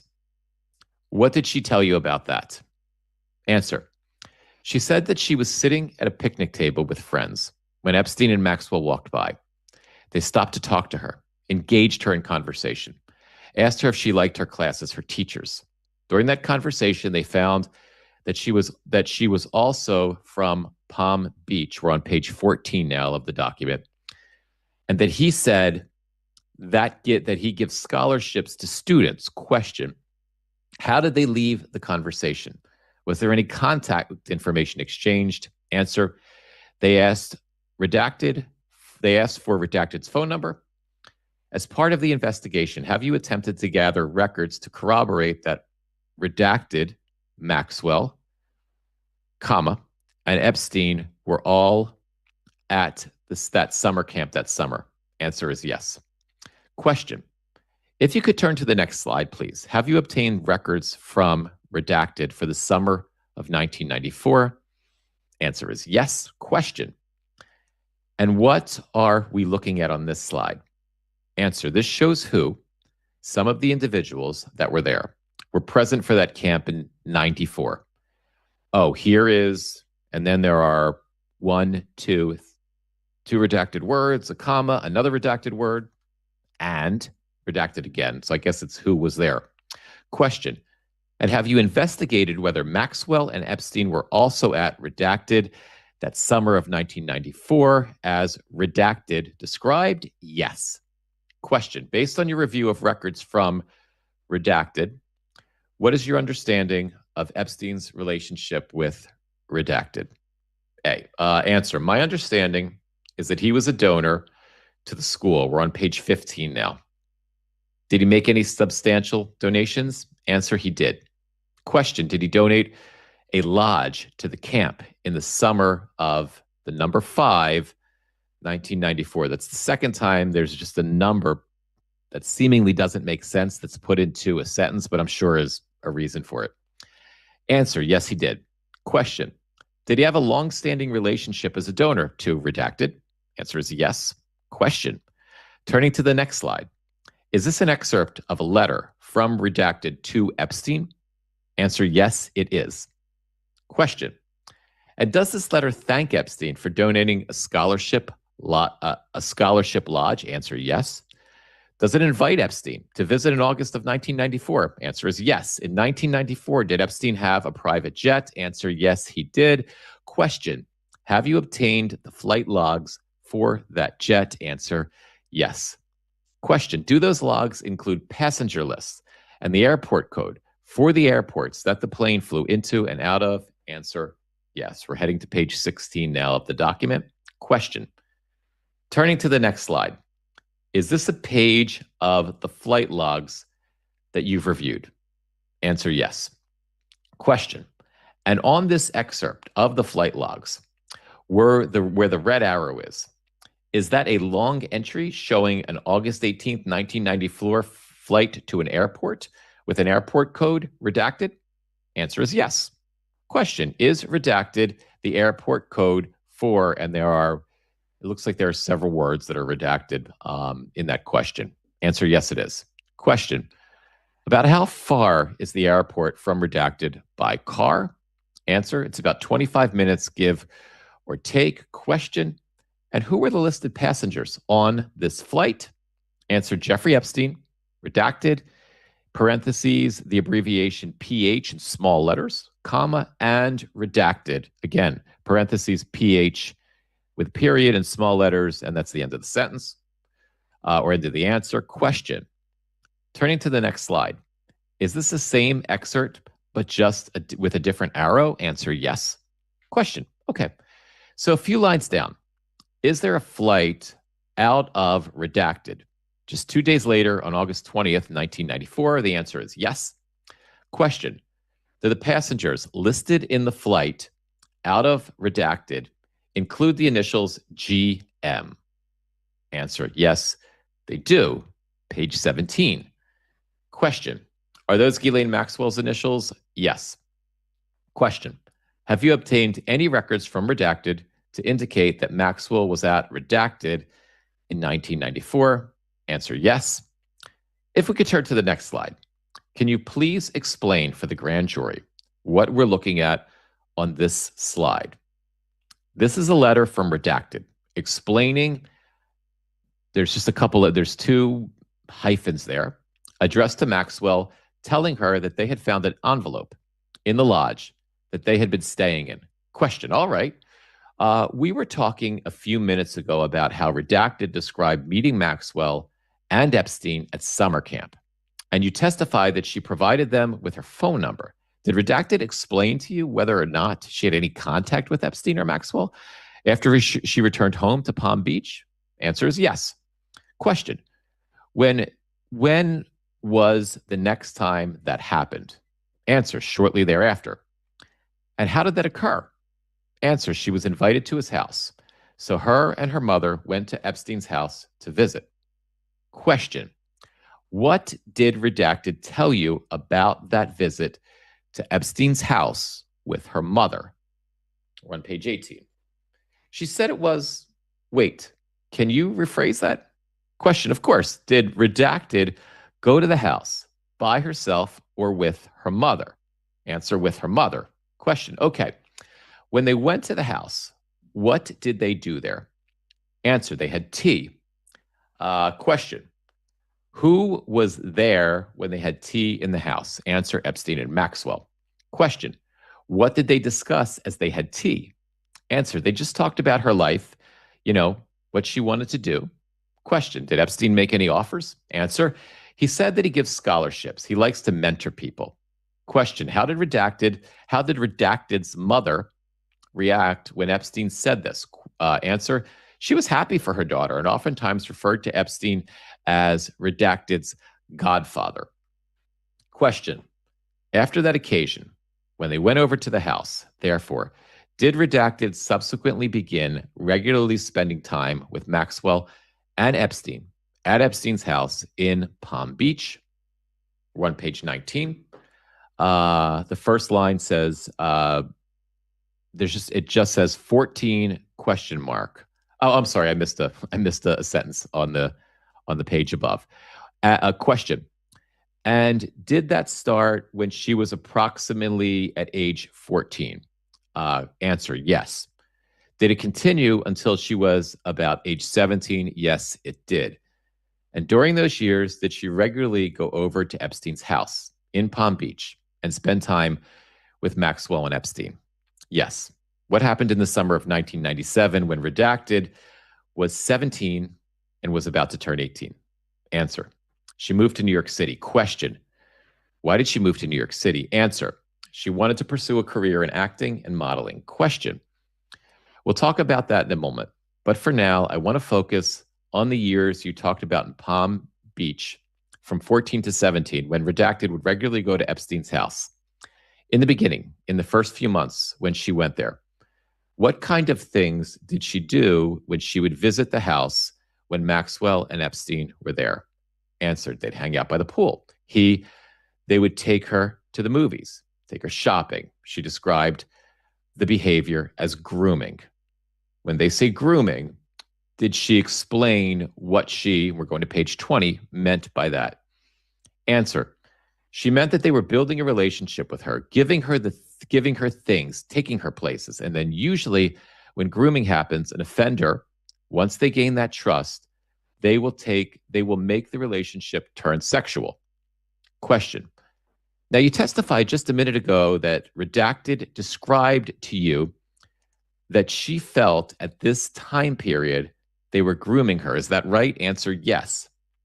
Question: Is that something that she realized at the time when she was 14, or is that something that she's described to you now? Something she's described now. She didn't realize that at the time. Question: So we'll talk a little bit more about grooming in a moment. But just to give context, are you familiar with the term grooming based on your experience investigating crimes involving a sexual exploitation of minors? Answer is yes. Question: Generally speaking, you were touching on this a moment ago, but if you could just explain in full, what is grooming? Answer: Grooming is when someone builds a relationship with a child. They find a vulnerability or a need, and then they work gaining the child's trust, and then oftentimes gaining the parent's trust. Once they have that trust, they show that in ways they care about them, by giving them gifts and promises. And once that's established, they then turn the relationship sexual, oftentimes making sexual comments and normalizing the behavior. Question: Now, during these visits, you've been describing that Redacted told you about. Did Redacted say whether Epstein gave her anything? Answer, yes, she did. What did he give her? Answer, he gave her cash. Sometimes he'd tell her to give the cash to her mom because he knew they needed it. He paid for her voice lessons as well. Question. Now, you were describing how Redacted has characterized these visits now, but based on your conversations with her, at the time, did she feel that these visits were strange at all? Answer, she thought they were strange, but Maxwell normalized it for her. She was like a cool older sister and made comments like, this is what grown-ups do. Question. You used the phrase cool, older sister. Is that a phrase that Redacted used to describe how she felt about Maxwell at the time? And what Maxwell was like? Answer, yes. Those are her words. Question. Did there come a time, these visits, when Redacted saw Maxwell topless by the pool? Yes. What did she tell you about that? She was a little taken aback, but Maxwell just acted normal. Question. Did Redacted tell you about the incident several months into this arrangement when she was alone with Epstein in the pool house? Answer, yes. Question. And when they were alone together, did Epstein ask Redacted what she wanted to do with her life? Answer, he did. Question. What did she say? Answer. She said she wanted to be an actress and a model. Question. How did Epstein respond? Answer. He told her that he was best friends with the owner of Victoria's Secret. Told her that she would have to have photographs taken and that she got to be comfortable in her underwear and not to be a prude. When asked what that meant, he pulled her on his lap and masturbated. Question, what was your reaction? Answer, question, what was her reaction? Answer, she felt paralyzed. She froze. Question, after the incident, did Redacted encounters with Epstein begin to include sexual contact? Page 23. Yes. Question, over time, did the sexual abuse escalate? Answer, it did. Question, from what she's described to you, did the abuse include Epstein personally penetrating Redacted? Answer, yes. Question, did it include Epstein using a vibrator on her? Answer, yes.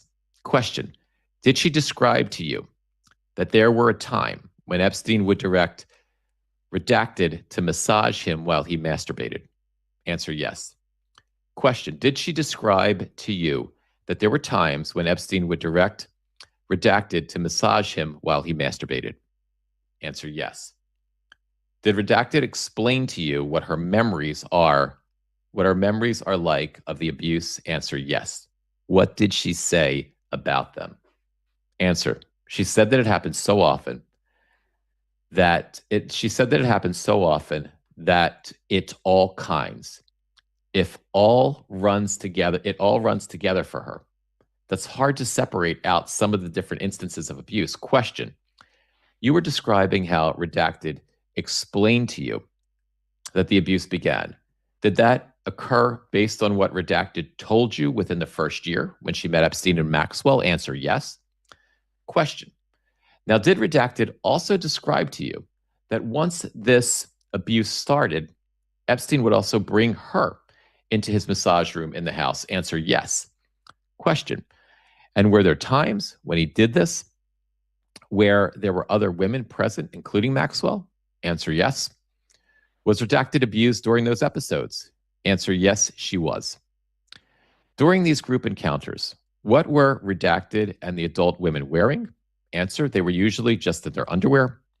Question, once they were all in the massage room, how would these episodes generally start? Answer, they would generally start with one of the girls massaging Epstein. Redacted was usually massaging his feet. Maxwell was kind of teasing the girls. She'd grab the girls' breasts and she would direct the girls on what to do. Question, when these episodes would start in general, was Epstein generally lying face down on the massage table? Answer, yes. What would happen as things progressed, generally speaking, from what she described to you?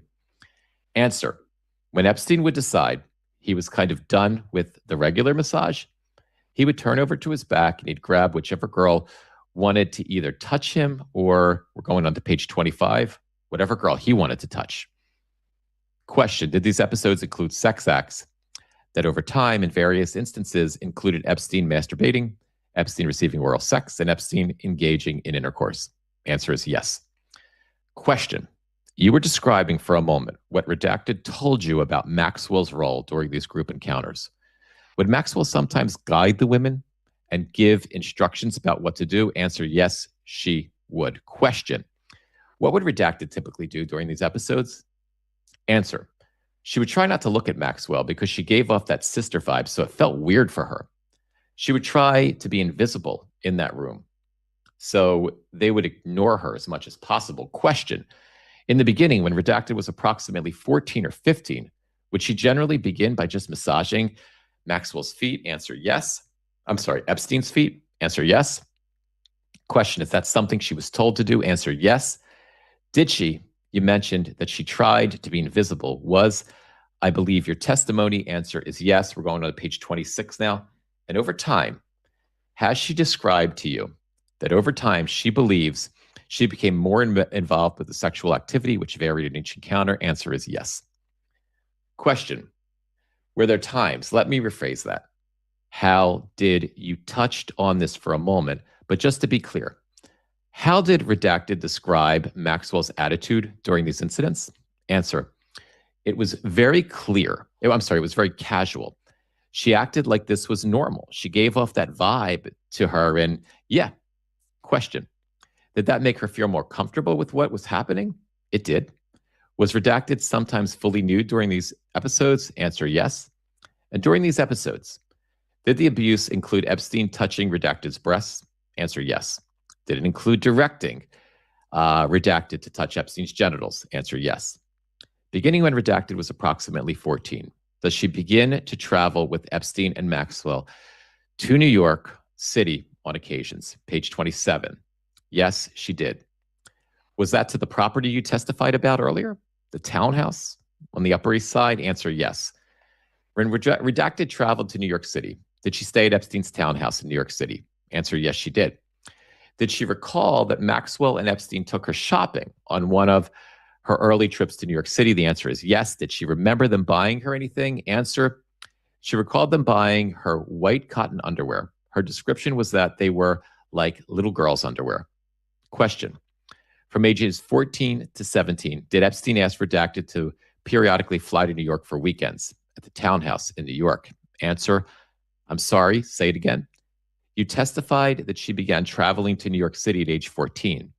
Did she then periodically travel to New York City in a similar manner from ages 14 to 17? Answer, yes. Question, were there times when she traveled on those trips when she flew on Epstein's private jet? Answer, yes. Page 28. Did she also sometimes fly commercially? Answer, yes, she did. Was Maxwell sometimes present on the trips to New York? Answer, yes. You testified earlier that Redacted was sexually abused in Palm Beach. Did she describe to you that she was also sexually abused on those trips to New York? Answer, yes, she did. Question, did Maxwell encourage Redacted to go on these trips? Answer is yes. Question, what did Redacted tell you about her memory of these trips, of how these trips were arranged? Answer, she recalled that Maxwell was usually the one that would schedule her flights. If she was flying commercially, she would schedule the flights, sometimes calling her mother to schedule. Question, was that her general impression of how they were arranged? Answer, yes. Question, in addition, did the trips to New York City that you just described, did Redacted also remember traveling at least once to Epstein's ranch in New Mexico? Answer, yes, she did. Did she remember whether or not she was sexually abused in New Mexico? Answer, she couldn't recall, she couldn't remember. Question, in general, how would Redacted get to the airport in Florida when she would fly on Epstein's jets? What did she describe to you? Answer, usually a driver. One of Epstein's drivers would pick her up from the house and take her to the airport. Question, now you testified earlier that you received flight records for Epstein's private jet. Is that correct? Answer is yes. Question, and you have reviewed records from the 1990s to see if whether there's a person named Redacted listed on the records. Answer, yes. Turning to the next slide. Is this an excerpt from the records, from those records? Answer, yes, it is. Question, and does the red arrow point to, just one moment, does the red arrow point to a November 11th, 1996 flight? Answer, yes, it does. Question, and does this flight log reflect that it was a flight from Palm Beach, Florida to Teterboro, New Jersey? Page 30. Is there a private airfield? Answer is yes. Is there a private airfield in Teterboro, New Jersey? Answer, yes, there is.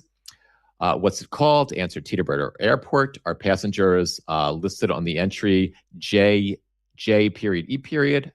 Question. Answer, yes. Question. Do the entities also include redacted plus friend redacted, parentheses PH, family, comma, redacted, parentheses PH, child, comma, redacted, parentheses PH, and redacted? Answer, yes. Question, was redacted, based on your awareness of redacted's date of birth and the date of this flight, was redacted 16 on the date of the flight? Answer, yes, she was. Turning to the next slide. You testified earlier about Teterboro Airport. What are we looking at on this slide? Answer, this is directions from Teterboro Airport to Epstein's residence in Manhattan. Questions. So based on your review of this map, if someone were to fly into Teterboro Airport and travel to New York City, would the most natural route be to travel from Teterboro Airport and crossing into New York through Manhattan? Page 31. If you're just joining us, by the way, this is grand jury testimony from June 29th, 2020. Answer is yes. Question. Turning to the next slide. Is this also an excerpt from the flight records that you reviewed? Answer, yes, it is. Question. And does this show a May 9th, 1997 flight from Teterboro, New Jersey to Santa Fe, New Mexico? Yes, it does. Question. And are the passengers listed on this log JE, GM, comma, redacted? Answer, yes. Based on your knowledge of redacted birth date and the date of this flight, would redacted have been 16 on the date of this flight? Answer, yes, she would have been. Question, turning to the next slide. Is this also an excerpt from the flight records? Answer, yeah. Yes. Question, and does the red arrow point to a flight entry on 19 May 3rd, on 19, I'm not sure why it says 19, on 19 May 3rd, 1998? Answer, yes, it does. Question, based on the airport codes, does this reflect that there is a flight on that date from Palm Beach, Florida to Teterboro, New Jersey? Answer is yes. Are there any passengers listed on this log? JE, GM, ET, redacted, the name Glenn, parentheses PH, redacted, parentheses PH, redacted, parentheses PH, Manny, PH, redacted, PH. Yes, and just I don't live far from Teterboro Airport. This is this is really hitting home because this is all happened. I'm so close to where I live. But for those who may be a little uncertain, Teterboro Airport, it's where private planes. It's not a commercial airport, but a lot of private planes, a lot of corporate planes for executives heading into the city, into New York, will fly into Teterboro as opposed to Newark or JFK, which are our large airports. Question. Based on your knowledge of redacted birth date and the date of this flight, would redacted have been 17 on this date? Answer is yes. Question. Am I correct that you testified earlier that in addition to sometimes flying on Epstein's private jet, she also traveled on commercial airlines? Is that correct? Answer, yes, it is.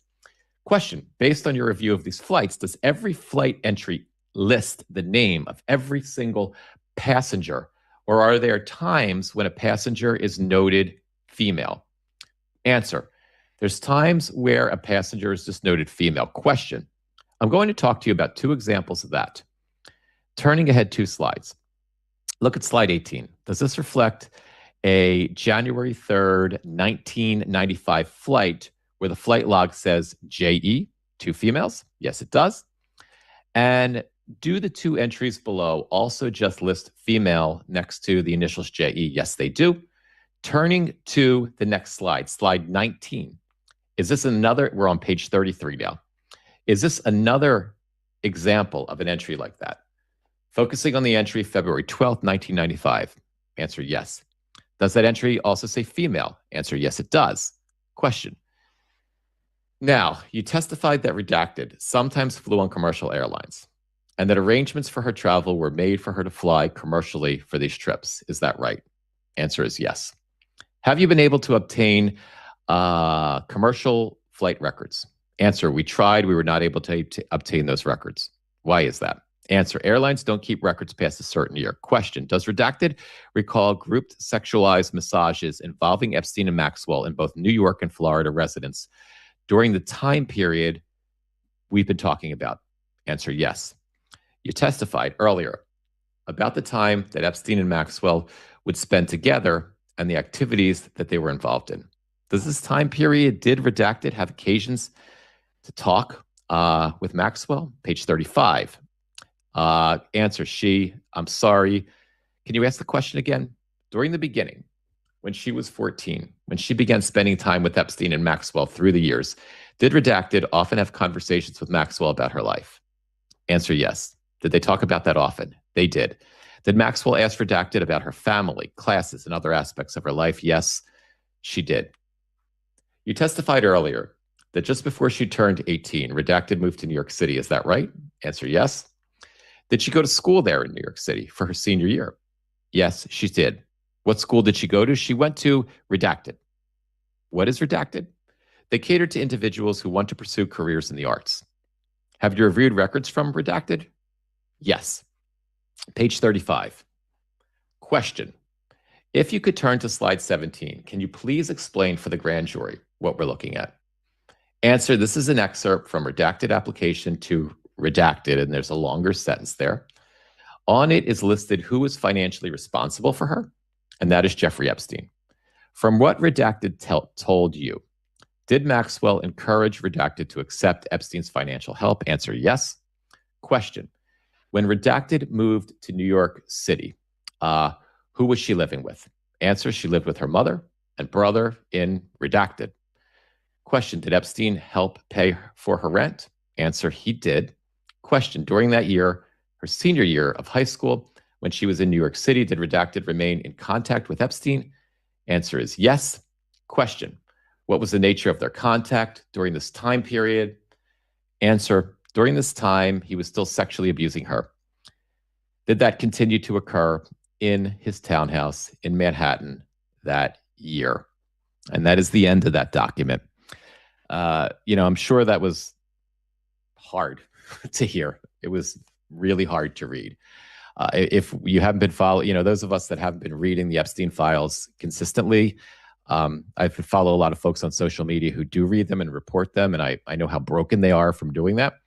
And I have a new admiration for them because that's not easy to read, but it's important for us to know. So thank you for the opportunity to be here with me, so we could, it was horrible stuff, but at least we know, right?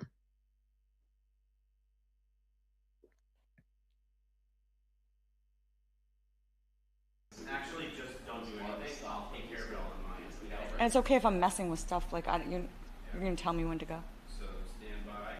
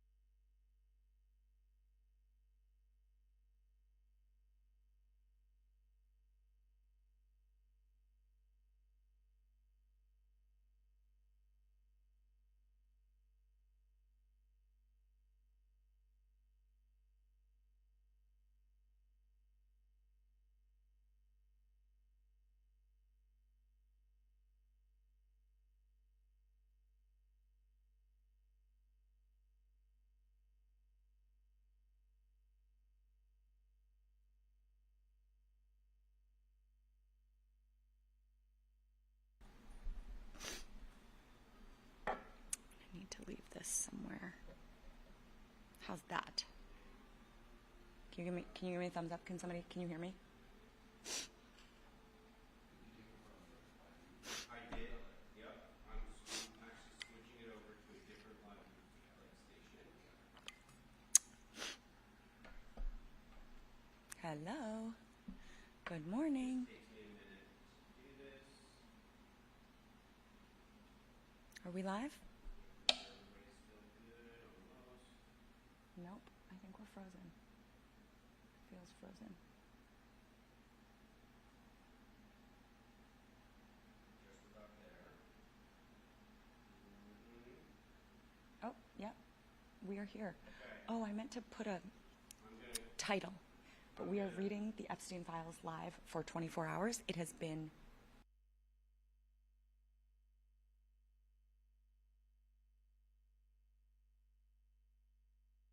Thanks for being here. I'm ready. All right, stand by.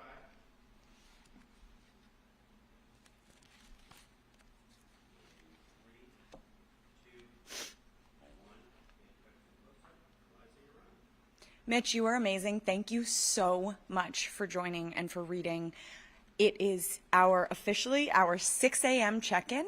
We are 18 hours into our 24-hour live stream event, reading the Epstein Files out loud, 1,400 minutes for 1,400 victims contained in the Epstein Files.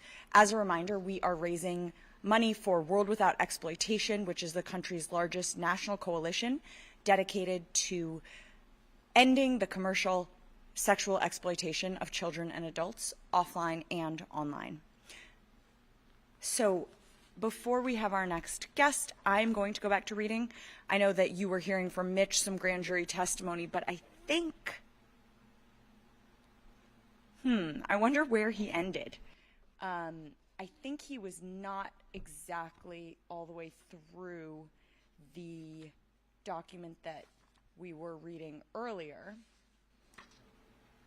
But now I realize I should have been paying a little bit closer attention, but I don't think he was reading from this one.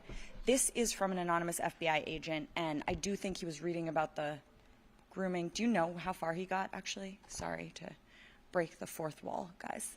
Here. I know. We've been doing this for 18 hours, so I'm going to just break the fourth wall for 1 second just to see. Okay.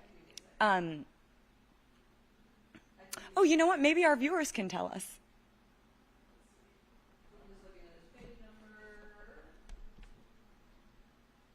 Can you hear me?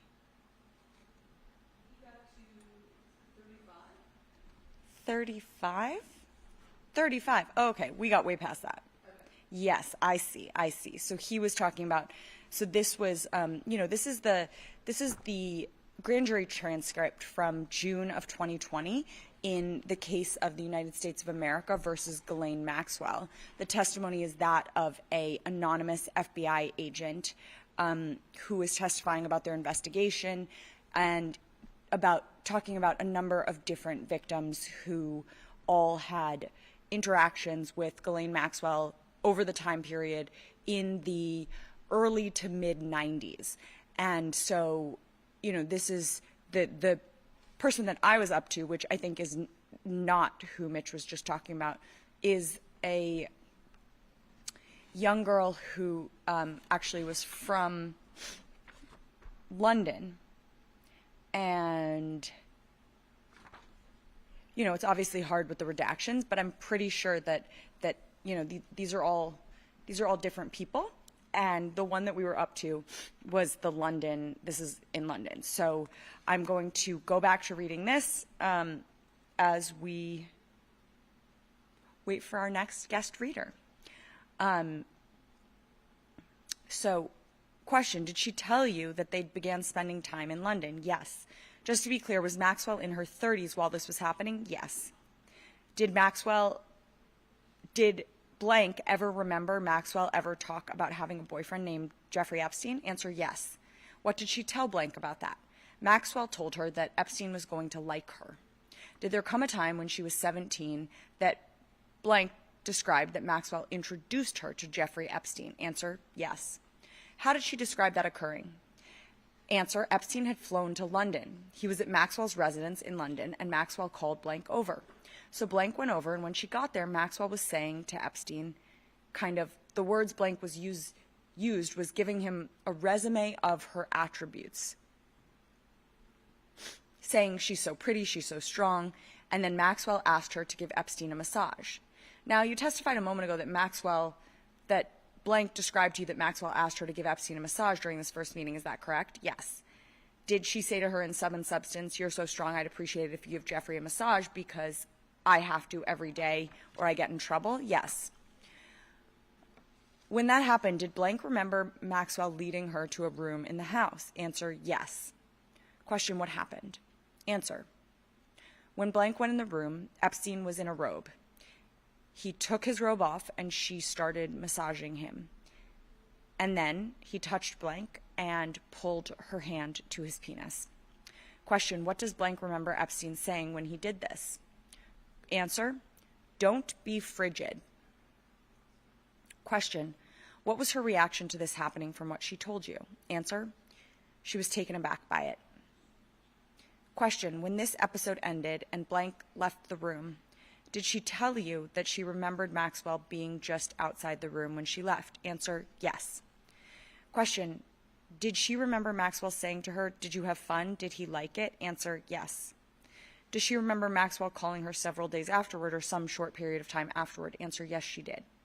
Did blank remember Maxwell saying to her on the phone call in sum and substance, well, aren't you a clever girl? Jeffrey was very impressed. Answer, yes. Question, shortly after this incident, does she remember Maxwell asking her to come back over to the house? Answer, yes. Question, when she got there, did she tell you she remembered Maxwell saying to her in substance, thank God you're here. If it's not you or someone, it falls to me. Answer, yes. Does she remember Maxwell bringing her up the stairs to the house on that occasion? Answer, yes, she did. Question, what does she remember happening when Maxwell opened the door to the room?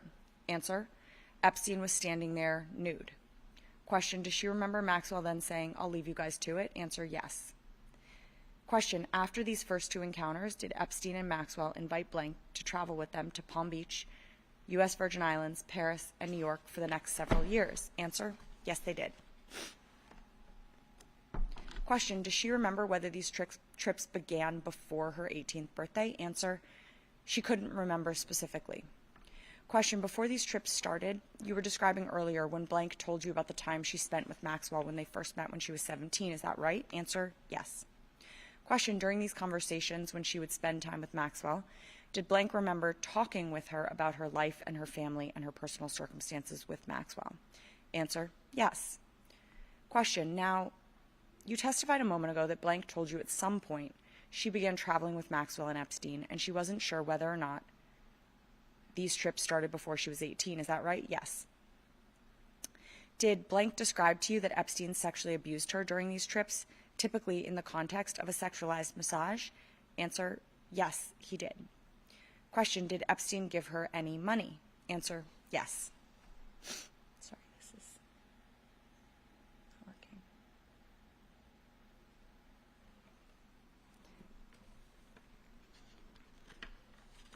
Question, did she tell you that he would give her cash? Answer, yes. Question, did she describe to you that the abuse included, among other things, Epstein groping her and using a massager device on her genitals? Answer, yes. Question, and was the massager device like a vibrator? Answer, yes, it was. Question, from what blank told you, was Maxwell in the room during these encounters? Answer, Maxwell wasn't in the room. Question, what did she tell you would typically happen when blank left the room after these episodes? Was Maxwell typically nearby? Answer, yes. She was usually right near the room.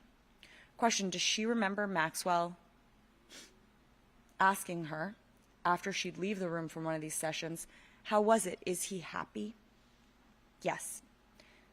Did she also tell you that she remembers Maxwell telling her at some point, in sum and substance, you know how he is when he's not happy, and you know what makes him happy. He has to have sex all the time, like he's a superhero.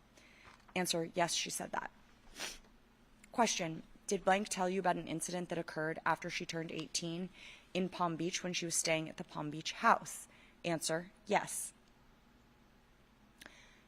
Did the incident she described to you involve a schoolgirl outfit? Yes, it did. Could you please describe for the grand jury what blank told you about that incident? Answer. Blank said that Maxwell had shown her to a bedroom, and on the bed was a schoolgirl outfit, and Maxwell told her when Blank confronted her about it, and Maxwell said, well, I thought this would be adorable if you gave Jeffrey his tea in this. So Blank felt like she had to put it on, took Epstein his tea, and Epstein then slapped her on the buttocks and reached under the skirt and touched her. Question, what was her demeanor like when she described this incident to you? Answer, she was crying. She was very upset. When Blank described seeing the schoolgirl outfit and talking to Maxwell about it, did she remember Maxwell telling her, don't be so frigid? Answer, yes. Question, does she remember that later in the day, after she had delivered Epstein his tea and he assaulted her, does she remember Maxwell telling her, quote, I heard you did well? Answer, yes. Question, during the years that Blank was in contact with Maxwell and Epstein, did she remember whether Maxwell would ever ask her if she knew any other girls who could massage Epstein? Answer, yes. Question, does she remember Maxwell saying, in sum and substance, do you know anyone who can give him a blowjob today? I don't feel like it. Answer, yes. Question, does she remember Maxwell saying, when she asked her to bring other girls, they have to look young at least? Answer, yes. Question, from your conversations with Blank, did she tell you whether or not she ever brought any other girls? Answer, Blank didn't bring any girls. Question, did she tell you why not? Answer, she didn't want anyone else to go through that. Question, from your answers with Blank, did she tell you that there came a time when she was in her early 20s when she stopped traveling with Maxwell and Epstein? Answer, yes. Question, was she struggling with substance abuse at that point? Answer, yes, she was.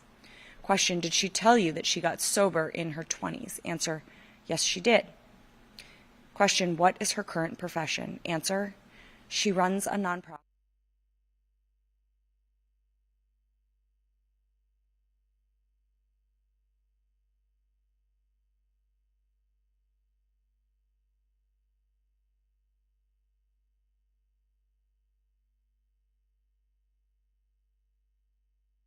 Those emails very friendly in tone?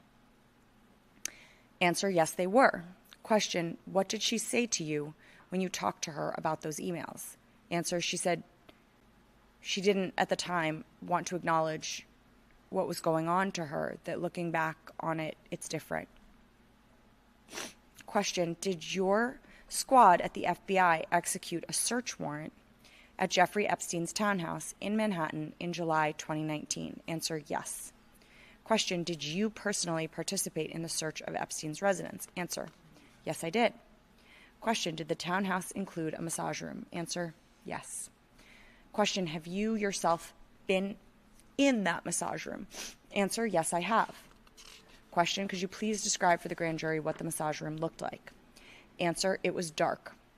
It had dark draperies covering the windows. There was a massage table. There were oils.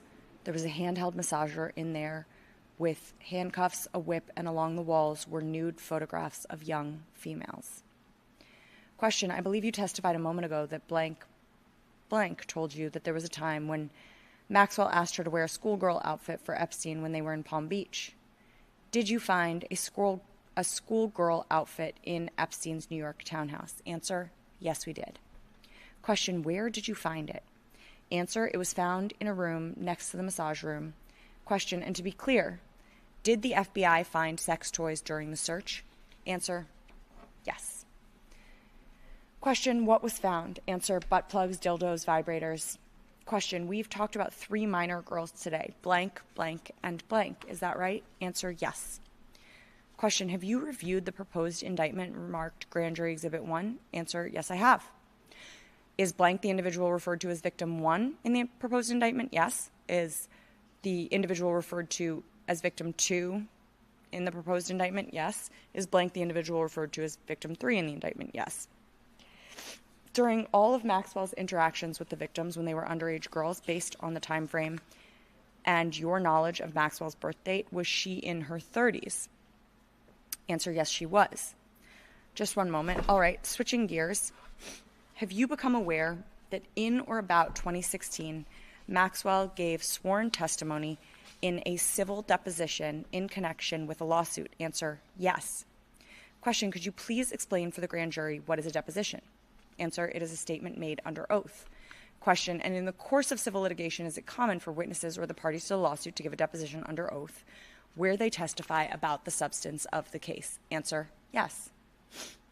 Question, and is deposition testimony live and in person under oath? Yes. Question, is a court reporter present when a deposition takes place? Answer, yes. Question, now, before we talk about Maxwell's deposition testimony, I want to talk with you about the lawsuit the testimony was about. Have you become aware that in or about 2015, an individual named blank blank filed a lawsuit against Ghislaine Maxwell here in the Southern District of New York? Yes. And was blank suing Maxwell for defamation? Yes, she was. Was the lawsuit captioned blank blank against Ghislaine Maxwell with docket number whatever here in the Southern District of New York? Yes. Generally speaking, in broad strokes, what was the lawsuit about? What was the claim? Oops.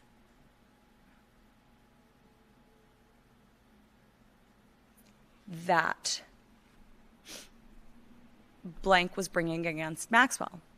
Answer, blank had stated that she'd been sexually abused by Epstein and Maxwell as a minor. Maxwell came forward publicly and called her a liar. So blank sued her for defamation. Miss blank. So just a small legal instruction on this topic. Ladies and gentlemen, I instruct you that the allegations in the lawsuit are not being presented to you as evidence that those incidents occurred. I instruct that you should not consider those allegations for their truth. Instead, the circumstances of the lawsuit are being presented to you so you can consider the context of the case and the circumstances under which Maxwell made statements under oath. Turning back to the deposition, did Maxwell's deposition take place over 2 different days? Yes. On both days, did she give testimony in Manhattan? Yes, she did. Is that where the deposition took place? Yes. And on both days, was Maxwell sworn under oath? Yes. If you could flip through the remaining slides in the presentation, do those slides contain true and accurate excerpts of the transcript of that deposition? Yes. Turning to the next slide, is this the cover page of the transcript of the first deposition that took place on April 22nd, 2016? Answer, yes. And does it have a case caption on it? Yes, it does. Turning to the next slide, is this an excerpt from the transcript? Yes. I imagine grand juries can't read from their seats, so if you could read it with me, I'll read the questions, and if you could read the answers. Question, did Jeffrey Epstein have a scheme to recruit underage girls for underage massages? And it appears there was an objection from a lawyer. Question, if you know. Answer, I don't know what you're talking about. Just to be clear with the question and answer, is the answer here Maxwell's testimony? Answer, yes. Question, just to be clear, you testified earlier that blank participated in sexualized massages with Epstein and Maxwell, is that right? Yes. And blank was a minor when that occurred? Yes. And you also testified earlier that that blank blank told you that Maxwell asked her to give Epstein a massage when she was a minor. Answer, yes. If you could turn to the next slide, please. Is this another excerpt from the same deposition? Yes, it is. All right, I'll read the question and you can read the answer. Question, list all the people under the age of 18 that you've interacted with at any of Jeffrey Epstein's properties. Answer, Maxwell's answer, I'm not aware of anybody who I interacted with other than obviously blank, who was 17 at this point. Just to be clear, you testified earlier about 2 girls under the age of 18 who interacted with Maxwell at Epstein's properties. Is that correct? Answer, yes. Question, and those individuals were blank blank and blank blank who told you that, correct? Answer, yes, that's correct. Do we have our next guest speaker?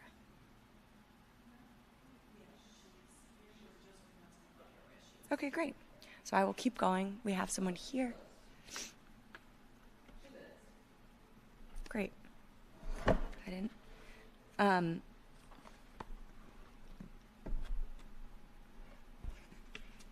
again, was this Maxwell giving testimony as part of testimony under oath here in Manhattan? Yes. If you could please turn to the next slide. Is that an excerpt? Are these 2 excerpts from that deposition? Yes. Again, I'll read the questions. If you could read the answers, please. Question: were you aware of the presence of sex toys or devices used in sexual activities in Mr. Epstein's Palm Beach house? There's an objection from the lawyer. Maxwell's answer: no, not that I recall. Question: do you know whether Mr. Epstein possessed sex toys or devices used in sexual activities? There's an objection for the lawyer. Maxwell's answer: no. Just to be clear, you testified earlier that blank blank told you he found sex toys in the massage room in Palm Beach, and also that he had seen Maxwell had a basket of sex toys in her closet there. Is that correct? Answer: yes, that's correct. And is it correct that you testified earlier that Epstein had used a vibrator on blank blank? Is that correct? Answer: yes, that's correct. Question: and did you also testify earlier that blank blank told you he did that as well? Answer: yes, that's correct. Okay.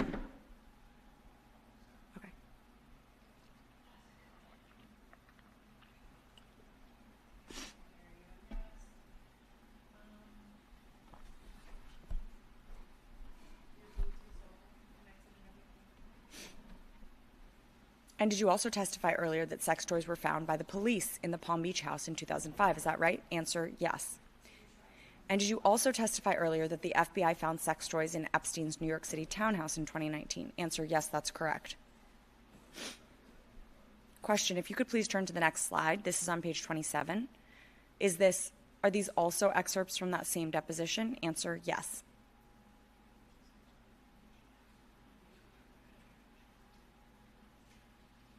We good?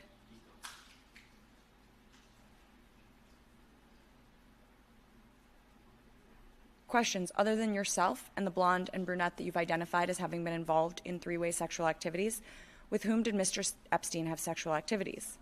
There's an objection from the lawyer. Maxwell's answer: I wasn't aware that he was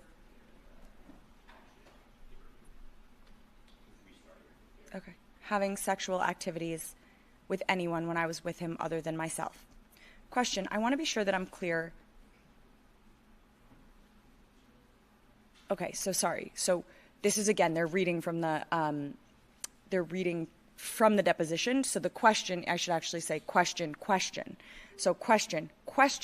I want to be sure that I'm clear. Is it your testimony that in the 1990s and 2000s, you were not aware that Mr. Epstein was having sexual activities with anyone other than yourself and the blonde and brunette on those few occasions when they were involved with you? Maxwell's answer: that is my testimony. That is correct.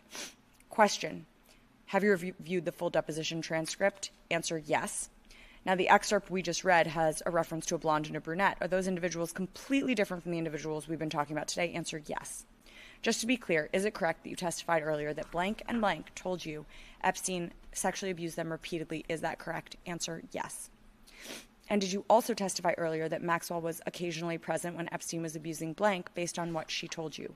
Answer: yes, that's correct.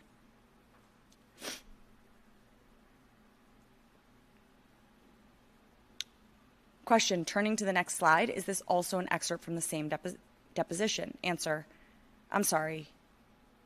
Question: I'm so sorry. Turning to the next slide on page 28, is this also an excerpt from the same deposition?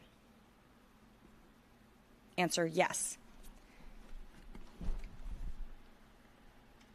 Are we good? Okay.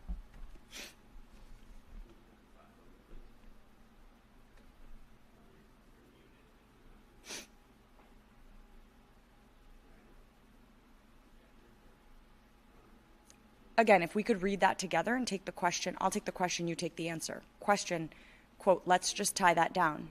Is it your testimony that you've never given anybody a massage? Maxwell's answer: I have not given anyone a massage. Question, quote, you never gave Mr. Epstein a massage? Is that your testimony? Maxwell's answer: that is my testimony. Question, quote, you never gave blank blank a massage? Is that your testimony? Maxwell's answer: I never gave blank blank a massage. Question, just to be clear, as you testified earlier, is it correct that blank blank told you that Maxwell gave her a massage when they were in New Mexico?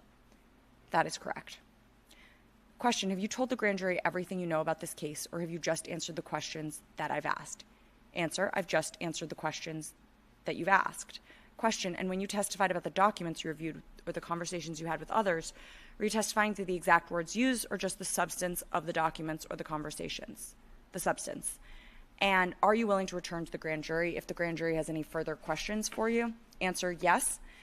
Miss Blank, with the foreperson's permission, I'd ask that the witness be excused at this time. Foreperson, you're excused. Miss Blank, thank you. Witness excused. Time noted, 11:41 a.m. Colloquy follows. And there is a certificate. I hereby certify that the foregoing is true, an accurate transcription to the best of my skill and ability from my electronic notes of this proceeding, signed by an acting grand jury reporter on July 6, 2020. Okay. We're good? Great. All right. Almost 18 and a half hours in, and joining me now is Dr. Anita Patel, a double board certified pediatrician and pediatric critical care attending at Children's National Medical Center. Dr. Patel, I can't thank you enough. I know how busy you are, and I so appreciate you joining us this morning.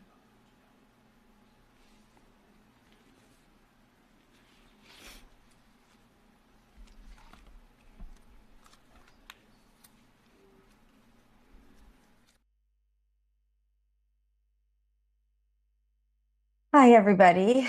I am giving Eliza a little break because I have tuned in for quite a bit of this, and that was a really difficult section that she just read. So let me start.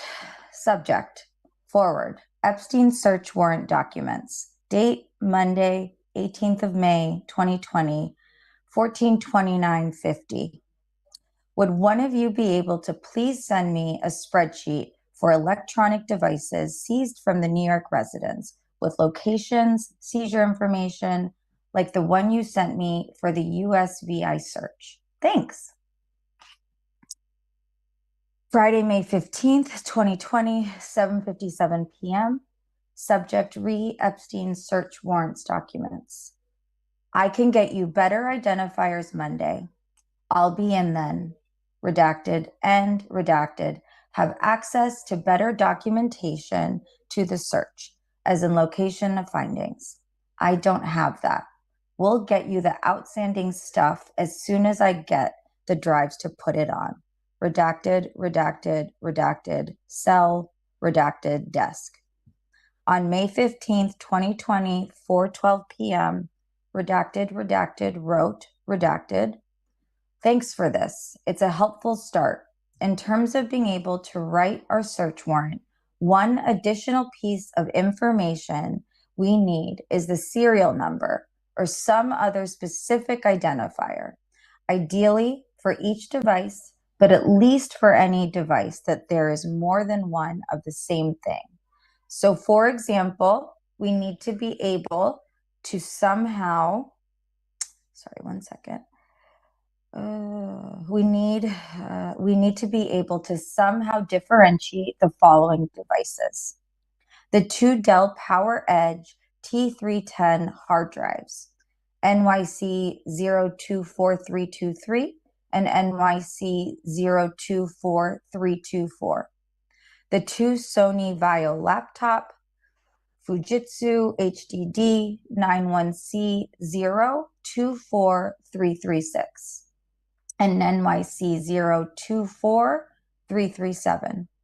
The following loose storage devices: micro SD card NYC 024339, flash drive generic NYC 024340, thumb drive MTech NYC 024341, hard drive loose NYC 024342, verbatim thumb drive NYC C024343. The four SanDisk cruiser thumb drives NYC 024344-47. The three Seagate IDE hard drives NYC 024348-50. The camera SD card NYC 024351. I think the rest of the devices are either specifically distinguishable and or have an S-N S/N listed. By comparison, the USVI spreadsheet we have lists an S-N for about 20 of the 25-ish devices. The other thing we're looking for is a location in the house, an ideally specific location for each device, which the USVI list also has. Is that info available? The list also has 5 devices. It's still pending to be transferred to us. And I think it's right that the plan is to reproduce all the materials so that we can get them in a searchable format. But just want to confirm. Currently, we aren't able to match any of the prior productions to specific devices. So if we're able to match them up by Bates number now, that might work. But otherwise, I think it makes sense for us to get everything. But let us know if any issue with that. Thanks very much. Redacted. From Redacted, Thursday, May 14th, 2020, 15:54 to Redacted, Redacted, Redacted, Redacted, CC, Redacted, Redacted, Redacted, Redacted, Redacted, Redacted. Subject, Epstein search warrant documents. Here's the listing of all the evidence gathered in New York that I have. I added some columns to guide you to the unique numbers CART NY uses for their evidence. The template wasn't a slam dunk over, so I did what I could to convey the information. If you are confused by anything, please let me know. In the column for approximate size, it is in gigabytes totaled at the bottom and converted to tetrabytes. In the material contained column, I put what load file group the data was transferred over in: Mac, Windows, loose media, IDE, or Blacklight. If there is no entry in the column, that data has yet to be transferred. There are 2 Macs and a DVR you don't have, as well as an iPhone and an iPad. If the descriptions are a bit light, let me know and I'll do what I can to beef them up. I will get you the island stuff tomorrow. Redacted, redacted, redacted, redacted, redacted. From Redacted, redacted, sent Wednesday, May 13th, 2020, 12:25 p.m. To Redacted, redacted, redacted, CC, redacted, redacted, redacted, redacted, redacted, redacted. Subject, Epstein search warrant documents, redacted. Respectfully, I think there are some miscommunications here. All we have asked is to receive the materials in a format such that we can view them using a system we have access to. We're not able to get web-enabled access through any FBI tool, so we asked for the materials to be transferred in a loadable format so we could put them on Relativity, which both we and the agents can access. We're required to have the files in a format that we can produce them to defense counsel. I've done that in many other cases, and it hasn't previously been an issue. My understanding from Redacted is that the best way to do it now is just for us, the U.S. Attorney's Office, to get the original files, which our vendor will process, by which I just mean converting it into file formats that are loadable onto Relativity. It doesn't really have anything to do with the taint review. We have to have access to the docs in our systems for discovery purposes.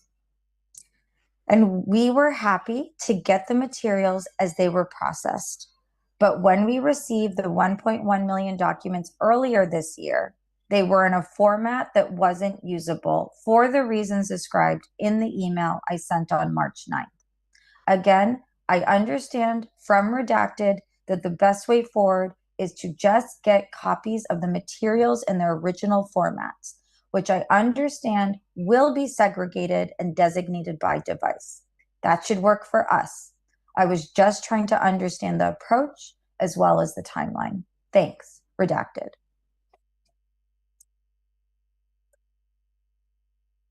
From Redacted. Sent Tuesday, May 12th, 2020, 13:03. To Redacted, redacted, redacted, redacted, CC, redacted, redacted, redacted, redacted, redacted, redacted. Subject re Epstein search warrant documents. Just to be clear, the U.S. Attorney's Office or its contractors are not processing anything.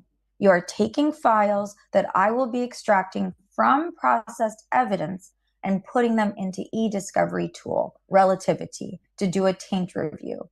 Relativity is not a forensic tool.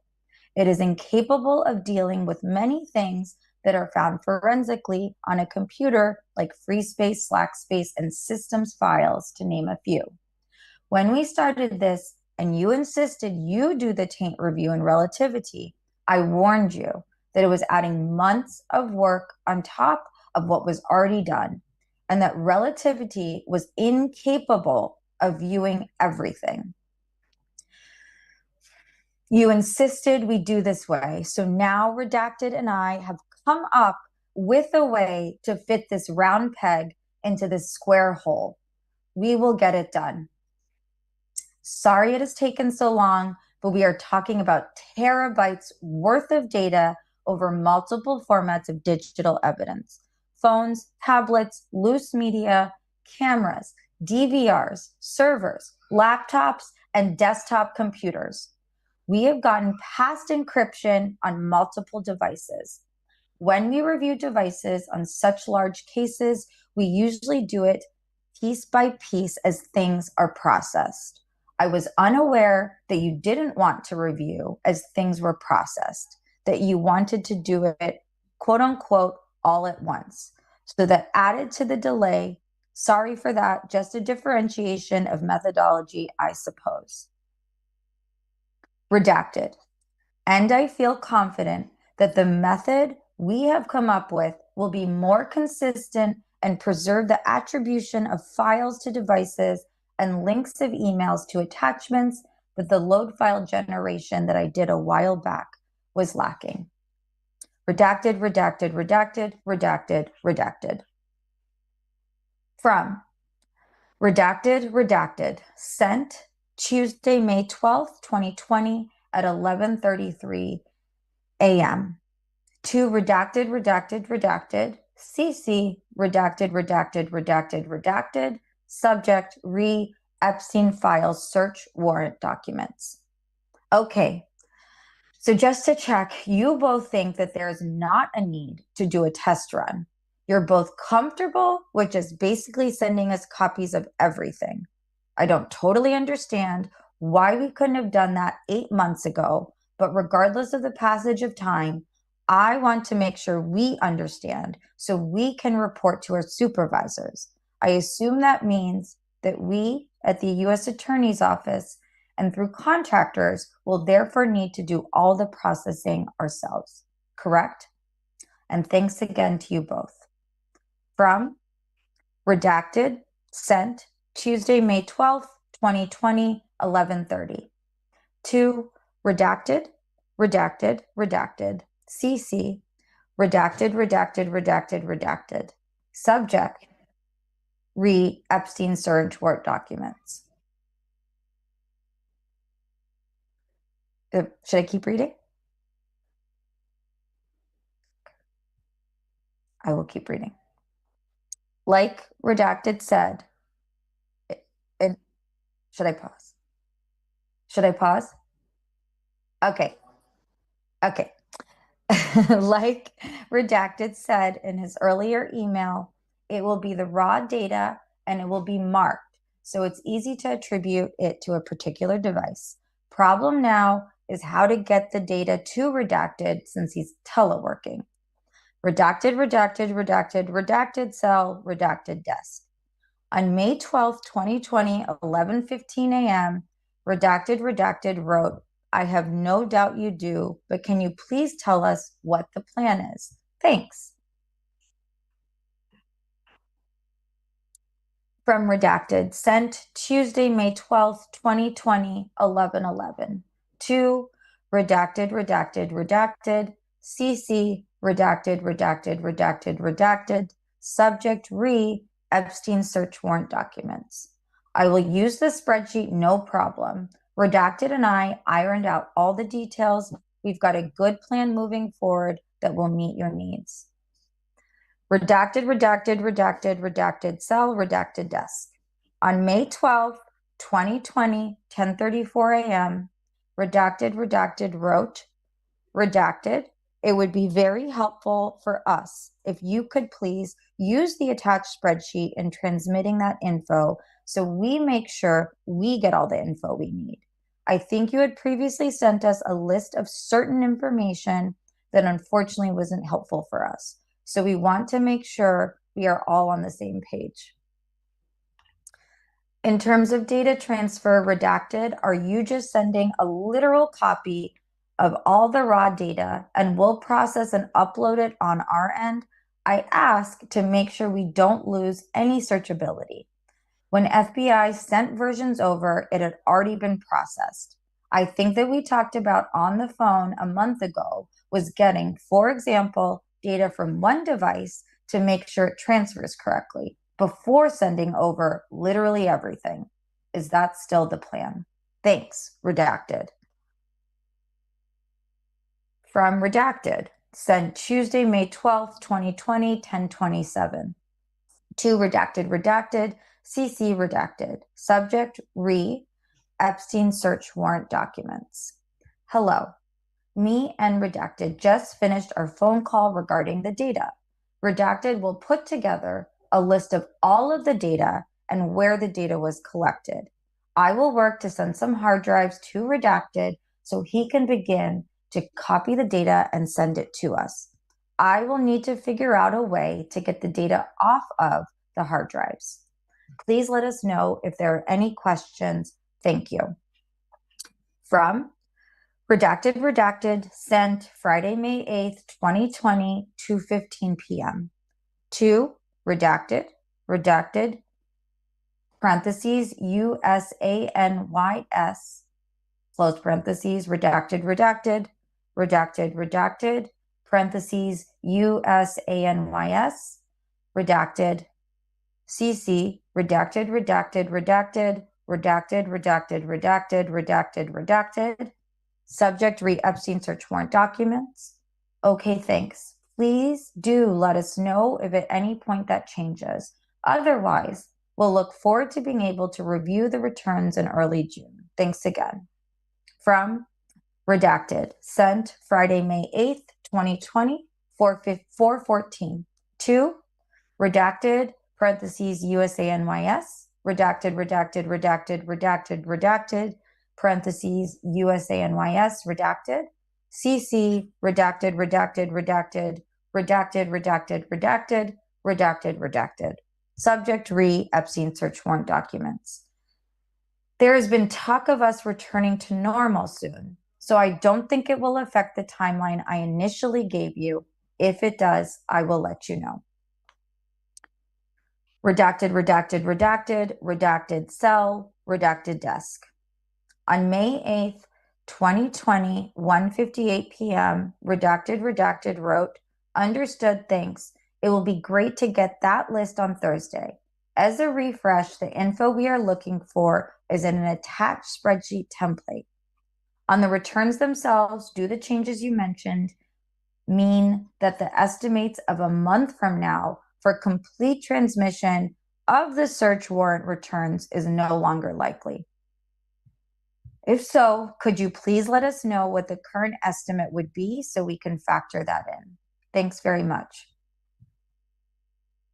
From redacted, sent Friday, May 8th, 2020, 13:50 to redacted, parentheses, USANYS, redacted, redacted, redacted, redacted, redacted, parentheses, USANYS, redacted, CC, redacted, redacted, redacted, redacted, redacted, redacted, redacted, redacted. Subject, Epstein search warrant documents. Sorry for the delay. They reduced us to 1 day a week. So things have been stretched out by a factor of 5. I will be back in the office on Thursday and will be able to get you the list then, as I have to access some of our systems to do so. Also redacted, please reach out to me at one of the numbers below so we can brainstorm. Thanks. Redacted, redacted, redacted, redacted cell, redacted desk. On May 8th, 2020, 12:10 p.m., redacted, redacted, wrote, redacted. Following up on the below, I think you had said you expected to be able to get us a list of the devices seized from the search warrants at Epstein's residences in New York and the USVI, as well as from his person upon arrest. In about a month, during our conference call a month ago, so wanted to check if we can still expect that very soon. We're waiting on that list to be able to do an updated search warrant on all of those devices. Please let us know the current timeline and also the current timeline on producing the results from those August and September searches. I think you and Redacted were going to coordinate on that, and you had mentioned you expected we'd have it a couple months from our call, which would be about a month from now. Wanted to make sure we're still on track. Thanks, Redacted.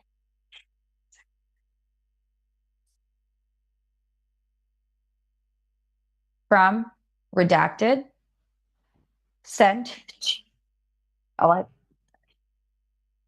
got you. Sent Tuesday, April 7th, 2020, 15:27. To redacted, redacted, redacted, parentheses, USANYS, redacted. Redacted, redacted, parentheses, USANYS, redacted, CC, redacted, redacted, redacted, redacted, redacted, redacted, redacted, redacted. Subject, Epstein search warrant documents. Okay, let's plan on 11 a.m. tomorrow morning. I am trying to get an FBI line with a larger capacity, but I won't know until tomorrow a.m. I will push it out when confirmed. Thanks. Redacted.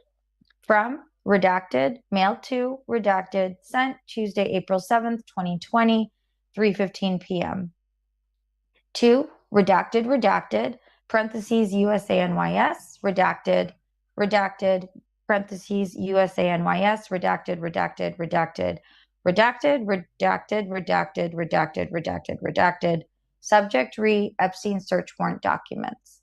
Yes, I can do anytime tomorrow, and Redacted can also join anytime tomorrow. So whenever is good on your end. Also, we can host a conference call, but only up to 6 lines at a time. So if FBI has larger capacity than that, let us know. Otherwise, I'd propose to do redacted, redacted, redacted, redacted, redacted, redacted. From Redacted. Sent Tuesday, April 7th, 2020, 14:13 to redacted parentheses USANYS, redacted, redacted, redacted, redacted, redacted USANYS, redacted CC, redacted, redacted, redacted, redacted, redacted, redacted, redacted, subject Epstein search warrant document, redacted. Are you available tomorrow for a conference call to discuss this issue? Redacted, redacted. On April 7th, 2020, 1:55 p.m., redacted, redacted, wrote, redacted. Following up on this from a month ago, I know we're living in a different world than what existed 4 weeks ago, but are you at all able to assist while working remotely? This has been pending for almost 2 months, and we still don't have a very basic list of each device or item that was seized and searched, or for which of those we've received materials. We're happy to have a call if that would be useful, but as a first step, the most basic thing we're looking for is the info in the template spreadsheet we sent earlier that's also attached. Thanks, redacted.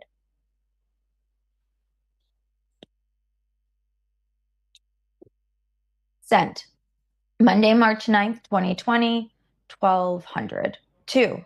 Redacted, redacted, parentheses, USANYS, redacted, redacted, redacted, parentheses, USANYS, redacted. CC, redacted, redacted, redacted, redacted, redacted, redacted, redacted. Redacted. Subject, Epstein search warrant documents, redacted. Unfortunately, I don't think this is very helpful to us. Did you take a look at the example spreadsheet I sent on 2/24? The Excel file you sent has descriptions that don't match up to the items listed in the search warrant returns. parentheses, that we sent on 2/23. And we don't have the 1B or cart numbers to be able to cross-reference. We also can't tell what you mean by loose media, quote unquote, without a specific comparison to what was seized. We don't know which items you're referring to as Windows machines, and we can't tell whether the entirety of any particular item has been transferred or just partial. For example, it looks like we have gotten very, very few image files, which is surprising. We also encountered some very significant problems in trying to review the more than 1 million documents we recently received. The data we received has no way to put any emails and attachments together. So if an email says, see attached flight records, for example, we have no way of linking that up with the records themselves. Not only is that a big problem for us in review, it's going to be a huge problem for producing the documents to Defense Counsel. The load file has no link to the native file. So when we load the data to the database, there's no way to have the native files show up in the database. Because many of the files are too large to open in the viewer, it effectively means that there are many files that are completely invisible to us. Related, the control numbers in the load file don't match up to the native files, so we have two sets of numbers and no way to match up anything. That is, even if we were to try to go hunt down every individual large file in the native files, it would be impossible. So the data that we most recently got, we need to get in a form that addresses those issues. And we likely will need to get a similar reproduction of the data we received a couple months ago. Otherwise, we're sifting through more than 1 million documents without much rhyme or reason. I've reattached the spreadsheet we sent last week. I think that's a good place to start in terms of our necessary record keeping. And we need that info at the very least, as well as anything you think would be useful. Also attaching the SW returns for reference. And again, we're happy to meet up anytime and hash all this out in person if that's useful. Thanks. Redacted. From redacted, sent Wednesday, March 4th, 2020, 1636 to redacted, parentheses, USANYS, redacted, USANYS, redacted. CC, redacted.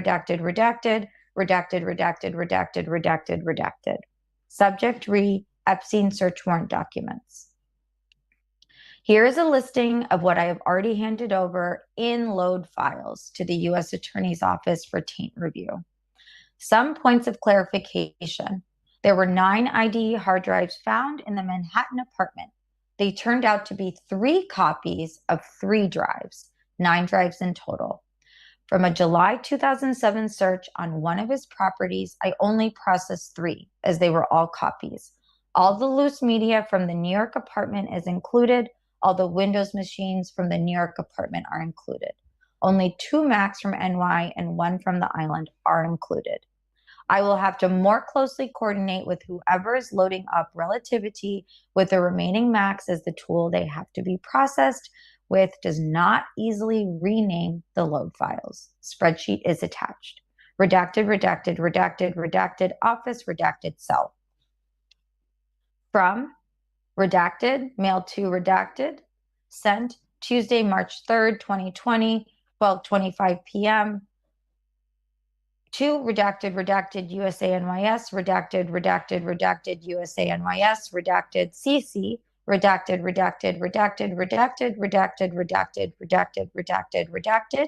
subject Epstein search warrant documents. I could do Thursday morning, but I think it would be helpful for us to get the accounting in advance of the meeting so we can figure out in advance what, if any, additional steps we need. Is this possible? From redacted, sent Tuesday, March 3rd, 2020, 9:59 to redacted, parentheses, USANYS, redacted, parentheses USA NYS, redacted, CC, redacted, redacted, redacted, redacted, redacted, redacted, redacted, redacted. Subject Epstein search warrant documents.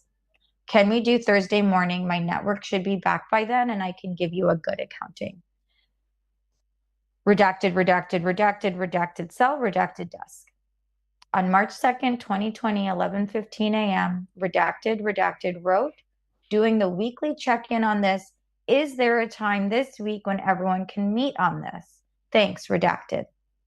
From redacted, sent Monday, February 24th, 2020, 17:38 to redacted, parentheses, USA NYS, redacted, USA NYS, redacted. CC, redacted, subject, Epstein search warrant documents, redacted. Totally understand about the network issues, we can relate. I do still think it will be helpful to all sit down together to have an in-person discussion to make sure everybody is on the same page. Are folks available for the next week? And what I think would be most helpful to facilitate that would be a spreadsheet of each separate device referenced in the 2 search warrant returns, with columns for whether we dump the contents, whether they've been reviewed and are transferred, what portions were transferred, etc. Something roughly like the attached with any other categories you think would be useful. And the info on the attached is mostly hypothetical, obviously just as examples.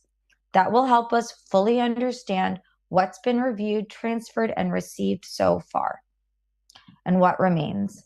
Parentheses, also just on the pictures, we do want copies of those as well, please, including from the disk and devices. I think FBI was going to do an initial screen to make sure no CP. And since I think that the answer was no, we'll need to get those to be able to review them as well. Many thanks, redacted. From redacted, sent Monday, February 24th, 2020, 9:24 to redacted, parentheses, USA NYS, redacted, USA NYS, redacted, CC, redacted, subject, Epstein search warrant documents. Sorry for the delayed response. They are tearing out our old network and giving us a new one. They mandated we delete old stuff, about 400 tetrabytes worth. Now that they are working on replacing the network, we can do only local work. I should be able to give you an accounting of what is what. I can say off the top of my head that all Windows-based items from the New York search have been handed over, as well as all loose media. The CDs from NY only contain pictures, no documents. There are still some Apple items from New York that need to be produced. As far as the island stuff goes, the first item on your spreadsheet, the kitchen Mac, has been produced. Still working on the rest. Redacted cell, redacted desk. On February 23rd, 2020, 12:21 a.m., team. Following up on the below from last weekend, I'm still not sure how we're addressing this, so I thought it would make sense for us to all schedule a hopefully relatively brief meeting to all get on the same page. We didn't hear back on which files had been previously been provided, but our tech folks did their best to differentiate. And we got access to the materials yesterday, and it's well over 1 million documents. And we don't have any idea what we're looking at, i.e., which devices the materials came from, whether it's full or partial results, how many devices we have coming, etc. Based on the attached search warrant returns, it looks like from the New York mansion, the PDF, there are approximately 40 devices that would have storage, computers, hard drives, thumb drives, etc. And that's not even counting at least 60 plus CDs. And then from the Virgin Islands, the Excel spreadsheet, at least more than 25 devices, including multiple servers, server racks. So we got to know what we've already received, what remains, anticipated schedule, etc. And I know it's a lot of moving pieces on all sides, so wanted to loop in everybody at once. The case team will be in California this coming week from Tuesday through Friday, but then I think generally around the first week of March, which will hopefully be plenty of time to schedule a productive meeting. Thanks all, redacted. From redacted, sent Saturday, February 15th, 2020, 16:30.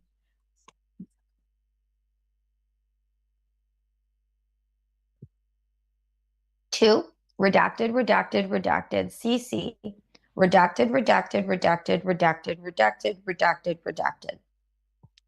Subject re, Epstein search warrant documents, redacted.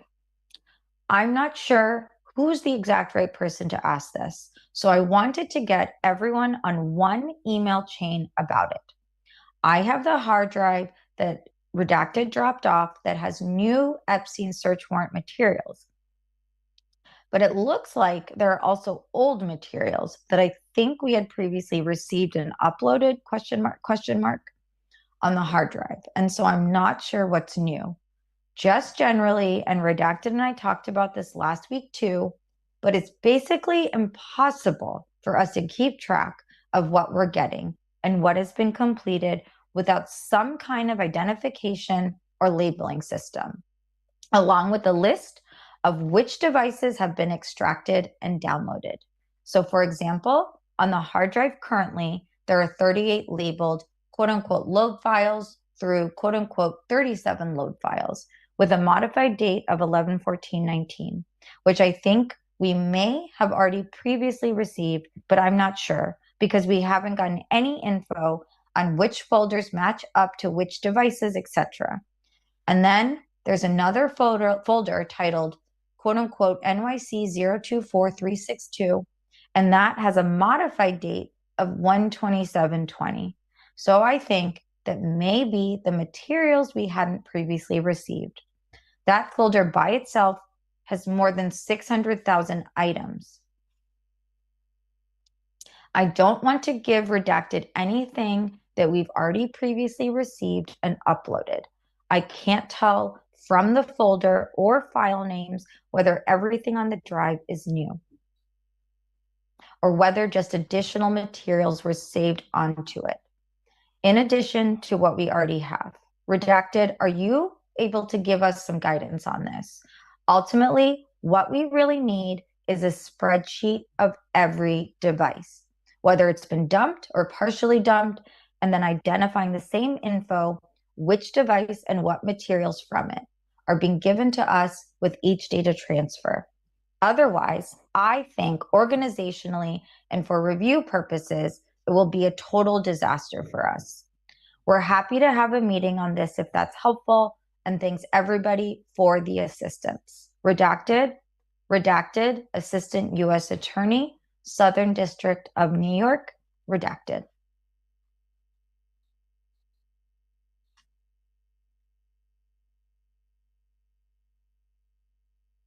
Redacted. Okay. State of New Mexico. Office of the Attorney General. Hector H. Balderas, Attorney General. September 17th. Oh. Okay, yeah, I can keep going. You let me know. Okay. September 17th, 2019. Redacted. Assistant United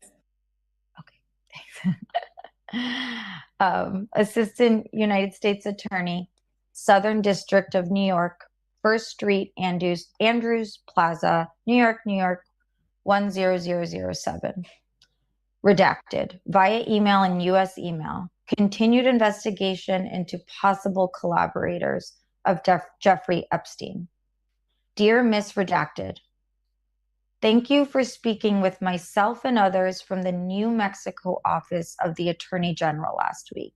Pursuant to our telephone conversation, this office is providing the enclosed materials related to the criminal investigation and potential prosecution of Jeffrey Epstein's co-conspirators. The enclosed documents include police reports recorded witness interviews, correspondence among New Mexico state agencies, and documents related to Epstein's leasing of the New Mexico public lands. As previously discussed, all conduct described in our investigation occurred prior to 2008, the year New Mexico enacted its human trafficking statute. See NMSA 1978, sections 30-52-1 to -2.1. Should you have any questions, require any law enforcement assistance in New Mexico, or become aware of any criminal charges implicating New Mexico law not barred by New Mexico's statute of limitations, NMSA 1978, sections 30-1-8, I ask that you do not hesitate to contact me directly. Should further investigation reveal additional survivors of crimes occurring in New Mexico, know that this office intends to work in union with the United States Attorney for the District of New Mexico to ensure that these brave survivors have the opportunity to see that justice is achieved in a court of law. Again, please contact me personally if your investigation reveals survivors of crimes occurring in New Mexico not mentioned in the provided investigative materials. Redacted, redacted, redacted, redacted, redacted. Lots of redactions. Okay. 49. Plaintiff incorporates by reference all preceding paragraphs and realleges them as if set forth fully herein. 50. Epstein and Maxwell coaxed plaintiff, then a teenage girl, into Epstein's home for a period of several years. They worked hard to groom her. Once under their supervision and influence, Epstein and Maxwell proceeded methodically to sexually abuse plaintiff. 51. Epstein and Maxwell's conduct was extreme and outrageous, breached a duty owed directly to plaintiff, endangering her physical safety, and caused severe and lasting emotional distress and serious injuries to plaintiff's mental health. 52. This cause of action is timely under the Child Victims Act, NYCPLR 214-G, McKinney 2019, because it arises out of conduct perpetrated against plaintiff when she was under the age of 18 that constitutes a sexual offense as defined in Article 130 of the New York Penal Law, quote unquote, Article 130, see NYPL 130.52, NYPL 130.55. Fifth cause of action, false imprisonment. 53. Plaintiff incorporates by reference all preceding paragraphs and realleges them as if set forth fully herein. 54. Defendants in perpetrating the above described non-consensual sexual assaults did, by use of threat and or physical force, willfully and intentionally confine, detain, imprison, and or restrain plaintiff without lawful authority to do so, against her will and without her consent. 55. Plaintiff was aware of and suffered the extreme effects of the defendant's unlawful confinement. 56. As a consequence of defendant's false imprisonment of plaintiff, she sustained conscious pain and suffering. Plaintiff's health was impaired. Plaintiff suffered great mental distress, shock, fright, and humiliation, and plaintiff's reputation and character were injured. 57. As a consequence of the conduct of defendants, plaintiff has incurred severe psychological trauma and damage, has suffered great humiliation, loss of esteem, mental anguish, and suffering. I think that's my section. So I'm going to hand this back over to the Save America movement.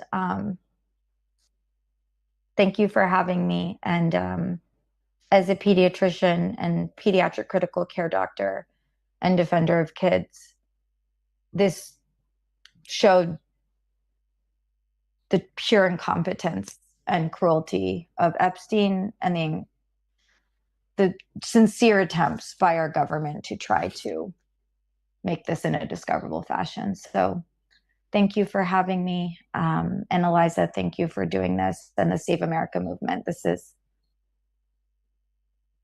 I don't know what to say, but it's needed, and these children deserve to be heard. Thank you all.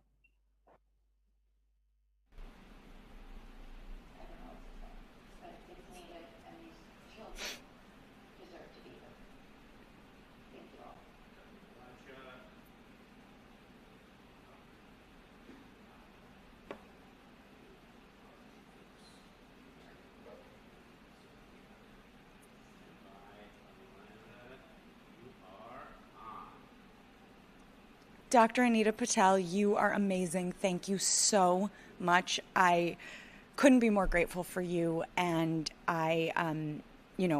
this stuff this is really heavy. We are officially 19 hours in. Oh my gosh, 5 more to go.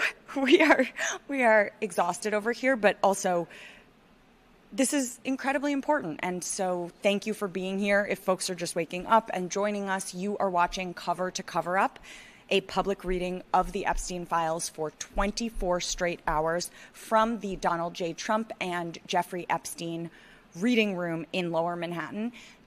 I'm Eliza Orlins, and this event is collaborative with the Save America movement and the Institute for Primary Facts.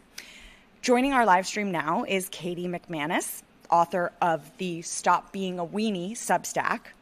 Katie, thank you so much for being here and for joining us today.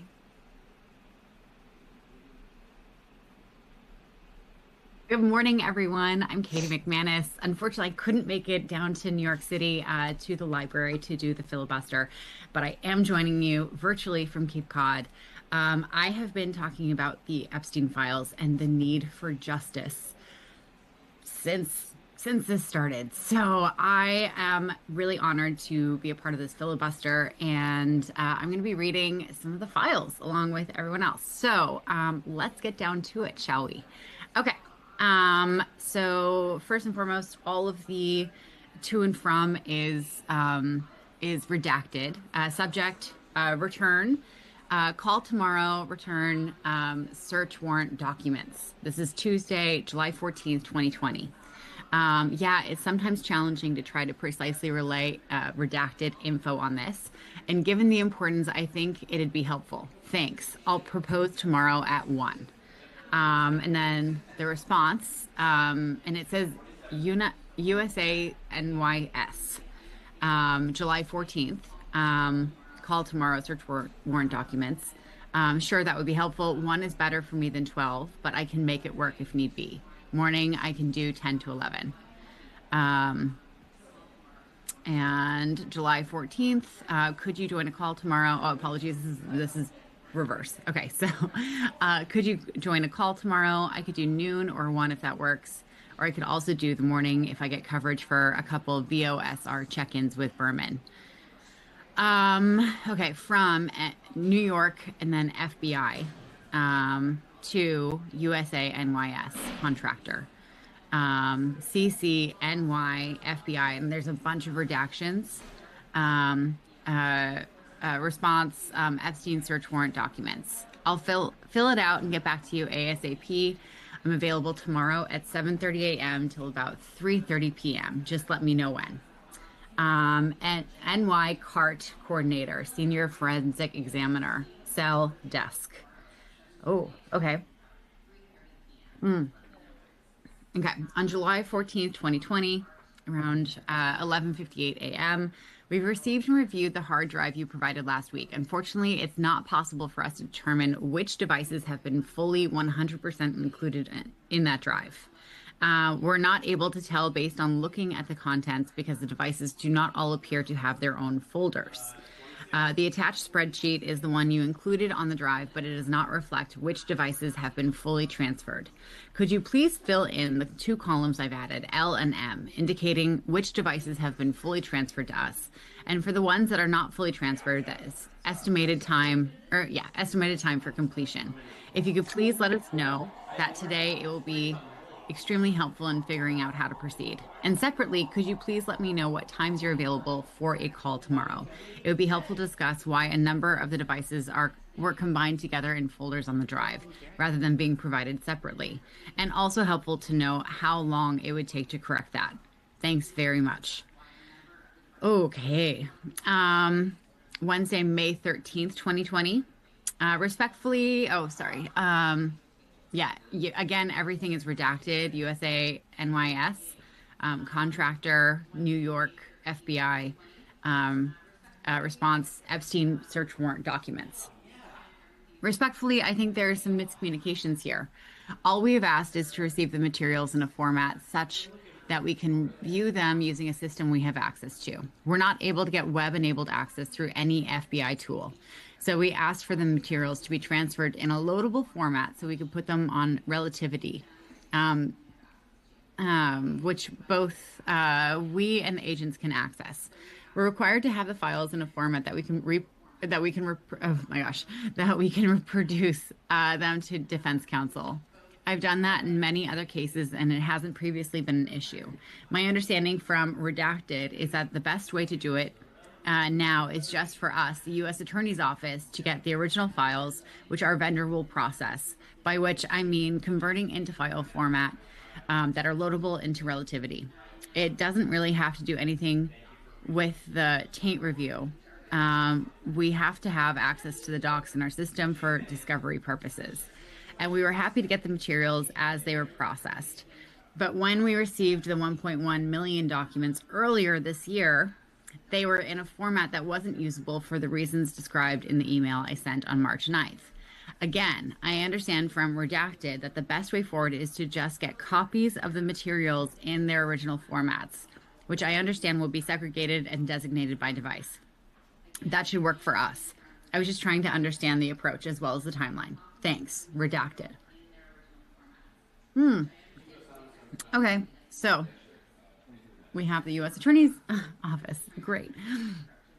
All right, and then the email previously from New York to the FBI, or from New York and FBI, I guess. I'm trying to make sense of the redactions.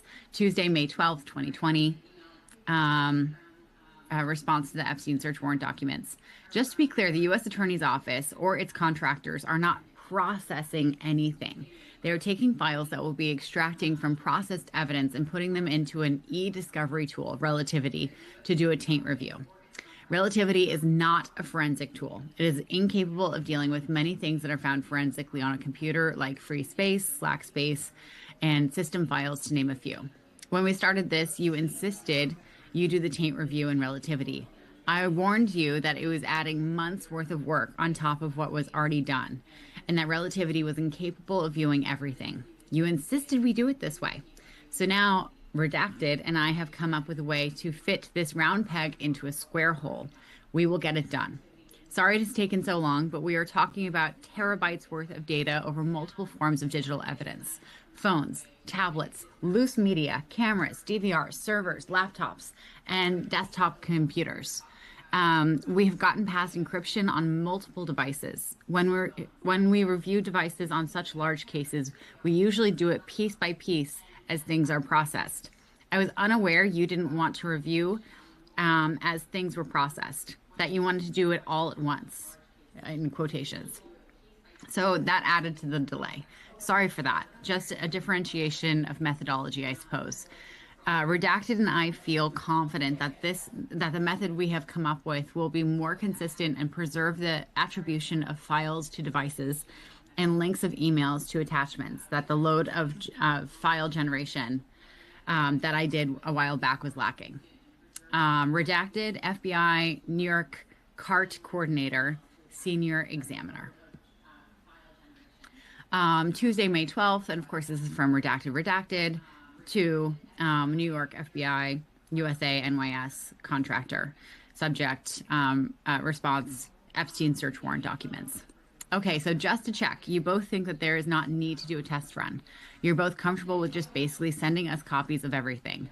I don't totally understand why we couldn't have done that 8 months ago. But regardless of the passage of time, I want to make sure we understand so we can report to our supervisors. I assume that means that we at the U.S. Attorney's Office and through contractors will therefore need to do all the processing ourselves, correct? And thanks again to you both. From New York, FBI, of course, the names are redacted, sent Tuesday, May 12th, 11:30.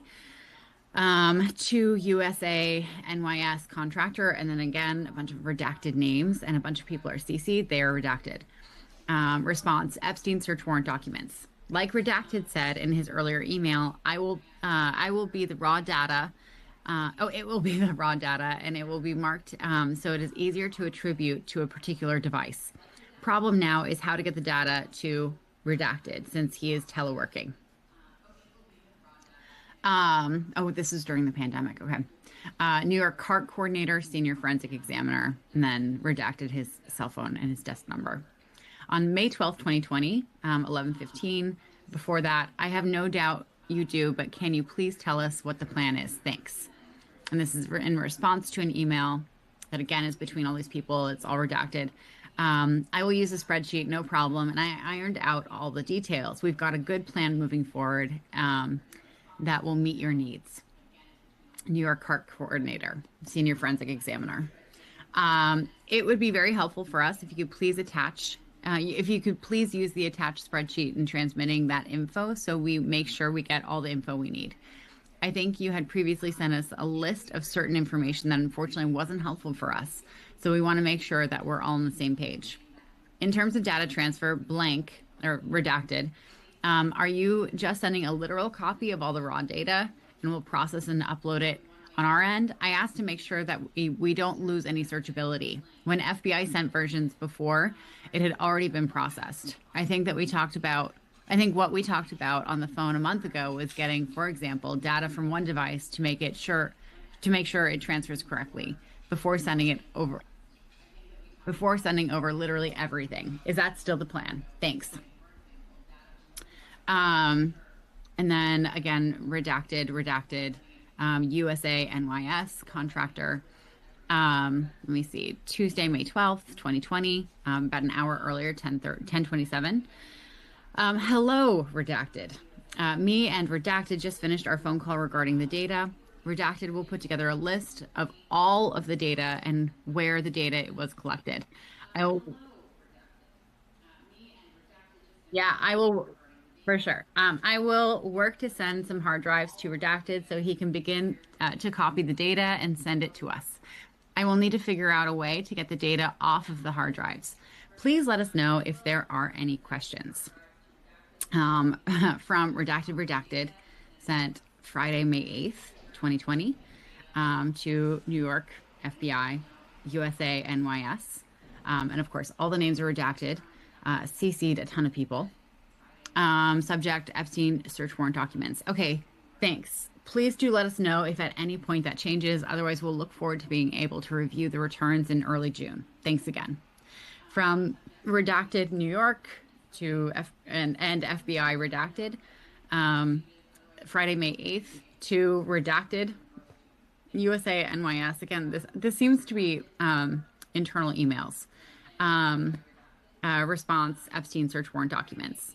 There's been talk of us returning to normal soon, so I don't think it will affect the timeline I initially gave you. If it does, I'll let you know. And again, I imagine this is about the pandemic.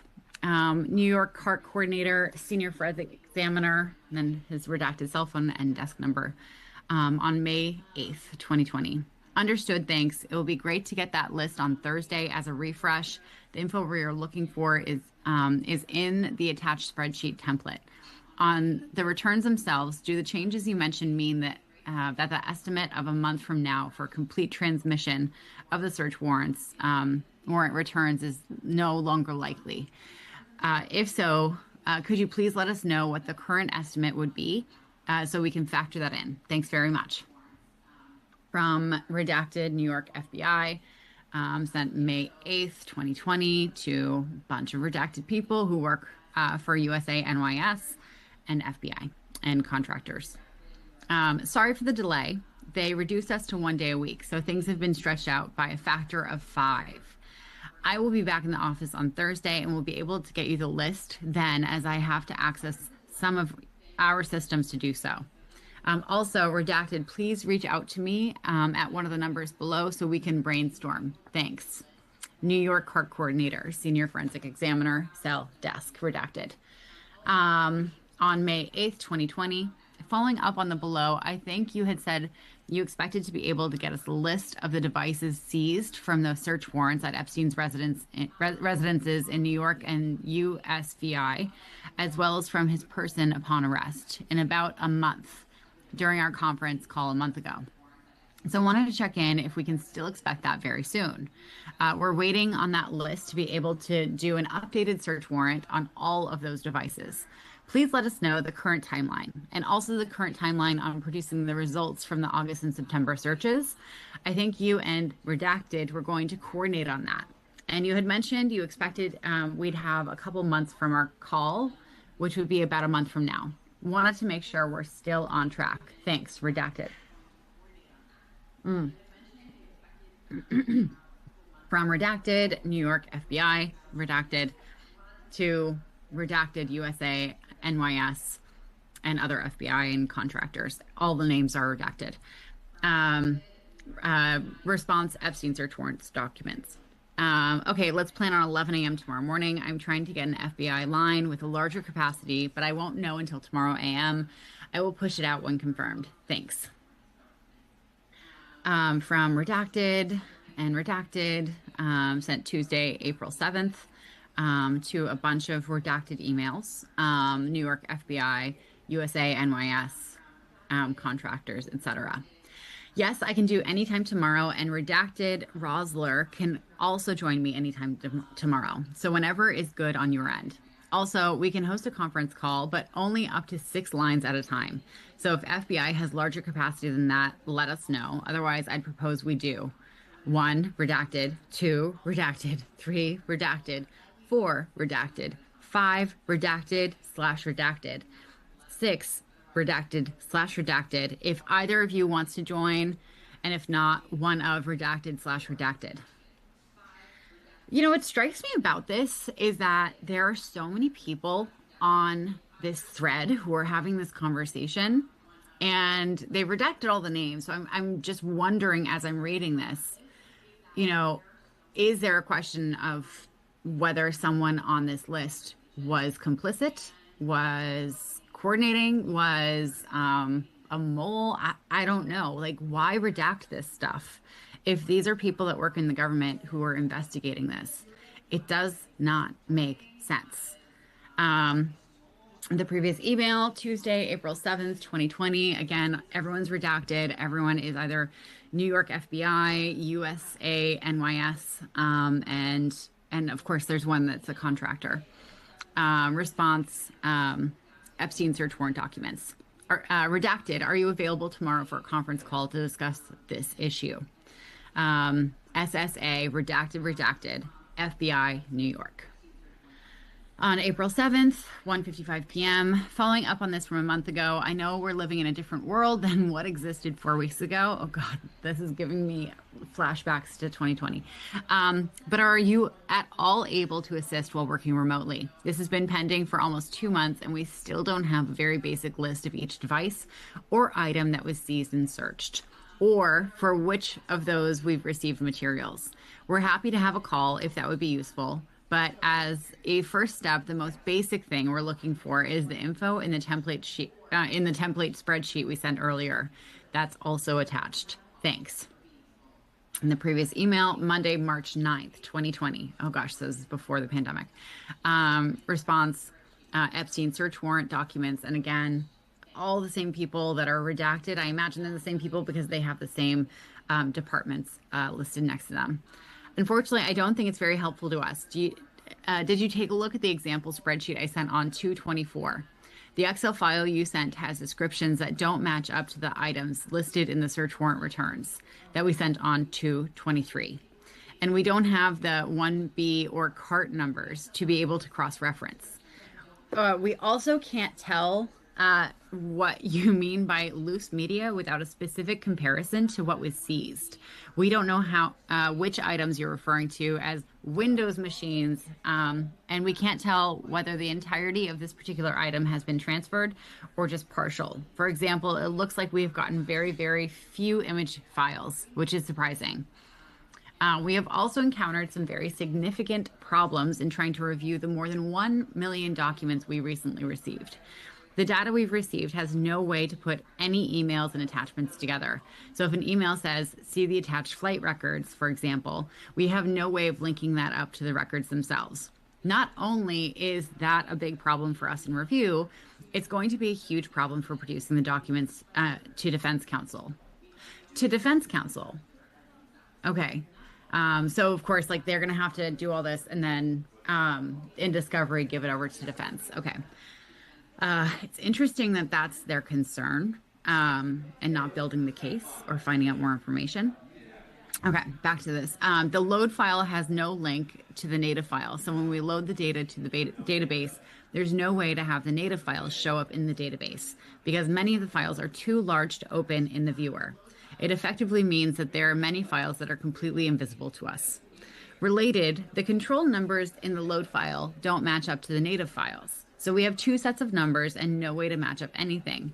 That is, even if we were to try to go and hunt down every individual large file in the native files, it would be impossible. So the data that we most recently got, we need to get in a form that addresses those issues. And we likely will need to get a similar reproduction of the data we received a couple months ago. Otherwise, we're sifting through more than 1 million documents without much rhyme or reason. I've reattached the spreadsheet we sent last week. I think that's a good place to start in terms of our necessary record keeping. And we need the info that, at the very least, as well as anything else you think would be useful. Also attaching the SW returns for reference. And again, we're happy to meet up anytime and hash all this out in person if that's useful. Little do they know the pandemic is about to hit like 4 days later with a lockdown. So before we continue reading, I just want to note what's going on in my mind is that these are investigative departments. They investigate crimes. They ostensibly have lots and lots of files that they usually need to process as evidence in the crimes that they are investigating. And the fact that it's going so slow, like this is months worth of interactions back and forth, just trying to figure out how to transfer the information. My mind goes to, was there someone involved who was just being some sand in the gears, who was just trying to slow things down and make it more complicated, right? Because if you're trying to just buy time, that's a way to do it. That is absolutely a way to do it. But like you'd think that, the FBI, who investigates crimes, like that is their job. You'd think that they would have a systematic process that they use to process this kind of information, to break it all down. And here they are. It's like they're just trying to recreate the wheel. It's insane. Okay. From New York FBI, sent Wednesday, March 4th, 2020. Response, Epstein search warrant documents. Here's a listing of what I have already handed over in load files to U.S. Attorney's Office for taint review.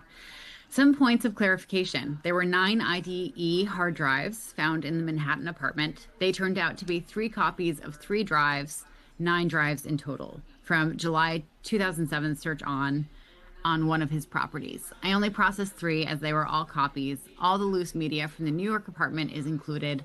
All the Windows machines from the New York apartment are included. Only 2 Macs from New York and 1 from the island are included. I will have to more closely coordinate with whoever is loading up Relativity with the remaining Mac, as the tool they have to be processed with does not easily rename the load files. Spreadsheet is attached. Redacted. NYO CART coordinator, senior forensic examiner. Redacted. Okay, from redacted and redacted, sent Tuesday, March 3rd to everyone's redacted. Again, USA, NYS. Oh, we actually do have a name here. Christopher Rosier at usdoj.gov. Okay, so we have one person whose name is visible here. Everyone else is redacted. That's exciting after not getting any names. Subject, response, Epstein search warrant documents. I could do Thursday morning, but I think it would be helpful for us to get the accounting in advance of the meeting so we can figure out in advance what, if any, additional steps we need. Is that possible? From redacted New York FBI, sent Tuesday, March 3rd to all the USA NYS, typical redactions, response, Epstein search warrant documents. Can we do Thursday morning? My network should be back by then, and I can give you a good accounting. New York Court Coordinator, Senior Forensic Examiner. Doing on March 2nd, 2020, 11:15 a.m., doing the weekly check-in on this. Is there a time this week when everyone can meet on this? Thanks. Redacted. Why are they redacting these names? If these are the good guys, if these are people who are genuinely trying to seek justice, why are their names redacted? What purpose does that serve? Okay, previous email, Monday, February 24th, 2020, from redacted, you don't see anything, to redacted New York FBI, blah, blah, blah, all redacted. Response, Epstein search warrant documents. Redacted, totally understand about the network issues, we can relate. I do still think it will be helpful to all sit down together to have an in-person discussion to make sure everybody is on the same page. Are folks available for that next week? And what I think would be most helpful to facilitate that would be a spreadsheet of each separate device referenced in the 2 search warrants returns, with columns for whether we've dumped the contents, whether they've been reviewed and or transferred, what portions were transferred, etc. Sometimes something roughly like the attached with any other categories you think would be useful, and the info on the attached is mostly hypothetical, obviously, just as examples. That will help us fully understand what's been reviewed, transferred, and received so far, and what remains. Also, just on the pictures, we do want copies of those as well. Please including from the disks and the devices. I think FBI was going to do an internal screen to make sure no CP. And since I think the answer is no, we'll need to get those to be able to be reviewed, to be able to review them as well. So people have a very weird way of writing. Like, it's not conversational. Many thanks, redacted. The previous email, redacted New York FBI, sent February 24th, 2020. All redacted to and CC. Response, Epstein search warrant documents. Sorry for the delayed response. They're tearing out our old network and giving us a new one. They mandated we delete old stuff, about 400 terabytes worth. Now that they're working on replacing the network, we can do only local work. I should be able to give you an accounting of what is what. I can say off the top of my head that all Windows-based items from the New York search have been handed over, as well as all loose media. The CDs from New York only contain pictures, no documents. There are still some Apple items from New York that need to be produced. As far as the island stuff goes, the first item on your spreadsheet, the kitchen Mac, has been produced. Still working on the rest. New York Court Coordinator, Senior Forensic Examiner, redacted name. On February 23rd, 2020, team, following up on this, on the below from last weekend, I'm still not sure how we're addressing this, so I thought it would make sense for us all to schedule a hopefully relatively brief meeting to all get on the same page. We didn't hear back on which files had previously been provided, but our tech folks did their best to differentiate, and we got access to the materials yesterday, and it's well over 1 million documents. And we don't have any idea what we're looking at, i.e. which devices the materials came from, whether it's full or partial results, how many more devices we have coming, etc. Based on the attached search warrant returns, it looks like from the New York mansion, the PDF, there were approximately 40 devices that would have storage computers, hard drives, thumb drives, etc. And that's not even counting at least 60 plus CDs. And then from the Virgin Islands, the Excel spreadsheet. Okay.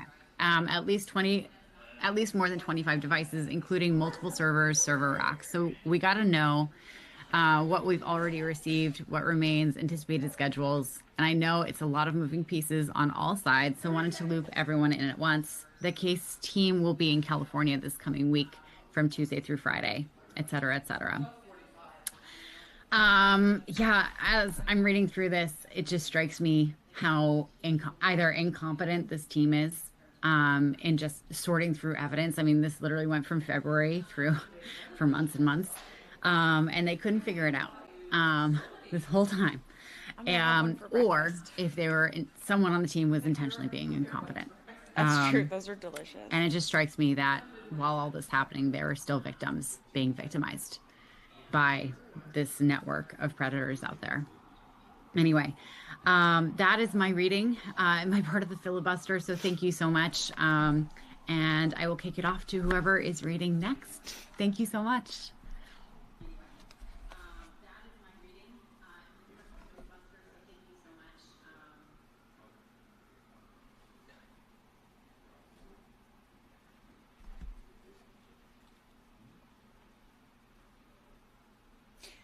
Katie, thank you so much for joining us. I can't believe it. We are approaching the 20-hour mark. We are so thrilled that everyone has been here with us for the last almost 20 hours now.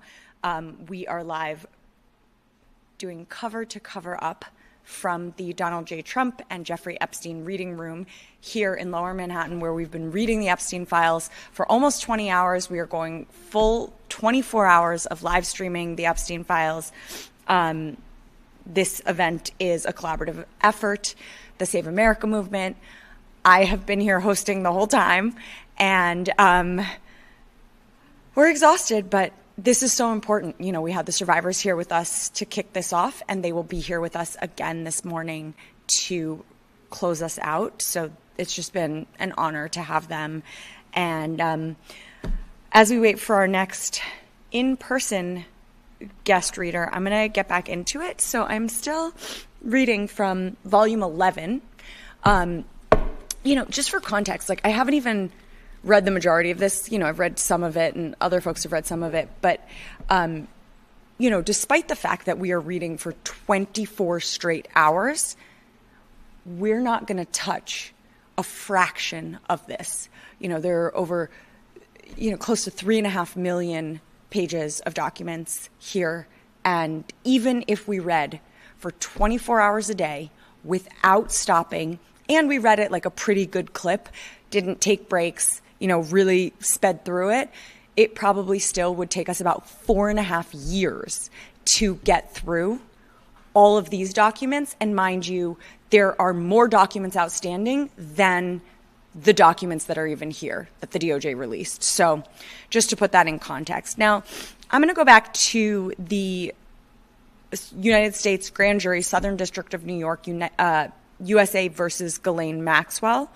This is the case they brought against her. And, I read some of the testimony. There were a handful of young girls. I think that we heard testimony about 3 of them today. Or I guess in the last 24 hours. I don't know. Today is all relative.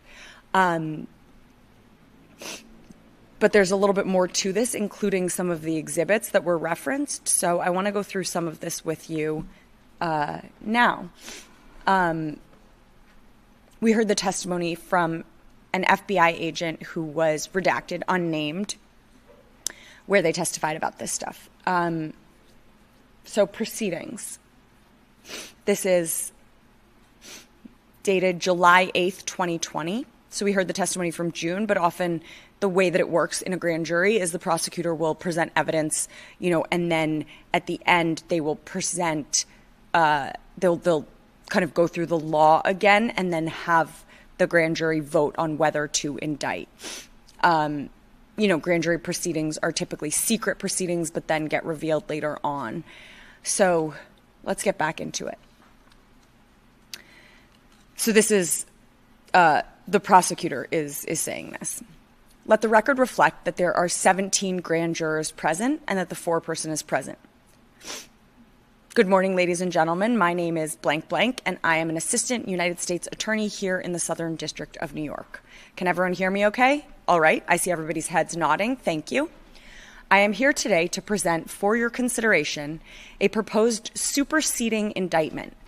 Sorry, just to pause quickly. So in an indictment, you can, that's the initial indictment, but sometimes there will be a superseding indictment when there was some error or something else where they want to add charges or change something.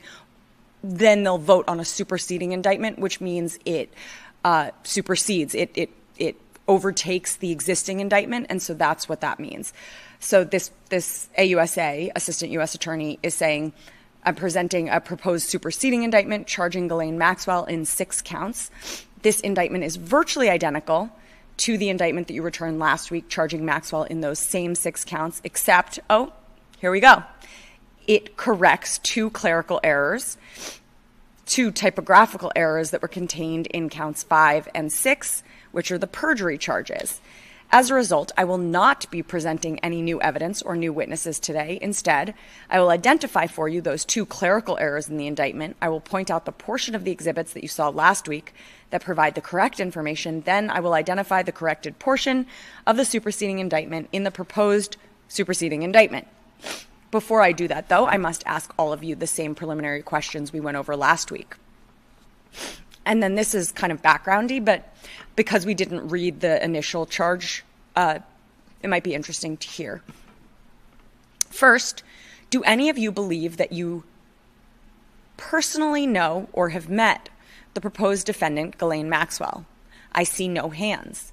Next, have you heard or read about or learned anything Ghislaine Maxwell, Jeffrey Epstein, or anyone else related to this case? Have you heard about or read about, etc.? If you could just raise your hand. I see a number of hands. Okay, virtually every hand is in the air. You can all put your hands down. Thank you. As you know, you must make your determination as a grand jury based on the evidence presented before you in the grand jury in this room alone. Accordingly, you must set aside any other knowledge you may have about this case or the people involved in it and base your decision solely on the evidence presented to this grand jury to determine whether there is probable cause to believe that the charges in the proposed indictment were committed. Is there any grand juror here today who cannot follow these instructions? I see no hands. Just to be sure, is there any grand juror here who would have any difficulty setting aside the outside information you may have about the defendant or the facts of this case? I see no hands. Finally, do any of you believe you know me in anything other than a professional capacity? I see no hands. Now, as I mentioned, I will not be calling any witnesses today. Instead, I will present you with the exhibits from last week, the transcript of the testimony you heard from last week, and the proposed superseding indictment. I will then walk you through the error that the superseding indictment seeks to correct. Please keep in mind, though, that what I say is not evidence. Only the testimony of the witnesses and exhibits are evidence. So as I'm walking you through these exhibits, your understanding of them and your understanding of the evidence controls. I am just trying to provide you with an overview. With that instruction in mind, I'm going to put up on the Elmo. For those who don't know, an Elmo, I forget what it stands for, but it's like a projector, basically. What was previously received and marked as Grand Jury Exhibit 1. This is the proposed 6-count indictment that you voted to return last week. A copy of it will be available for you to review when you deliberate. You also received what has been marked Grand Jury Exhibit 2, which I will not put up on the Elmo. That was a PowerPoint presentation containing photographs and excerpts of certain documents that was shown to you during the testimony last week. And you also heard testimony from FBI Special Agent Blank. That's what we were reading earlier. Today, I am marking as Grand Jury Exhibit 3 a copy of the transcript of that testimony. It is up on the Elmo now, and it will be available for you to review if you would like as you deliberate. I will not read it back to you now, but you could read through it as you deliberate. Finally, I am marking as Grand Jury Exhibit 4 the proposed superseding indictment, which I have now placed up on the Elmo. As I mentioned, this proposed superseding indictment corrects 2 clerical errors and is otherwise identical to the original indictment, Grand Jury Exhibit 1. I'm now going to walk you through the errors that we're going to correct on Grand Jury Exhibit 1.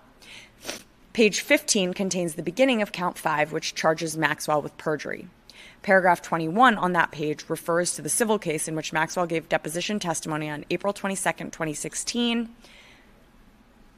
as 15 Civ 7344. That is the error we are going to correct. Similarly, page 16 contains the beginning of Count 6, which charges another count of perjury.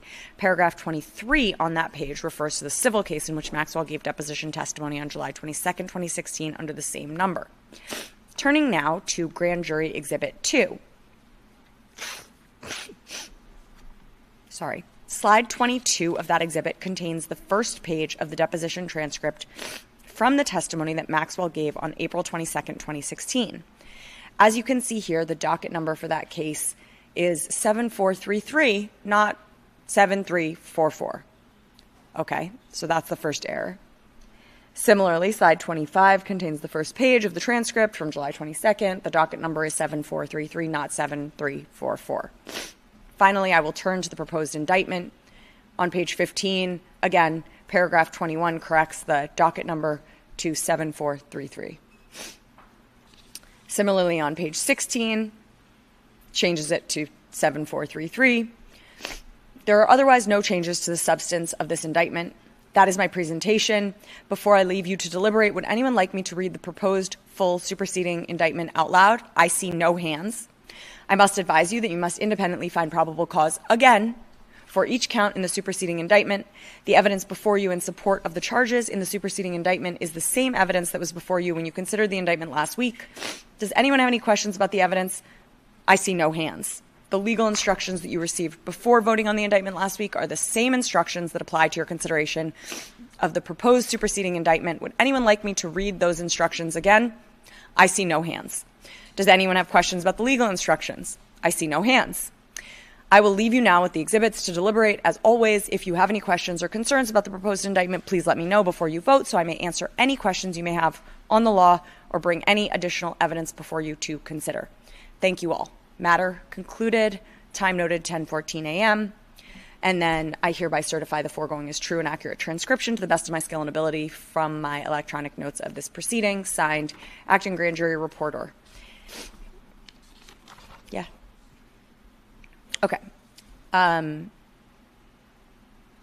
Okay.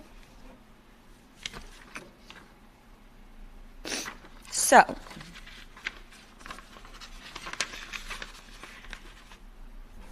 before I go into the exhibits, I'm actually going to give myself a little marker here because we have an in-person special guest here. And as we are heading into our 20th hour, almost there,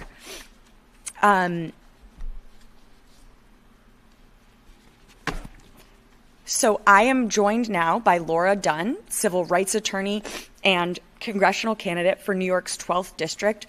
Laura, so great to have you here. Thank you so much for joining this morning. Really appreciate it. Thank you so much for having me here. What color? Anyone? So I'm a survivor of campus sexual violence, and I wanted to read today for several reasons, one of which is justice is still not the norm after sexual violence, and that's unacceptable in our country. And as someone running for Congress to investigate the Epstein files, I think it's essential that I be present and participate in this event today. I'll be reading from the file, but I just want to emphasize that we are here in New York in the reading room, and you can see behind me all the volumes. There are over 3,000 volumes physically present in this room. And we have so many dedicated survivors, advocates, and others who will be reading today as part of this filibuster. This issue is not going to go away, and I hope all survivors out there stand with the Epstein survivors and demand a full investigation. So I'll be reading from volume 3113 of 3437 that are present in this library. This is an email from Jeffrey Epstein to a redacted subject because they are redacting perpetrators, not just the victims as required by law. I guess organizing hours of singing lessons, TOLF exams, special doctors to get you more time so that you could enroll in school was forgotten. I understand. You appear to no longer remember that you were confident that you no longer wanted, and some of these words are not fully readable, when I met you. I am very sorry you feel this way, but wanted to wish you a happy birthday. No need to respond to me anymore. My mistake. There was a response back. Don't get me wrong. I appreciate things good happened. Thank you. Unfortunately, my impression is that becoming a mistress was the only one job proposition you were really serious about. I refuse, so it means all is over. Thank you for all your advices, but those were mainly related to my personal life, birth control, choosing cars, etc., not professional career I was interested in. My modeling is also completely over. And I'll just note that it seems this is an email exchange that may be with a survivor and not a perpetrator. My modeling is also completely over. The gap when I was rejected to jobs due to traveling to Ireland was too long. Besides, my agency knows where I was going from somewhere. I also had to remove my last year from my, and again, some words are not fully readable. People were asking uncomfortable questions on job interviews, and I never got a job afterwards. Meeting Gates or Woody was great. Thank you. We'll never forget it. Although nobody hired me just because I have a nice picture with them. I wish you well. Epstein replied, why? I always wish you well and have given you my best advice. I thought I provided you with opportunities to see things, meet people, do things, learn things, and grow. Maybe I was wrong. Response, it's a bit hard to believe that, but thanks. Epstein replies, I hope you are living well.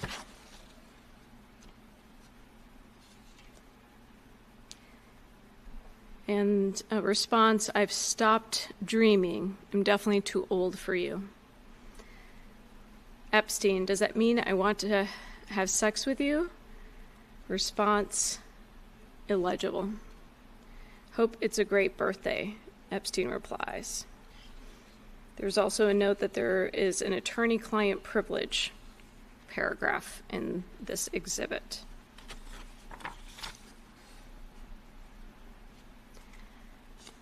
There is also a note that says, destroy this communication and all copies thereof as part of that privileged note.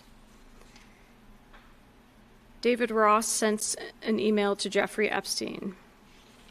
Oh yeah, thanks.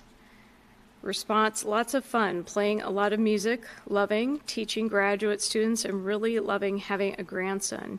You can imagine how a sentimental fool like me would be over the moon. Where have you been keeping yourself? What video did you see? And that is an email from David. Response, so good to hear from you, Jeffrey. I've thought of you often. I miss you. How are you? No us travel till fall, going to Japan to do a talk in Hiroshima in August. Otherwise, just up in Beacon till teaching before Labor Day.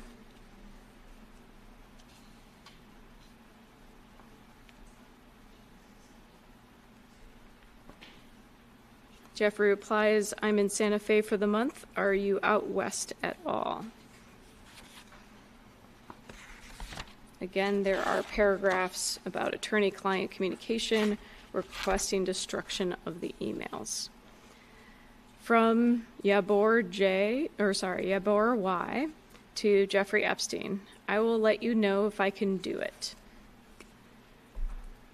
Yabor says, for how long will you be there? Jeffrey, come to New Mexico. It's beautiful here. Yabor, no, not really. I'm coming to New York in the 14th. Epstein writes, do you like Washington? Again, there are various paragraphs requesting to keep this attorney-client privileged communication confidential. Jeffrey to Richard Kahn, split. Richard Kahn, confirming that room will be lighten cost when he stays at hotel on STT. Jeffrey replies yes to Joyce. Richard Kahn says, please advise how I should respond. Thank you. Richard Kahn says, if I go to the island for the weekend, will I get reimbursed for my room? Also, if Joyce comes this week, can I show her property and residence or not allowed?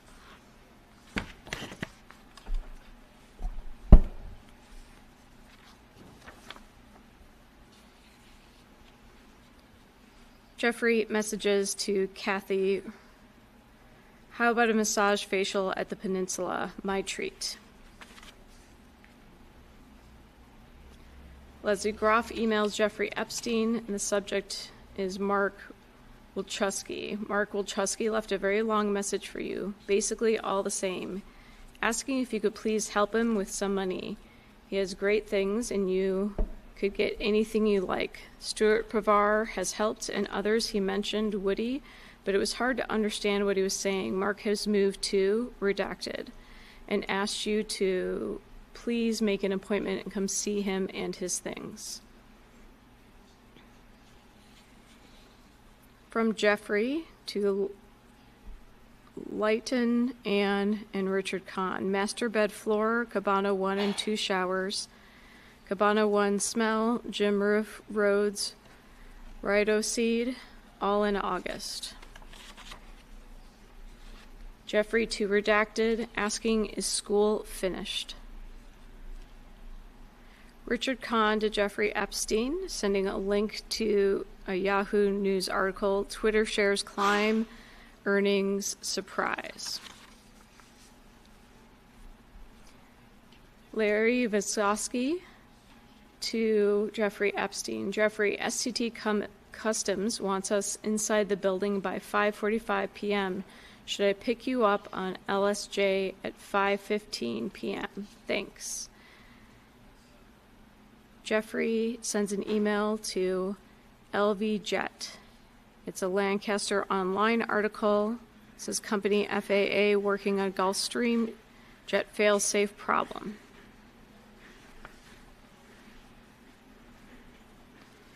From Jeffrey to Peter Thiel, Korean currency. From a redacted person to Jeffrey Epstein regarding Jeff Hawkins. I have talked to his second in command, Donna Dubinsky. In fact, she guest lectures for my NeuroVentures class about their AI/brain startup, Numenta. She is CEO. Off the record comments. One key issue with their work is that it's a model that attempts to mimic brain maps. But again, as with European Brain Project, we don't have brain maps. So there are a lot of assumptions built into their models. Perhaps as a result, their models haven't done much. I think Numenta finally kind of gave up trying to develop big hits with their AI engine and open sourced everything, hoping others would sign on. A link is provided to numenta.org, but I'm not sure any major outputs have happened yet. Signed, Ed. From Jochi Ito, have you guys talked to Jeff Hawkins? Is his AI brain stuff interesting?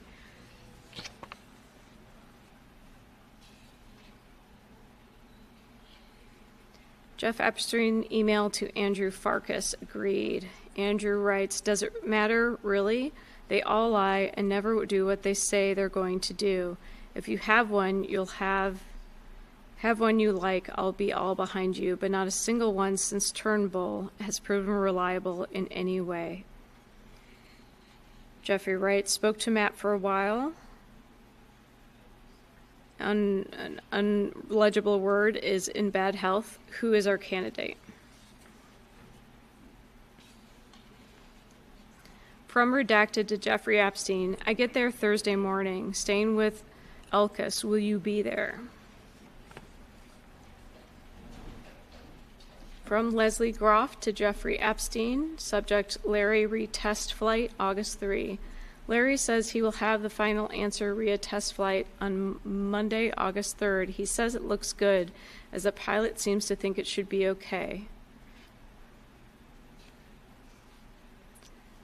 L. Allen to Jeffrey Epstein, Ann Rodriguez, Richard Kahn. We will take care of this. Have a great weekend.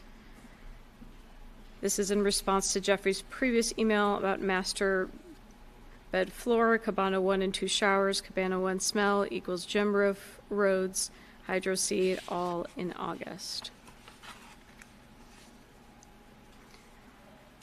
Jeffrey's email to a redacted question, take photos.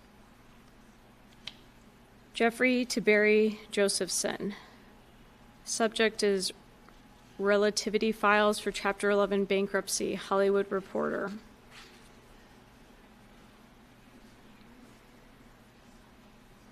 Jeffrey writes the word Burkle.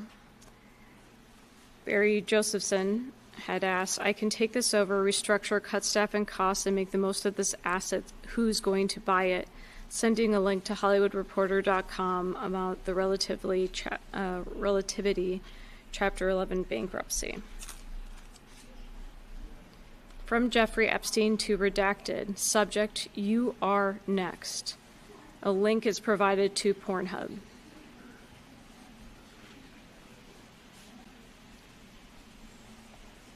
From Jeffrey to Jeffrey, subject line says White House. Contents simply says, please note. Jeffrey Epstein to Tom Pritzker. Ranch. Tom Pritzker wrote, flying Aspen to Chicago today. New York, end of month, you? Jeffrey asks, Aspen? Jeffrey Epstein to Leighton Allenby, Richard Kahn. Going to Palm Beach before Island might make sense. You have an idea of what is going to happen at the property? Pebbles, seawall, in-house structure? Jeffrey Epstein to redacted. Toys always available. There is the Napa dinner on Saturday and the science dinner on Sunday. I will try to go Saturday. Redacted wrote, Dean will most likely only stay Saturday. He is just getting back from Italy tonight. I wasn't planning to fly with him tomorrow, but if toys are involved, I may reconsider. Jeffrey writes, dinner on Sunday or that evening on Saturday. Should I bring you a toy? Redacted said, I think Dean is now planning to make it Brockman's dinner. Are you going? From Daniel Saba to Jeffrey Epstein. Note says classification confidential. Hi, do you have a moment to follow up on this? I am at blank. Redacted. Thank you, says Daniel. From Jeffrey, what is the name of the CO / not? Again, word is illegible. Daniel writes, classification confidential. Hi, Jeffrey. We want to discuss with you a private opportunity in DNA sequencing. Todd, whom I mentioned to you last week, would be on the call. It is a bit time sensitive. Do you have a moment to discuss today? Jeffrey emailed to Leighton Allenby. We should work on a schedule that minimizes the activity on the island when I am there. Jeffrey to redacted. Skype this weekend? Jeffrey to Michael Wolf. 1 month old? ? Jeffrey to redacted. Merely sends question marks.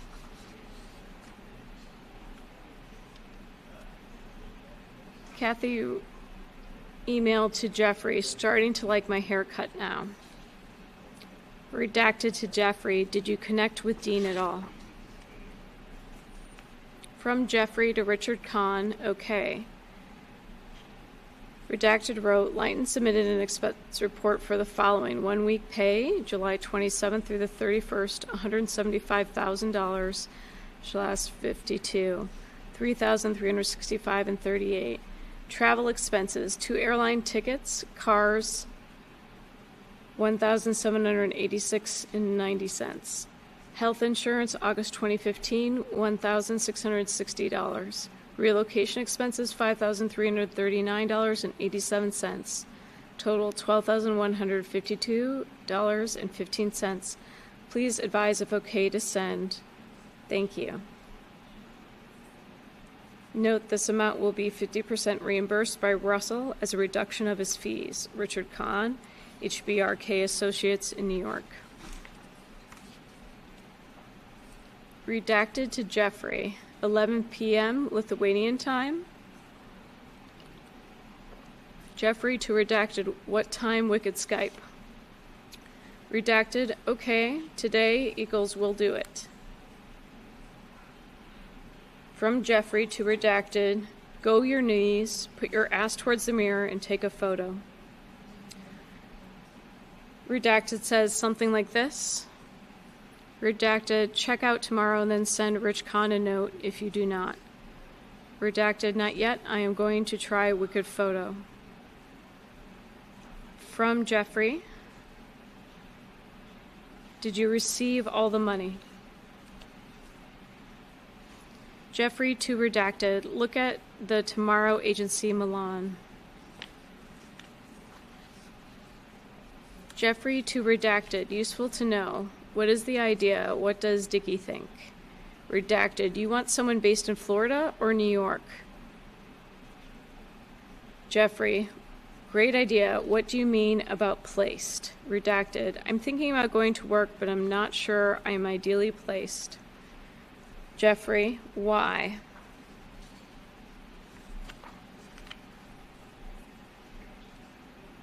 From Richard Kahn to Jeffrey Epstein. Subject, all construction projects going forward.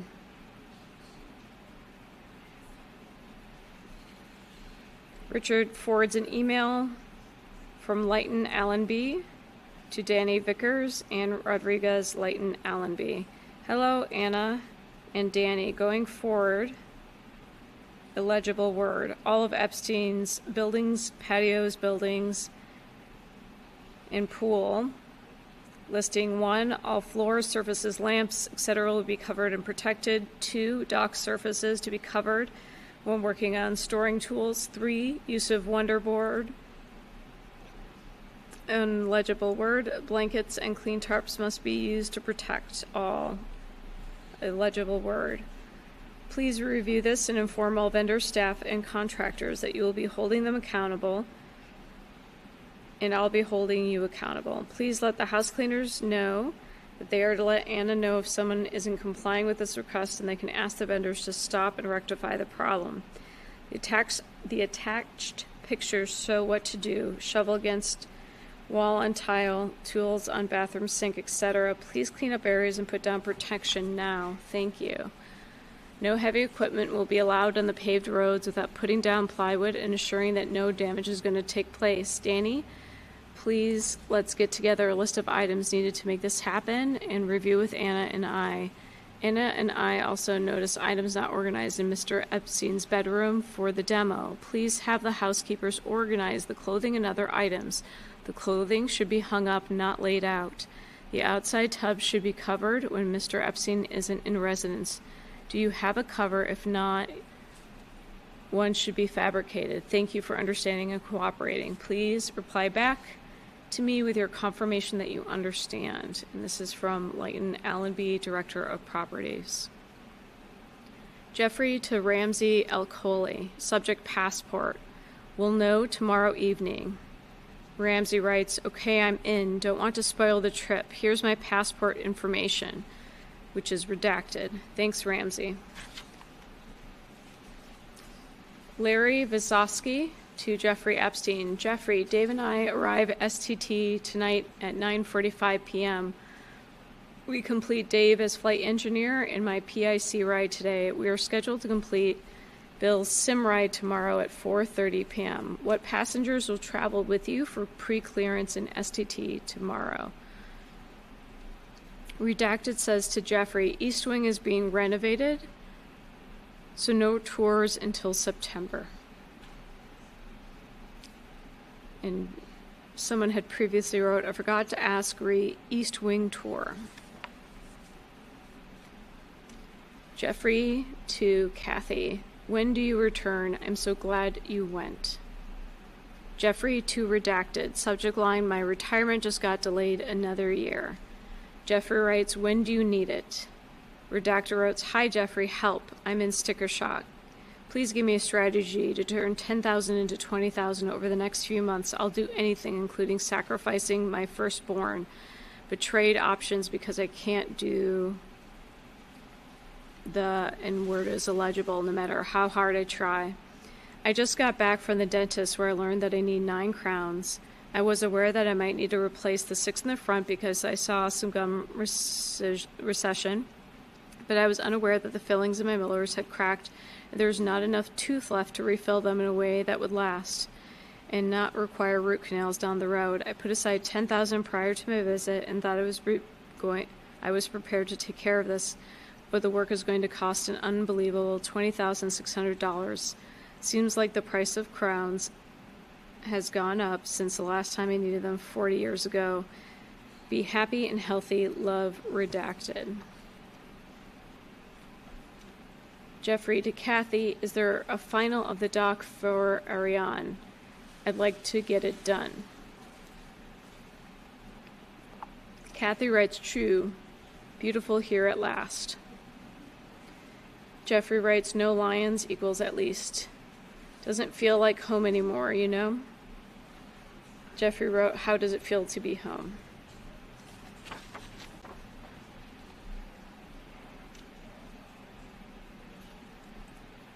Ali Reza Ittihadi to Jeffrey, is Darren sending the LOI?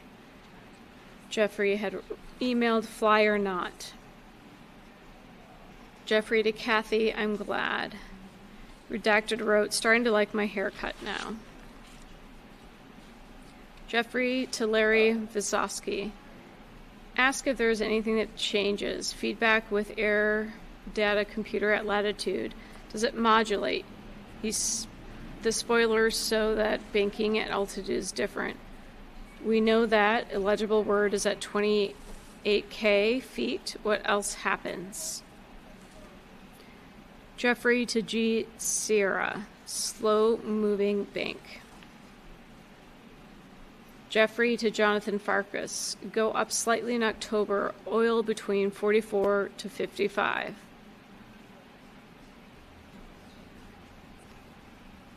Jeffrey to Sunyi Priven, do you need anything? How is the house?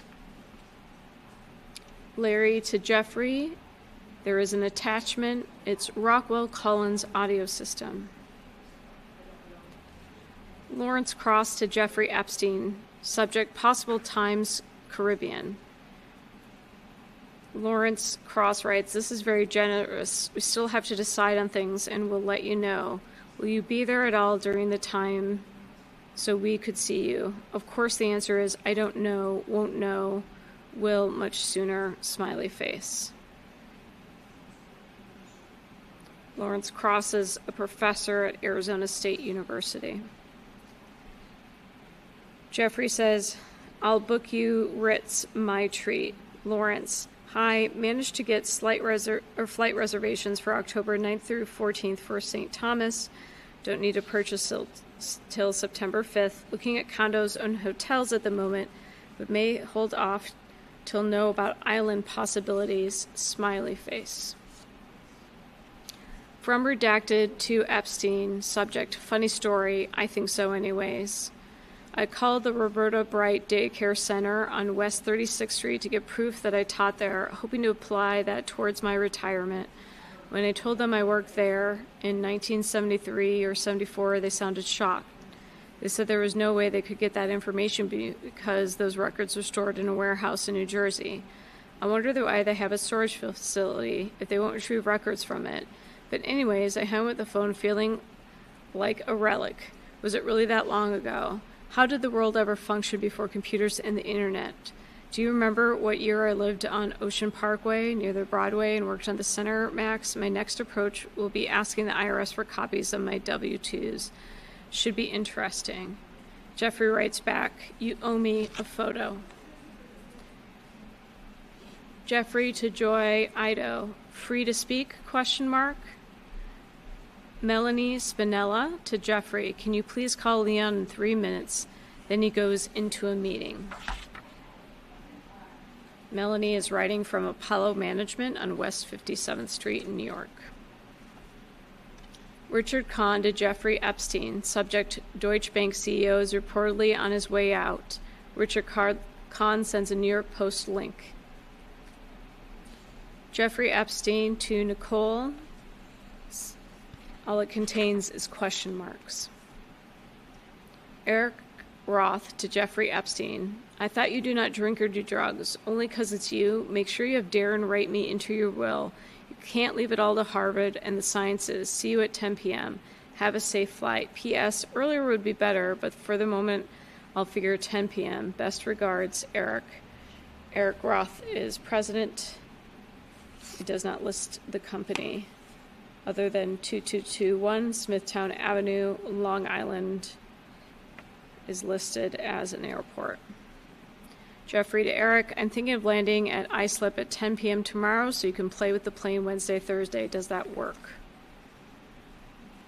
Jeffrey Epstein to Oliver Colum, stay strong. From Ann Rodriguez to Jeffrey Epstein. Subject: VI Daily News, Mr. John Woods. Link to Virgin Island Daily News, trio charged in pay-to-play scheme. Redacted to Jeffrey Epstein. Reminder: toilet door, resurface pool, army tents. Kathy to Jeffrey. Obviously need to see contractual language. Perhaps they were relying on force majeure.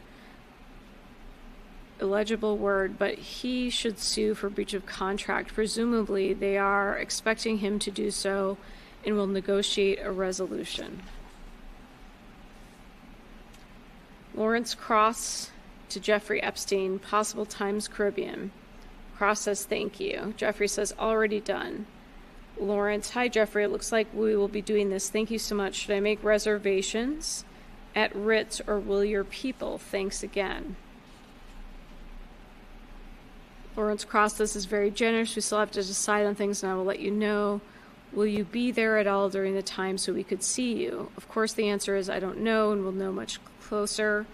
And then it's a repeat of the previous email where Jeffrey Epstein offers to book him the Ritz and they discuss dates. Redacted to Jeffrey Epstein. Subject: my retirement just got delayed another year. This is the same previous email I read about the dental costs. From Jeffrey Epstein to Peter Thomas Roth, tracking for shipment to Miami. Originally an email from Marianne Burton to Peter Thomas Roth says, hi Peter, was Jeffrey Epstein able to locate the shipment? Peter wrote to him, being Jeffrey Epstein, did you find it? Jeffrey says it's in Palm Beach and confirms yes. Jeffrey to Michael Wolf asking, how is it? Jeffrey to Joichi Ito, re Jeff Hawkins. I think IBM took Numenta in-house. And this is part of a forward of a previous email I read about Numenta.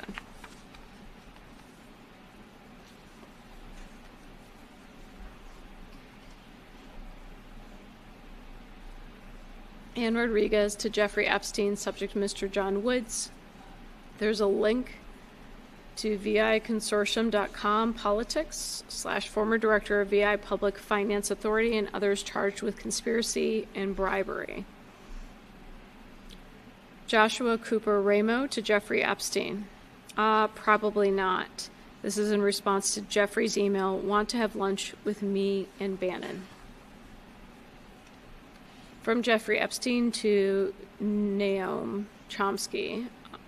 August 27th, New York might work with Ehud. You are closer in views than either would imagine. S. Hansen 900 to Jeffrey. Any chance you're in Palm? Question, you coming back to Palm this week? Jeffrey replies, Caribbean. S. Hansen 900 has a blank note simply saying it was sent from an iPhone. Richard Kahn to Jeffrey Epstein. Trump widens lead in new poll. thehill.com/blogs ballot box GOP primaries. Trump lead widens in national poll. Thursday, June 23rd. Blank came here and said you are still here and don't feel well. That's from redacted to Jeffrey Epstein. It's been my honor to read part of the Epstein files for you this morning.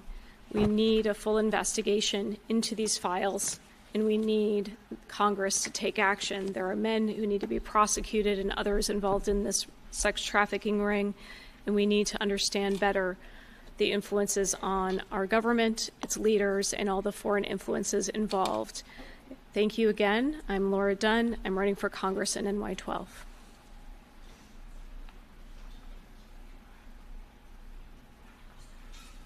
Laura, thank you so much for joining today.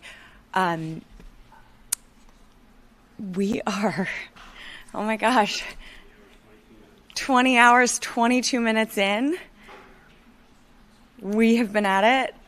And so we have, I'm like, my math is so bad right now. I'm brain dead, but just over 3 hours left to go, 3.5 hours left to go. Is that right? But thankfully I have people here to join me so I can have help. Look, I really am brain dead. Thank you, everyone. Thank you, everyone watching. We've seen comments from folks, especially in these early morning hours, people watching from Europe.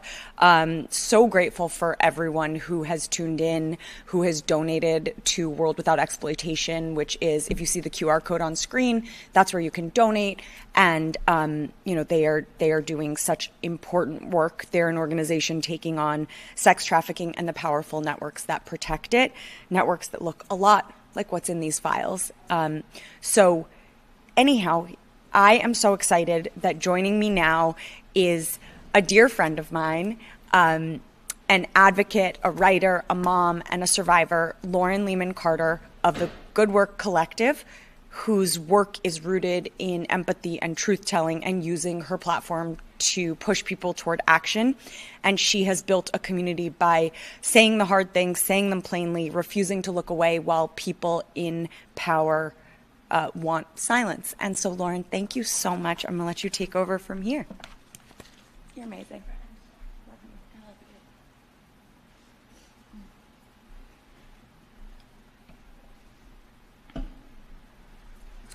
Good morning. As I get settled here, just additional thanks and appreciation to Eliza and the incredible production team putting this together.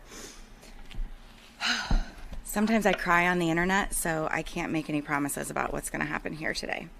I'm just going to pick up where we left off. It is an email sent Thursday, July 23rd, 2015 at 5:17 p.m. to Jeffrey from Redacted. Redacted came here and said that you are still here and don't feel well. Frowny face. Sent from my iPhone.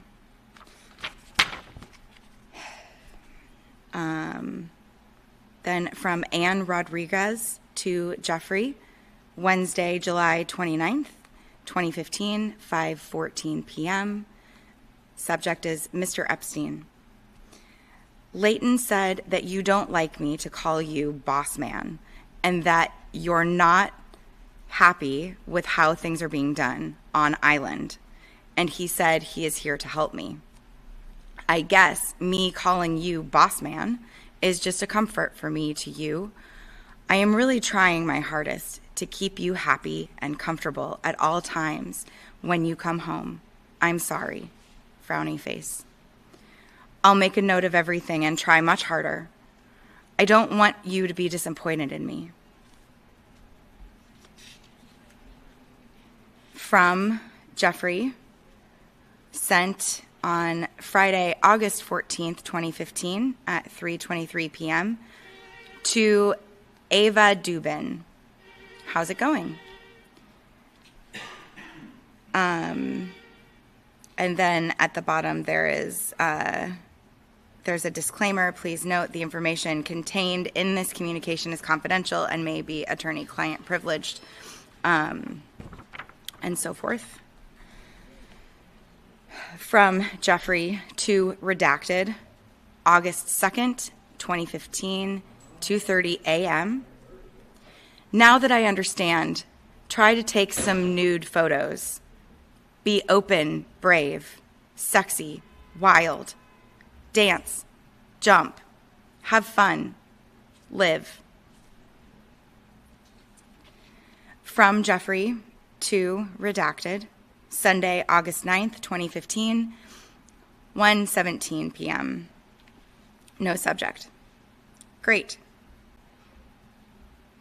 On Sunday, August 9th, 2015 at 6:58 a.m., redacted, wrote, auto portrait for you.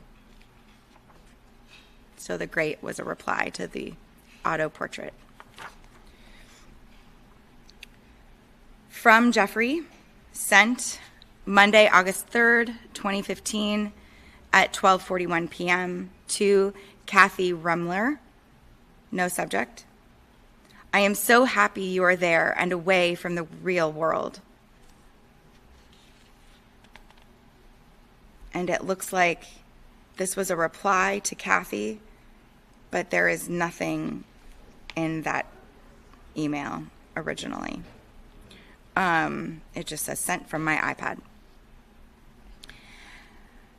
To Joy Ito, Tuesday, July 21st, 2015, 9:36 p.m. Oh no, this is from Joy Ito to Jeffrey. And I'm going to read this chronologically so that it makes sense because it's a thread.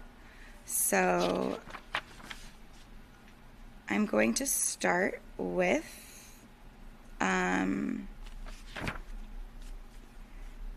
Tuesday, July 21st, 2015.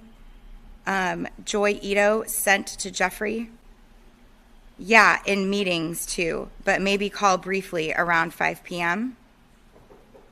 And the reply is okay at 2:34 p.m. And then another reply, calling you now. Then Jeffrey responds at 5:23 p.m. Still in meeting, let's try 6:30. Okay, I'll call you at 6:30. But do you know whether you're coming to Boston or if you want me to go to NYC? Winky face.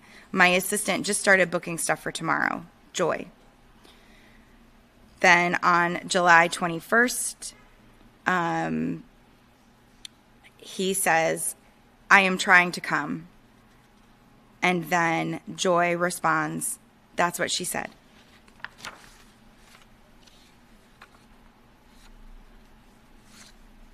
And the rest of this document is the disclaimer about confidential information.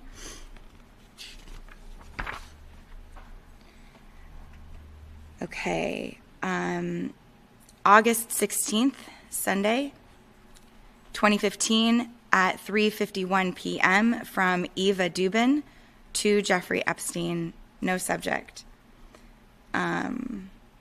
Yes, I miss Colorado. And this was a response to an email from Jeffrey. And I believe it says home. HO =E. Context clues tells me that's home. So then we have more emails from Jeffrey to Alireza. I'm going to mispronounce this. Idihadea. I am told the Malaysia BBJ went for 15 M, not 16. Is that not accurate? And this was a response to, is Darren sending the LOI? Fly or not?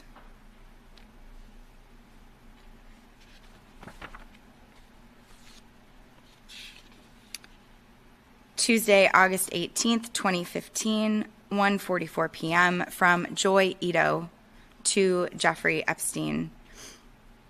It was great, actually. Bill did a good job, too. He had a chance to chat with Bill, which was good. I told him about Kevin Esvelt, and Bill told me he funded the original Mosquito Gene Drive stuff. Smiley face. And that was an email in response to, how was it? Wednesday, August 12th, 2015, 11:02 p.m. from Jeffrey Epstein to Ramsey Elkhali. East Wing being renovated, in all caps. No tours until September, and no clearance for at least a week on the West Wing. Sorry.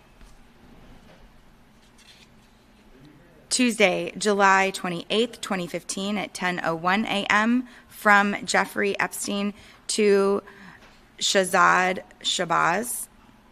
Next step? Question mark.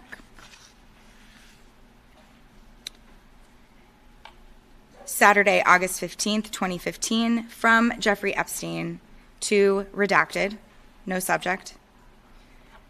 And this is a response to an email I'll read in chronological order.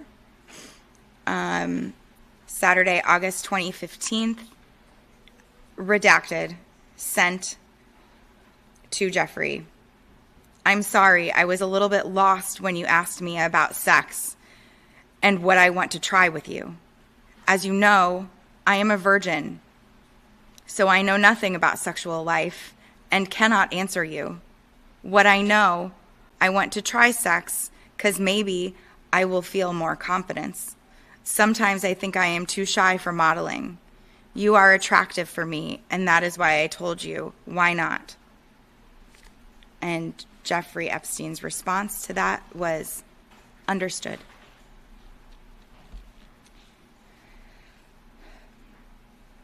On Saturday, August 1st, 2015, from Jeffrey Epstein to Joy Ito, subject, FYI. And this is a thread, so I will read from the bottom up for chronological purposes. On August 1st, Jeffrey sent to Joy, if you have time, you should consider coming to my ranch this week as my friend is filming a big action Western. I think you might find it amusing. She responds, that sounds cool. Let me see when I'm done with my dive training. Thanks. Also, I'm arranging my pickup in LA. What's the airport and time for our landing? What are you doing after we land? Joy. And Jeffrey responds, Burbank landing at 10, taking a demo ride on a BBJ C2. Then, free for the day, drive to Bev Hills, leave Burbank around 7 for ranch. July 24th, 2015, from Jeffrey Epstein to Anne Rodriguez. Please check master bed air vent. Seems to be failing. From Courtney Gelfond on behalf of Daniel Bloom to Daniel Bloom, Thursday, July 30th, 2015. Subject K1. Dear investor, please note that the K1s you have just received are for Booth Bay Multi-Strategy Fund LP and not Booth Bay Absolute Return Strategy. I apologize for the confusion. Best, Daniel. From Anne Rodriguez, Wednesday, August 12th, 2015, 5:28 p.m. to Jeffrey Epstein, subject, mechanical building. There is an image attached to this one. Hey, boss man. I was thinking maybe we could sell the mechanical building to the highest bidder. Then the buyer could come over to do the demo by taking it apart like a puzzle, put it on low boy, and go with it. It's still a great building, and I would hate to see it go to waste. We could probably do a trade-off with Andy over our bill with him. 2, we could sell it to Big Sam. 3, we could sell it to Better Roads. 4, we could sell it to Heavy Materials. If we can't find a buyer, then we crush it. What are your thoughts? Please advise. Ann R. From Ann Rodriguez, Monday, August 10th, 2015, 10:07 a.m. to Jeffrey Epstein. Carbon copy, Leighton Allenby and Richard Kahn. Subject, updates. Cecile said that we had to get it done while Jean was on vacation and that she had already spoken to you about it. Sorry, I should have double checked with you. Ann R. That was in response to an email from Jeffrey Epstein at 1:40 a.m. that said Jim Roof should have taken priority over office. Who made that decision? And that was in response to an email on Sunday, August 9th, 2015 at 10:39 p.m. from Ann. And it is redacted who it's sent to. Jim Roof, the carpenters will start on the gym roof tomorrow. The carpenters were over at ST last week building cabinets, cutting out drywall, and inspecting for mold. Master floor. Pokey had to replace the plywood underneath the old floorboards as well because it's too much moisture. Roads. Crusher run needed to continue project. I'll speak with Leighton, Danny, and Jeffers tomorrow morning. Waterfall. Peter will begin waterfall layers from top to bottom. I will send pictures as soon as he begins. Palms. Chris is planting palms tomorrow, and hydro seeding will begin on Thursday. Barge. Last update for barge completion was on August 10th, but that has changed due to new plans needed under the hill. I'll call Jean tomorrow for a new update. We'll send pictures tomorrow evening of everything. Ann R.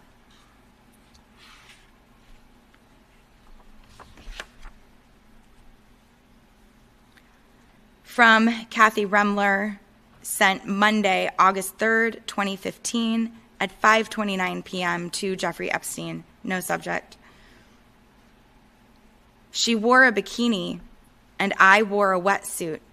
Did not want to get stung by jellyfish, and I was freaking out about the sharks the entire time, but I did it. Sent from my iPad. This was in response to an email from Jeffrey that said, sweet, and destroy this communication and all copies thereof, including all attachments.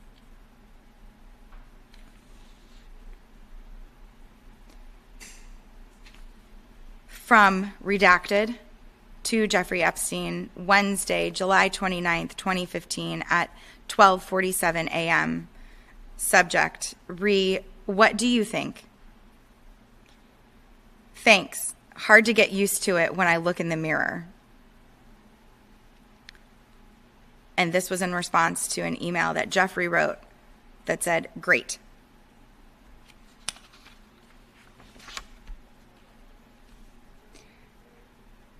From Jeffrey Epstein, Wednesday, July 22nd, 2015 at 3:43 p.m. to Jess Staley. Tom Caleris, reputation, Barclay.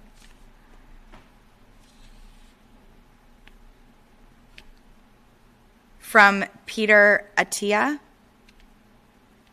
Thursday, August 6th, 2015, 3:40 p.m. to Jeffrey Epstein. No subject. This is another one that is a thread, so I'll read from the bottom up. Thursday, August 6th at 9:23 a.m. Peter wrote, I use Prescript Assist, but to be honest, I think this entire space is a morass of nonsense. Why? Oh, I'm sorry. The first email was from Jeffrey to Peter on Thursday, the 6th at 8:22 a.m. And he asks, Is there a probiotic you prefer? And then the response about Prescript Assist. And then Jeffrey responds to Peter at 8:26 a.m. and says, Harvard guys talking about biota. And then from Peter to Jeffrey, long discussion, maybe in New Mexico. Who's coming to New Mexico, by the way? Anything I need to do to prepare? From Redacted on Sunday, July 26th, 2015, 8:54 p.m. to JEE vacation at Gmail. That is Jeffrey's email address. Subject, fun trip. So this is in a response to an email that Jeffrey Epstein wrote on July 26, 2015 at 4:35 p.m. He said, I think if you girls want, you should all go to China and Hong Kong as soon as Redacted has visa. You can shop for 3 or 4 days, easy. And the response is, thank you, Jeffrey. From Jeffrey Epstein, sent on Monday, July 27th, 2015 at 2:28 p.m. to Michael Wolf. No subject. It is part of a thread. So the original email, Jeffrey wrote, how is it? And Michael Wolf's response at 10:19 a.m. was, well, there's a reason people keep doing this. And Jeffrey's response to Michael was, nice.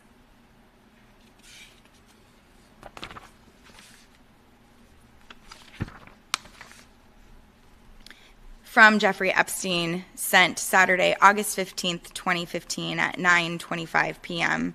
to Brad S. Karp. Any news? From Jeffrey Epstein, sent Wednesday, July 29th, 2015 at 5:35 p.m. to Ann Rodriguez. Subject, Mr. Epstein.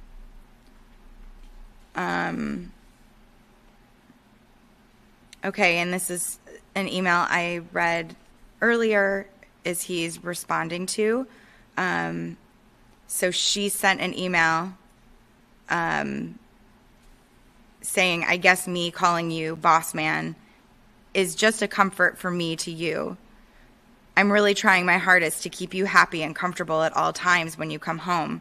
I'm sorry, frowny face. I'll make note of everything and try much harder. I don't want you to be disappointed in me. Ann R. And he responded, I never said that. Boss man is fine. From Gianna Sarazi, sent Wednesday, July 29th, 2015 at 3:21 a.m. to Jeffrey Epstein. No subject.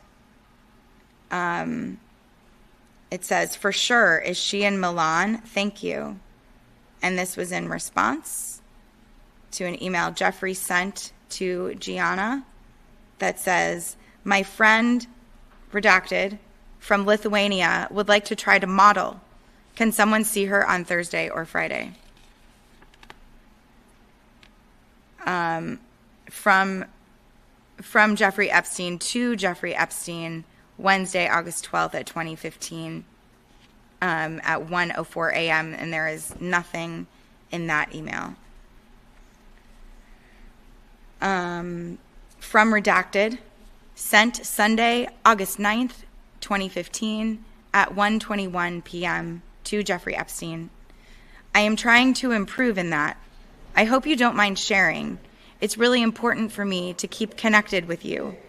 You teach me when you even don't know it. Big kiss. From Jeffrey Epstein, sent Tuesday, July 21st, 2015 at 9:36 p.m. to Redacted. No subject. And this is another thread, so starting from the bottom.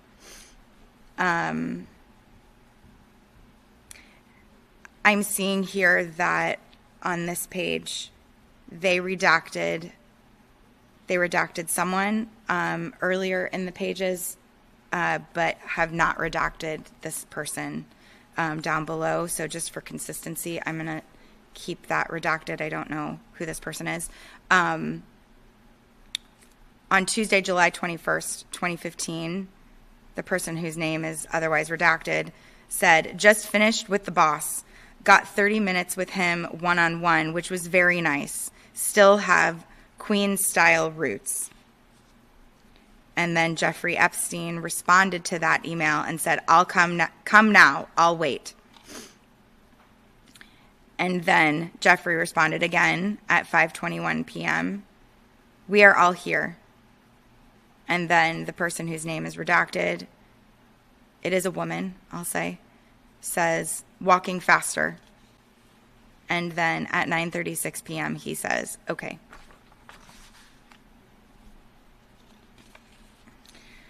From Greg Weiler, sent Wednesday, July 22nd, 2015 at 11:21 p.m. to Jeffrey Epstein. Subject, who painted your plane? And this thread, for consistency, I'll get you the details. FYI, I think you should consider a G4 instead of the Falcon. Better all the way around. That was sent from Jeffrey at 6:12 p.m. on July 22nd. Greg Weiler responds at 6:41 p.m. Was looking at that today. I'm paying $9.5 million for the F900 and another $2 million for more upgrades. F900 cost more than G4, I think, but OPEX is less. I am signing LOI on aircraft next day or two. Appreciate any input. And Jeffrey responds with a link to globalair.com. It looks like this is a Gulfstream. And then Greg Weiler responds, and go. From Paul S. Barrett, sent Tuesday, August 11th, 2015 at 6:09 p.m. to Brad Welsher, carbon copy Jeffrey Epstein, Barrett team, and Rich Jocelyn. Subject, forward, long USD, short KRW. Hi, Brad. Not sure if you saw, but CNH weekend, 3% overnight. KRW down almost 2%. We think this kicks off a currency war in Asia with a race to the bottom. We are still targeting 1250, 6 down from here. Paul.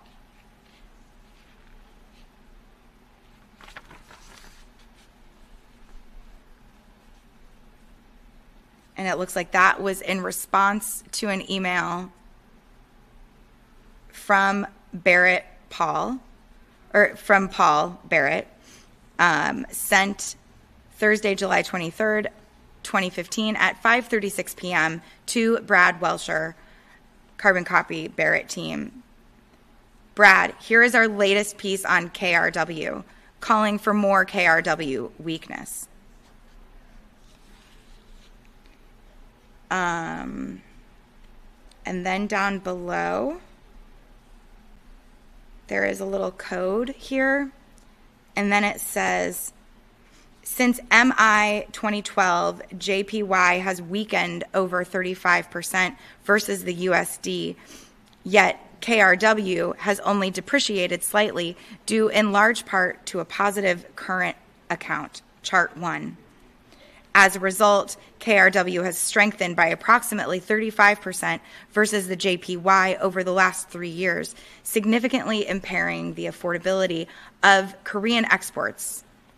YOY exports fell for a 6th consecutive month in June. As an example, 33% of Korea's GDP is represented by Samsung and Hyundai. both heavy export-oriented companies. Source, Business Korea. In addition to an uncompetitive currency, Korea is suffering from low inflation, high levels of debt, and near zero interest rates. Sound like Japan? To combat these conditions, the BOK has been cutting rates now at 1.5%, but with rates already low, it's hard for that to have much of an impact. Recently, South Korea's National Pension Fund announced that it would diversify approximately 1% of its holdings into foreign assets, i.e., QE labeled as asset diversification. Source, FT. So, what does an export-driven economy do when its competitors have devalued their currencies? Rate cut impact is limited, and debt levels are already high. They have to weaken their currency, and arguably KRW has far more correct against JPY than the euro does against USD. Additionally, getting short KRW also satisfies several other goals: owning EM, downside protection exposure, owning a position benefiting from USD strength, owning a position that potentially benefits from China rolling over on its currency, the IMF review, and the SDR basket October 9th through 11th. How does the trade go wrong? South Korean 8217's current account balance is +7 of GDP, representing one key element against KRW depreciation. However, the won is a controlled currency, trades through NDFs, and appreciation from trade flow is managed and arguably can be reversed in the event of the government 8217's desire to weaken the currency. Significant reversal in USD strength and or JPY weakness, the need for strength in South Korean government to step in. Sources: Bloomberg, as of July 15th, JP Morgan, Financial Times, Business Korea. The views and strategies described herein may not be suitable for all investors. Certain strategies may expose investors to potential risks and losses. So that whole thread was from Paul Barrett to Brad Welcher and the Barrett team. Moving to Wednesday, July 29th, 2015, from Jeffrey Epstein. No subject, and it is sent to A. de Rothschild. Free now. From Zorro to J. Epstein, sent Thursday, August 6th, 2015 at 8:39 p.m. Subject: call. Darren called, responding to your email. No need to call. From Redacted to Jeffrey Epstein, Sunday, July 26th, 2015 at 9:30 p.m. From Jeremy. You're a sex goddess. You were sent to the planet Earth to change people's opinions of what sexy is. From Column Olivier, sent Friday, July 24th, 2015, 9:27 a.m. to Jeffrey Epstein, no subject. This is a thread. The original email was from Jeffrey Epstein to Olivier, and it says, stay strong. And his response is, thanks, I will.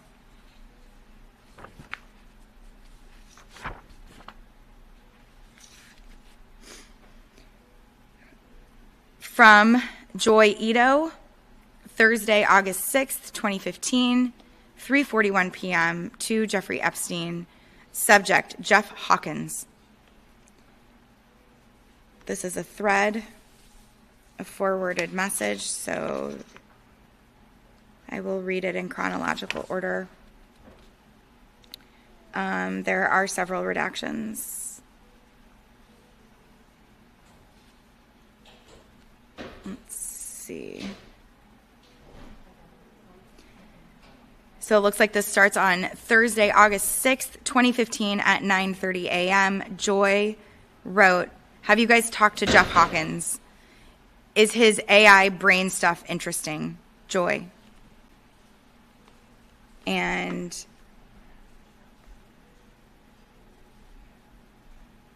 from Ed Boyden, subject Jeff Hawkins, to Joy, and another redacted email. Ed says, I have talked to his second in command, Donna Dubinsky. In fact, she guest lectured for my neuroventures class about their AI brain startup, Numenta. She is CEO. Off the record comments. One key issue with their work is that it's a model that attempts to mimic brain maps. But again, as with the European Human Brain Project, we don't yet have brain maps. So there are a lot of assumptions built into their models. Perhaps as a result, their models haven't done much. I think, I don't know what this word is because there are some characters. I think Numenta finally gave up on trying to develop big hits with their AI engine and open sourced everything, hoping others would sign in. Oh, that word I was struggling with is Numenta here. There's a website, numenta.org. But I'm not sure any major outputs have happened yet. Best, Ed. And then this exchange was forwarded to Jeffrey Epstein, and he says, I think IBM took Numenta in-house. And Joy's response to Jeffrey on that email is, BTW, do you know Jeff Jonas? He's smart about data stuff. I'm using his boat for the next 3 days. He's an investor in my fund. He is the guy who busted the MIT blackjack team. He is at IBM, but he lives in Vegas and busts bad guys using data. Decoding Jeff Jonas, wizard of big data. And there is a link to a National Geographic article. Might be fun for you to meet. Joy. Moving to Wednesday, August 12th, 2015 at 3:04 a.m. from Jeffrey Epstein to Svet. Subject is just forward. There is no content in this email that was forwarded, but it is from Jeffrey Epstein to Jeffrey Epstein. No subject. Tuesday, August 11th at 9:03 p.m. So the day before. From Jeffrey Epstein, sent Sunday, August 2nd, 2015 at 3:45 p.m. to Alireza Itihadea. I apologize, I'm probably mispronouncing that. You told me yesterday that the chopping guys bought it. I don't care. I care about Burbank tomorrow. Aircraft is not old and still available for sale as far as we know. I'm going to wrap up after this. Further down in this thread, it says, I'm told the Malaysia BBJ went for 15 million, not 16. Is that not accurate? That was from Jeffrey to Alireza. And prior to that, Alireza said, is Darren sending? And Jeffrey said, fly or not. So I am stopping here. Thank you, friend.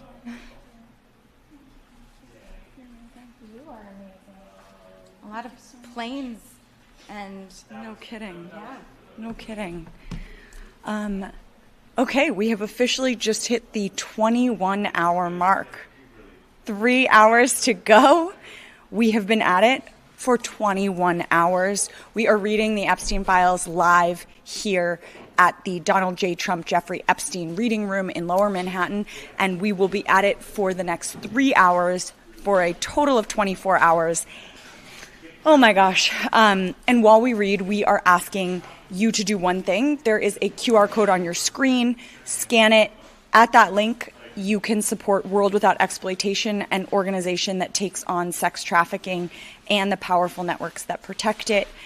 And so give what you can and stay with us because we are continuing for the next 3 hours. I am joined now by writer and labor activist Talia Jane with Prism Reports. Talia, thank you so much for being here with us today. And would you mind introducing yourself and telling us why you're here? And then we'll let you take it away. Thank you. Thank you so much. My name is, can I adjust this at all or should I leave it? Okay. My name is Talia. I'm an independent reporter. Sure, yeah. I'm going to get a box. Thank you. Oh, a pelican case, too. Wow. Is it the pink one? Yeah. There we go. This is Talia on the box. Oh, my God. Holy cow. I see a lot of dust up here. All right. We're good? Thank you. Oh, my God, I'm so tall now. This is amazing. My name is Talia Jane. I'm an independent reporter. I cover protests and social movements. I've reported for a number of outlets, including Prism Reports. And I have been doing that since 2020. And prior to that, I made some waves advocating for fair wages at Yelp in 2016. That was kind of where things started. And over the years, I've just been drawn towards spaces and voices that are speaking out against injustice. And so I'm very glad to be here. I reported on this space before it opened, and seeing the response to it has been pretty astonishing, because I feel like a lot of times when you are witnessing injustice, it feels like you're yelling into the wind during a hurricane. And seeing people respond and understand that this is a huge injustice is happening. Even just the way that the files have been redacted has been so sloppy and harmful. And for people who are rising up and speaking out collectively and, using what they can to advocate however they can, I think is important. And so I'm very glad to be here today reading somewhere from here. I'm not actually sure because the book got closed. Do we know? I'll just buy some time. Do you know where she was at? The white? Okay. Cool.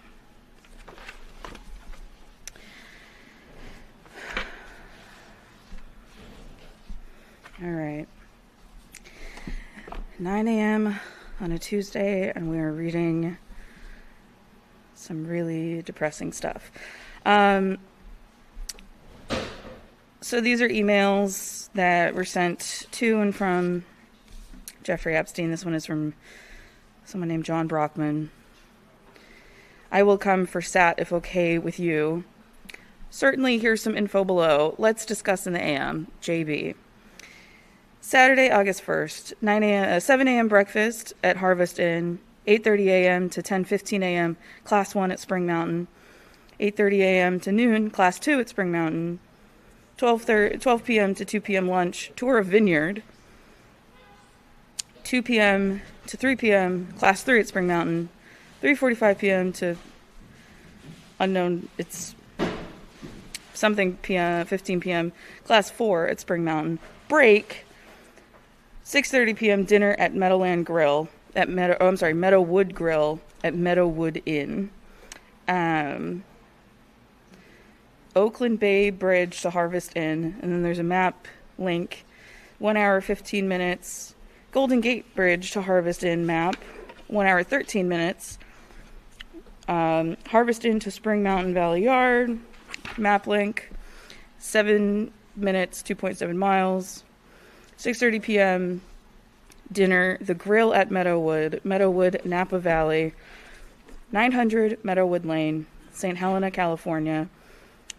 And then there's a link to the restaurant, which is apparently just slightly over an hour outside San Francisco. So that's good to know if you are ever in San Francisco and you want to visit a very niche tourist attraction. No. This is from Redacted to Jeffrey Epstein. Almost there. This is at 9:37 p.m., July 21st, 2015. Response from Jeffrey Epstein at 5:30 p.m., July 21st. I assume different time zones. Okay. On Tuesday, July 20-something, 2015,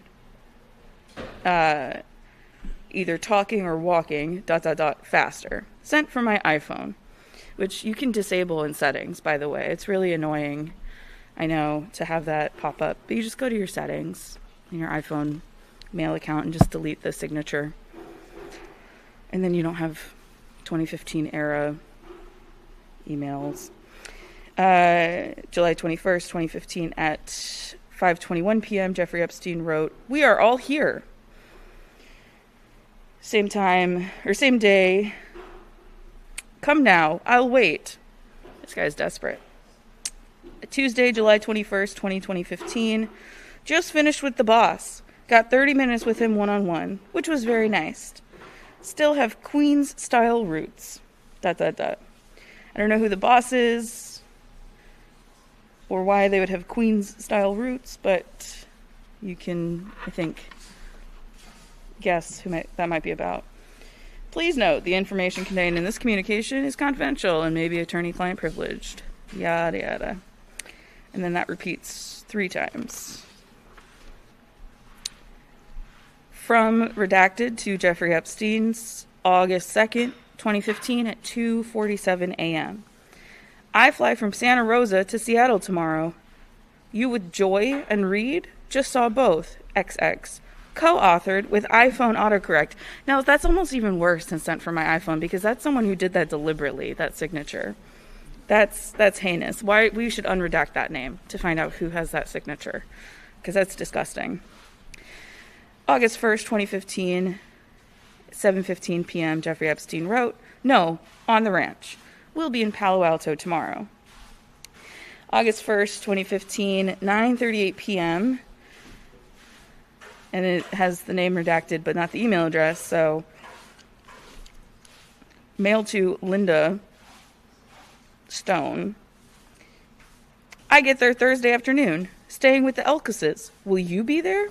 Co-author with iPhone autocorrect." Okay, so we know who did this terrible signature, and it's someone named Linda, which honestly, unfortunately, tracks. Sorry to the Lindas out there. And that is, again, it has the copy paste of the notice for confidentiality. From Michael Wolf to Jeffrey Epstein, August 9th, 2015 at 1:21 p.m. "Indeed, and already my old life forgotten. Where are you? NYC this week? Chat?" Response from Jeffrey Epstein at same day. 1 month old? Question mark.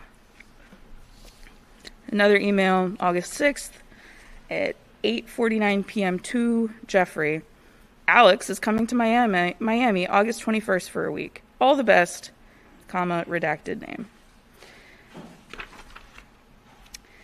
Then there is a link to a Slate article from Jeffrey Epstein. Oh, this is getting juicy. August 2nd, 2015 to Noam Chomsky. It's a Slate article, and he's saying, "Here is a different form of matching to see if it is a song that you have already heard. Only 15 points of match with a hash function, quite insensitive to noise.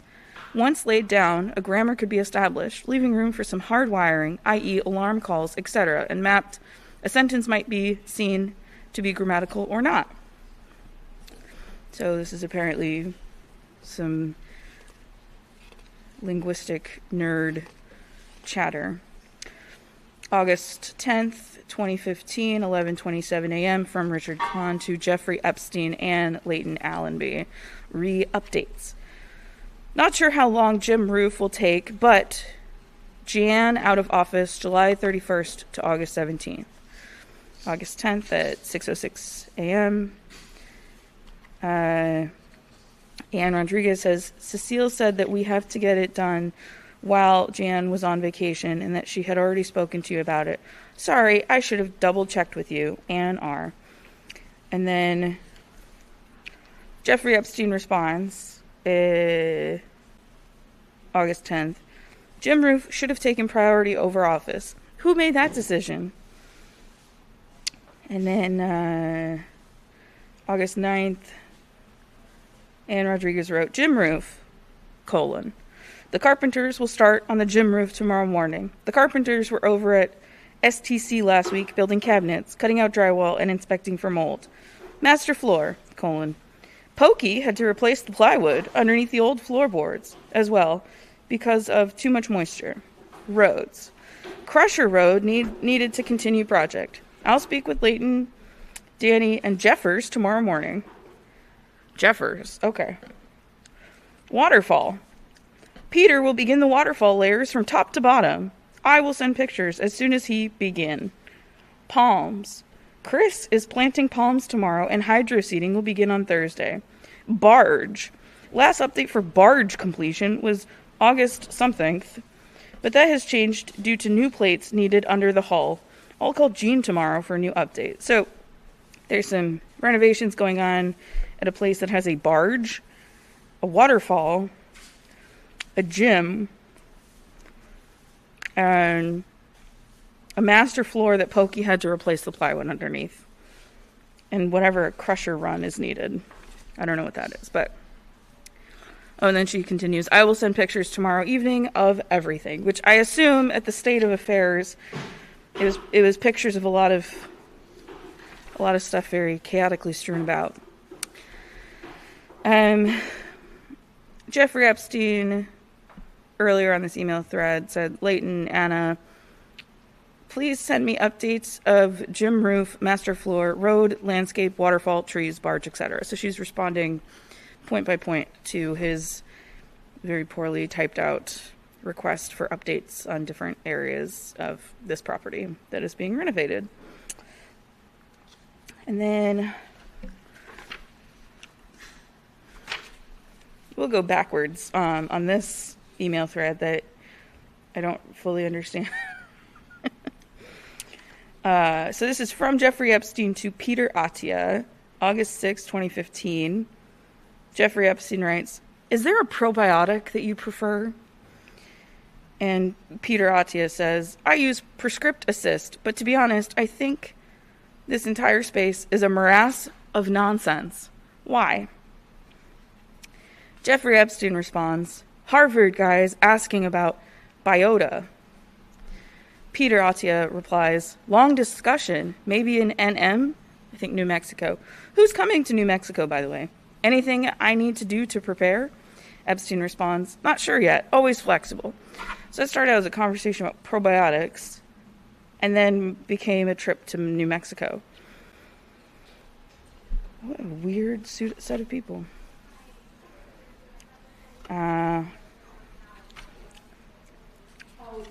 This is I don't know. Should I try and I'm gonna try and go backwards so these email threads make a little bit more sense. So February 26, 2014, 2014 at 4:18 p.m. Gianni says thank you,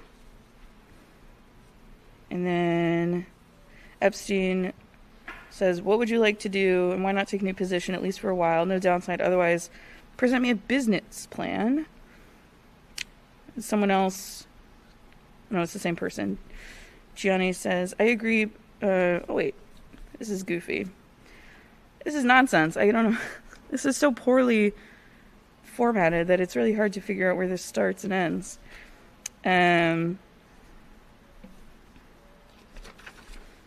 I'm so sorry if I'm really sweaty. It's a little hot outside. It's like 90 degrees here.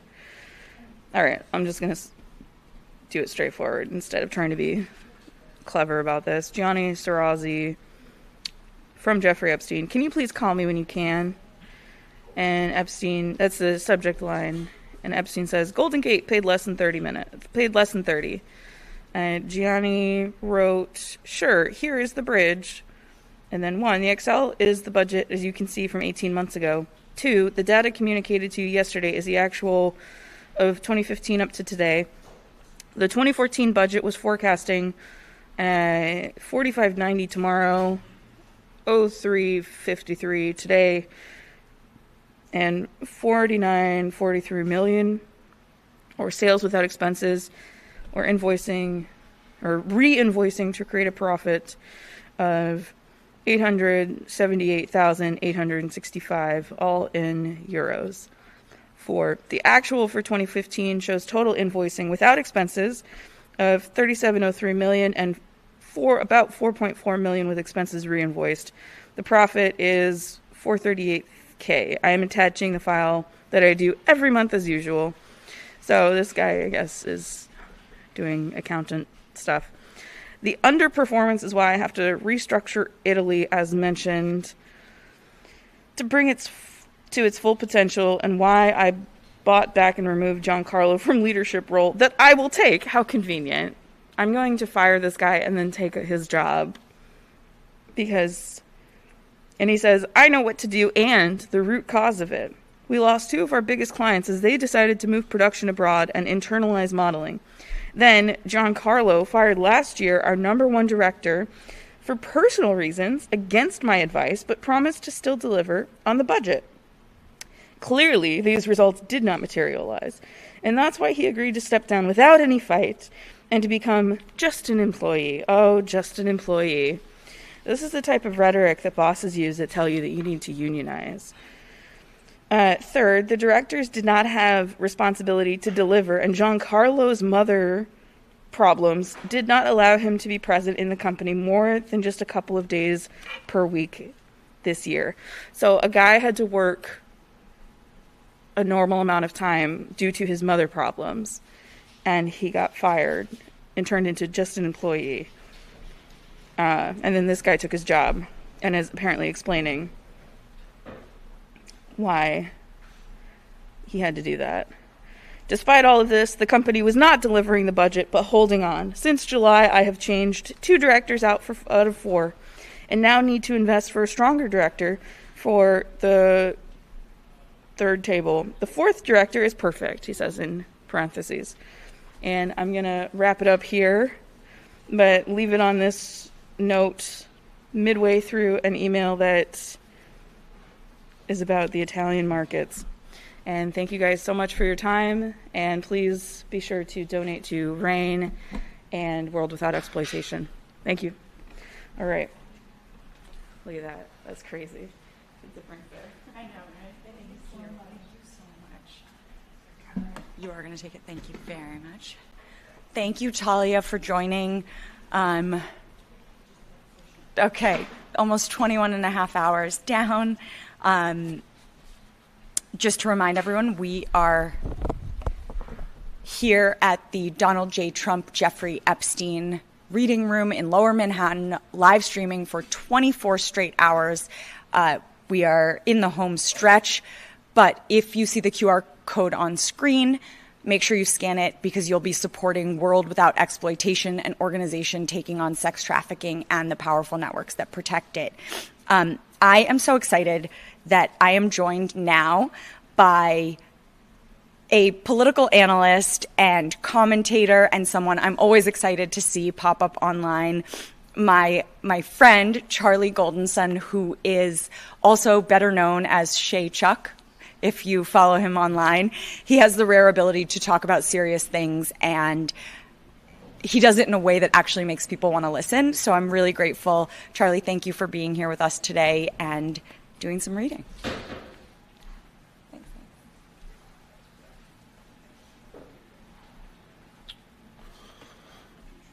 Hello. My name is Charlie Goldenson. As Eliza said, people online know me as Shay Chuck. I am a political strategist, political consultant, activist, but also, as of recently, a public-facing commentator. I try to break down political stories, political issues in ways that everyday people, everyday audiences can understand them. I want to make politics, social issues, economic issues more accessible to everyday people, which is one of the reasons I'm here, one of the reasons that I'm so thrilled about this exhibit. When we hear a number like 2 million, 3 million, it's exceptionally hard to have our brains to actually process what that looks like, what that means. In this space, we are able to see the actual physical layout of some sort of representation of the scale of the size of these files, which I think does an incredible job of getting folks like me to actually understand the size and scale and the impact of what we're talking about when we talk about the Epstein files. So I'm honored to be here to be a part of this activation, and I am going to start reading now.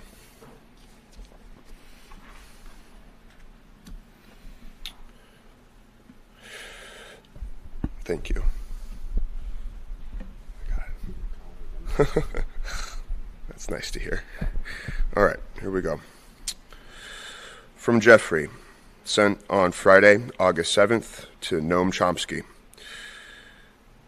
It is not too late to form a new domestic currency that exists alongside the euro. When I say currency, I mean accounting for exchanges. Food stamps are an example in the U.S. It's $80 billion, complementary currency. Much less comfortable on the subject than ants. Noam Chomsky then responds, there are plenty of warnings about currency, not heeded, unfortunately. Appreciate the invitation, but leisure time? Is that an English phrase? Okay for ants. But I hope it helps. Noam. Jeffrey responds, bad for them, good for you. No need to have only one currency. It's old-fashioned. You, of course, are welcome to use the apartment in New York with your leisure time, or to visit Mexico again. Ants find the shortest route to food by trying many and discarding what doesn't work. No algorithm, no input or output, only a goal. Sounds closer to our problems.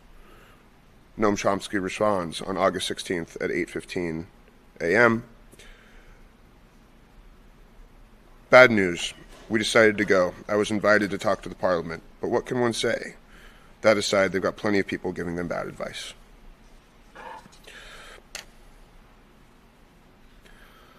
Jeffrey, August 5th, 2015.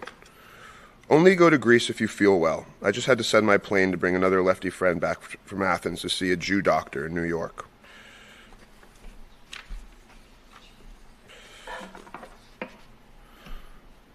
Tuesday, July 28th, 2015. Jeffrey Epstein to Steven Sinofsky. You should run his R&D. Thursday, July 30th, 2015, Jeffrey Epstein to Cynthia Tobiano. 1, I would like to get an agreement, though I know the logistics are complex, before the DOJ meeting, which is now set for August 27th. Ariane suggested it would be you and Emmanuel go to Luxembourg for a review. Is there anyone else you can bring? Kathy is going to Africa. Sat and bring documents. Sunday, August 2nd, Jeffrey Epstein sends to Misha Gromov. In category theory, is there a useful deviation of power laws, Pareto, Zip, etc.? August 17th, 2015. Redacted to Jeffrey Epstein. Will be delivered tomorrow. Wednesday, August 12th, Jeffrey Epstein sends to Lallamby. Thanks, 3 feet and more gracious. Anna showed us this area as transition from asphalt to dirt. Is this correct? That we're starting crushed runs now? Kite House? Jeffrey Epstein, on August 7th, 2015, sends to Cecile. Okay. July 29th, 2015, Jeffrey Epstein. Subject line, Daniel Saba. This is being sent from a redacted source to Jeffrey Epstein. Daniel Saba has called for you again. He also called the island looking for you, ... Please, give him a call. Thursday, July 30th, 2015, the day before my birthday. Faith Kate sends to Jeffrey Epstein. Okay. Her name is Redacted. Okay, to ask for Redacted. He is the head scout for Europe. I work fast, faster than you. Can you say Harvard 2019? She's not that interesting, but she's the sister of a great friend. Let me see if someone is there close to tomorrow for the month. What time? July 30th, 2015. Faith sends to Jeffrey Epstein. My friend is looking for an agency in Milan. Is there someone to see?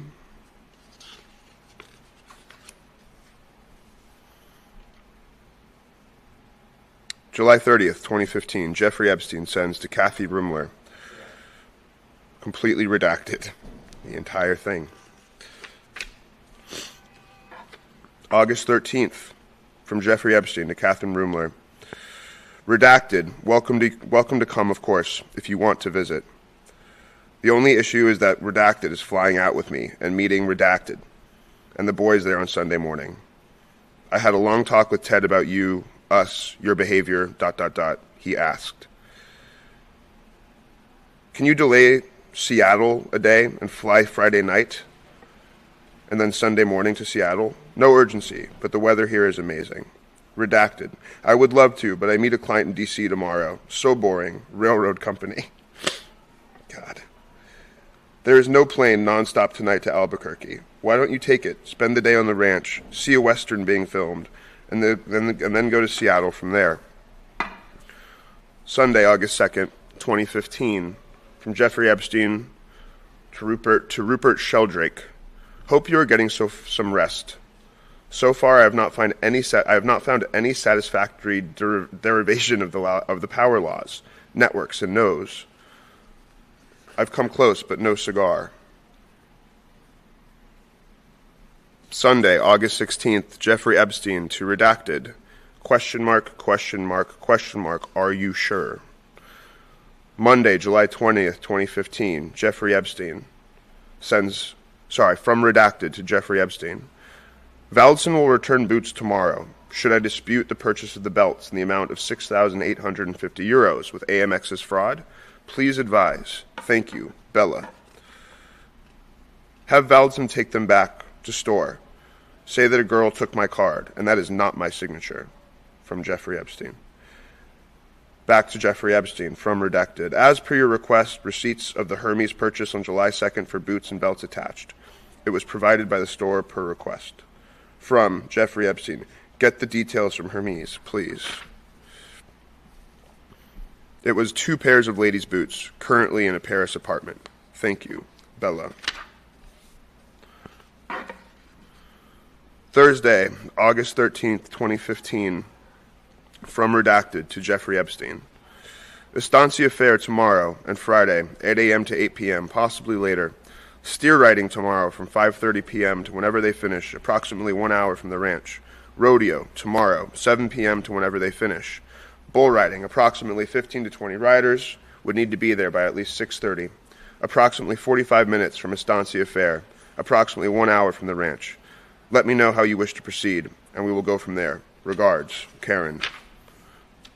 August 4th, 2015, from Jeffrey Epstein to Sierra. Subject line, camp next year.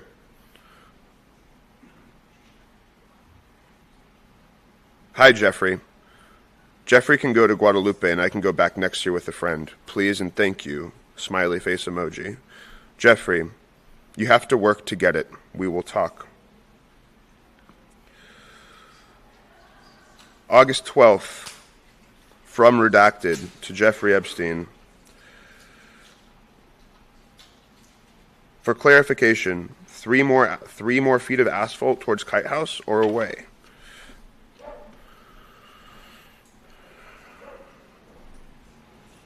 August 18th, 2015, from Richard Kahn to Jeffrey Epstein. Please advise where Marin shall place attached items that will be delivered today. Thank you. Tuesday, March 27th, 2018. From Jeffrey Epstein to Redacted. When? Should I text her? Will you text her? Thanks so much.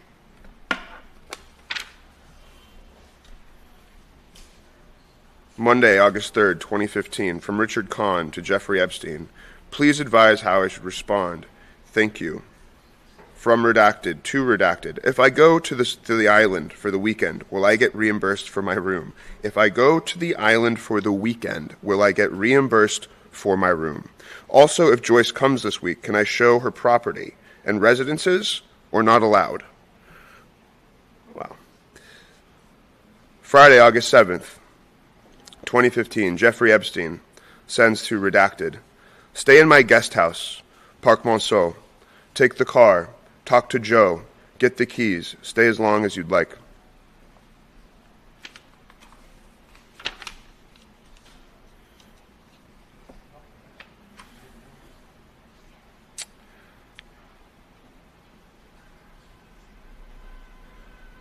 Monday, August 10th. God. Monday, August 10th, from Jeffrey Epstein to redacted. Bend over more. Spread your legs. Lay your elbows. To redacted. From redacted. Where is my ass photo? From Jeffrey Epstein to redacted. Get on your knees. Put your ass towards the mirror and take a photo. From redacted. Something like that.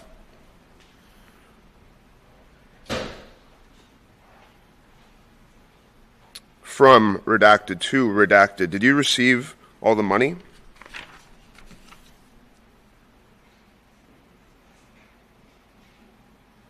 Faith Cates, Thursday, July 30th, 2015, to Jeffrey Epstein. Let me see if someone is there. Let me see if someone is there. Are they closed tomorrow for the month? What time? Jeffrey Epstein responds, she's not that interesting, but she's the sister of a great friend. Faith Cates respond, okay to ask for redacted. He is the head scout for Europe. I work fast. Jeffrey responds, okay.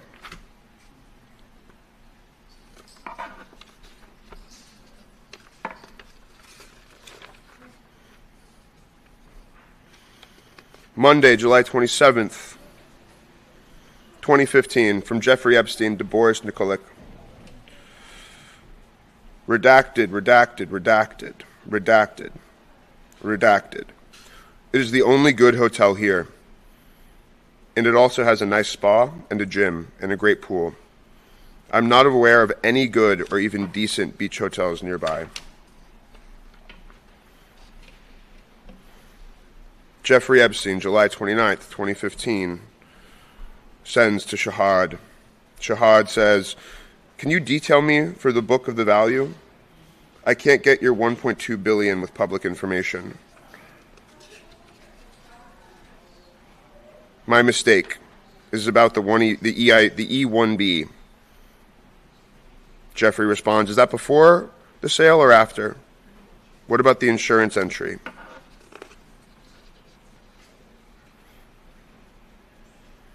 August 2nd, 2015, from Jeffrey Epstein to redacted.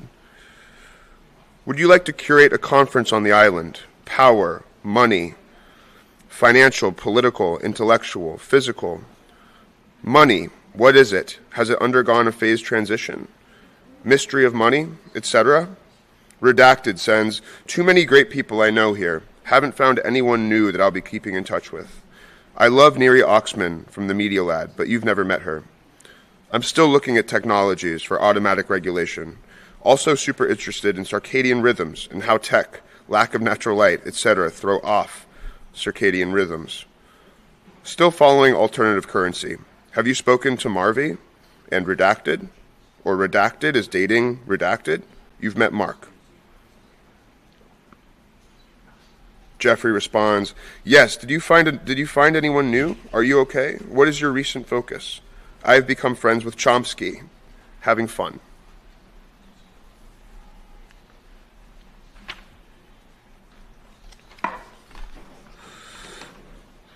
August 3rd, 2015, from Leighton Allenby to Jeffrey Epstein. Hello, Mr. Epstein.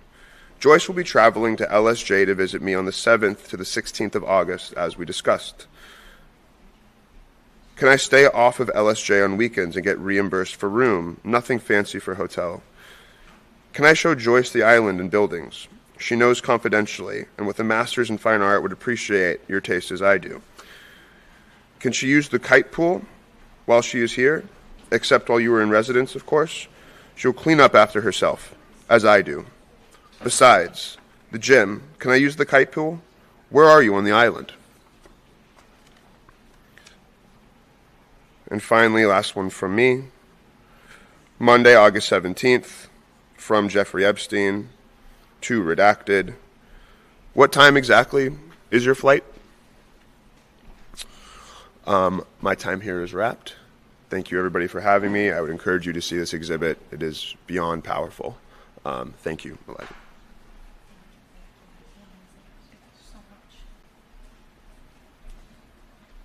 Thank you, Charlie, and thank you, everyone, for joining us. We're rapidly approaching our 22-hour mark, which is very exciting. But we are here live streaming for 24 straight hours from the Donald J. Trump and Jeffrey Epstein Reading Room in Lower Manhattan. We are raising money for World Without Exploitation, and you can scan the QR code on screen in order to donate. We appreciate you being here. Again, I'm Eliza Orlins, and I'm working with the Save America movement, and we are putting this on, and really it has been a labor of, really a group project here. We are so grateful for everyone who has come in and been a guest reader, and so grateful for the folks at home who've been watching and sharing and commenting and donating. We are truly so grateful for all of you. I am so excited to introduce our next speaker, our next guest reader, the one and only Kate Justice, a dear friend of mine and author of The Epstein Report. Kate is an extraordinary reporter, investigative reporter. I mean, her work is just amazing. You have to check it out. Kate, would love for you to introduce yourself and then explain why you're participating and do a reading for us. Thank you so much for being here.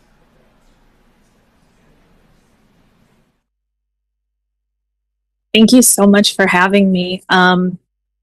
Again, I'm Kate Justice. That's kind of a name that my husband coined for me. And I began really looking into the Epstein files last fall. And what I originally started with was just a piece of the puzzle that I thought was kind of confusing. And so I started to look into it. And along the way, I have learned more than I ever imagined I would learn. And I've been fortunate enough to meet a couple of the survivors and a lot of incredible people who have been doing very important work, like Eliza and a lot of the other people who have been reading the files today. And from what I do mostly, I have been focused a lot on the corruption side of things and more of the political alliances and trying to help people make sense of these really complicated things in a way where hopefully they feel empowered to go ask more questions. Because I feel like the more of us that feel like we can show up and demand accountability, the better off we are going to be in general. So with that, I'm going to read, and it looks like I have an interview of some sort between, I believe it was an agent of some kind who was interviewed. So I'm just going to read and we are going to listen. It starts out with 2 redactions and the date is 6/29/20. And this seems to be page 36. So it starts with an answer. A, yes, it did. Next question. What happened at the end of her senior year of high school? Answer. She moved to Los Angeles to pursue a career in acting. Question. Did she get a job as an actress when she was 18? Answer. She did. Question. Has redacted lived in Los Angeles and worked as an actress on television ever since then? Answer. Yes. Question. After she moved to Los Angeles, did she continue being in touch with Epstein? Answer. For a short period of time. Question. Did she ultimately break contact with him? Answer. Yes, she did. Question. Is Redacted currently pursuing a civil lawsuit against Maxwell and Epstein's estate? Answer. Yes. Question. Have you talked with Redacted about whether she was a teenage girl when all of this was happening, whether she told anyone that she was being sexually abused? Answer. Yes. She said she didn't tell anyone. She felt like she couldn't. Noting, or nothing was talked about outside of that room. So it made it so that she couldn't talk about it. And then her mother is Middle Eastern, and her mother raised her that women are supposed to do what they're told, even if someone is beating you. And when she was 13 and her father passed, she was to a guidance counselor at school to talk about it, or she went to a guidance counselor at school to talk about it, and her mother found out about it and smacked her. She felt like she couldn't talk to anyone about it. Question. Did Redacted's mother encourage her to accept Epstein's financial assistance? Answer. Yes, she did. Question. Have you become aware that in 2005, police officers from the Palm Beach Police Department executed a search warrant at Epstein's house at the El Brio Way address in Palm Beach? Answer. Yes. Question. Have you reviewed some of the materials seized during the search? Answer. Yes. Question. Did they find massage tables and sex toys? Answer. Yes, they did. Question. Did they find any photographs of redacted? It's 2 bars redacted. So I'm not sure if it's a different person at this point, because originally they were just redacting one name. So this makes me think it might be a second person that they're talking about. Answer. Yes. Question. Was one of the photographs signed by Redacted? Answer. Yes, it was. Question. Did it say, and then it's completely redacted, whatever they were asking, if it said the whole rest of that sentence. The other thing that I wanted to know about it is this particular file has reference numbers from the Epstein release, but then it also has reference numbers that it was also part of another case. So clearly this particular file seems to be important. Answer, yes. So whatever that photograph or whatever they asked was, if the photograph said this, yes, it did. Question. During your interviews with Redacted, did Redacted tell you how she felt about Epstein and Maxwell in the 90s when she was a young girl? Answer. She did. She expressed that she felt like they loved her. She felt like they were her family, that they supported her, and that she felt she was made to feel like that she needed to be grateful to them. Question. Okay. Did she tell you that she felt like they were trying to help her? Answer. Yes. Question.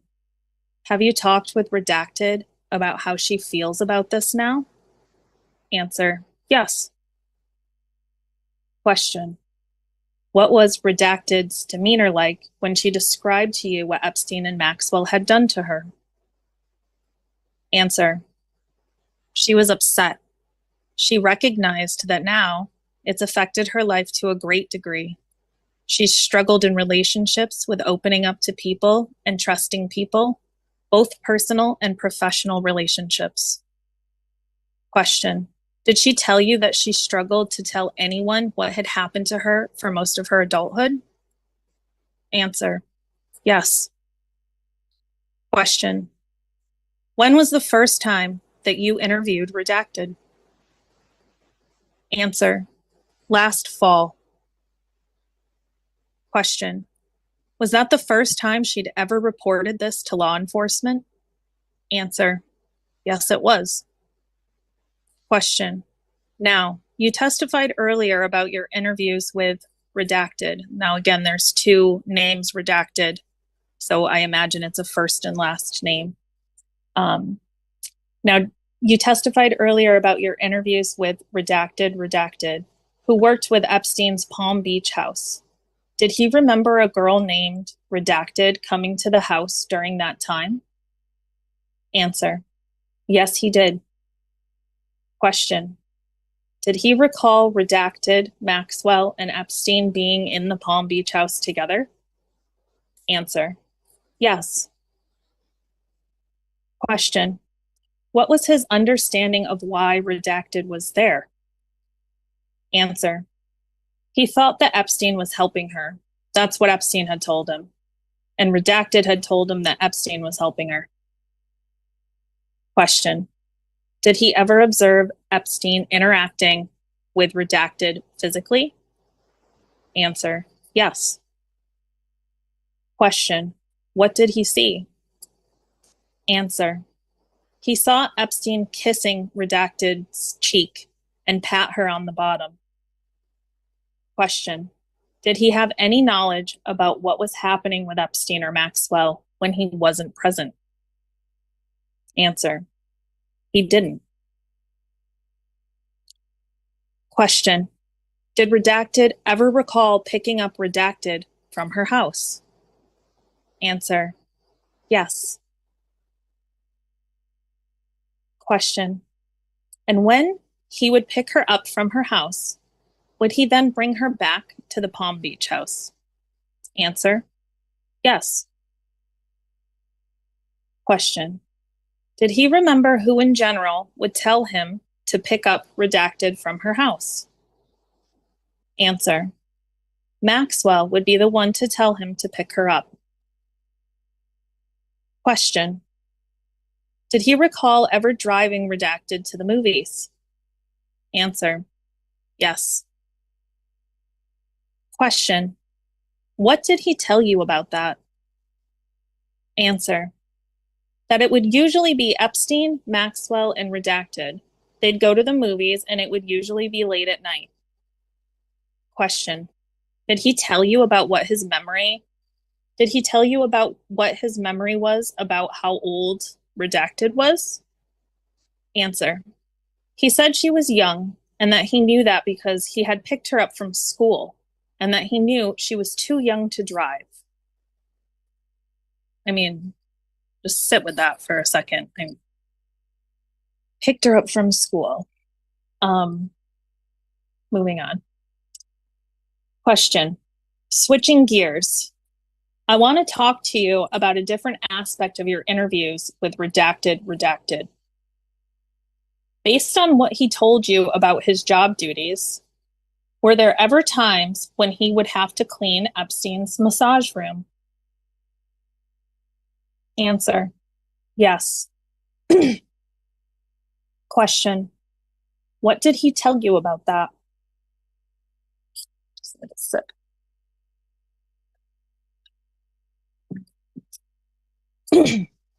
Excuse me. Answer. He said that he found sex toys in the massage room and he had to wash them afterwards. Question.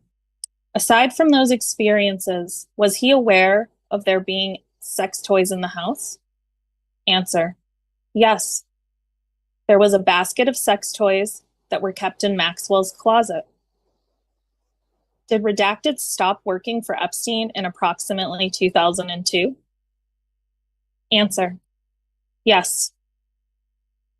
Question. Was he told that he was being replaced? Answer. Yes. Question. And was he generally aware that the person who replaced him was much younger? Answer. Yes. Question. Did Redacted tell you that a few months after he left working for Epstein, he became suicidal because of issues in his marriage? Answer. Yes. Question. Did he tell you that he went to Epstein's house and tried to take Epstein's gun? Answer. Yes, he did. Question. Did he tell you he took several $1,000s? Answer. Yes. Question. Did Epstein discover this and confront him about it? Answer. Yes, he did. Question. Did Redacted admit to Epstein and the police what he'd done? Answer. Yes. Question. Did Epstein also tell the police his gun was missing? Answer. Yes. Question. Were there any charges filed? Answer. No. Question. Was he ever arrested? Answer. I don't believe so. Question. And did Epstein pursue any charges after this, or did Epstein pursue any charges about this incident? Answer. No, he didn't pursue anything. Question. Have you ever interviewed one of Epstein's former pilots? Answer. Yes. Question. Is that pilot's named Redacted? Answer. Yes. Question. Was he one of the pilots for Epstein's private jet in the 1990s? Answer. Yes. Question. Did he remember Redacted traveling on the JE in the 90s? The JE, I imagine, is Jeffrey Epstein's flight or his private jet. Answer. He remembered her traveling, but he didn't remember specifics. Question. So just to be clear, is your testimony that he didn't remember the specific dates of the flights, but he remembered her traveling on the jet during the 1990s? Answer. Yes. Question. And did he remember Redacted specifically as a person who traveled? Answer. Yes. Question. Did you discuss with him the flight records that we talked about earlier that lists a person named Redacted as a passenger? Answer. Yes. Question. Did he have a specific memory of those exact flights? Answer. No. Question. But was he aware of any other Redacted flying on the jets besides Redacted in the 1990s? Let me read that one again. Question. But was he aware of any other Redacted flying on the jets besides Redacted in the 1990s? Answer. No. No other Redacted at that time. Question. Earlier, when we were looking at Interlaken attendance records for the summer of 1994, you noted that Redacted was one of the names on the records. Is that right? Answer. Yes. That Interlaken was a school, and I believe it was a school camp, maybe. And that is a very prominent piece of the Epstein puzzle. I'm just gonna finish up with one or two more questions here and then wrap this up with me today. Question. Is that Redacted? Answer. Yes. Question. Have you interviewed Redacted? Answer. Yes, I have. Thank you.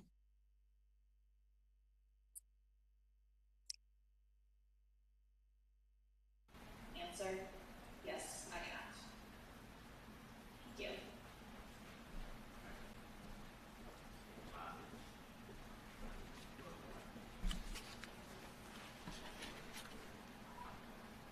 Kate, thank you so much. And thank you to everyone who has been able to participate in the last almost 22 hours. We have 2 hours left to go. Oh, So we are officially almost 2 hours left of our 24-hour live stream, cover to cover up a public reading of the Epstein files from the Donald J. Trump and Jeffrey Epstein Reading Room in Lower Manhattan. This event is a collaborative effort from Save America Movement and the Institute for Primary Facts. Joining me now is former New York City Controller and congressional candidate Brad Lander. Brad is currently running for New York's 10th Congressional District. Brad, I will let you take it away. Thank you. Thank you. Thank you so much, and Eliza. fellow Warren Democrat, you know? Here, Brad, here. Brad and I got to know That's each when we other met. as Elizabeth Warren surrogates in 2019, so, Wow. you know. Eliza, this is remarkable what you are doing here. This filibuster to demand attention is extraordinary, but also to kind of share the mic with survivors, with lots of other folks. It has been a blessing to have them and you. So powerful, and I'm so impressed you're still on your feet. I don't know how you're doing Barely. that, but Barely. thank you. Really, Thank we you. owe you guys a big debt of Thank gratitude. you so much. Thank you. I'll let you take it away. Thank you. It really is a very humbling honor to be here. I want to say thank you to the Institute for Primary Facts and the Save America movement for organizing the Donald J. Trump and Jeffrey Epstein Reading Room, and I would urge people to come. This remarkable 24-hour filibuster is almost over, but the room will be here for a while more, and you can make an appointment and come yourself and look at the 3,734 volumes. There's a timeline of the Epstein horrors, and one remarkable thing about this moment is, in addition to the printed timeline, some of the survivors who have come and read over the last day or have seen the volumes have added handwritten notes, putting themselves onto that timeline. And the fact that folks are insisting on demanding accountability here is just what we need right now. And to me, that accountability is a few things. First, it's, of course, specific justice and accountability for the individuals who were harmed here. And that's what's in these volumes, and that is what the Justice Department needs to release the rest of the volumes and do the investigation to hold people accountable. Transparency is one step, justice is another, and you can feel the urgency when you're in this room and reading the notes on the walls. But it goes much bigger than that. There's systemic accountability that's needed of the Epstein class more broadly and the elite rot at the top of this society, and of course for systemic sexism and misogyny all throughout the society, not just with the elite rot at the top. And lo and behold, the survivors here are demanding justice not only for themselves, and I would urge you to check out World Without Exploitation and the other organizations that they have set up, but they are also demanding accountability and justice more broadly. And it's an honor, thank you, Eliza, for organizing this, to demand attention to it, to demand the release of the rest of the files, to demand accountability and justice for the survivors and the perpetrators of the crimes contained in these volumes, but also to fight for the kind of thoroughgoing reform that's needed to address both the corruption of the Epstein class and to confront violence and harm and misogyny in so many of the parts of our lives where we cannot let it become normalized. So thank you so much for the opportunity to participate in this remarkable filibuster. I think of this as a people's filibuster. Props to Senator Cory Booker, who did it himself in the well of Congress, but even bigger props, honestly, to Eliza Orlins for organizing this, for staying on her feet for 24 hours, and for making it a people's filibuster that demands justice. Okay, so I am reading emails, and the first one is sent Wednesday, May 5th, 2021, from redacted, sent Wednesday, May 5th, 2021, 8:29 a.m. to redacted, CC, redacted, USA, NYS, redacted, subject, RE, follow-up call. Thanks for the advance notice. We should definitely discuss, particularly since there are rules about press contacts in our pending case that we're mindful of. 2:15 p.m. works for us. On timing, do you have a sense when you anticipate this happening? From redacted, sent Wednesday, May 5th, 2021, 10:21 a.m., 2 hours later. To redacted, CC, redacted, USA, NYS, redacted, subject, RE follow-up call. As an FYI, I am really calling to get the contact information for your PIO, since there will be reporting in our local news and my USA wants to make a statement. But we want to run this by you all and your PIO first. As for time, does 2:15 p.m. ET work for you all? If so, I can get a conference line set up for that time. H. From redacted, sent Wednesday, May 5th, 2021, 8:13 a.m. Subject, RE follow-up call. H. Since our whole team will join to keep everyone looped in, it would be helpful to schedule a call at a particular time, if possible. Could we pick a time on Friday afternoon and use a conference line? Oh, this is what came before that 10:21 a.m. email. Thanks, redacted.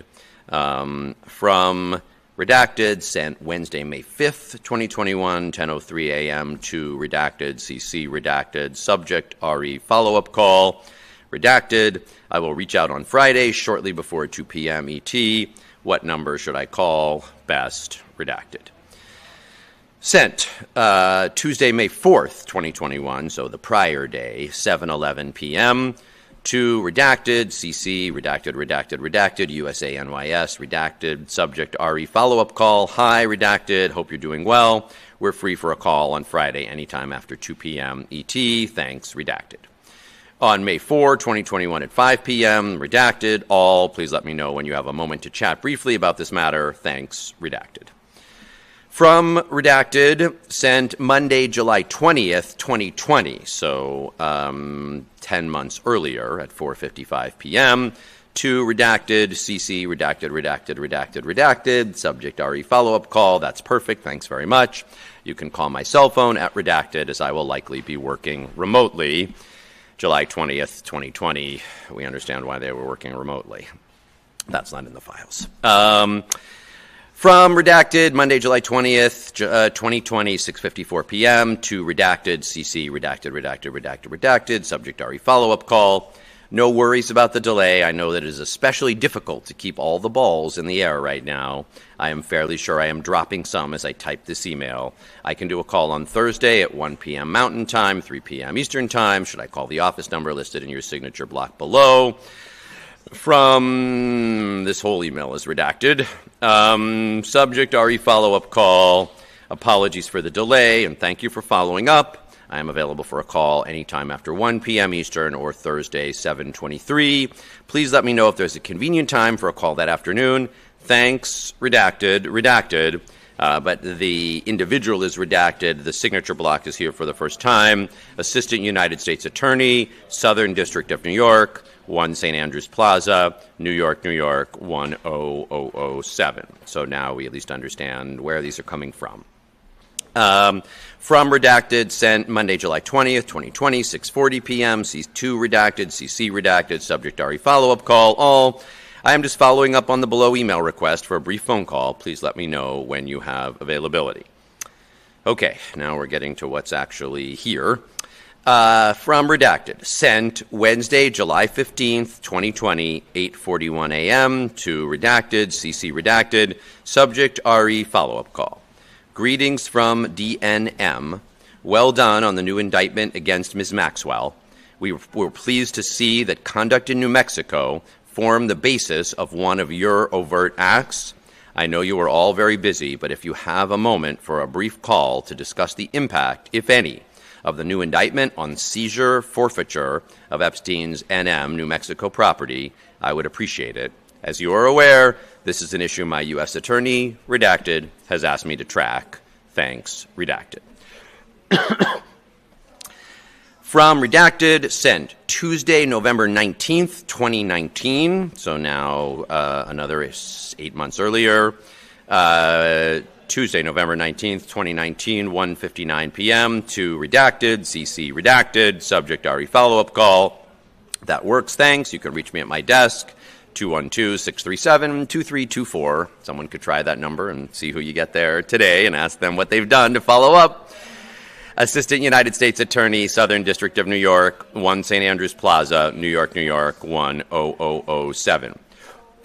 Sent Tuesday, November 19th, 2019, 3:58 p.m. To redacted, CC, redacted, and now one not redacted, and it's a public email. So Fife, F-Y-F-F-E, Brandon, USANM, bfife at usa.doj.gov. So after you try that phone number, you could try this email as well and ask Brandon Fife what we're doing to complete this investigation. Could you do a call in 30 minutes, 2:30 p.m. at Mountain Time, 4:30 ET? From redacted, sent Tuesday, November 19th, 2019, 12:03 p.m. to redacted, CC redacted, subject RE follow-up call. Hi, redacted. I'm happy to chat today if you're available in the next few hours. Otherwise, I could do later on Thursday. Thanks, redacted. Assistant United States Attorney, Southern District of New York, 1 St. Andrews Plaza, New York, 10007. And I guess it does just bear worth saying that's one example of just erratic redaction and non-redaction, and the privacy of a U.S. attorney's email and their phone number, not important. The privacy of survivors, important, but not, as you've heard, handled in a way that is consistent. From redacted, sent Tuesday, November 19th, 2019, 10:33 a.m. Subject, RE follow-up call. When you have a moment, can you let me know when we can conduct a call to discuss the reporting concerning Jane Doe 15? Subject, Jane Doe 15, in quotes, alleges Jeffrey Epstein raped her as a teen, referenced good friend Bill Clinton, CBS, Los Angeles, and then there's a URL link to an article on CBS News, https://losangeles.cbslocal.com /2019/11/18 Jeffrey Epstein, Bill Clinton, Gloria Allred, with hyphens between each of those names. Thanks, redacted. So now we start to have more clarity about what we're seeing here. From redacted, sent, now going back in time further, Friday, October 11th, 2019, 2:46 p.m., subject follow-up call. Receive, thanks very much, redacted. You're correct that we cover these topics during interviews, but it is helpful to keep in mind the information you are interested in as well. Best, redacted. Redacted, Assistant United States Attorney, Southern District of New York, 1 St. Andrews Plaza, New York, 10007. From redacted, send Friday, October 11th, 2019, 1:25 p.m. to redacted, subject RE follow-up call. When we last spoke, you expressed a willingness to review New Mexico-specific questions that we would like to be included in future interviews of Epstein victims. While I am certain that you already cover the pertinent questions, we did not want to turn down the invitation to submit a set of proposed questions, which I have attached.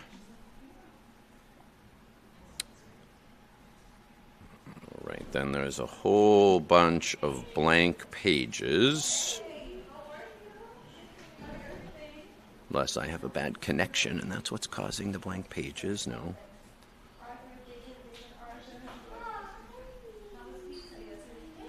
Right, maybe I have a bad connection.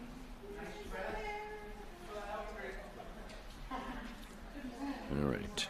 I'm going to switch to the book because I don't see any more text on the pages I have here. Okay, so now I am returning to this volume, which has been, I think, read a few times by folks here. This is volume 3,113 out of 3,437 of the partially redacted Epstein files at the Donald J. Trump and Jeffrey Epstein Memorial Reading Room, as released by the Department of Justice of the United States of America, January 31st, 2026. Published by the Trumpsonian. Thank you to the Institute for Primary Facts and the Save America movement. And I will start reading on page 642 of this volume. From Jeffrey E., J-E-E, vacation at gmail.com. Sent Monday, August 17th, 2015, 3:58 p.m. to redacted, subject, RE, shipment from Paris. What time exactly is your flight? ? On Monday, August 17th, 2015 at 11:46 a.m., redacted, mail to Svetlana Po 314 equals gmail.com, wrote, will be delivered equals tomorrow. All the best, redacted, envoyé de mon iPhone. Below, all right, this information, and then below that email is a confidentiality message. This information contained in this communication is confidential, may be attorney-client privileged, may constitute inside information, and is intended only for the use of the addressee. It is the property of JEE. Unauthorized use, disclosure, or copying of this communication, or any part thereof is strictly prohibited, and may be... the word it comes across here, instead of what I think is supposed to be unlawful, is unawful. And it is most certainly awful. If you have received this communication in error, please notify us immediately by return email or by email to jeevacation@gmail.com and destroy this communication and all copies thereof, including all attachments. So worth noting, there was an effort to destroy and protect these communications because they knew it was a hideous criminal conspiracy, which is just one reason that it is important for us all to see. Page 643. From Jeffrey E., jeevacation@gmail.com, sent Sunday, August 16th, 2015, 1:30 a.m. Up to about 28,000 feet, the aircraft is limited by indicated airspeed, VNE. So say you can do 350 Kias at ground level. You can do that all the way up to 28,002. Above that, the limit is by Mach number, MMO. As you continue to climb, your indicated airspeed and your ground speed now decline as your Mach number remains constant. However, even though you are slowing down your engines are burning less and less fuel. Part of this is from the decreased IAS, but part is from the cold air. Colder air gives greater charge weight. It can be compressed more, and the engines get greater thermodynamic efficiency. Eventually, you reach the lowest clean IAS for your current weight, and that's as high as you are going. It doesn't make any difference how much power you could add. You still can't climb because to do so you would need to slow down or break up. And to slow down, you'd have to start deploying high lift devices, which increase drag and reduce efficiency. This is what's called the coffin corner. I think other things here could be called the coffin corner. Your engines are probably running near max power. You are near or at max speed, and you are just above the stall. And then the same note as below.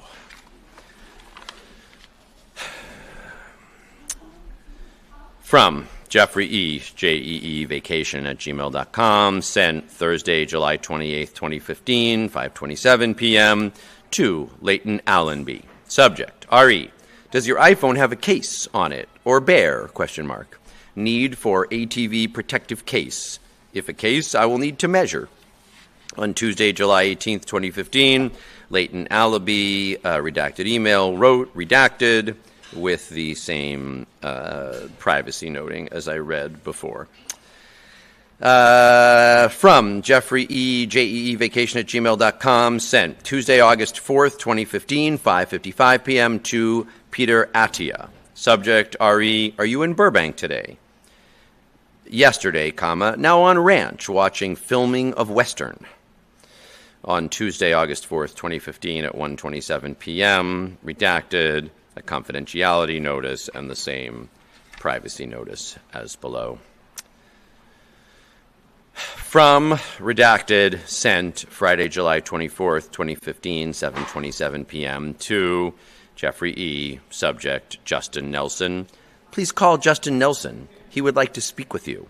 He also says he would like to see you the next time you are in New York. Justin says you can call him on his cell over the weekend as well. And then below that, a set of HTML gobbledygook. From Jeffrey E., jeevacation@gmail.com, sent Friday, August 7th, 2015, 6:28 p.m. to Kathy Rumeyer. Subject, RE, : Can't wait to hear all the details. Travel safe. Go to spa on Tuesday or Wednesday before you decide when to come to the ranch. Wild animals, but jacuzzi, pools, massage facials, the truly rough life. On Friday, August 7th at 2:56 p.m., Kathy Rumeyer wrote, tried you on the bat phone. We killed something today, an old sick antelope called a sable, and it was merciful to kill her, but it was still sad. Leave here Monday and arrive in New York on Tuesday a.m. More concern with animals than with humans. The same privacy and confidentiality notices. From Jeffrey E., JEE Vacation, sent Wednesday, July 29th, 2015, 7:28 p.m. to Brad S. Karp. Is it possible for your contacts to, 1, get her current visa status, ? 2, is there a way for us to file something that would revoke a tourist visa? Okay, so this is the first one with a person that I have met in the files about getting visas and revoking them. Both grounds for exploiting human beings in all likelihood, or certainly in some likelihood. Okay, the privacy, same privacy and confidentiality notes before. From Jeffrey E., JEE Vacation at gmail.com, sent Sunday, August 2nd, 2015. Flight time to San Fran. I want to arrive around 12 to 12:30. Same confidentiality notice. From Redacted, send Sunday, August 9th, 2015, 2:35 p.m. to Jeffrey E., subject RE. 1, no, because I was still working on it when I left. 2, no, he stayed in Geneva. 3, no work talk at all. 4, yes, of course, need dates, sent from my iPhone. On August 9th, 2015 at 3:02 p.m., Jeffrey E., JEE Vacation at gmail.com, mail to, and the questions that were being answered in that email. Did the agreement get signed? Is Ben there? Any discussion or REU as next trustee? Without any special effort, is there a way for 3 friends to get on the ordinary list for a White House guided tour? They are giving the public tours again. How does it work? Be happy they don't speak English. You can rest your mind. On Sunday, August 9, 2015 at 12:21 a.m., Redacted wrote, looking forward to English speakers too. Sent from my iPad on August 8th, 2015, Jeffrey E. wrote, seriously want to put your clothes straight to the cleaners and laundry. Drink plenty of water on the way west. I hope you have lots of photos to accompany your stories. On Friday, August 7th, 2015 at 11:37 p.m., Redacted wrote, you think I need to be sanitized after Africa? ? So this is where they were coming from. So grateful to get back to a place where you could speak English and go to the White House and joke about whether you'd need to be sanitized after a trip that evidently a rich person chose to take to Africa. The casual dehumanization and sexism and racism coming through on many a page. Can't wait to hear all the details. Travel safe. Go to spa on Tuesday or Wednesday before you decide when to come to the ranch. Wild animals, but jacuzzi, pools, massage facials. The truly rough life. Then a repeat of what I read before. We killed something today. An old sick antelope called a sable, and it was merciful to kill her, but it was still sad. I leave here Monday and arrive in New York on Tuesday. Sent from my iPad. And then the same confidentiality findings 5 times repeated. From Larry Visosky, lvjet@aol.com, sent Tuesday, March 27th, 2018, 5:27 p.m., sent to Jeffrey E., subject RE, heli, I assume helicopter. Okay, great. 5 p.m. confirmed. Sent from my iPhone on March 27th, 2018 at 1:23 p.m. Jeffrey E. JEEvacation@gmail.com wrote 5. On March 27th, 2018 at 1:18 p.m. Larry Visosky wrote, Jeffrey, STT Customs wants us inside the building by 5:45 p.m. Should I pick you up on LSJ at 5:15 p.m.? Thanks, Larry. Just a casual arranging of what time the helicopter will come pick you up. Same confidentiality notice as below. Page 656 from Redacted. Sent Wednesday, March 28th, 2018, 7:05 p.m. to Jeffrey Epstein. Subject, Dr. Watson. Doesn't say I presume, but. Dr. Watson wants to make sure you know you are invited to his 90th birthday party on April 6th. Pianist Emmanuel Axe will play, and then everyone will go into a large tent for supper. He says he invited Barnaby Walsh as well. Dr. Watson would be very pleased if you could attend. He says he needs good-hearted people, and you are one of them, in parentheses. He is also celebrating his 50th wedding anniversary and says he is playing tennis again. Please advise how I should respond to the invitation to Dr. Watson's 90th birthday party on April 6th. You will be in Paris. All right. This is actually more emotional than I expected to read these and to be in this room where there are survivors who are also grappling with this material. And to read those emails, which include U.S. attorneys, staff across the country asking questions about that make clear there wasn't that much coordination between the folks that were interviewing survivors, even as they were uncovering abuse, sexual abuse, assault, corruption at the highest levels of society, the very highest levels. And then just a set of casual rich people on safari, but joking about how they would need to be sanitized when they got back from their safari on Africa, even while talking about how sad they were about the sable that was killed.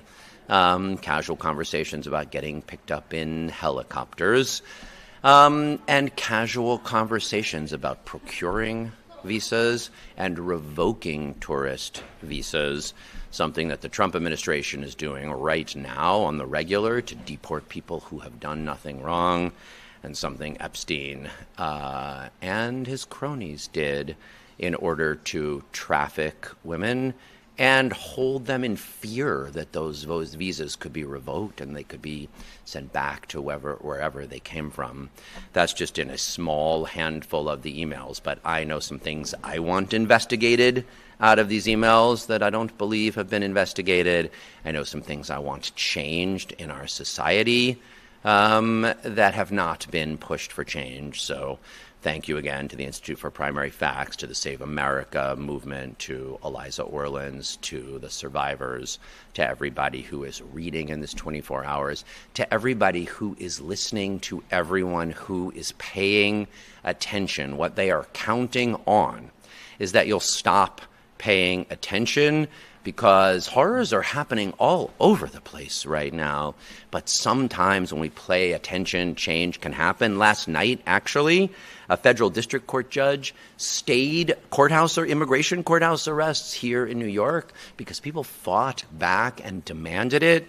And a lie that ICE told a year ago got exposed and change got made. And what's happening here today is to insist on accountability and justice. Thank you to Eliza and to everybody who's making this happen. Thank you. Thank you so much. Thank you. Thank you. Good luck. Next. How long you got to go now? We've got about 90 minutes left. Oh my God. All right. You're almost there. Yeah. All right. Good luck. And fuck ICE. Fuck ICE. Yeah. Here, fuck here. ICE. Sorry. I mean, listen, No, we've been at this for 22 and a half hours. I have no filter left. No. And I would say that anyhow. No, I mean, they've known for a year. Yeah. This only got ordered yesterday. They've known for a year they do not have the authority for courthouse detention. Exactly. But they have detained tens of thousands of people, kept them for months, deported some of them, tortured some of them. Some of them died. Exactly. Fuck ICE. Fuck ICE. Thank you. Thank you. Thank you for being here. So we are entering the final 90 minutes of our 24-hour live stream. I can't believe it. We are 22 and a half hours in. I want to pause for a second and just say what that means. For almost an entire day, I started here yesterday at noon, kicking this off with the survivors. But for almost an entire full day, people have been reading these files out loud, in public, on the record, because these documents should not be buried in a database, dumped into the world in random order, as you've seen, and ignored. This has been exhausting. It has been heavy. It has been upsetting. You've seen multiple people break down in tears on this stream if you've been watching the whole time, but it has been unbelievably necessary. And even after this 24 hours is up, we are still not going to look away, and we're not going to let anyone else stop paying attention. So if you are watching this right now, this is the moment to help bring us home.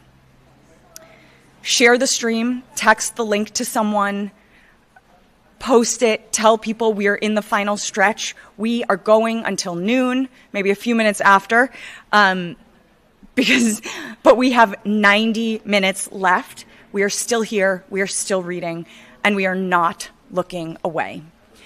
I am rejoined now by the wonderful executive director of the Save America movement, with whom I have been collaborating on this entire thing. This would not have been possible without them. Mary, you are unbelievable. Thank you for everything you have done, and thank you for getting back on here and, helping bring this home. Thank you, Eliza. 24 hours. Oh my God. I mean, we're making it happen. Yep. All right. I'm going to start off by reading and then close out with a couple of remarks. Okay.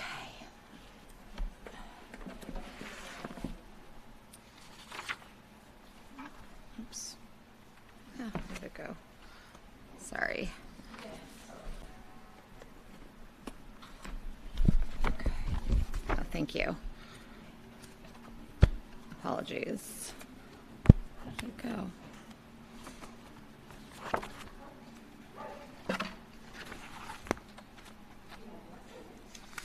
Okay.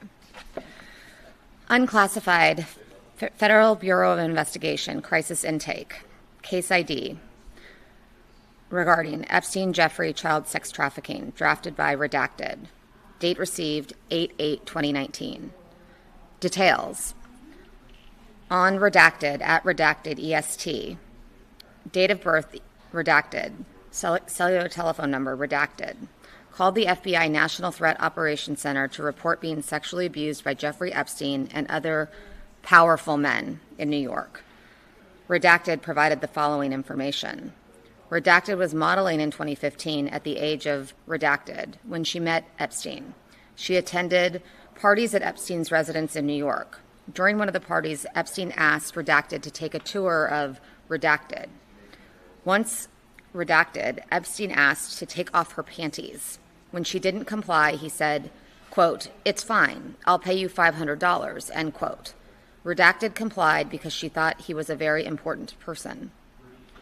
In 2016, Epstein, quote, slid his fingers up her dress and, quote, fingered her. At one of the parties, two twin brothers, Redacted and Redacted, who were involved in real estate, lured Redacted and her friend, Redacted, upstairs and locked the door. Redacted, quote, knocked the door back open, and the two men ran back downstairs. Redacted stated Redacted raped Redacted, and Redacted raped a 14-year-old girl named Redacted and tried to slit her wrist after the incident. Redacted also met three women in the, quote, parlor room of Epstein's home. One woman she recognized as Epstein's, quote, British socialite. The woman would find young girls to have sex with Epstein. Epstein liked younger girls that were clean-shaven with small breasts. Redacted also went to his St. Thomas Island, which he referred to as St. Jeffrey. Epstein and other powerful men, including Bill Clinton and Donald Trump, would have, quote, big orgy parties with her. other young girls, and older Victoria's Secret models. Redacted was offered to be paid off by a lawyer associated with the Epstein case. Redacted is friends with Redacted. That's when the lawyer offered to pay, quote, a couple grand to, quote, silence her. Redacted is terrified they might, quote, put out a hit on her, and they know where she lives. Redacted had contact with Epstein from 2015 to 2019. Last contact was Redacted ago. Redacted was also contacted by one of Epstein's clientels, Redacted before his arrest, asking her to meet up with Epstein. Redacted can be contacted on her cellular telephone for questioning.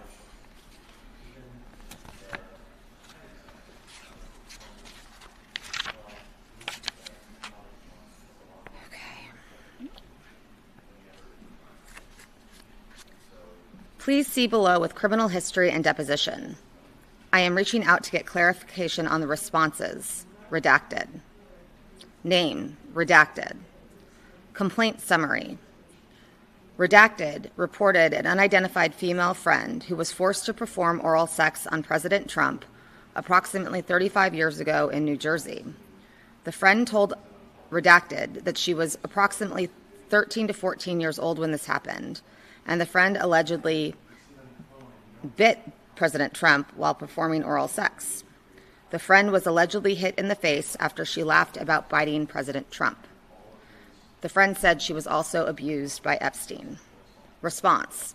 Spoke with caller who identified Redacted as friend. Lead was sent to Washington office to conduct interview.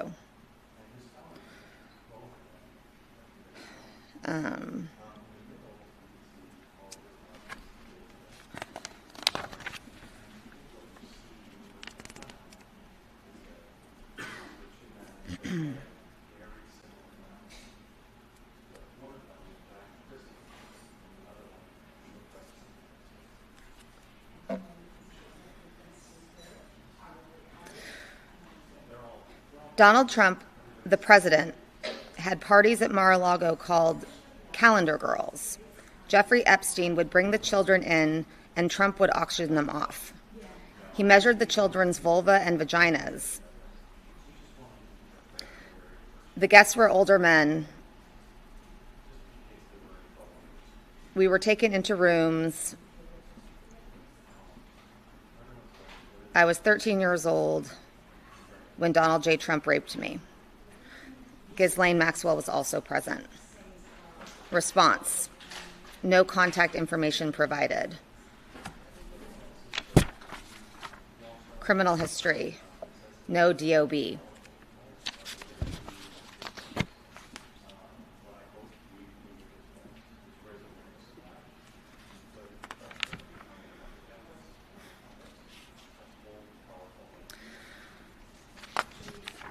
Complaint summary.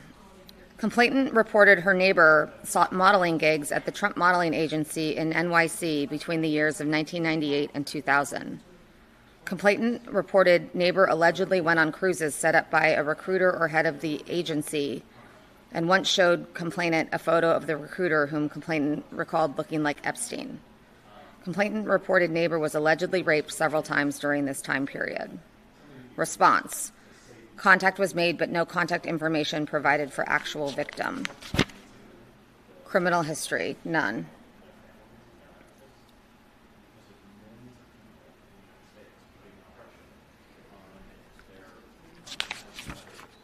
Complainant history. Complainant following up after a call with NYPD officer regarding her previous tip, reporting that she was forced to perform sex acts when she was 13 years old and pregnant in 1984. Complainant also reported there were high-profile individuals involved in her sex trafficking and the murder and disposal of her newborn daughter. Complainant reported Donald Trump participated regularly in paying money to force her to perform sex acts with him, and alleged Trump was present when her uncle murdered her newborn child.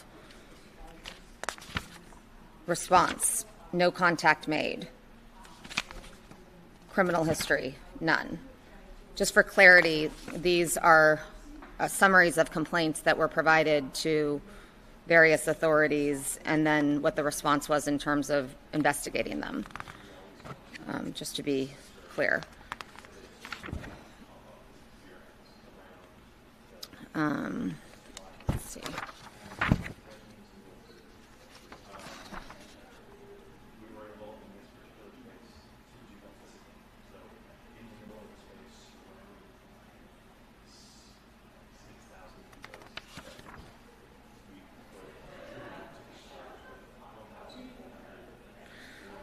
When complainant was 14 years old, Ghislaine Maxwell allegedly approached her about modeling, international travel, and massages. Complainant never reached out to Maxwell because the offer sounded as if it was mostly based around modeling, and complainant was unable to do it because of redacted.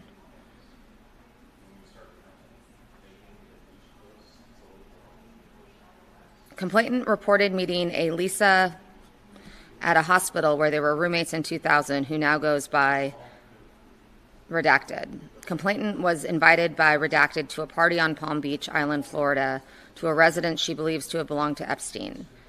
There she met a model scout named Redacted, who Redacted allegedly referred to as a pimp. Complainant stated Redacted spoke with a hostess at the residence, whom complainant believed to be Ghislaine Maxwell. While at this party, complainant stated they had all been invited by Donald Trump to a party at Mar-a-Lago. Complainant told Redacted she wanted to go to that party and was allegedly told by Redacted that it was for prostitutes. The response, spoken with twice, first time she was a Pilates instructor and went to Epstein's once. Claimed she would send email to corroborate, no email was received. And then the response, the criminal history is redacted.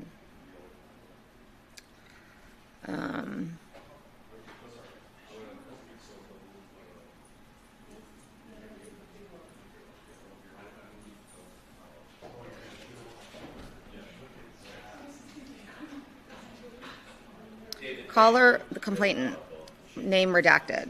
Caller reported that in 1987, a friend, Victim 1, was out drinking and ended up at Trump Plaza. Victim 1 saw Donald Trump and wanted to meet him. An unknown man approached her and offered to introduce her to Trump. The unknown man gave Victim 1 a drink, and Victim 1 woke up naked and sore with $300 on the bed. Victim 1 didn't remember how she got to the room. She remembered seeing a flash of Trump's face. Victim 1 called the caller and told her she thought she had been raped. Victim 1 did not go to a hospital to have a rape kit performed because she didn't think anyone would believe her, especially because she was drunk. Victim 1's husband's business had problems with suppliers.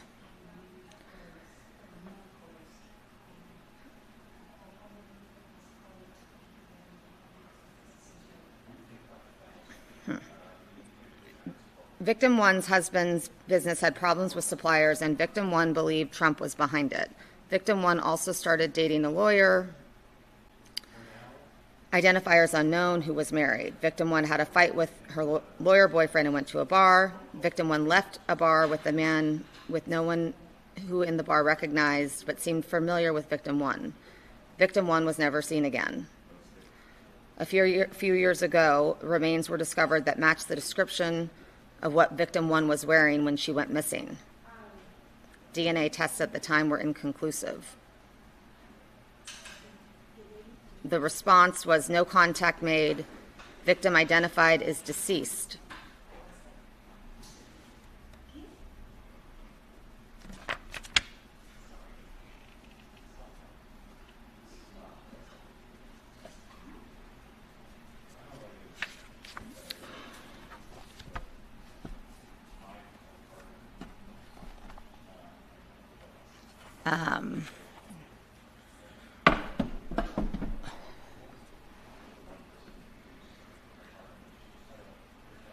From Redacted, date Wednesday, June 24th, 2015 at 1:25 p.m.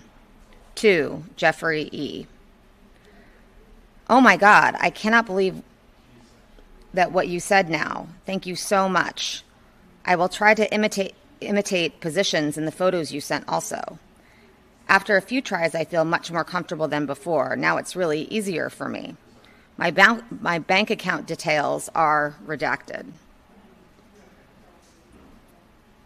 From Jeffrey Epstein to redacted. Send your bank account details. I will send you €1,000 to help with the cost of the photos. My gift.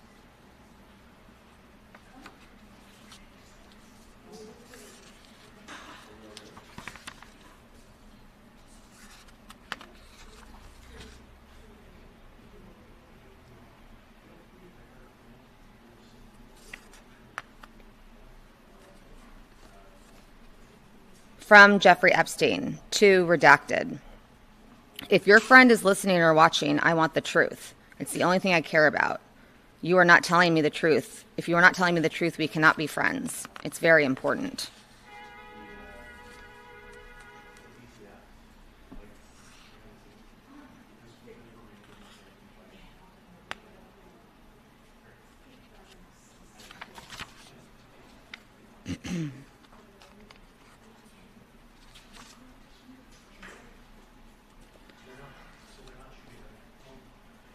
From redacted to Jeffrey Epstein. Still have stars in my eyes from what we saw at Leon's house. I'll text you as soon as you finish.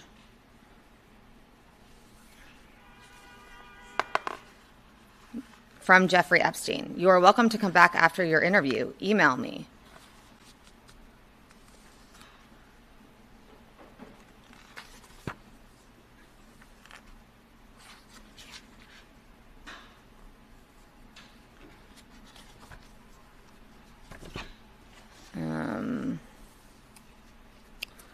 Let's see.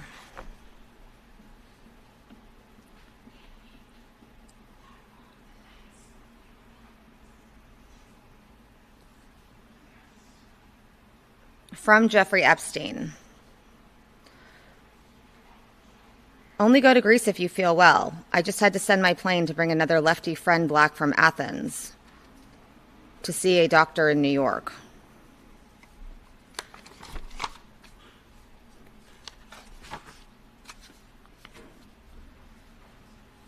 From Jeffrey Epstein to redacted. I would like to get an agreement, though I know the logistics are complex, before the DOJ meeting, which is now set for August 27th. Ariane suggested it. Would you and redacted go to Luxembourg for a review? Is there anyone else you would bring?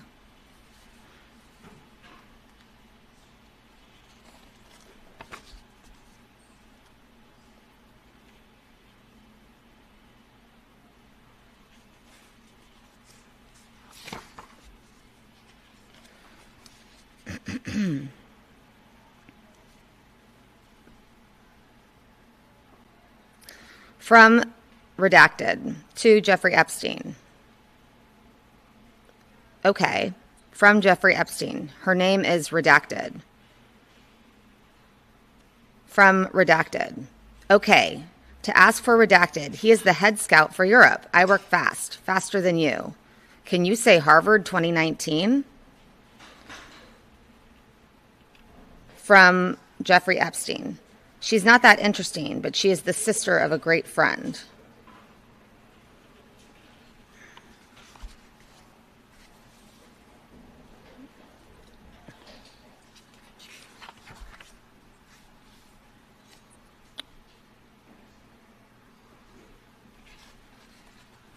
Some of these are quite out of context.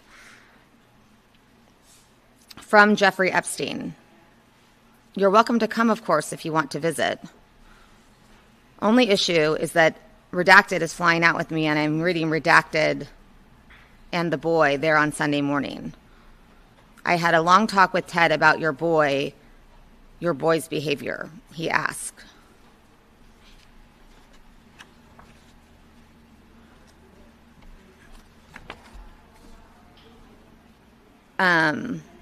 Okay.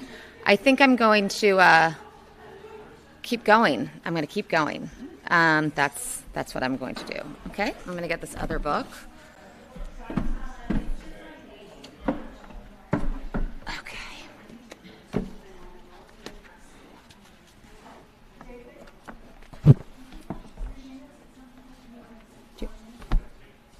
Couple more minutes? Okay. Okay. So, and I just wanted to say a quick something before I finish up. Should I do that now? Okay. I just wanted to wrap up. This is Mary. I'm the ED of the Save America movement, and I just want to say a couple words before we go to the last chapter of this 24-hour Epstein Files filibuster. Just a couple words. So the last 24 hours have been hard. We have given voice literally to graphic scenes of child rape, extortion, trafficking, and the extraordinary efforts taken to cover up these crimes against humanity by the most powerful men in the world.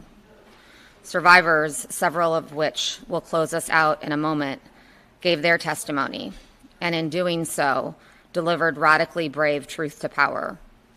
Every person owes every single one of them a significant debt of gratitude.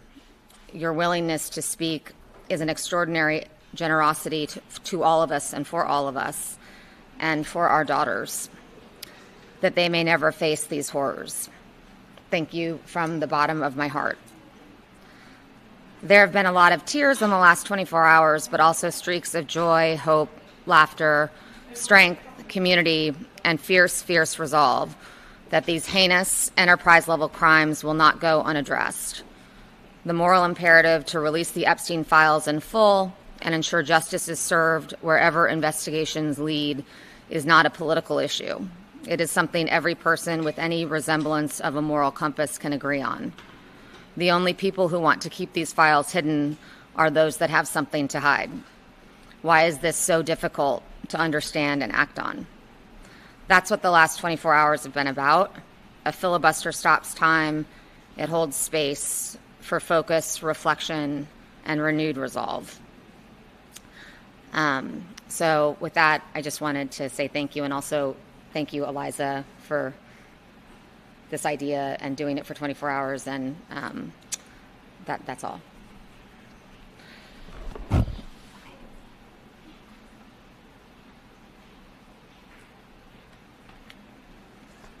We really are nearing the end of this 24-hour live stream reading of the Epstein files. If you're just joining, I'm Eliza Orland's career public defender for 15 years in Manhattan. And we started this stream with survivors, and we will end it with survivors because this story isn't over until the folks in the files say that it is. For 15 years as a public defender, in Manhattan, I sat in courtrooms watching the system work exactly as designed for people with money and power, and exactly the opposite for everyone else. I watched teenagers get years in prison for things rich men in this city did on weekends. I watched prosecutors fight to keep my clients locked up over $20 and then walk into a different courtroom and ask a judge to downgrade Jeffrey Epstein's sex offender status. That is not an aberration or a glitch. That is the way the system is designed. This story isn't over until every single abuser who used money, power, and privilege to avoid accountability faces justice, and every survivor who's been silenced has their voice heard. And we're not just talking about Jeffrey Epstein, not just Ghislaine Maxwell, but every name in these files, every enabler, every lawyer who buried these complaints, who gave sweetheart deals to people, every prosecutor who looked the other way, every powerful friend who flew on that plane and pretended they didn't see what we all knew they saw. The women you're about to hear from did not have to come forward. They owe us nothing. They are doing this because they refuse to let these files become another sealed box in a basement. They are doing this so that the girls who come after them don't have to do it alone. We are ending this 24-hour live stream with these voices now. Liz Stein, Lisa Phillips, Andrea Sterling, Marina Lacerda, and Alva Johnson. Listen to them, believe them, carry what they say with you when you leave. Liz, we're going to begin with you.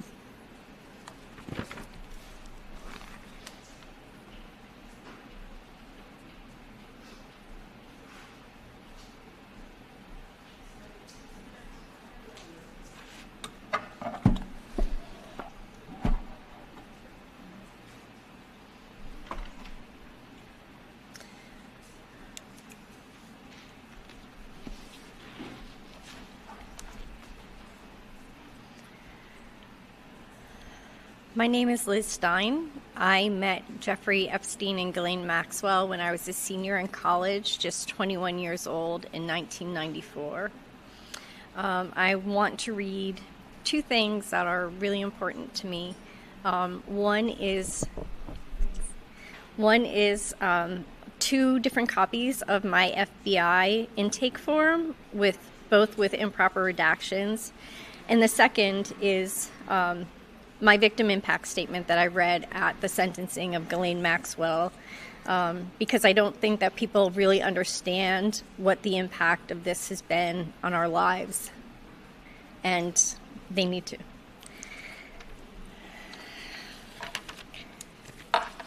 Unclassified, Federal Bureau of Investigation intake, drafted by Alkier Bethany.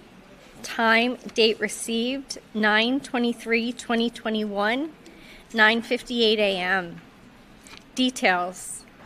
On 9/23/2021 at 9:58 Eastern Time, redacted, cell phone number redacted, called the FBI National Threat Operations Center to report additional information concerning possible victim of Jeffrey Epstein and Ghislaine Maxwell in New York, New York.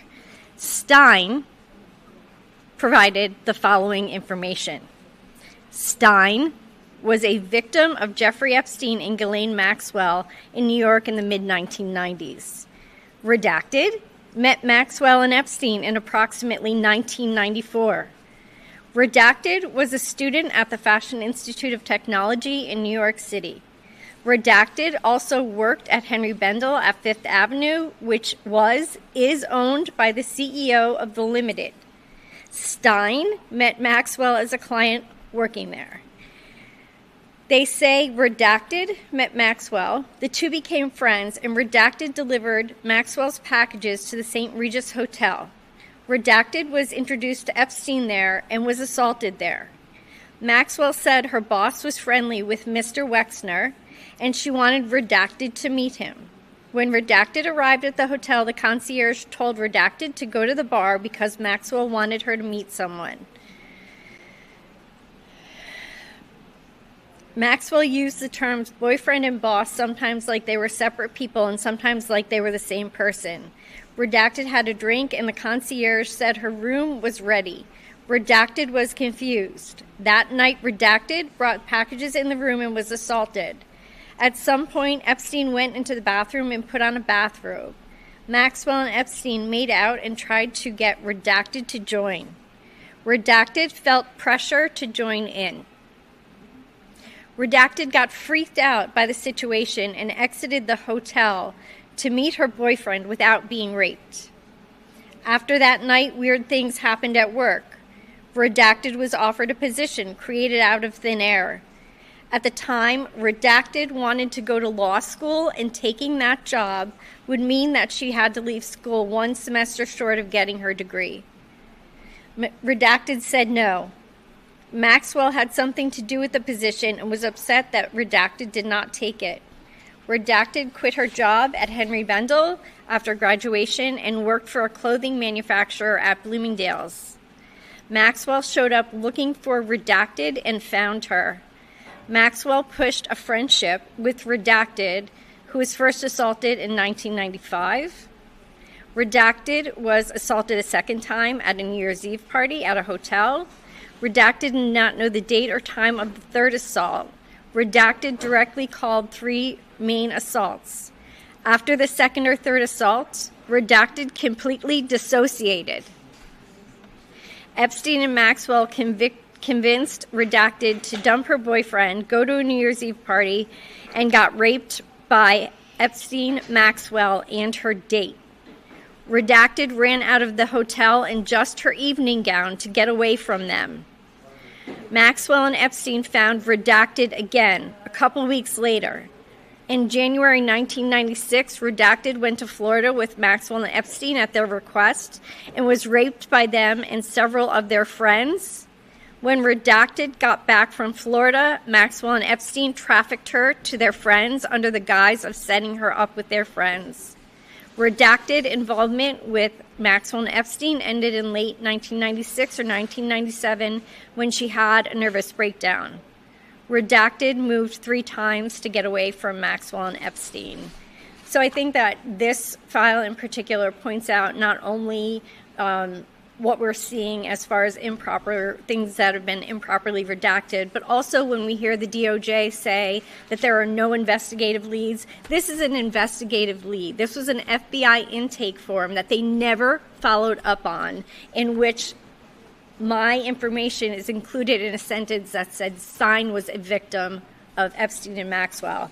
There's a second copy of that document in the files, and I won't reread the entire thing.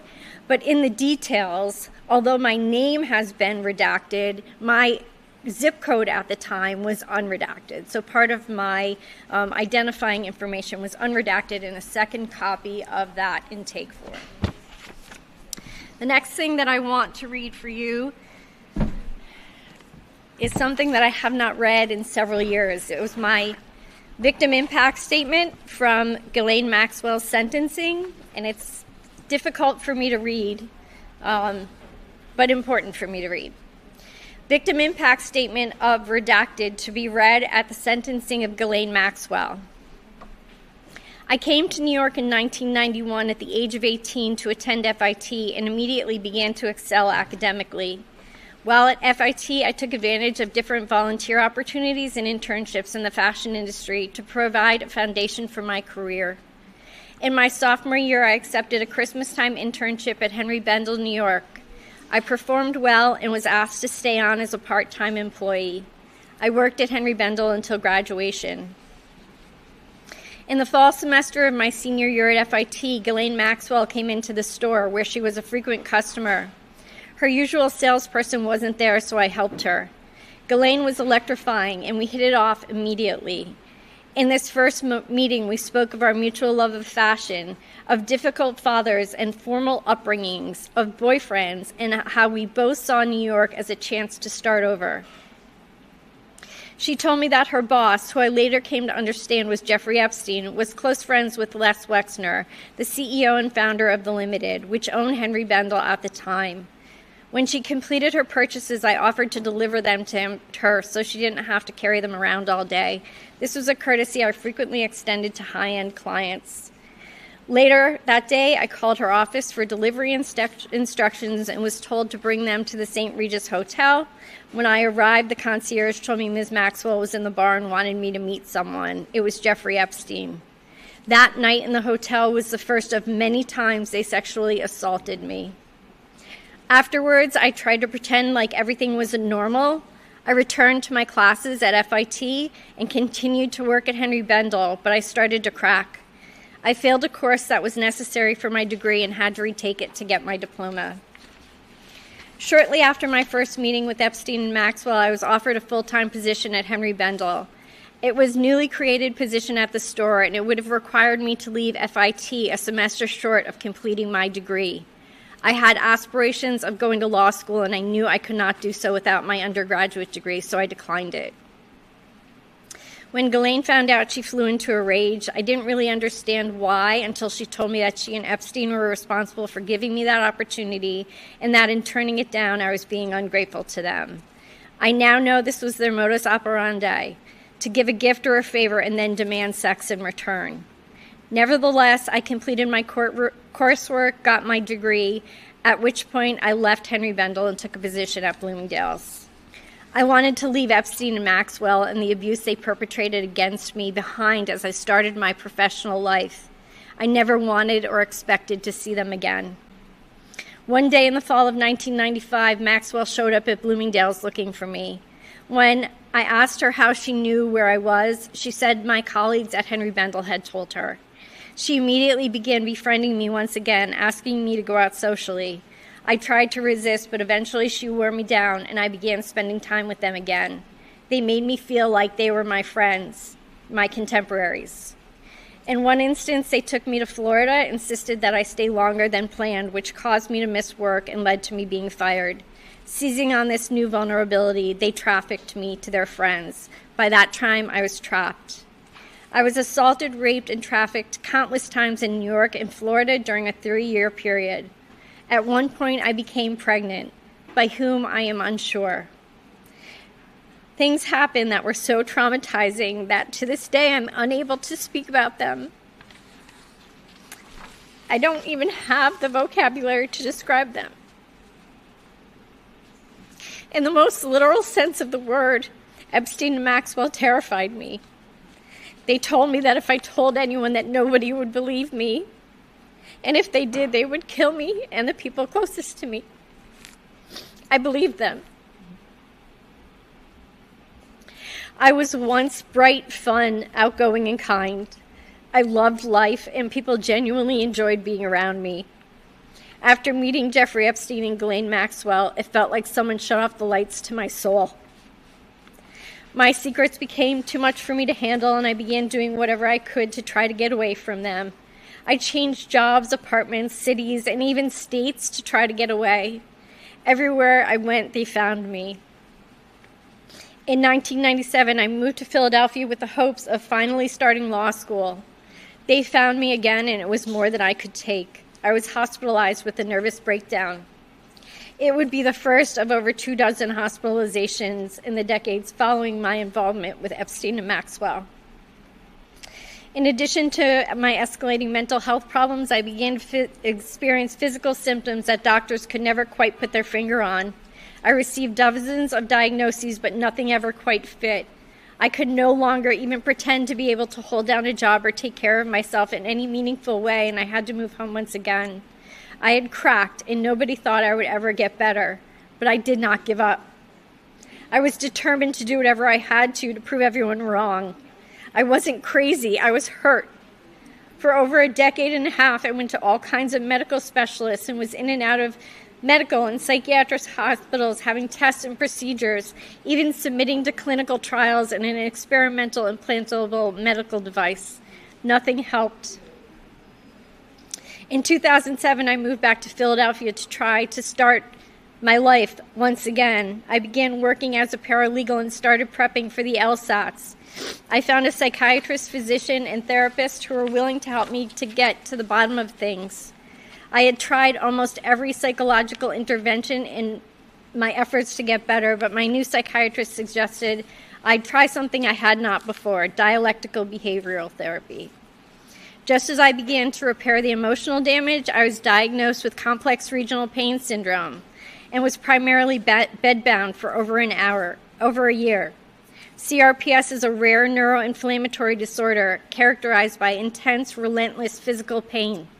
Both CRPS and PTSD are psychophysical states in which the sympathetic nervous system is engaged and remains inappropriately hyper-aroused. There is no cure. The mind and body are interconnected. But despite all this, I immersed myself in DBT and repaired my emotional health. I began physical therapy and regained my physical mobility, and I started to rebuild my life. The arrests of Epstein and Maxwell in 2019 and 2020, respectively, helped me immensely. For the first time, I was finally able to disclose their abuse to close friends and medical providers. 25 years after meeting them, my experience was validated. I could finally see the possibility of closure. This past November and December, this was during the Maxwell trial, I commuted almost every day from my home in Philadelphia to attend Ghislaine Maxwell's trial in Manhattan. For weeks, I sat in the courtroom anonymously, only revealing my identity the day before the verdict. I had to see justice for myself. At the age of 48, I feel as if I'm just starting my life. All of those things I assumed I would have in life, the things that my siblings and friends have achieved, a career, success, a partner, a family, a home, and a legacy to be proud of leaving behind, were jeopardized for more than 2.5 decades. The only pronounced difference between my life experience and theirs is that one day, while I was doing my job, I met Ghislaine Maxwell, who fed me to Jeffrey Epstein. In more ways than one, they almost killed me, but I wasn't going to let them. Overcoming what happened to me became my decades-long full-time career. In that, I have been successful. For the past 25 years, Ghislaine Maxwell has been free to live a life of wealth and privilege that is almost incomprehensible. Meanwhile, I have had virtually none of the life experiences I might have had we never met. For over 2.5 decades, I felt like I was in prison. She had her life. It's time to have mine. She needs to be in prison so her victims can all finally be free.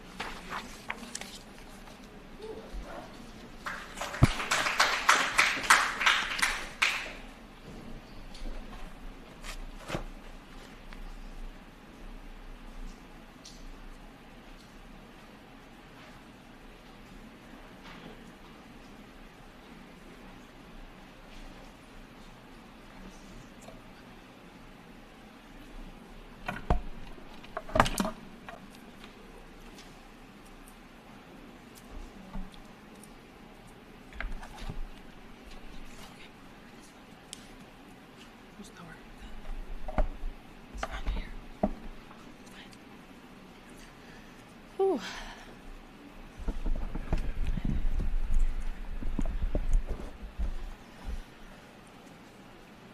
I have never heard my survivor sister Liz's story before, and it's just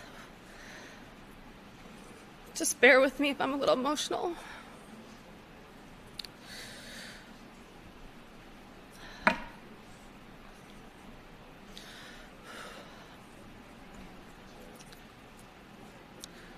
When I was a little girl, like so many others, I dreamed of one day meeting a prince. I imagined a prince as someone who rescues you from danger and darkness, someone who protects you and keeps you safe. We are taught to believe that those given titles, power, and positions of importance will rise to the responsibility that comes with them. But we know now that titles do not create character, and power does not create goodness, and a crown does not guarantee honor. As a young fashion model, I was taken by a boat to Little St. James, the private island owned by Jeffrey Epstein. There, I met Prince Andrew. Later that evening, I was sexually assaulted by Epstein. Needless to say, no prince protected me that day. I am now going to read a file about Andrew and Epstein discussing private time at Buckingham Palace.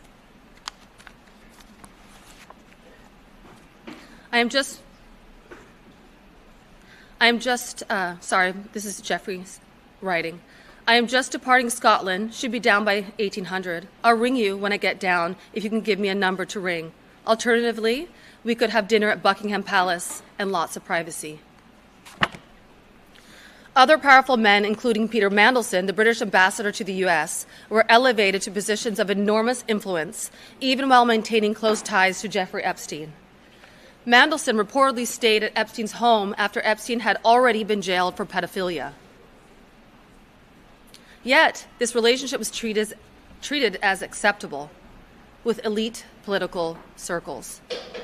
That normalization of proximity to Epstein is part of the reason so many girls and young women were trafficked and abused. Ghislaine Maxwell and Epstein operated for years under the protection, influence, and silence of some of the most powerful political and social figures in the world. Warning: disgusting correspondence between Peter Mandelson and Jeffrey Epstein. Jeffrey was asked, "How is Freedom feeling?" Jeffrey says, "She feels fresh, firm, and creamy." And Mandelson says, "Naughty boy." To every survivor in the UK, across Europe, and around the world, do not be afraid to come forward. You are not alone anymore. We now have support. We now have strength. And together our voices are far more powerful than the people who tried to silence us. Today I stand inside the Epstein Reading Room exhibit, surrounded by hundreds of books, files, testimonies, records, and documents, an overwhelming archive of evidence that demands investigation. Everywhere around me are the receipts of what happened, the names, the connections, the patterns, the silence, the protection that allowed these crimes to continue for years. That is why women no longer need to be afraid. The evidence exists, the truth exists, and the world is finally beginning to look directly at it. This is a turning point, a moment where ordinary people must educate themselves, ask difficult questions, refuse to look away simply because powerful names are involved.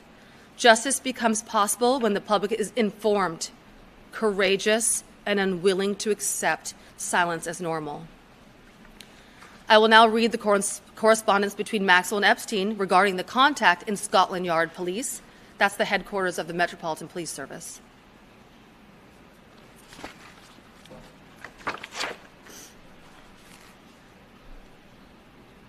Any news from Scotland Yard?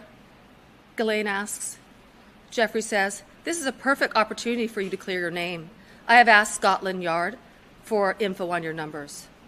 I have asked Scotland Yard for info on your numbers. Future generations will look back on this period of history and see it as one of the most barbaric and inhumane moral failures of our time. The protection and normalization of powerful men connected to the abuse and trafficking of children and young women. No matter your religion, where you come from, the color of your skin, your nationality, your beliefs, your background, there is something greater than all the things that divide us. We love our families. We love our children. And when the people who we love are in danger, we protect them. This is what unites humanity, not politics and not borders, not wealth and not power. Because every child matters, every boy matters, and every human being deserves protection and dignity. And if a child were being harmed in your neighborhood, your communities, they would come together to stop it immediately. We also call on every witness, victim, survivor, with knowledge of these crimes to do the right thing. May you find the courage to come forward and stand on the right side of history. This is going on for far too long. Powerful men believed they were untouchable. Now I'm going to read a file regarding Julian, a former Prince Andrew's protection officer.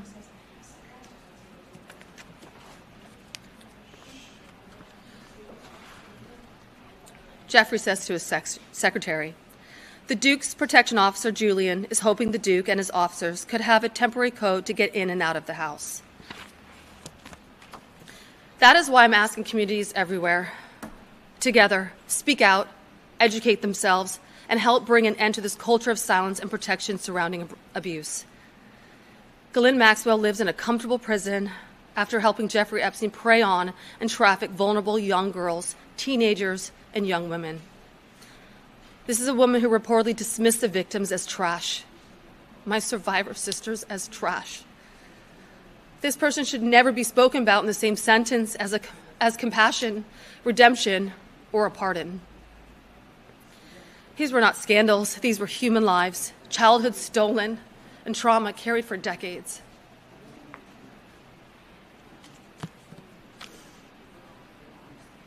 The idea that someone convicted in one of the most horrific trafficking operations in modern history could be considered for mercy, while hundreds of my survivor sisters and brothers are still fighting to heal, is beyond disturbing.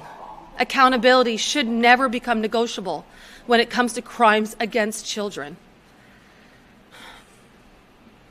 Now I'll read an email correspondence from former Prince Andrew to Epstein called Playtime. And we're in this together. Jeffrey says to the Duke, I'm just as concerned as you. Don't worry about me. I would see we are in this together and we'll have to rise above it. Let me know if you want to deal with J wages. Otherwise, keep in close touch and we'll play some more soon. Exclamation point, exclamation point, exclamation point, exclamation point, exclamation point. The despicable suggestion that Ghislaine Maxwell may be pardoned by the United States would have a devastating impact on survivors. Maxwell is a UK citizen. Maxwell is a UK citizen. And despite the vast amount of documented evidence connected to her and Epstein's child trafficking network, no criminal charges have ever been brought to her in the UK. I'm going to read a correspondence between the United Kingdom Metropolitan Police and United States Department of Justice.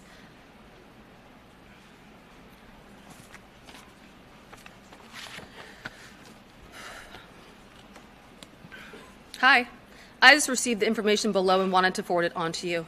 The female complainant, redacted, contacted the Metropolitan Police regarding Epstein and Maxwell. It is unclear whether or not she is located in Redacted, but the Met concurs with you reaching out to her directly. Below, she references a complaint she made to HSI, which is the Homeland Security Investigations in England, on the 6th of July, 2020. I have not queried HSI here about any report, but let me know if you need me to, or if you will handle on your end. Please let me know if you run into any issues or need any assistance. Thank you.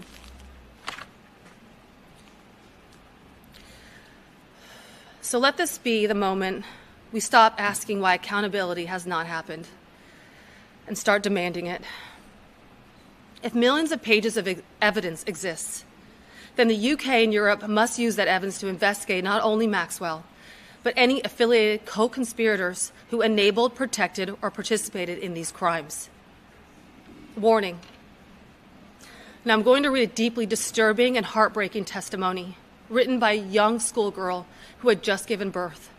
A testimony so harrowing it resembles a horror scene from The Handmaid's Tale, starring Ghislaine Maxwell.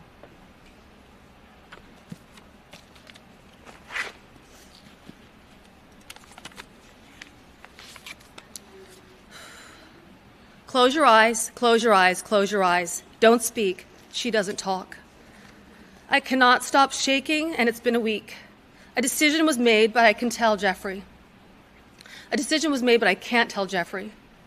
These things happen. Why didn't I close my eyes fast enough? The doctor was different again. I think from Israel.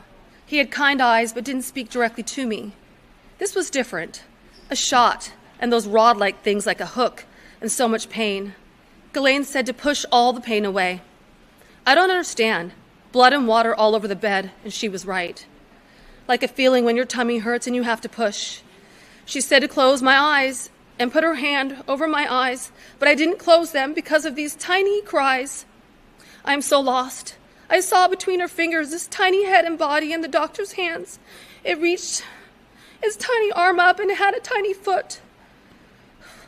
I closed my eyes and no more. Cries. I close my eyes and no more cries. I don't understand. Just say these things happen, but he doesn't believe that. They yelled and screamed when he said it will be the same in a couple months, and she said she was fed up with it all. I don't understand what is going on and no one will tell me. I can't go to school like this. I can't stop shaking. Why won't anyone make it stop? I know Ghislaine is trying, but nothing changes. Why didn't I close my eyes? In the hall, Ghislaine said she was beautiful. She was, not is. She was a beautiful girl. I heard her. What is she? Why did she stop whimpering? She was born, and I heard the tiny cries. I can't do this anymore. History will not remember what divided us. It will remember that people across the world came together and finally said no more. And finally, I'm going to quote King Charles' official statement when former Prince Andrew was arrested.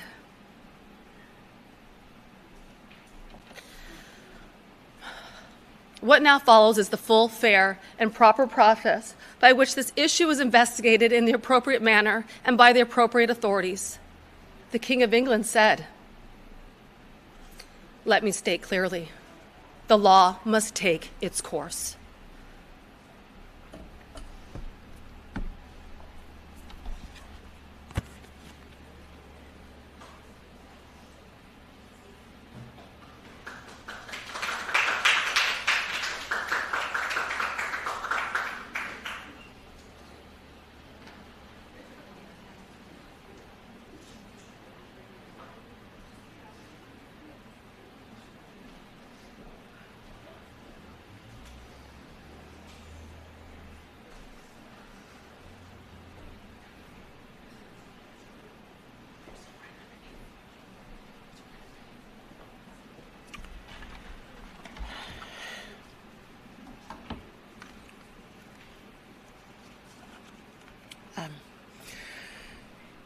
Hi, my name is Alva Johnson, and I stand here today representing the 27 other women who, my sisters, survivors of Donald J. Trump.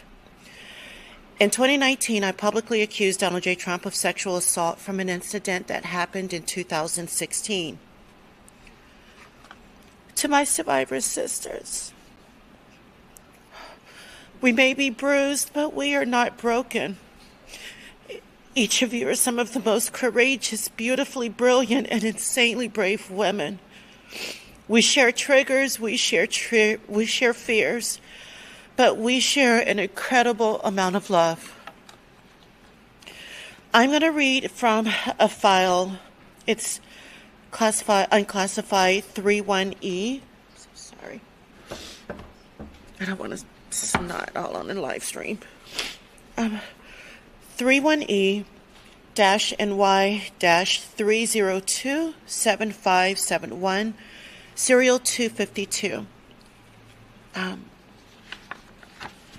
I'll read a little of the beginning, and I'm going to start towards the end.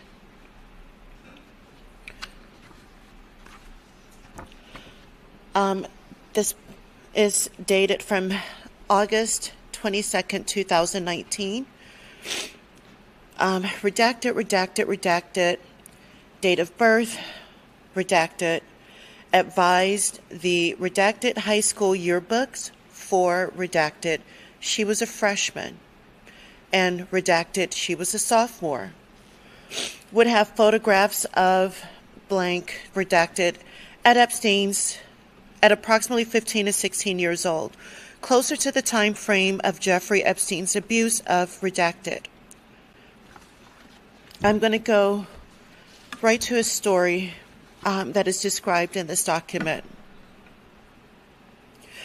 Redacted detailed a separate and possibly the sixth incident involving Epstein.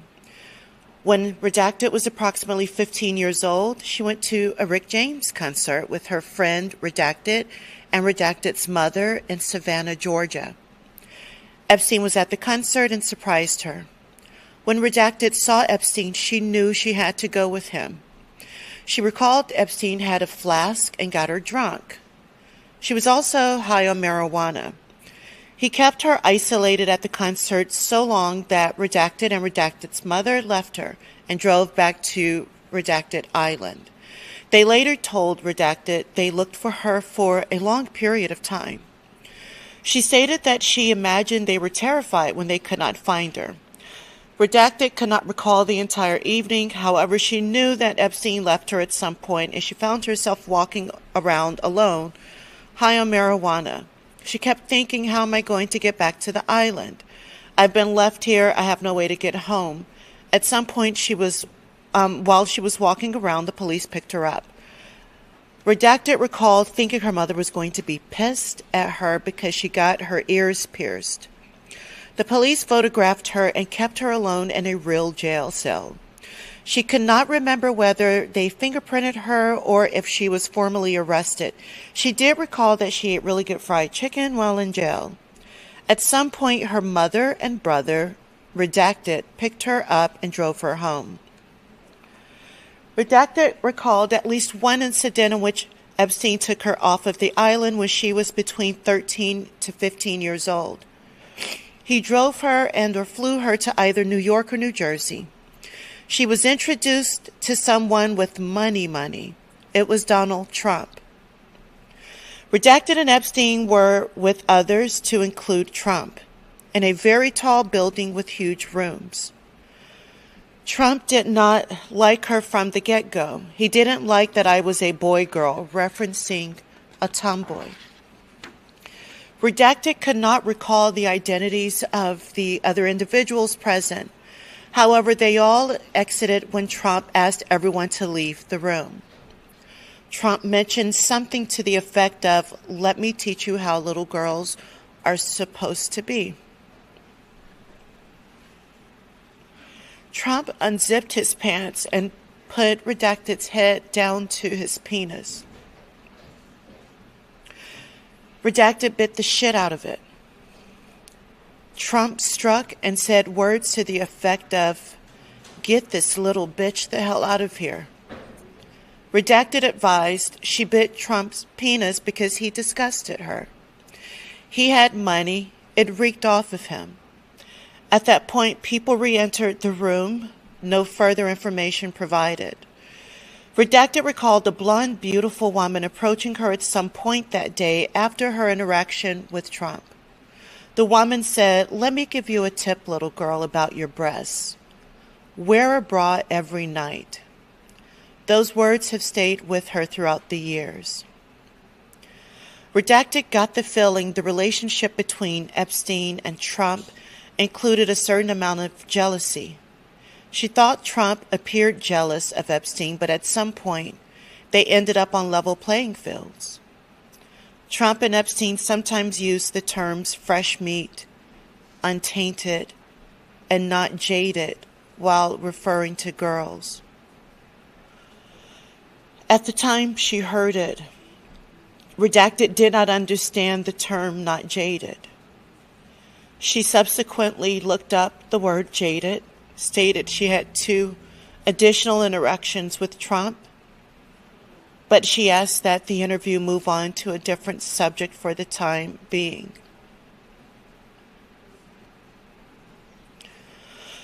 Redacted discussed an additional interaction with Epstein and his associates, whereas Epstein and the group brought acid. Epstein asked Redacted if she knew anything about acid. She replied that she did not. He asked her to try it first, then tell her friends where their party was going to be. Epstein gave Redacted some of the acid to give to her friends. She did not recall hearing about acid on the island before Epstein introduced it, but she recalled after he did, acid swept the island. Reflecting on the interactions she had with Epstein up to that point, advised that while she continued to be sexually abused by him, she began to feel like Epstein trusted her. The situation was still horrific, but she began to feel important. He knew she was keeping his secrets, specifically the things he said in front of her. On one occasion, Redacted asked Epstein why Epstein, does those things to me. Epstein responded by disclosing he had been molested as a child by a boy in his family and possibly his aunt. Redacted thought the boy was either an uncle or a cousin. He definitely mentioned abuse by both the male and female. Epstein was starting to say intimate things about himself he was sharing, and it began to make her feel like she had some of the power. She recalled thinking at the time, "Well, this is the same asshole who is horrible." Epstein had 2 sides to his personality. Looking back on the situation now, Redacted stated Epstein was probably grooming me.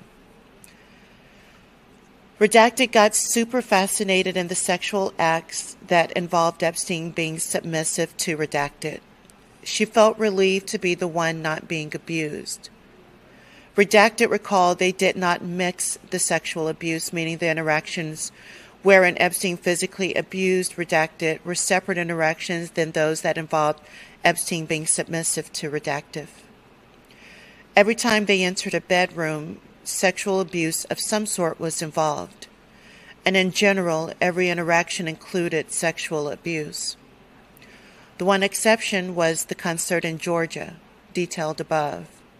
Even though Epstein was alone at the concert, they did not have a place where he could engage in sexual activity with her. When asked whether Epstein had any notable sexual fetishes, Redacted advised he liked having little rubber things put into his anus, and he had her do it. Redacted recalled inserting a pencil, a big eraser, a little rubber thing, and a water bottle tube into Epstein's anus for his sexual gratification. Epstein liked to be violated and dominated. He wanted her to take control. She recalled he turned into a different personality, and since it was her first time experiencing that type of sexual behavior, she did not know what to do.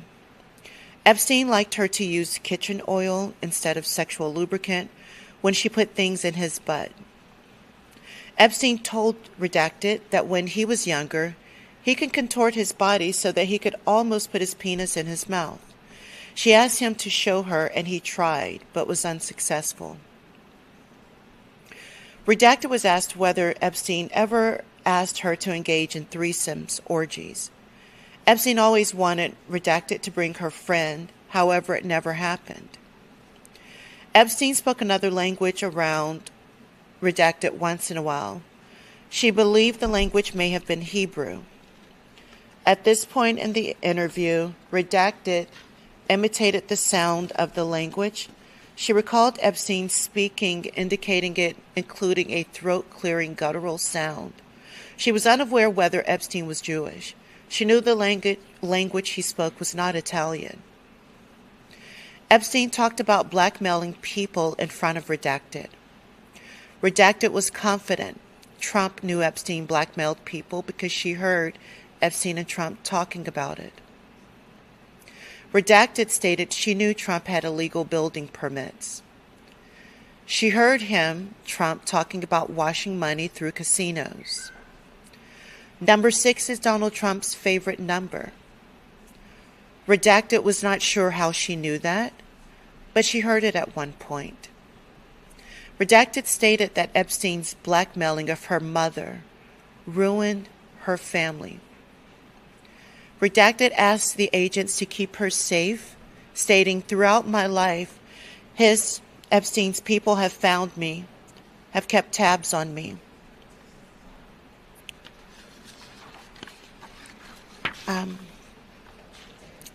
May we not forget that as the Epstein survivors seek justice, it's justice for all survivors. There are people that are still afraid to say things to this day. And so when we publicly speak out, it's not easy, but we do it for other little girls. We do it for other women. We do it to create the energy of courage so that other people understand that this is something that happens far too often in far too many circles. It's weird to feel like you end up here because you never expected that.